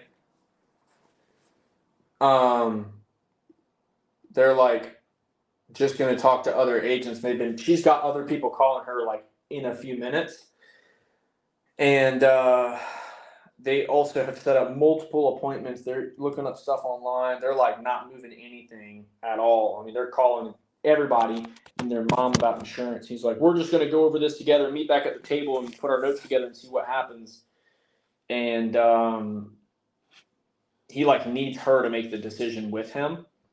And so instead of trying to push him, I'm basically just going to let him talk to these agents, and I'm just going to blow his phone up to Kingdom Come while he's on the call with that other agent tomorrow. As soon as he mentions that to Mutual of Omaha, I'm going to pop in and say, hey, William, I told you.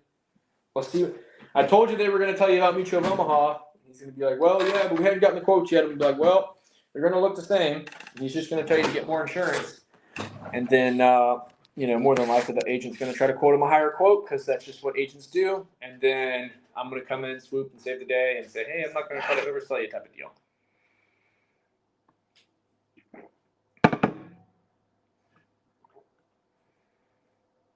What in God's name is this?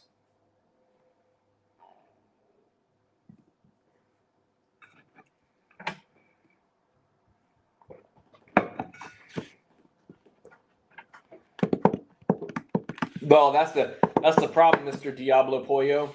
They are also coming to quote Moo. That is the debacle that I'm in. He's like, yeah, man, somebody else mentioned Mutual of Omaha, blah, blah, blah. Super nice guy. They're definitely buyers. It's just going to be figuring out who's going to give them the most value and who's going to help them out and get them right. But that's a 2-for-1 right there if somebody can lock that deal down. So I've just got to figure out how I can give more value than everybody else. I'm probably going to text him a quick video like, hey, like something like this, like, Hey, William, or I think his name was William. Hey, William, my name's Julian. Just wanted to shoot you a quick video. A lot of these people are going to start giving you calls. You're going to be getting texts. You're going to be getting quotes. Your quotes are going to have quotes. This is going to have that. Everyone's going to try and push you into a decision, but I just wanted to, make sure that you had a face to a name here. That way, when you're ready to move forward, we can get this done for you on that Mutual of Omaha plan that we discussed. Give me a call back, 806-779-4701. I'm going to throw that number under there. Call you at 3:15. Reminders are going to hit, and he's either going to buy from me or he's not going to buy from me. And if he doesn't, that's okay. And if he does, then great. That's not a Stanley Cup. My wife loves Stanley. Life insurance is a scam. Send past client reviews. That's actually a really good one.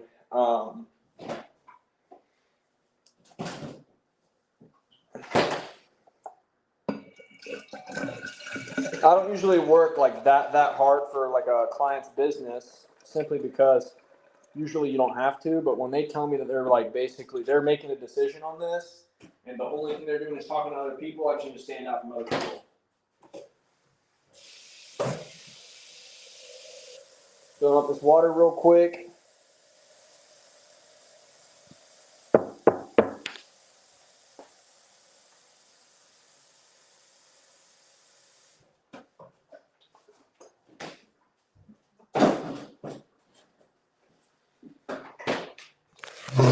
But yeah, man, I mean, whenever you got like clients on the line, if they're buyers, man, why would I not get them right?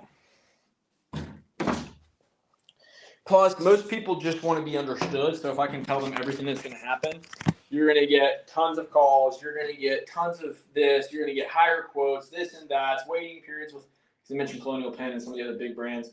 You're going to get a waiting period with Colonial Penn. You're going to get this. You're going to get that. Some people are going to talk about term insurance. Most people have no clue what's going on. Here, you can call me, rest assured, and feel safe that I'm going to be there for you. Right? So, be right back. I got to pee.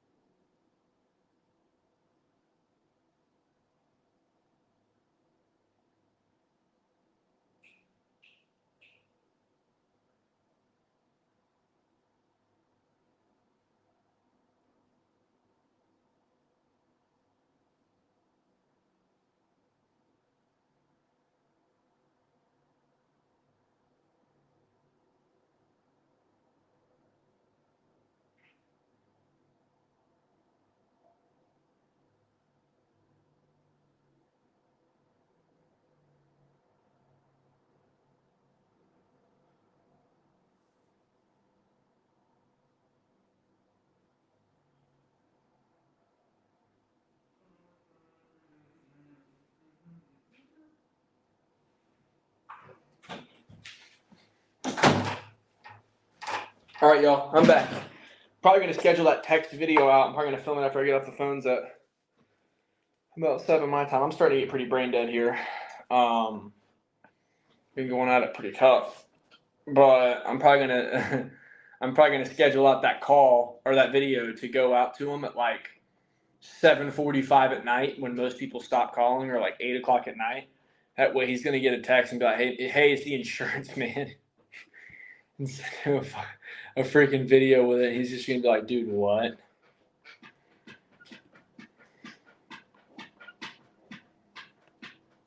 I was gonna call it that, cat, so I missed my little shindig with Nina. Let me get back on the phone with Nina. Let's write it up and get going. Insurance is better. See if we can't maybe get like a little powwow going over here with the speakerphones, old school style.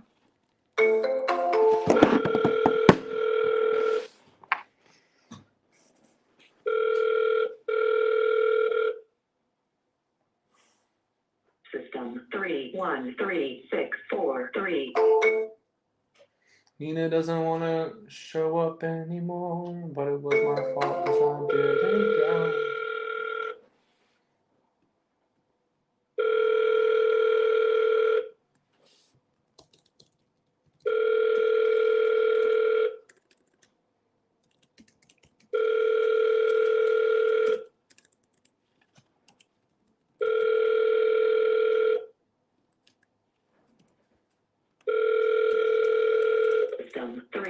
136432962 is not available. At the tone, please record your message. When you have finished recording, you may hang up or press 1 for more options.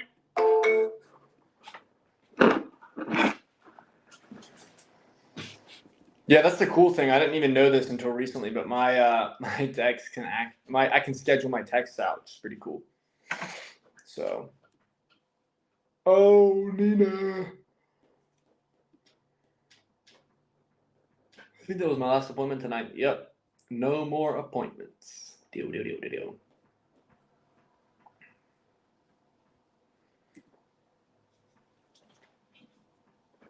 Let's see if my guy Randy texts me back. See what's going on with this dude, so I can call him, and it doesn't whack.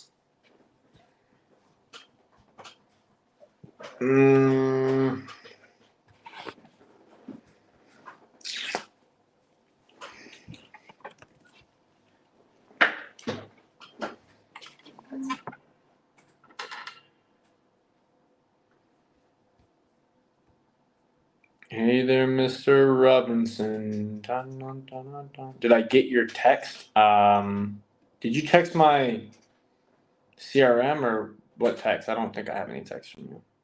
I don't think you even have my number. Disclosure, if I'm getting text to my CRM, I will block you. This is for clients only. Not meaning sent it 3 times. I am Randy. Give me 1 second.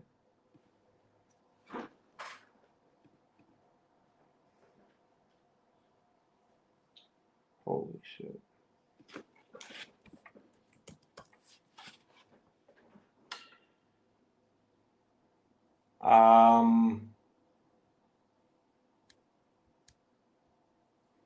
Yeah, Randy, I checked every phone I have, dude. I don't have any texts.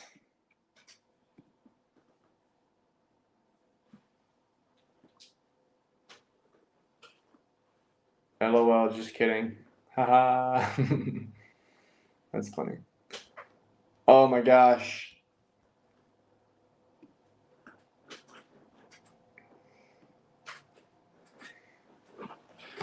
Well, the joke's on you, Randy. I shut down my entire CRM system, and I literally left the insurance business. So.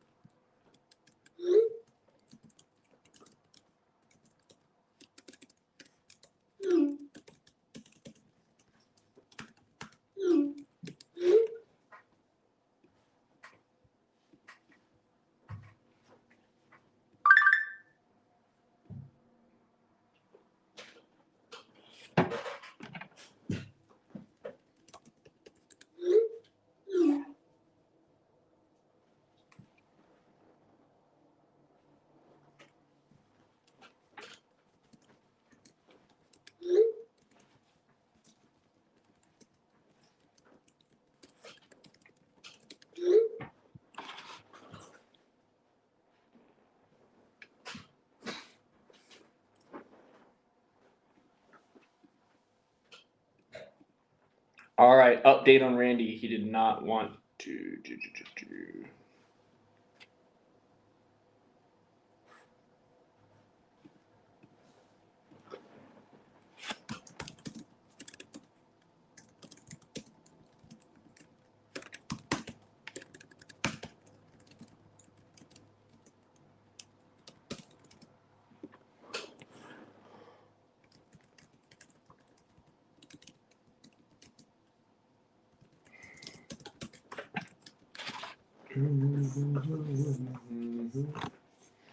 My no-show texted me back. No-show follow-up sequence is going off.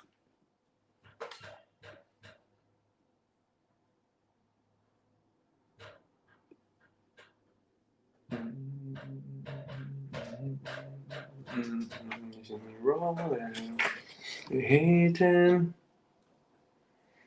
Patrol and be trying to catch me.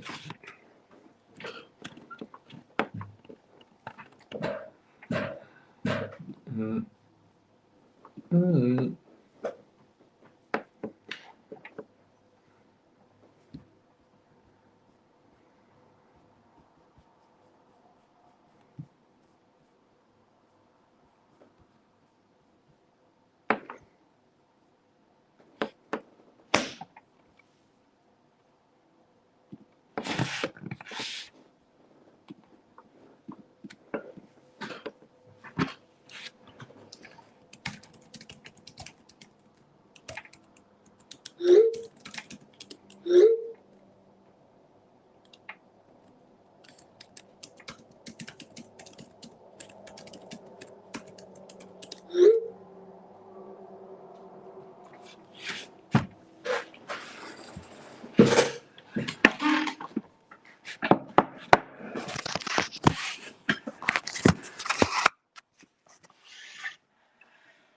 Comment below dial if you guys are still on the phones, or am I just the only one in the war zone?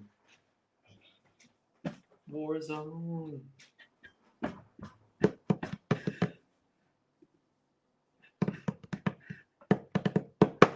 Ah. Even the viewers are falling off. People are starting to get too tired. For those that have turned around and given up, your weakness is my strength. I feed off of it.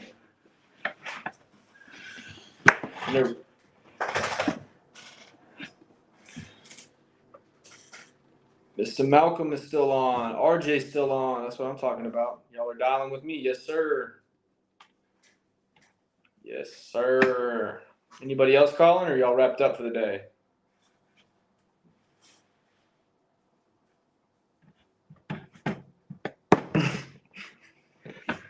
What the heck? Dog, get out of here, dog. No, scram. Stop it. Michelle, that's what I'm talking about.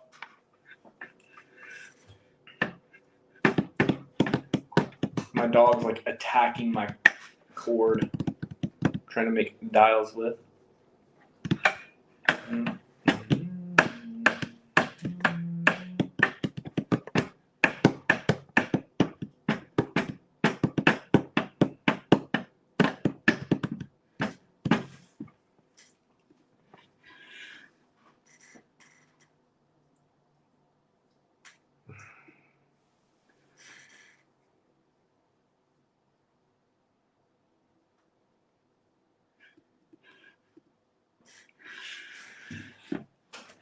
That's what I'm talking about, Michelle.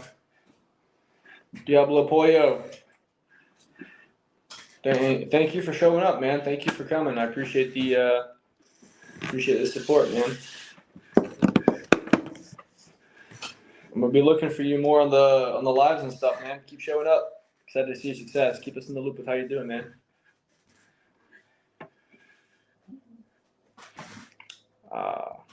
Little voicemail there.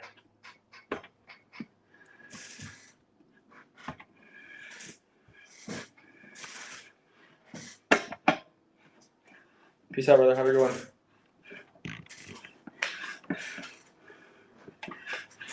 Who's riding it out until 7 o'clock Arizona time? I still got 58 minutes left in me. The final countdown. The last stretch of dials. See if we can't crank out another deal.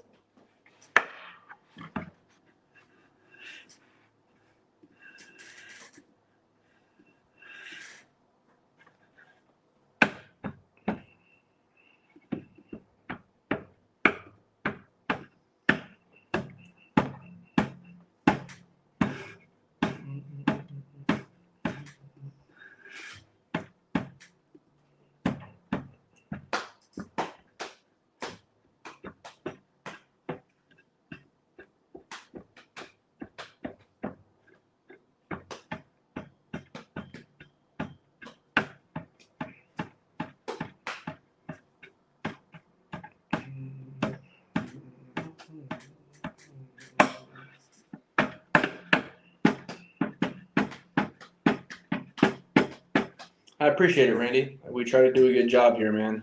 A lot of bullshit in this damn industry. Hopefully we can change that.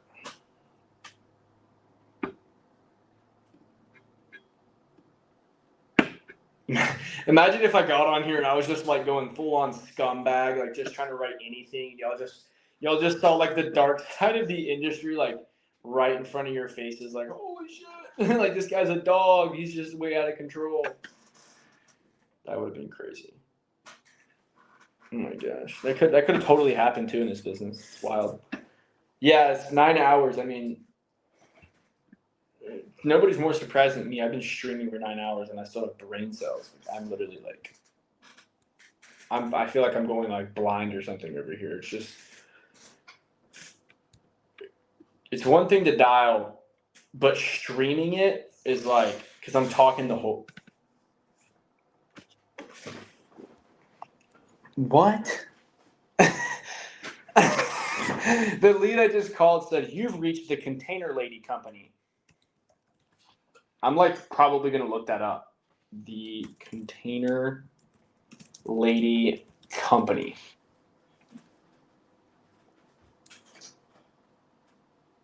You can't even make this stuff up, dude. There's like multiple options. Need this once a week. It's been fun. Once a week, man. That would be wild.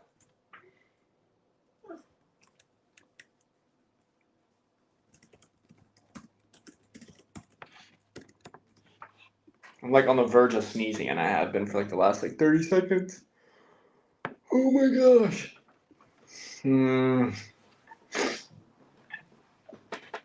Let me know if you guys are in agreement with RJ if I should do this once a week.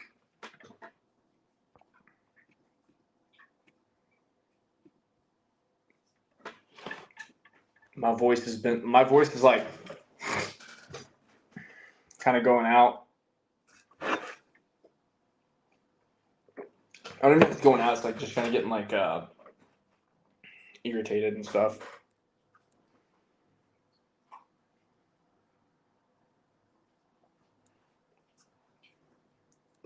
He said I'm going to start doing lives to keep me from being lazy on the phone. Dude, it's really not. Here's the thing. Like, create a situation for yourself.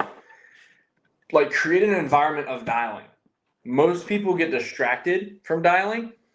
And what happens is like, oh, the dog's got to go out. Oh, the cat's got to go out. Oh, I've got to go and wipe my kid's butt or whatever. I don't know. Life. Hey, Kathleen? Yeah, it's just Julian getting back to you about the life insurance. How's it going?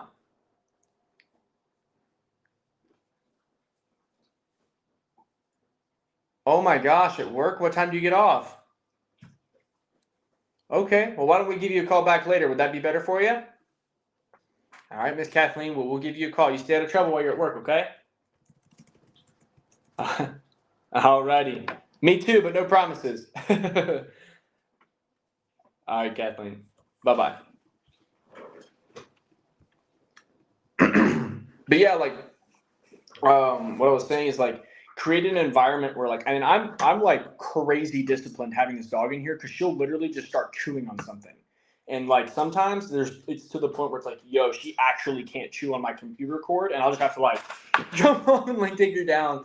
But if you create an environment where you like dial, and then just like, if you have to get extreme, set a timer on yourself and just like put 50 minutes on the clock and just dial for 50 minutes straight and do nothing else. Phone off, no, like literally nothing. Don't have the TV on. I don't want to hear about YouTube. That was something I did for a little bit. Terrible decision. You got to, I mean, we're talking to kids. If you got kids, don't come in the office. If you show up in the office while I'm dialing, I'm going to throw a pen at you or a pillow, depending on what kind of parent you are. Whatever it takes, just get in a focused environment and then just set a little time crunch on yours. And then just set a little time crunch on yourself to where like you just, how can I get as many dials out in 15 minutes as possible? Because if you try to look at look at it like a marathon. If I try to look at it from like, I'm going to go run 26 miles, I'm never going to do it. I just got to do it one step and 1 mile at a time. And then the marathon just gets done. But for the people that look at, oh man, I'm going to go dial for 10 hours. Holy crap. Like, whoa, that's a lot. But if you just, hey, I'm going to dial for 1 hour, and then 1 hour, and then 1 hour, and then you just take 10-minute breaks every hour, it's really not that much. It's just a normal workday. So hopefully that helps. But do it once a week. Okay, we got 2 once a weeks. Anybody else? Going once, going twice. Yeah, Randy, I don't know where you saw that, but that stuff happens all the time. It's disgusting. We have 3 once a weeks. Going once, going twice, going 3 times.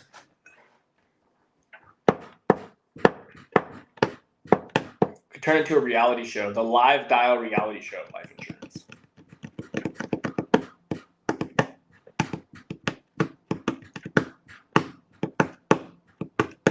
Crazy part is most people will never do this.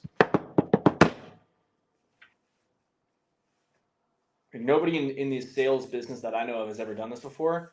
It's crazy. Most people would never do this. Think about all the rejections I faced today and all the apps that I could have had that I didn't have for whatever reason. Getting on here and just like winning and losing together. I think this is the stuff that people need to see, to be honest. It's not all sunshine and rainbows and a bunch of edited calls thrown together where you compile a week worth of closes and talk about the commissions that come after it. It's about the day-to-day, hour by hour, what it actually looks like to be an agent. But I think if this business could just get more transparency, I really think the biggest problem is that people just try and tell you like, oh, you can just make 100, you can make 60 phone calls and make, hundreds of millions of dollars a year or something. Like, when I got recruited to the business, I was told like, yeah, I mean, if you just write like 1 app a day, you'll make like multiple 6 figures. And if you just write these 2 things, you'll build renewals. And if you do just like, 1 annuity a week, like you'll just be a millionaire overnight. Like, and most people are brought in that way. But if it was for real, like, it's good that this business is hard work, I used to do collections 40 hours a week. Yikes. Your mind should be bulletproof, Randy, if you did collections. Holy shit. Hand dial? Ew. Exactly, Michelle. Real life. The real.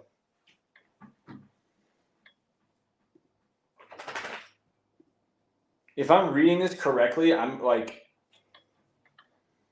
trying to do the math.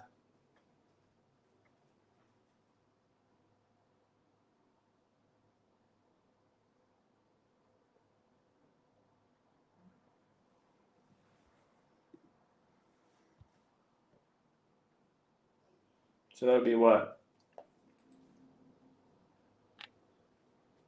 I don't know. It's a lot of dials. But I think I'm reading it wrong. I'm going to have to learn how to read this darn dashboard.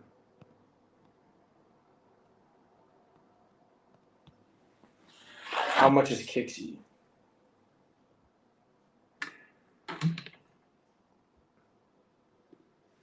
Probate collection. That's hilarious. That's like intense. How much is Kixie? I don't know. Tim, do you know how much Kixie is? I know it's different if you get like 150 a month. Yeah, because I know they have custom packages. It's different for like everyone, but apparently it's 150 a month. Randy says we had to call loved ones for debt owed to buy the estate. Could you imagine? You should share that. I don't know if you share that in your calls. I don't know if you like. I'm scratching my leg like crazy. Oh, my calf is like killing me. I don't know if you like share that though with your clients, but like, I would definitely use that in sales calls. Like, I would definitely bring up like, hey, I used to do collections for probate, and let me tell you right now, I've called people and asked them for money because their parents didn't have life insurance. You don't want that to be you. I would totally put that out there. It's a great story, dude. It's totally related to what we do, and it shows the consequence of what it looks like. I wouldn't make it like an overbearing negative statement, though. I mean, I'd just be like, hey.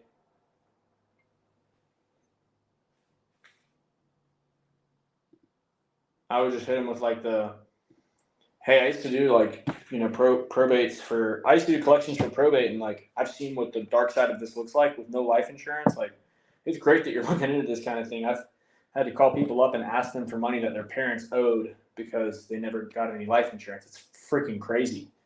That would be such a good line.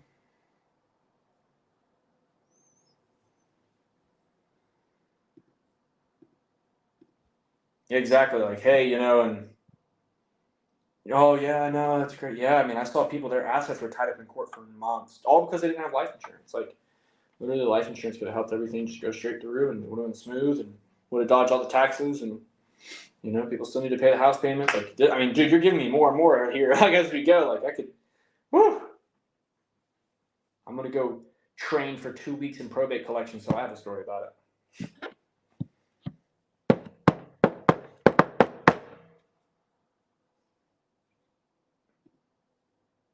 For those of you who know me, I know, yes, I am crazy enough to do that, but I'm not going to actually go to probate collections, I promise. I'm not going to go do that.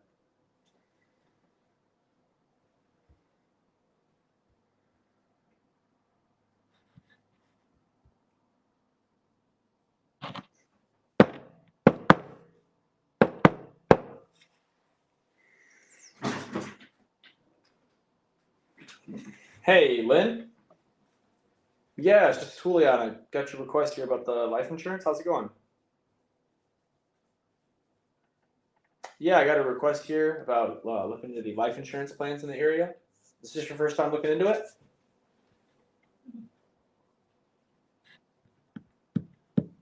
Oh, okay. It looks like the beneficiary listed here was your husband. Is there a chance that maybe he filled it out for you? Oh, okay. Well, is he around then? Oh, no worries. Well, yeah, maybe bring it up to him because I just want to make sure we can get this taken care of for you. We can just try you back when he's around, though. Oh, maybe he was looking for like one of the rate reductions or something. Is that a chance for that? Awesome. We'll give you a ring tomorrow.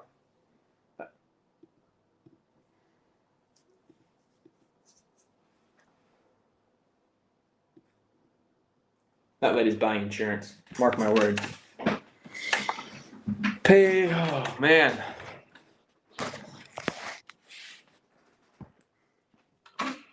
Life insurance payments paid from the estate help free up assets so they can pass the family faster.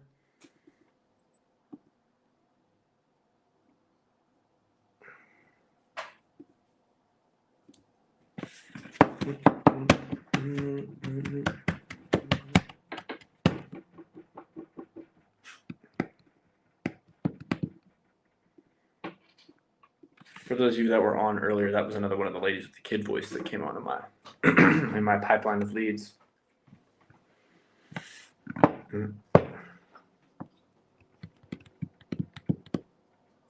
Hey, Jose.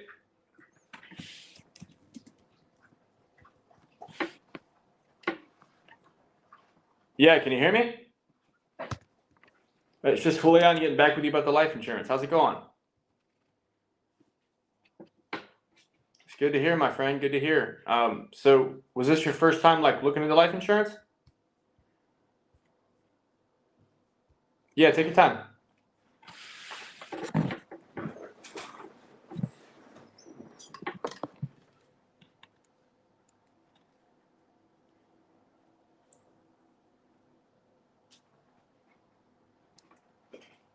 Oh, okay. So what got you looking into it this time?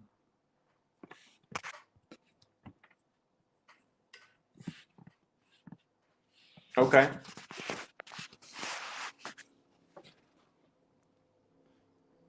Uh-huh. Oh, I hear you. Okay. So what were you looking for then?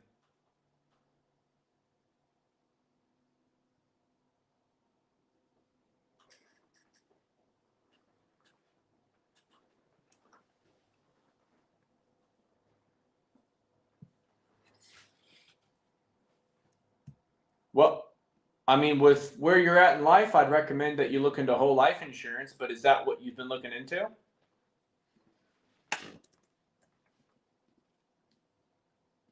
Uh-huh.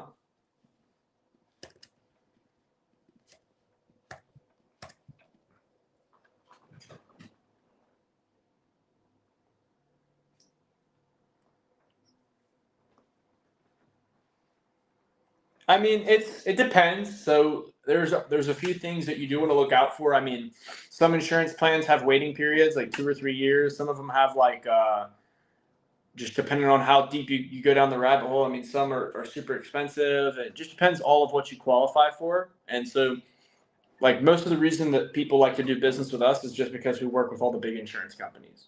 So we're kind of like think like the Amazon of insurance, right? You go online, you pick what you want, but in this scenario, you would just talk to me to pick what you want, and whatever's best for you and what you qualify for, then that's what most people end up doing. So you said you had kind of looked into it so far, but what exactly are you looking for, like, to do with this life insurance? I guess I'm kind of confused. Is this for like a burial, a cremation, or?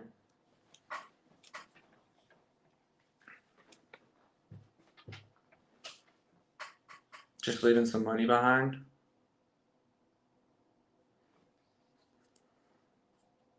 Mhm.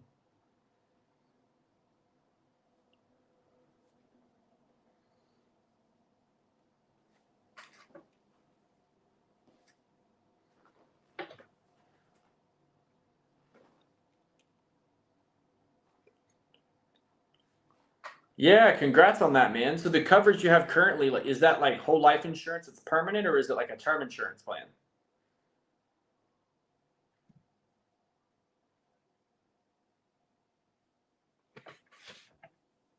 Uh huh. Okay.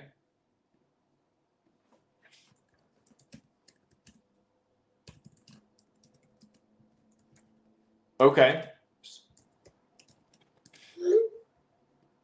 So like adding some then?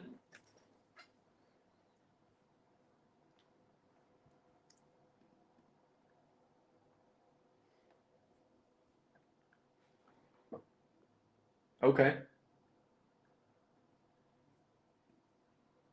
Yeah, no joke, man. Okay. So because most of these plans do cap out at like 30,000 or 40,000. Do you know which company you're with currently, so I avoid that one?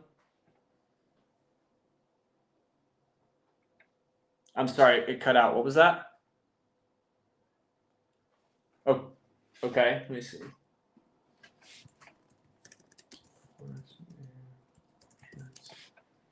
Is that the guys who hooked you up? Because the let's see, because I think they're like you're talking about Horace Mann, right, out of Arizona.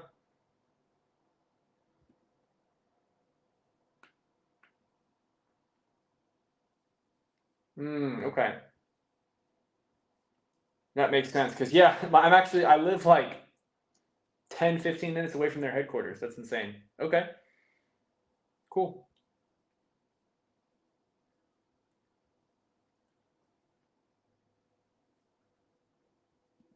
Yeah, totally. Yeah, that makes sense. Okay. Well, let me check on this here for you. I'll get you kind of a price range. I'll kind of I'll look between. I'll get you like a big price range. I'll look at like 10, 20, and 30,000 with another company just to see what that looks like for you. Okay.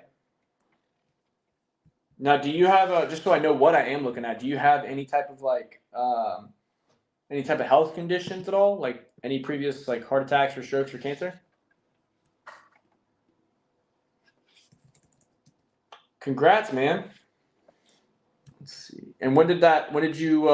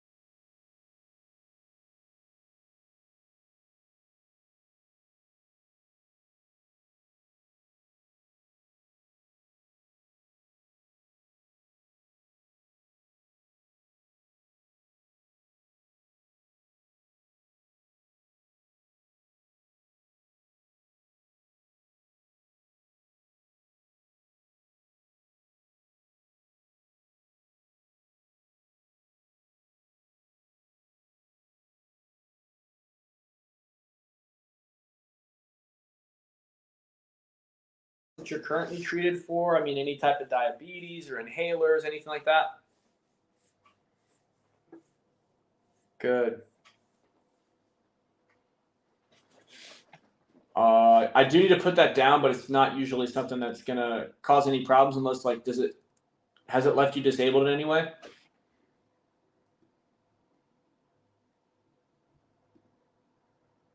Okay. Awesome. And then is there anything else that I'm missing here for you outside of that? Nothing simple, not even like high blood pressure or cholesterol?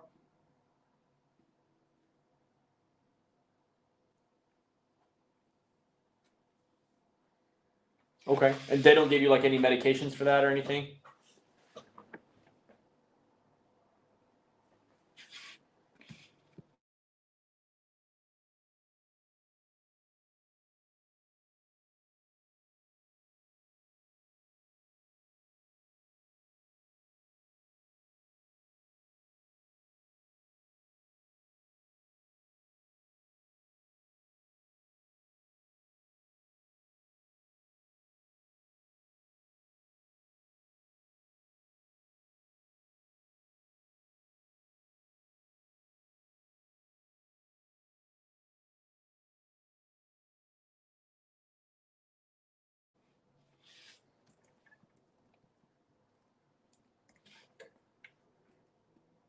Alrighty.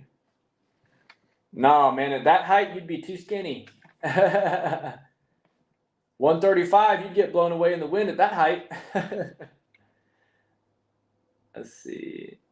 Alrighty. Well, yeah, I got some good stuff here for you, man. I think you're going to like this. Check this out. Oh, I just lost this thing on my computer. I got to pull it back up. There we go. Alrighty. Now, I'm looking at a specific company here because everybody's got different little rules and guidelines they play by, but because you had that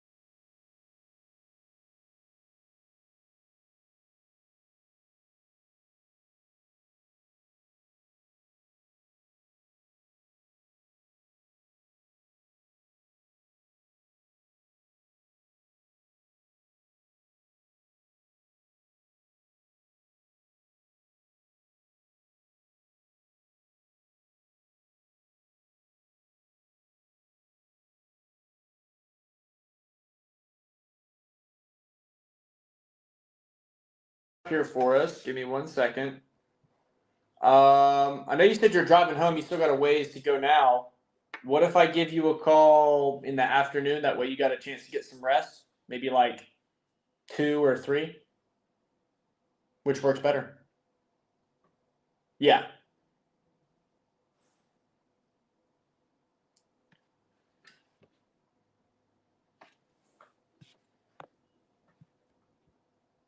Uh-huh. Oh, okay.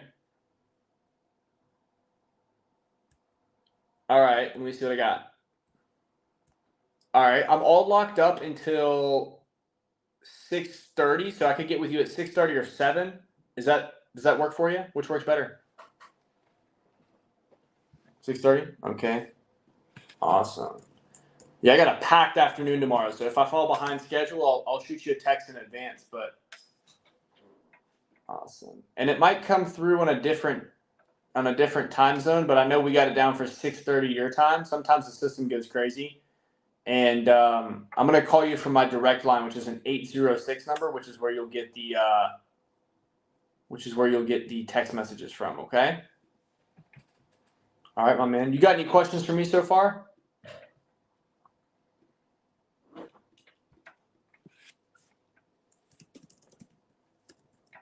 All right, my man. Well, hey, you drive safe, man. Don't be careful on these roads out here, man. Don't get in any trouble. These people are crazy nowadays, so you got to be safe. All right, buddy. I'll talk to you tomorrow. All right, see ya. Alrighty, so what you guys just saw was another one of those situations. My guy's driving, I hear he's driving, but I want to get all the information so I know if he's qualified or not. Did that, found out pretty much everything I need to know to get him an approval, unless he lied, which I don't think he did. He was pretty legit. But he's driving. I mean, I can't write him. And I'm like, oh my gosh. I'm like, well, look, man. I mean, if you're driving, like, should I just call you back on this? Because I mean, if you can't write any of this down, like, that doesn't even really make sense. And he's like, well, I mean, yeah.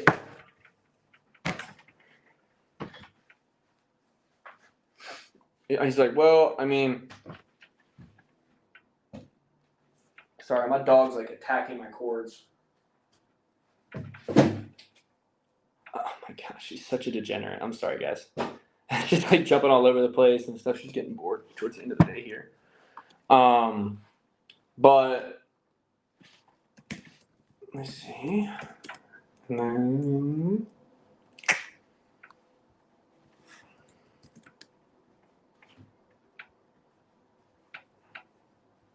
Yeah, so basically I'm just going to call him back because it doesn't make sense for me to try and pitch him while he's in the car driving. That doesn't make any sense. Because if I ask him to grab his banking, how am I going to get him approved? Answer, I won't be able to. So, what is this lady? Oh my gosh. Did I respond to this lady or did she just pound my freaking email? Holy crap.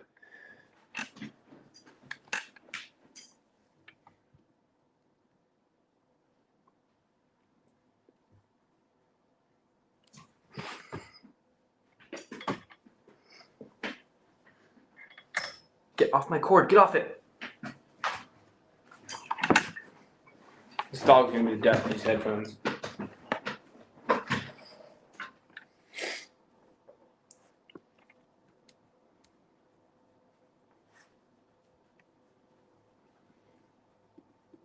Anybody watching this right now, do y'all know of a term policy that's transferable?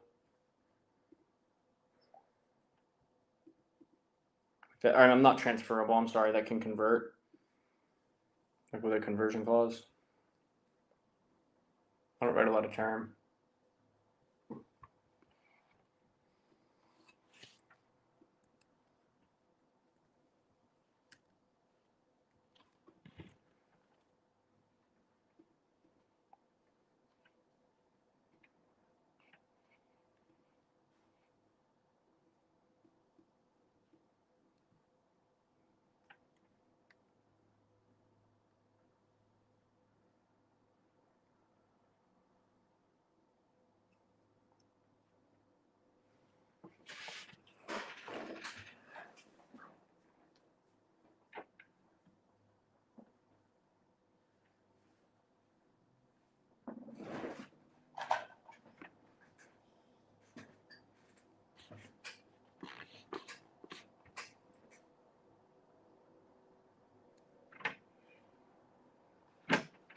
Well, is that what a return of premium is? Just a conversion?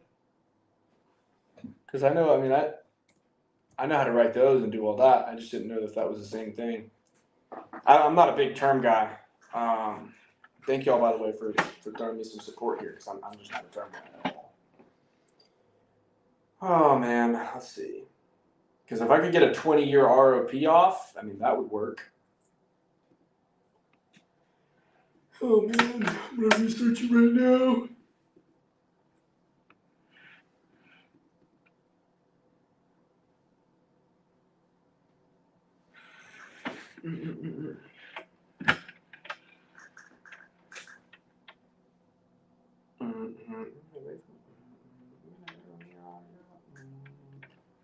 Yeah.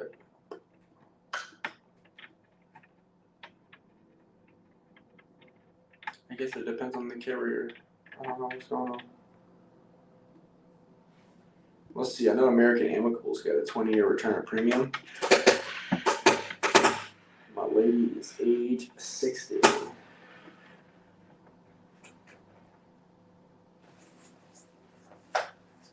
Yeah, I'm probably gonna have to try and swing the 20-year term then with the return of premium.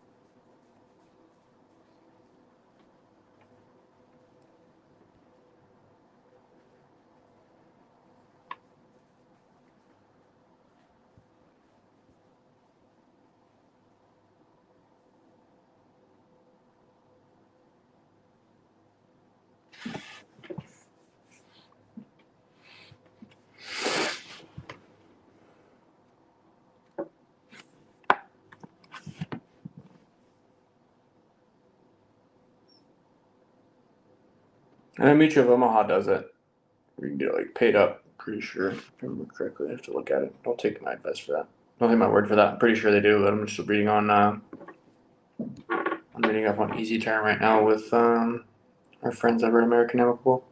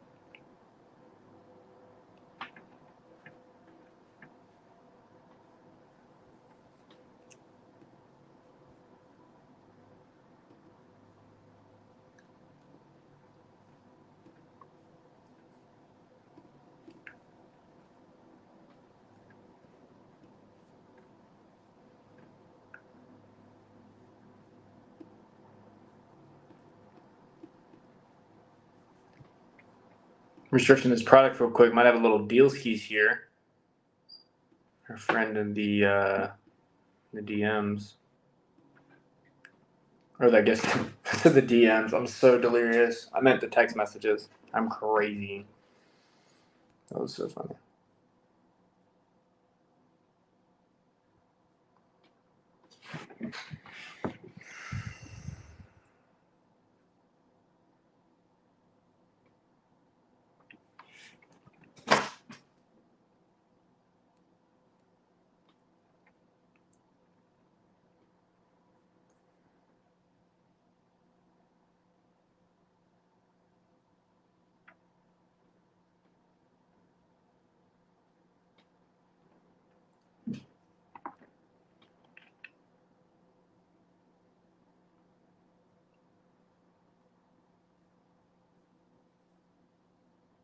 Yo, for my ladies and gentlemen in the comments, if you guys go through American Amicable's Easy Term, I'm reading their brochure right now. They have renewability and conversion privileges on the return of premium, it looks like.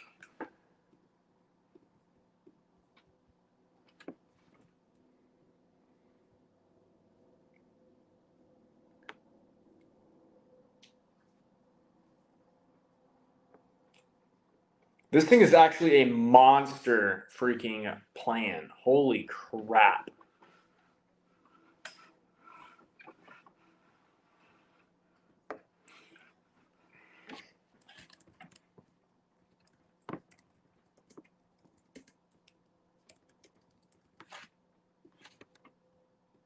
I'm just going to send this lady a brochure and a quote.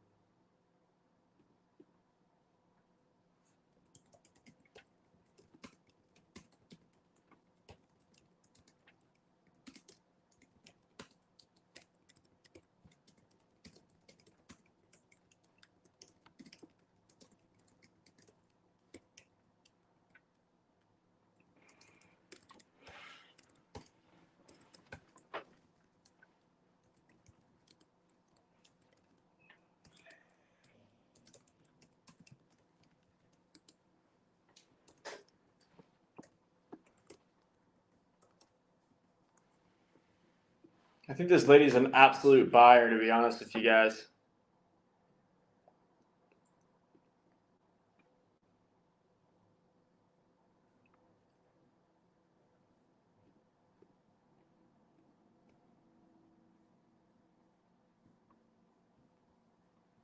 This lady is also a buyer. Got to figure out what's up with her.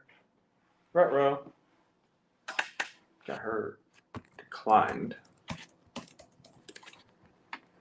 So you guys see, as I'm like kind of winding down for the day here, I'm going through and trying to get like this. I got to go rewrite this lady, so I'm trying to tee myself up for tomorrow.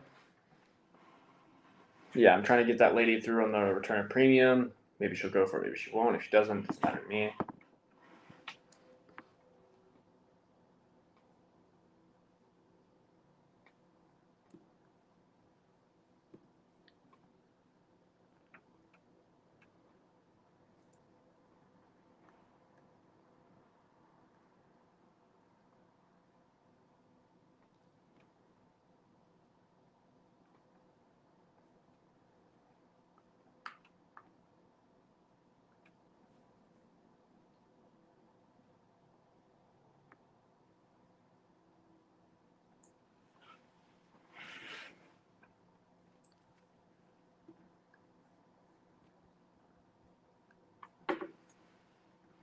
It's a little late to call. Damn.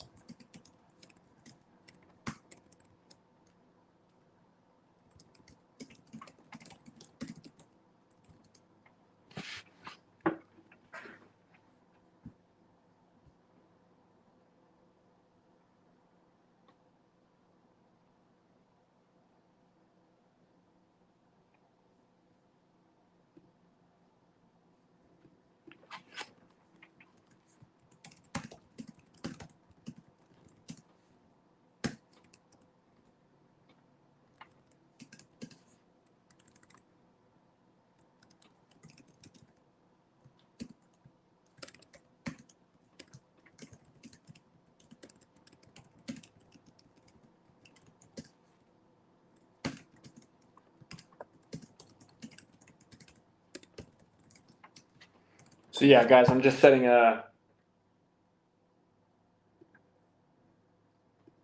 I've got to find something out. I don't even know how this lady got declined. She's like coming back with a crazy rare blood condition. I'm like, are you serious?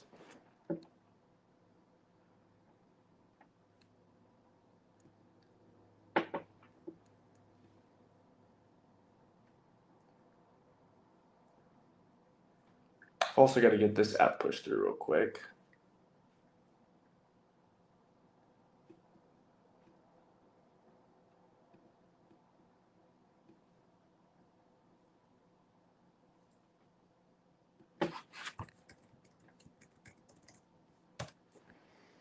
Oh man.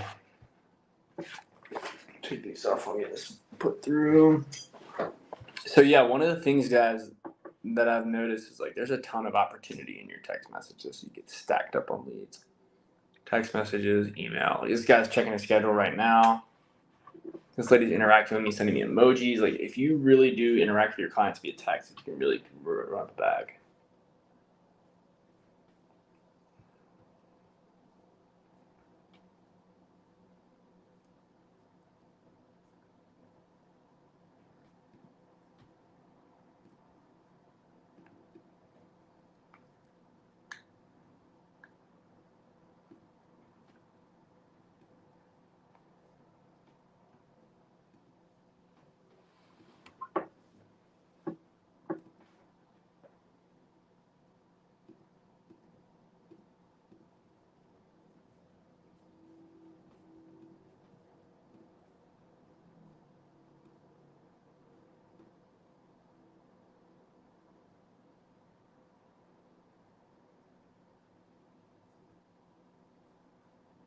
Oh my God. This lady she didn't date it. Again.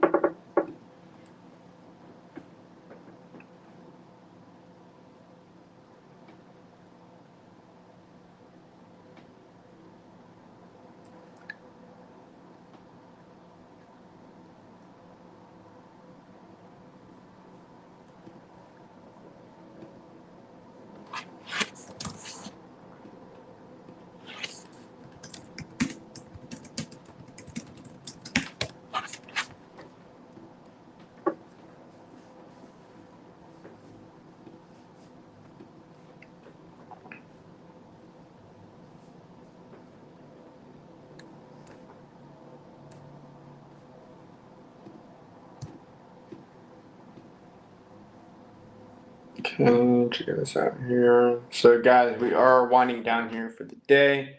We have been streaming this for almost 10 hours. And we are going to be closing things out here soon. Do you guys have any questions for me here? As we got like 10 minutes left on the clock, roughly. Basically, guys, for those of you who are watching, that are wondering what I'm doing, I've got a few pieces of business that I've got to push through. I've just got to get it pushed through. One lady, I'm going to have to go rewrite her, which I need to update. I have a client board that I have to keep myself a little bit organized. Probably going to end up digitizing it or whatever the word is for that. But I keep all my clients right here that I need to go back and follow up on. Not really anywhere for me to put you guys while I'm doing that. So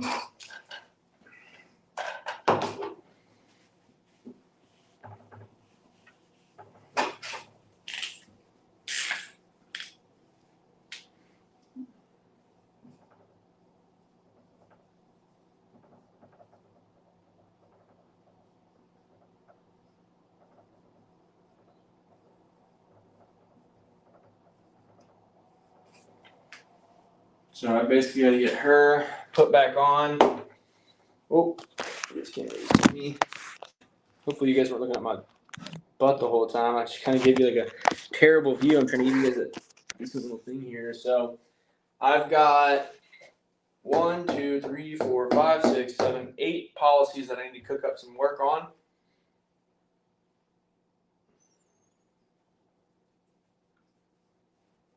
I don't think she ever hit me back either. Hold on. I'll check on this, guys.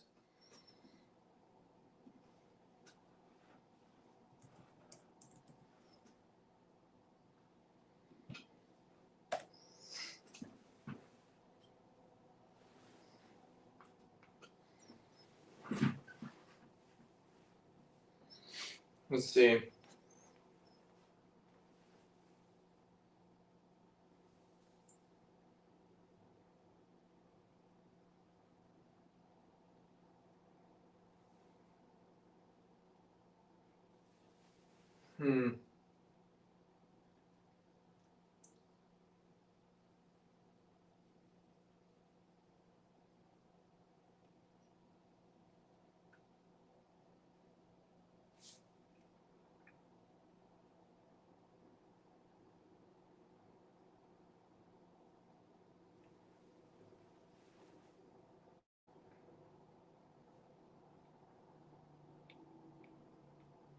I'm just looking here, guys, trying to figure out what I need to do.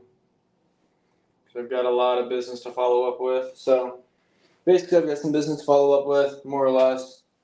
This is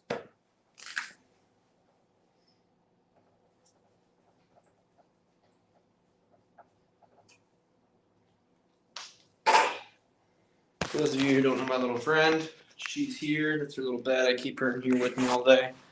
She's my little partner in crime, helps me write business and do admin, and she tears up my cords. Yeah, thank you guys for coming out to support, by the way. I see you guys in the comments here. I'm going to see if we can't figure something out. Great.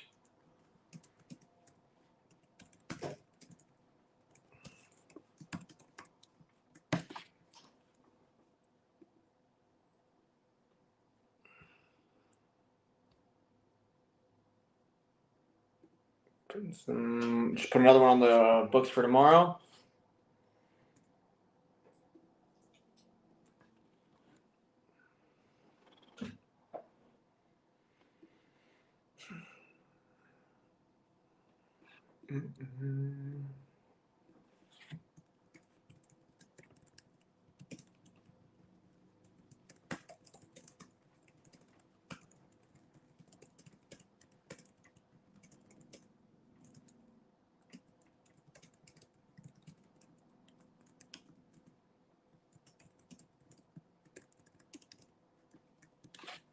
Okay.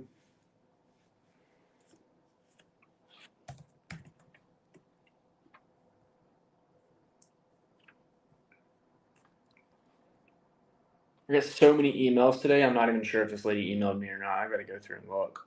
Oh my gosh.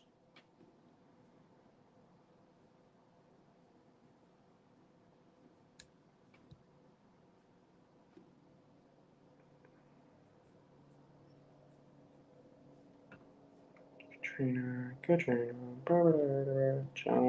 junk email? No. Okay, Francis.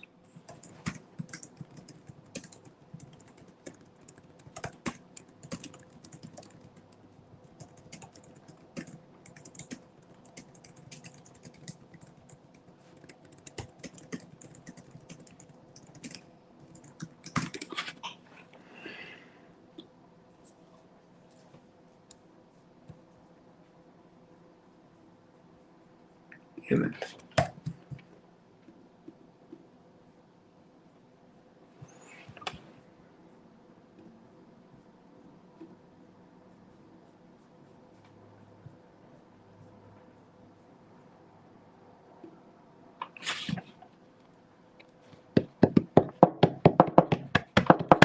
How many deals today? Just one on the board. I'm probably gonna have crazy business coming in tomorrow, and because I've got one, which should be a slam dunk rewrite. 2, I don't know what his deal is. 3, don't know what his deal is. 4, she seems like she's pretty hungry for it. 5, I'm following up with him to try and rewrite him. 6, I think I'm following up with her.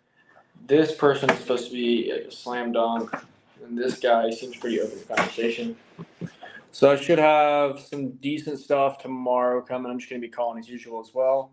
But the one was just for today. So we're at 1,090 for the week. Nothing crazy so far. Slower start to this week, but that just means that the back half's going to pick up, which is awesome.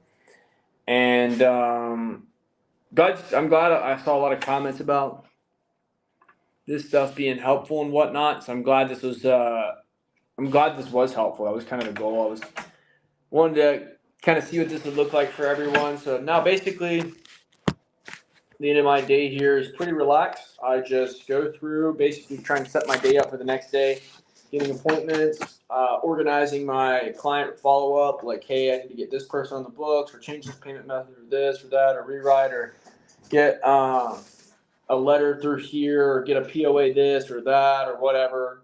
I got to drop this lady's coverage, which means I got to get a letter for it. It's a freaking nightmare.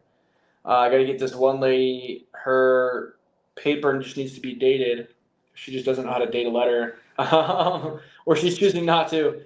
I don't know. We've gone through like 3 letters now, so she's killing me. But she's awesome, super sweet client, love her to death. But I just cannot get her to sign this letter with the date. Like, she'll sign it, and then she'll date it in the wrong place. Come on. So, I don't know. We'll figure it out. But trying to get that done, and then other than that, I mean, pretty basic stuff, guys. This is what it's like to live in the day in the life of a 10K a week producer. It's nothing crazy. I'm not doing anything special. I'm just calling leads and following up with clients and treating people well and adding value, and that's pretty much it. It's you're really not that far away from it. So if you're watching this and you're like not on the 10K a week wave and you want to get there, then one of the things that kind of helped me get there was just identifying a few things that make the biggest difference, right? What actually moves the needle of getting you there? You know what I mean? Like what do you need to do more of and to get closer, and what do you need to do less of to get closer? Because a lot of times, like, it's not always just about what you can do more of. It's also about what you can do less of. We waste a lot of our time doing stupid things, like, for example, admin.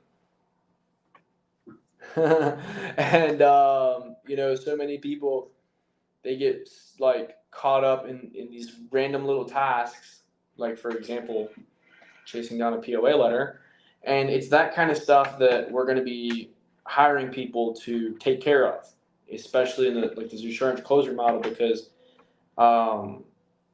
that's just not a dollar producing activity.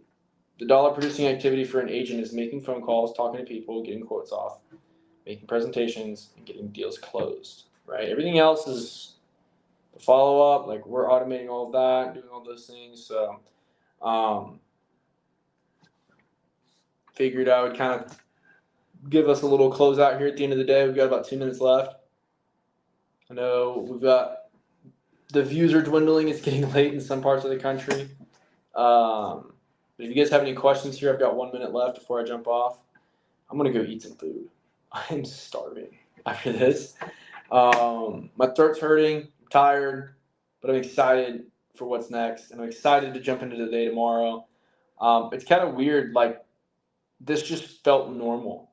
It felt like I was just in a normal Zoom room. So this was like kind of weird, but I pretty much managed to somehow talk to myself and make phone calls all day long for 10 hours straight. So I would call that an accomplishment.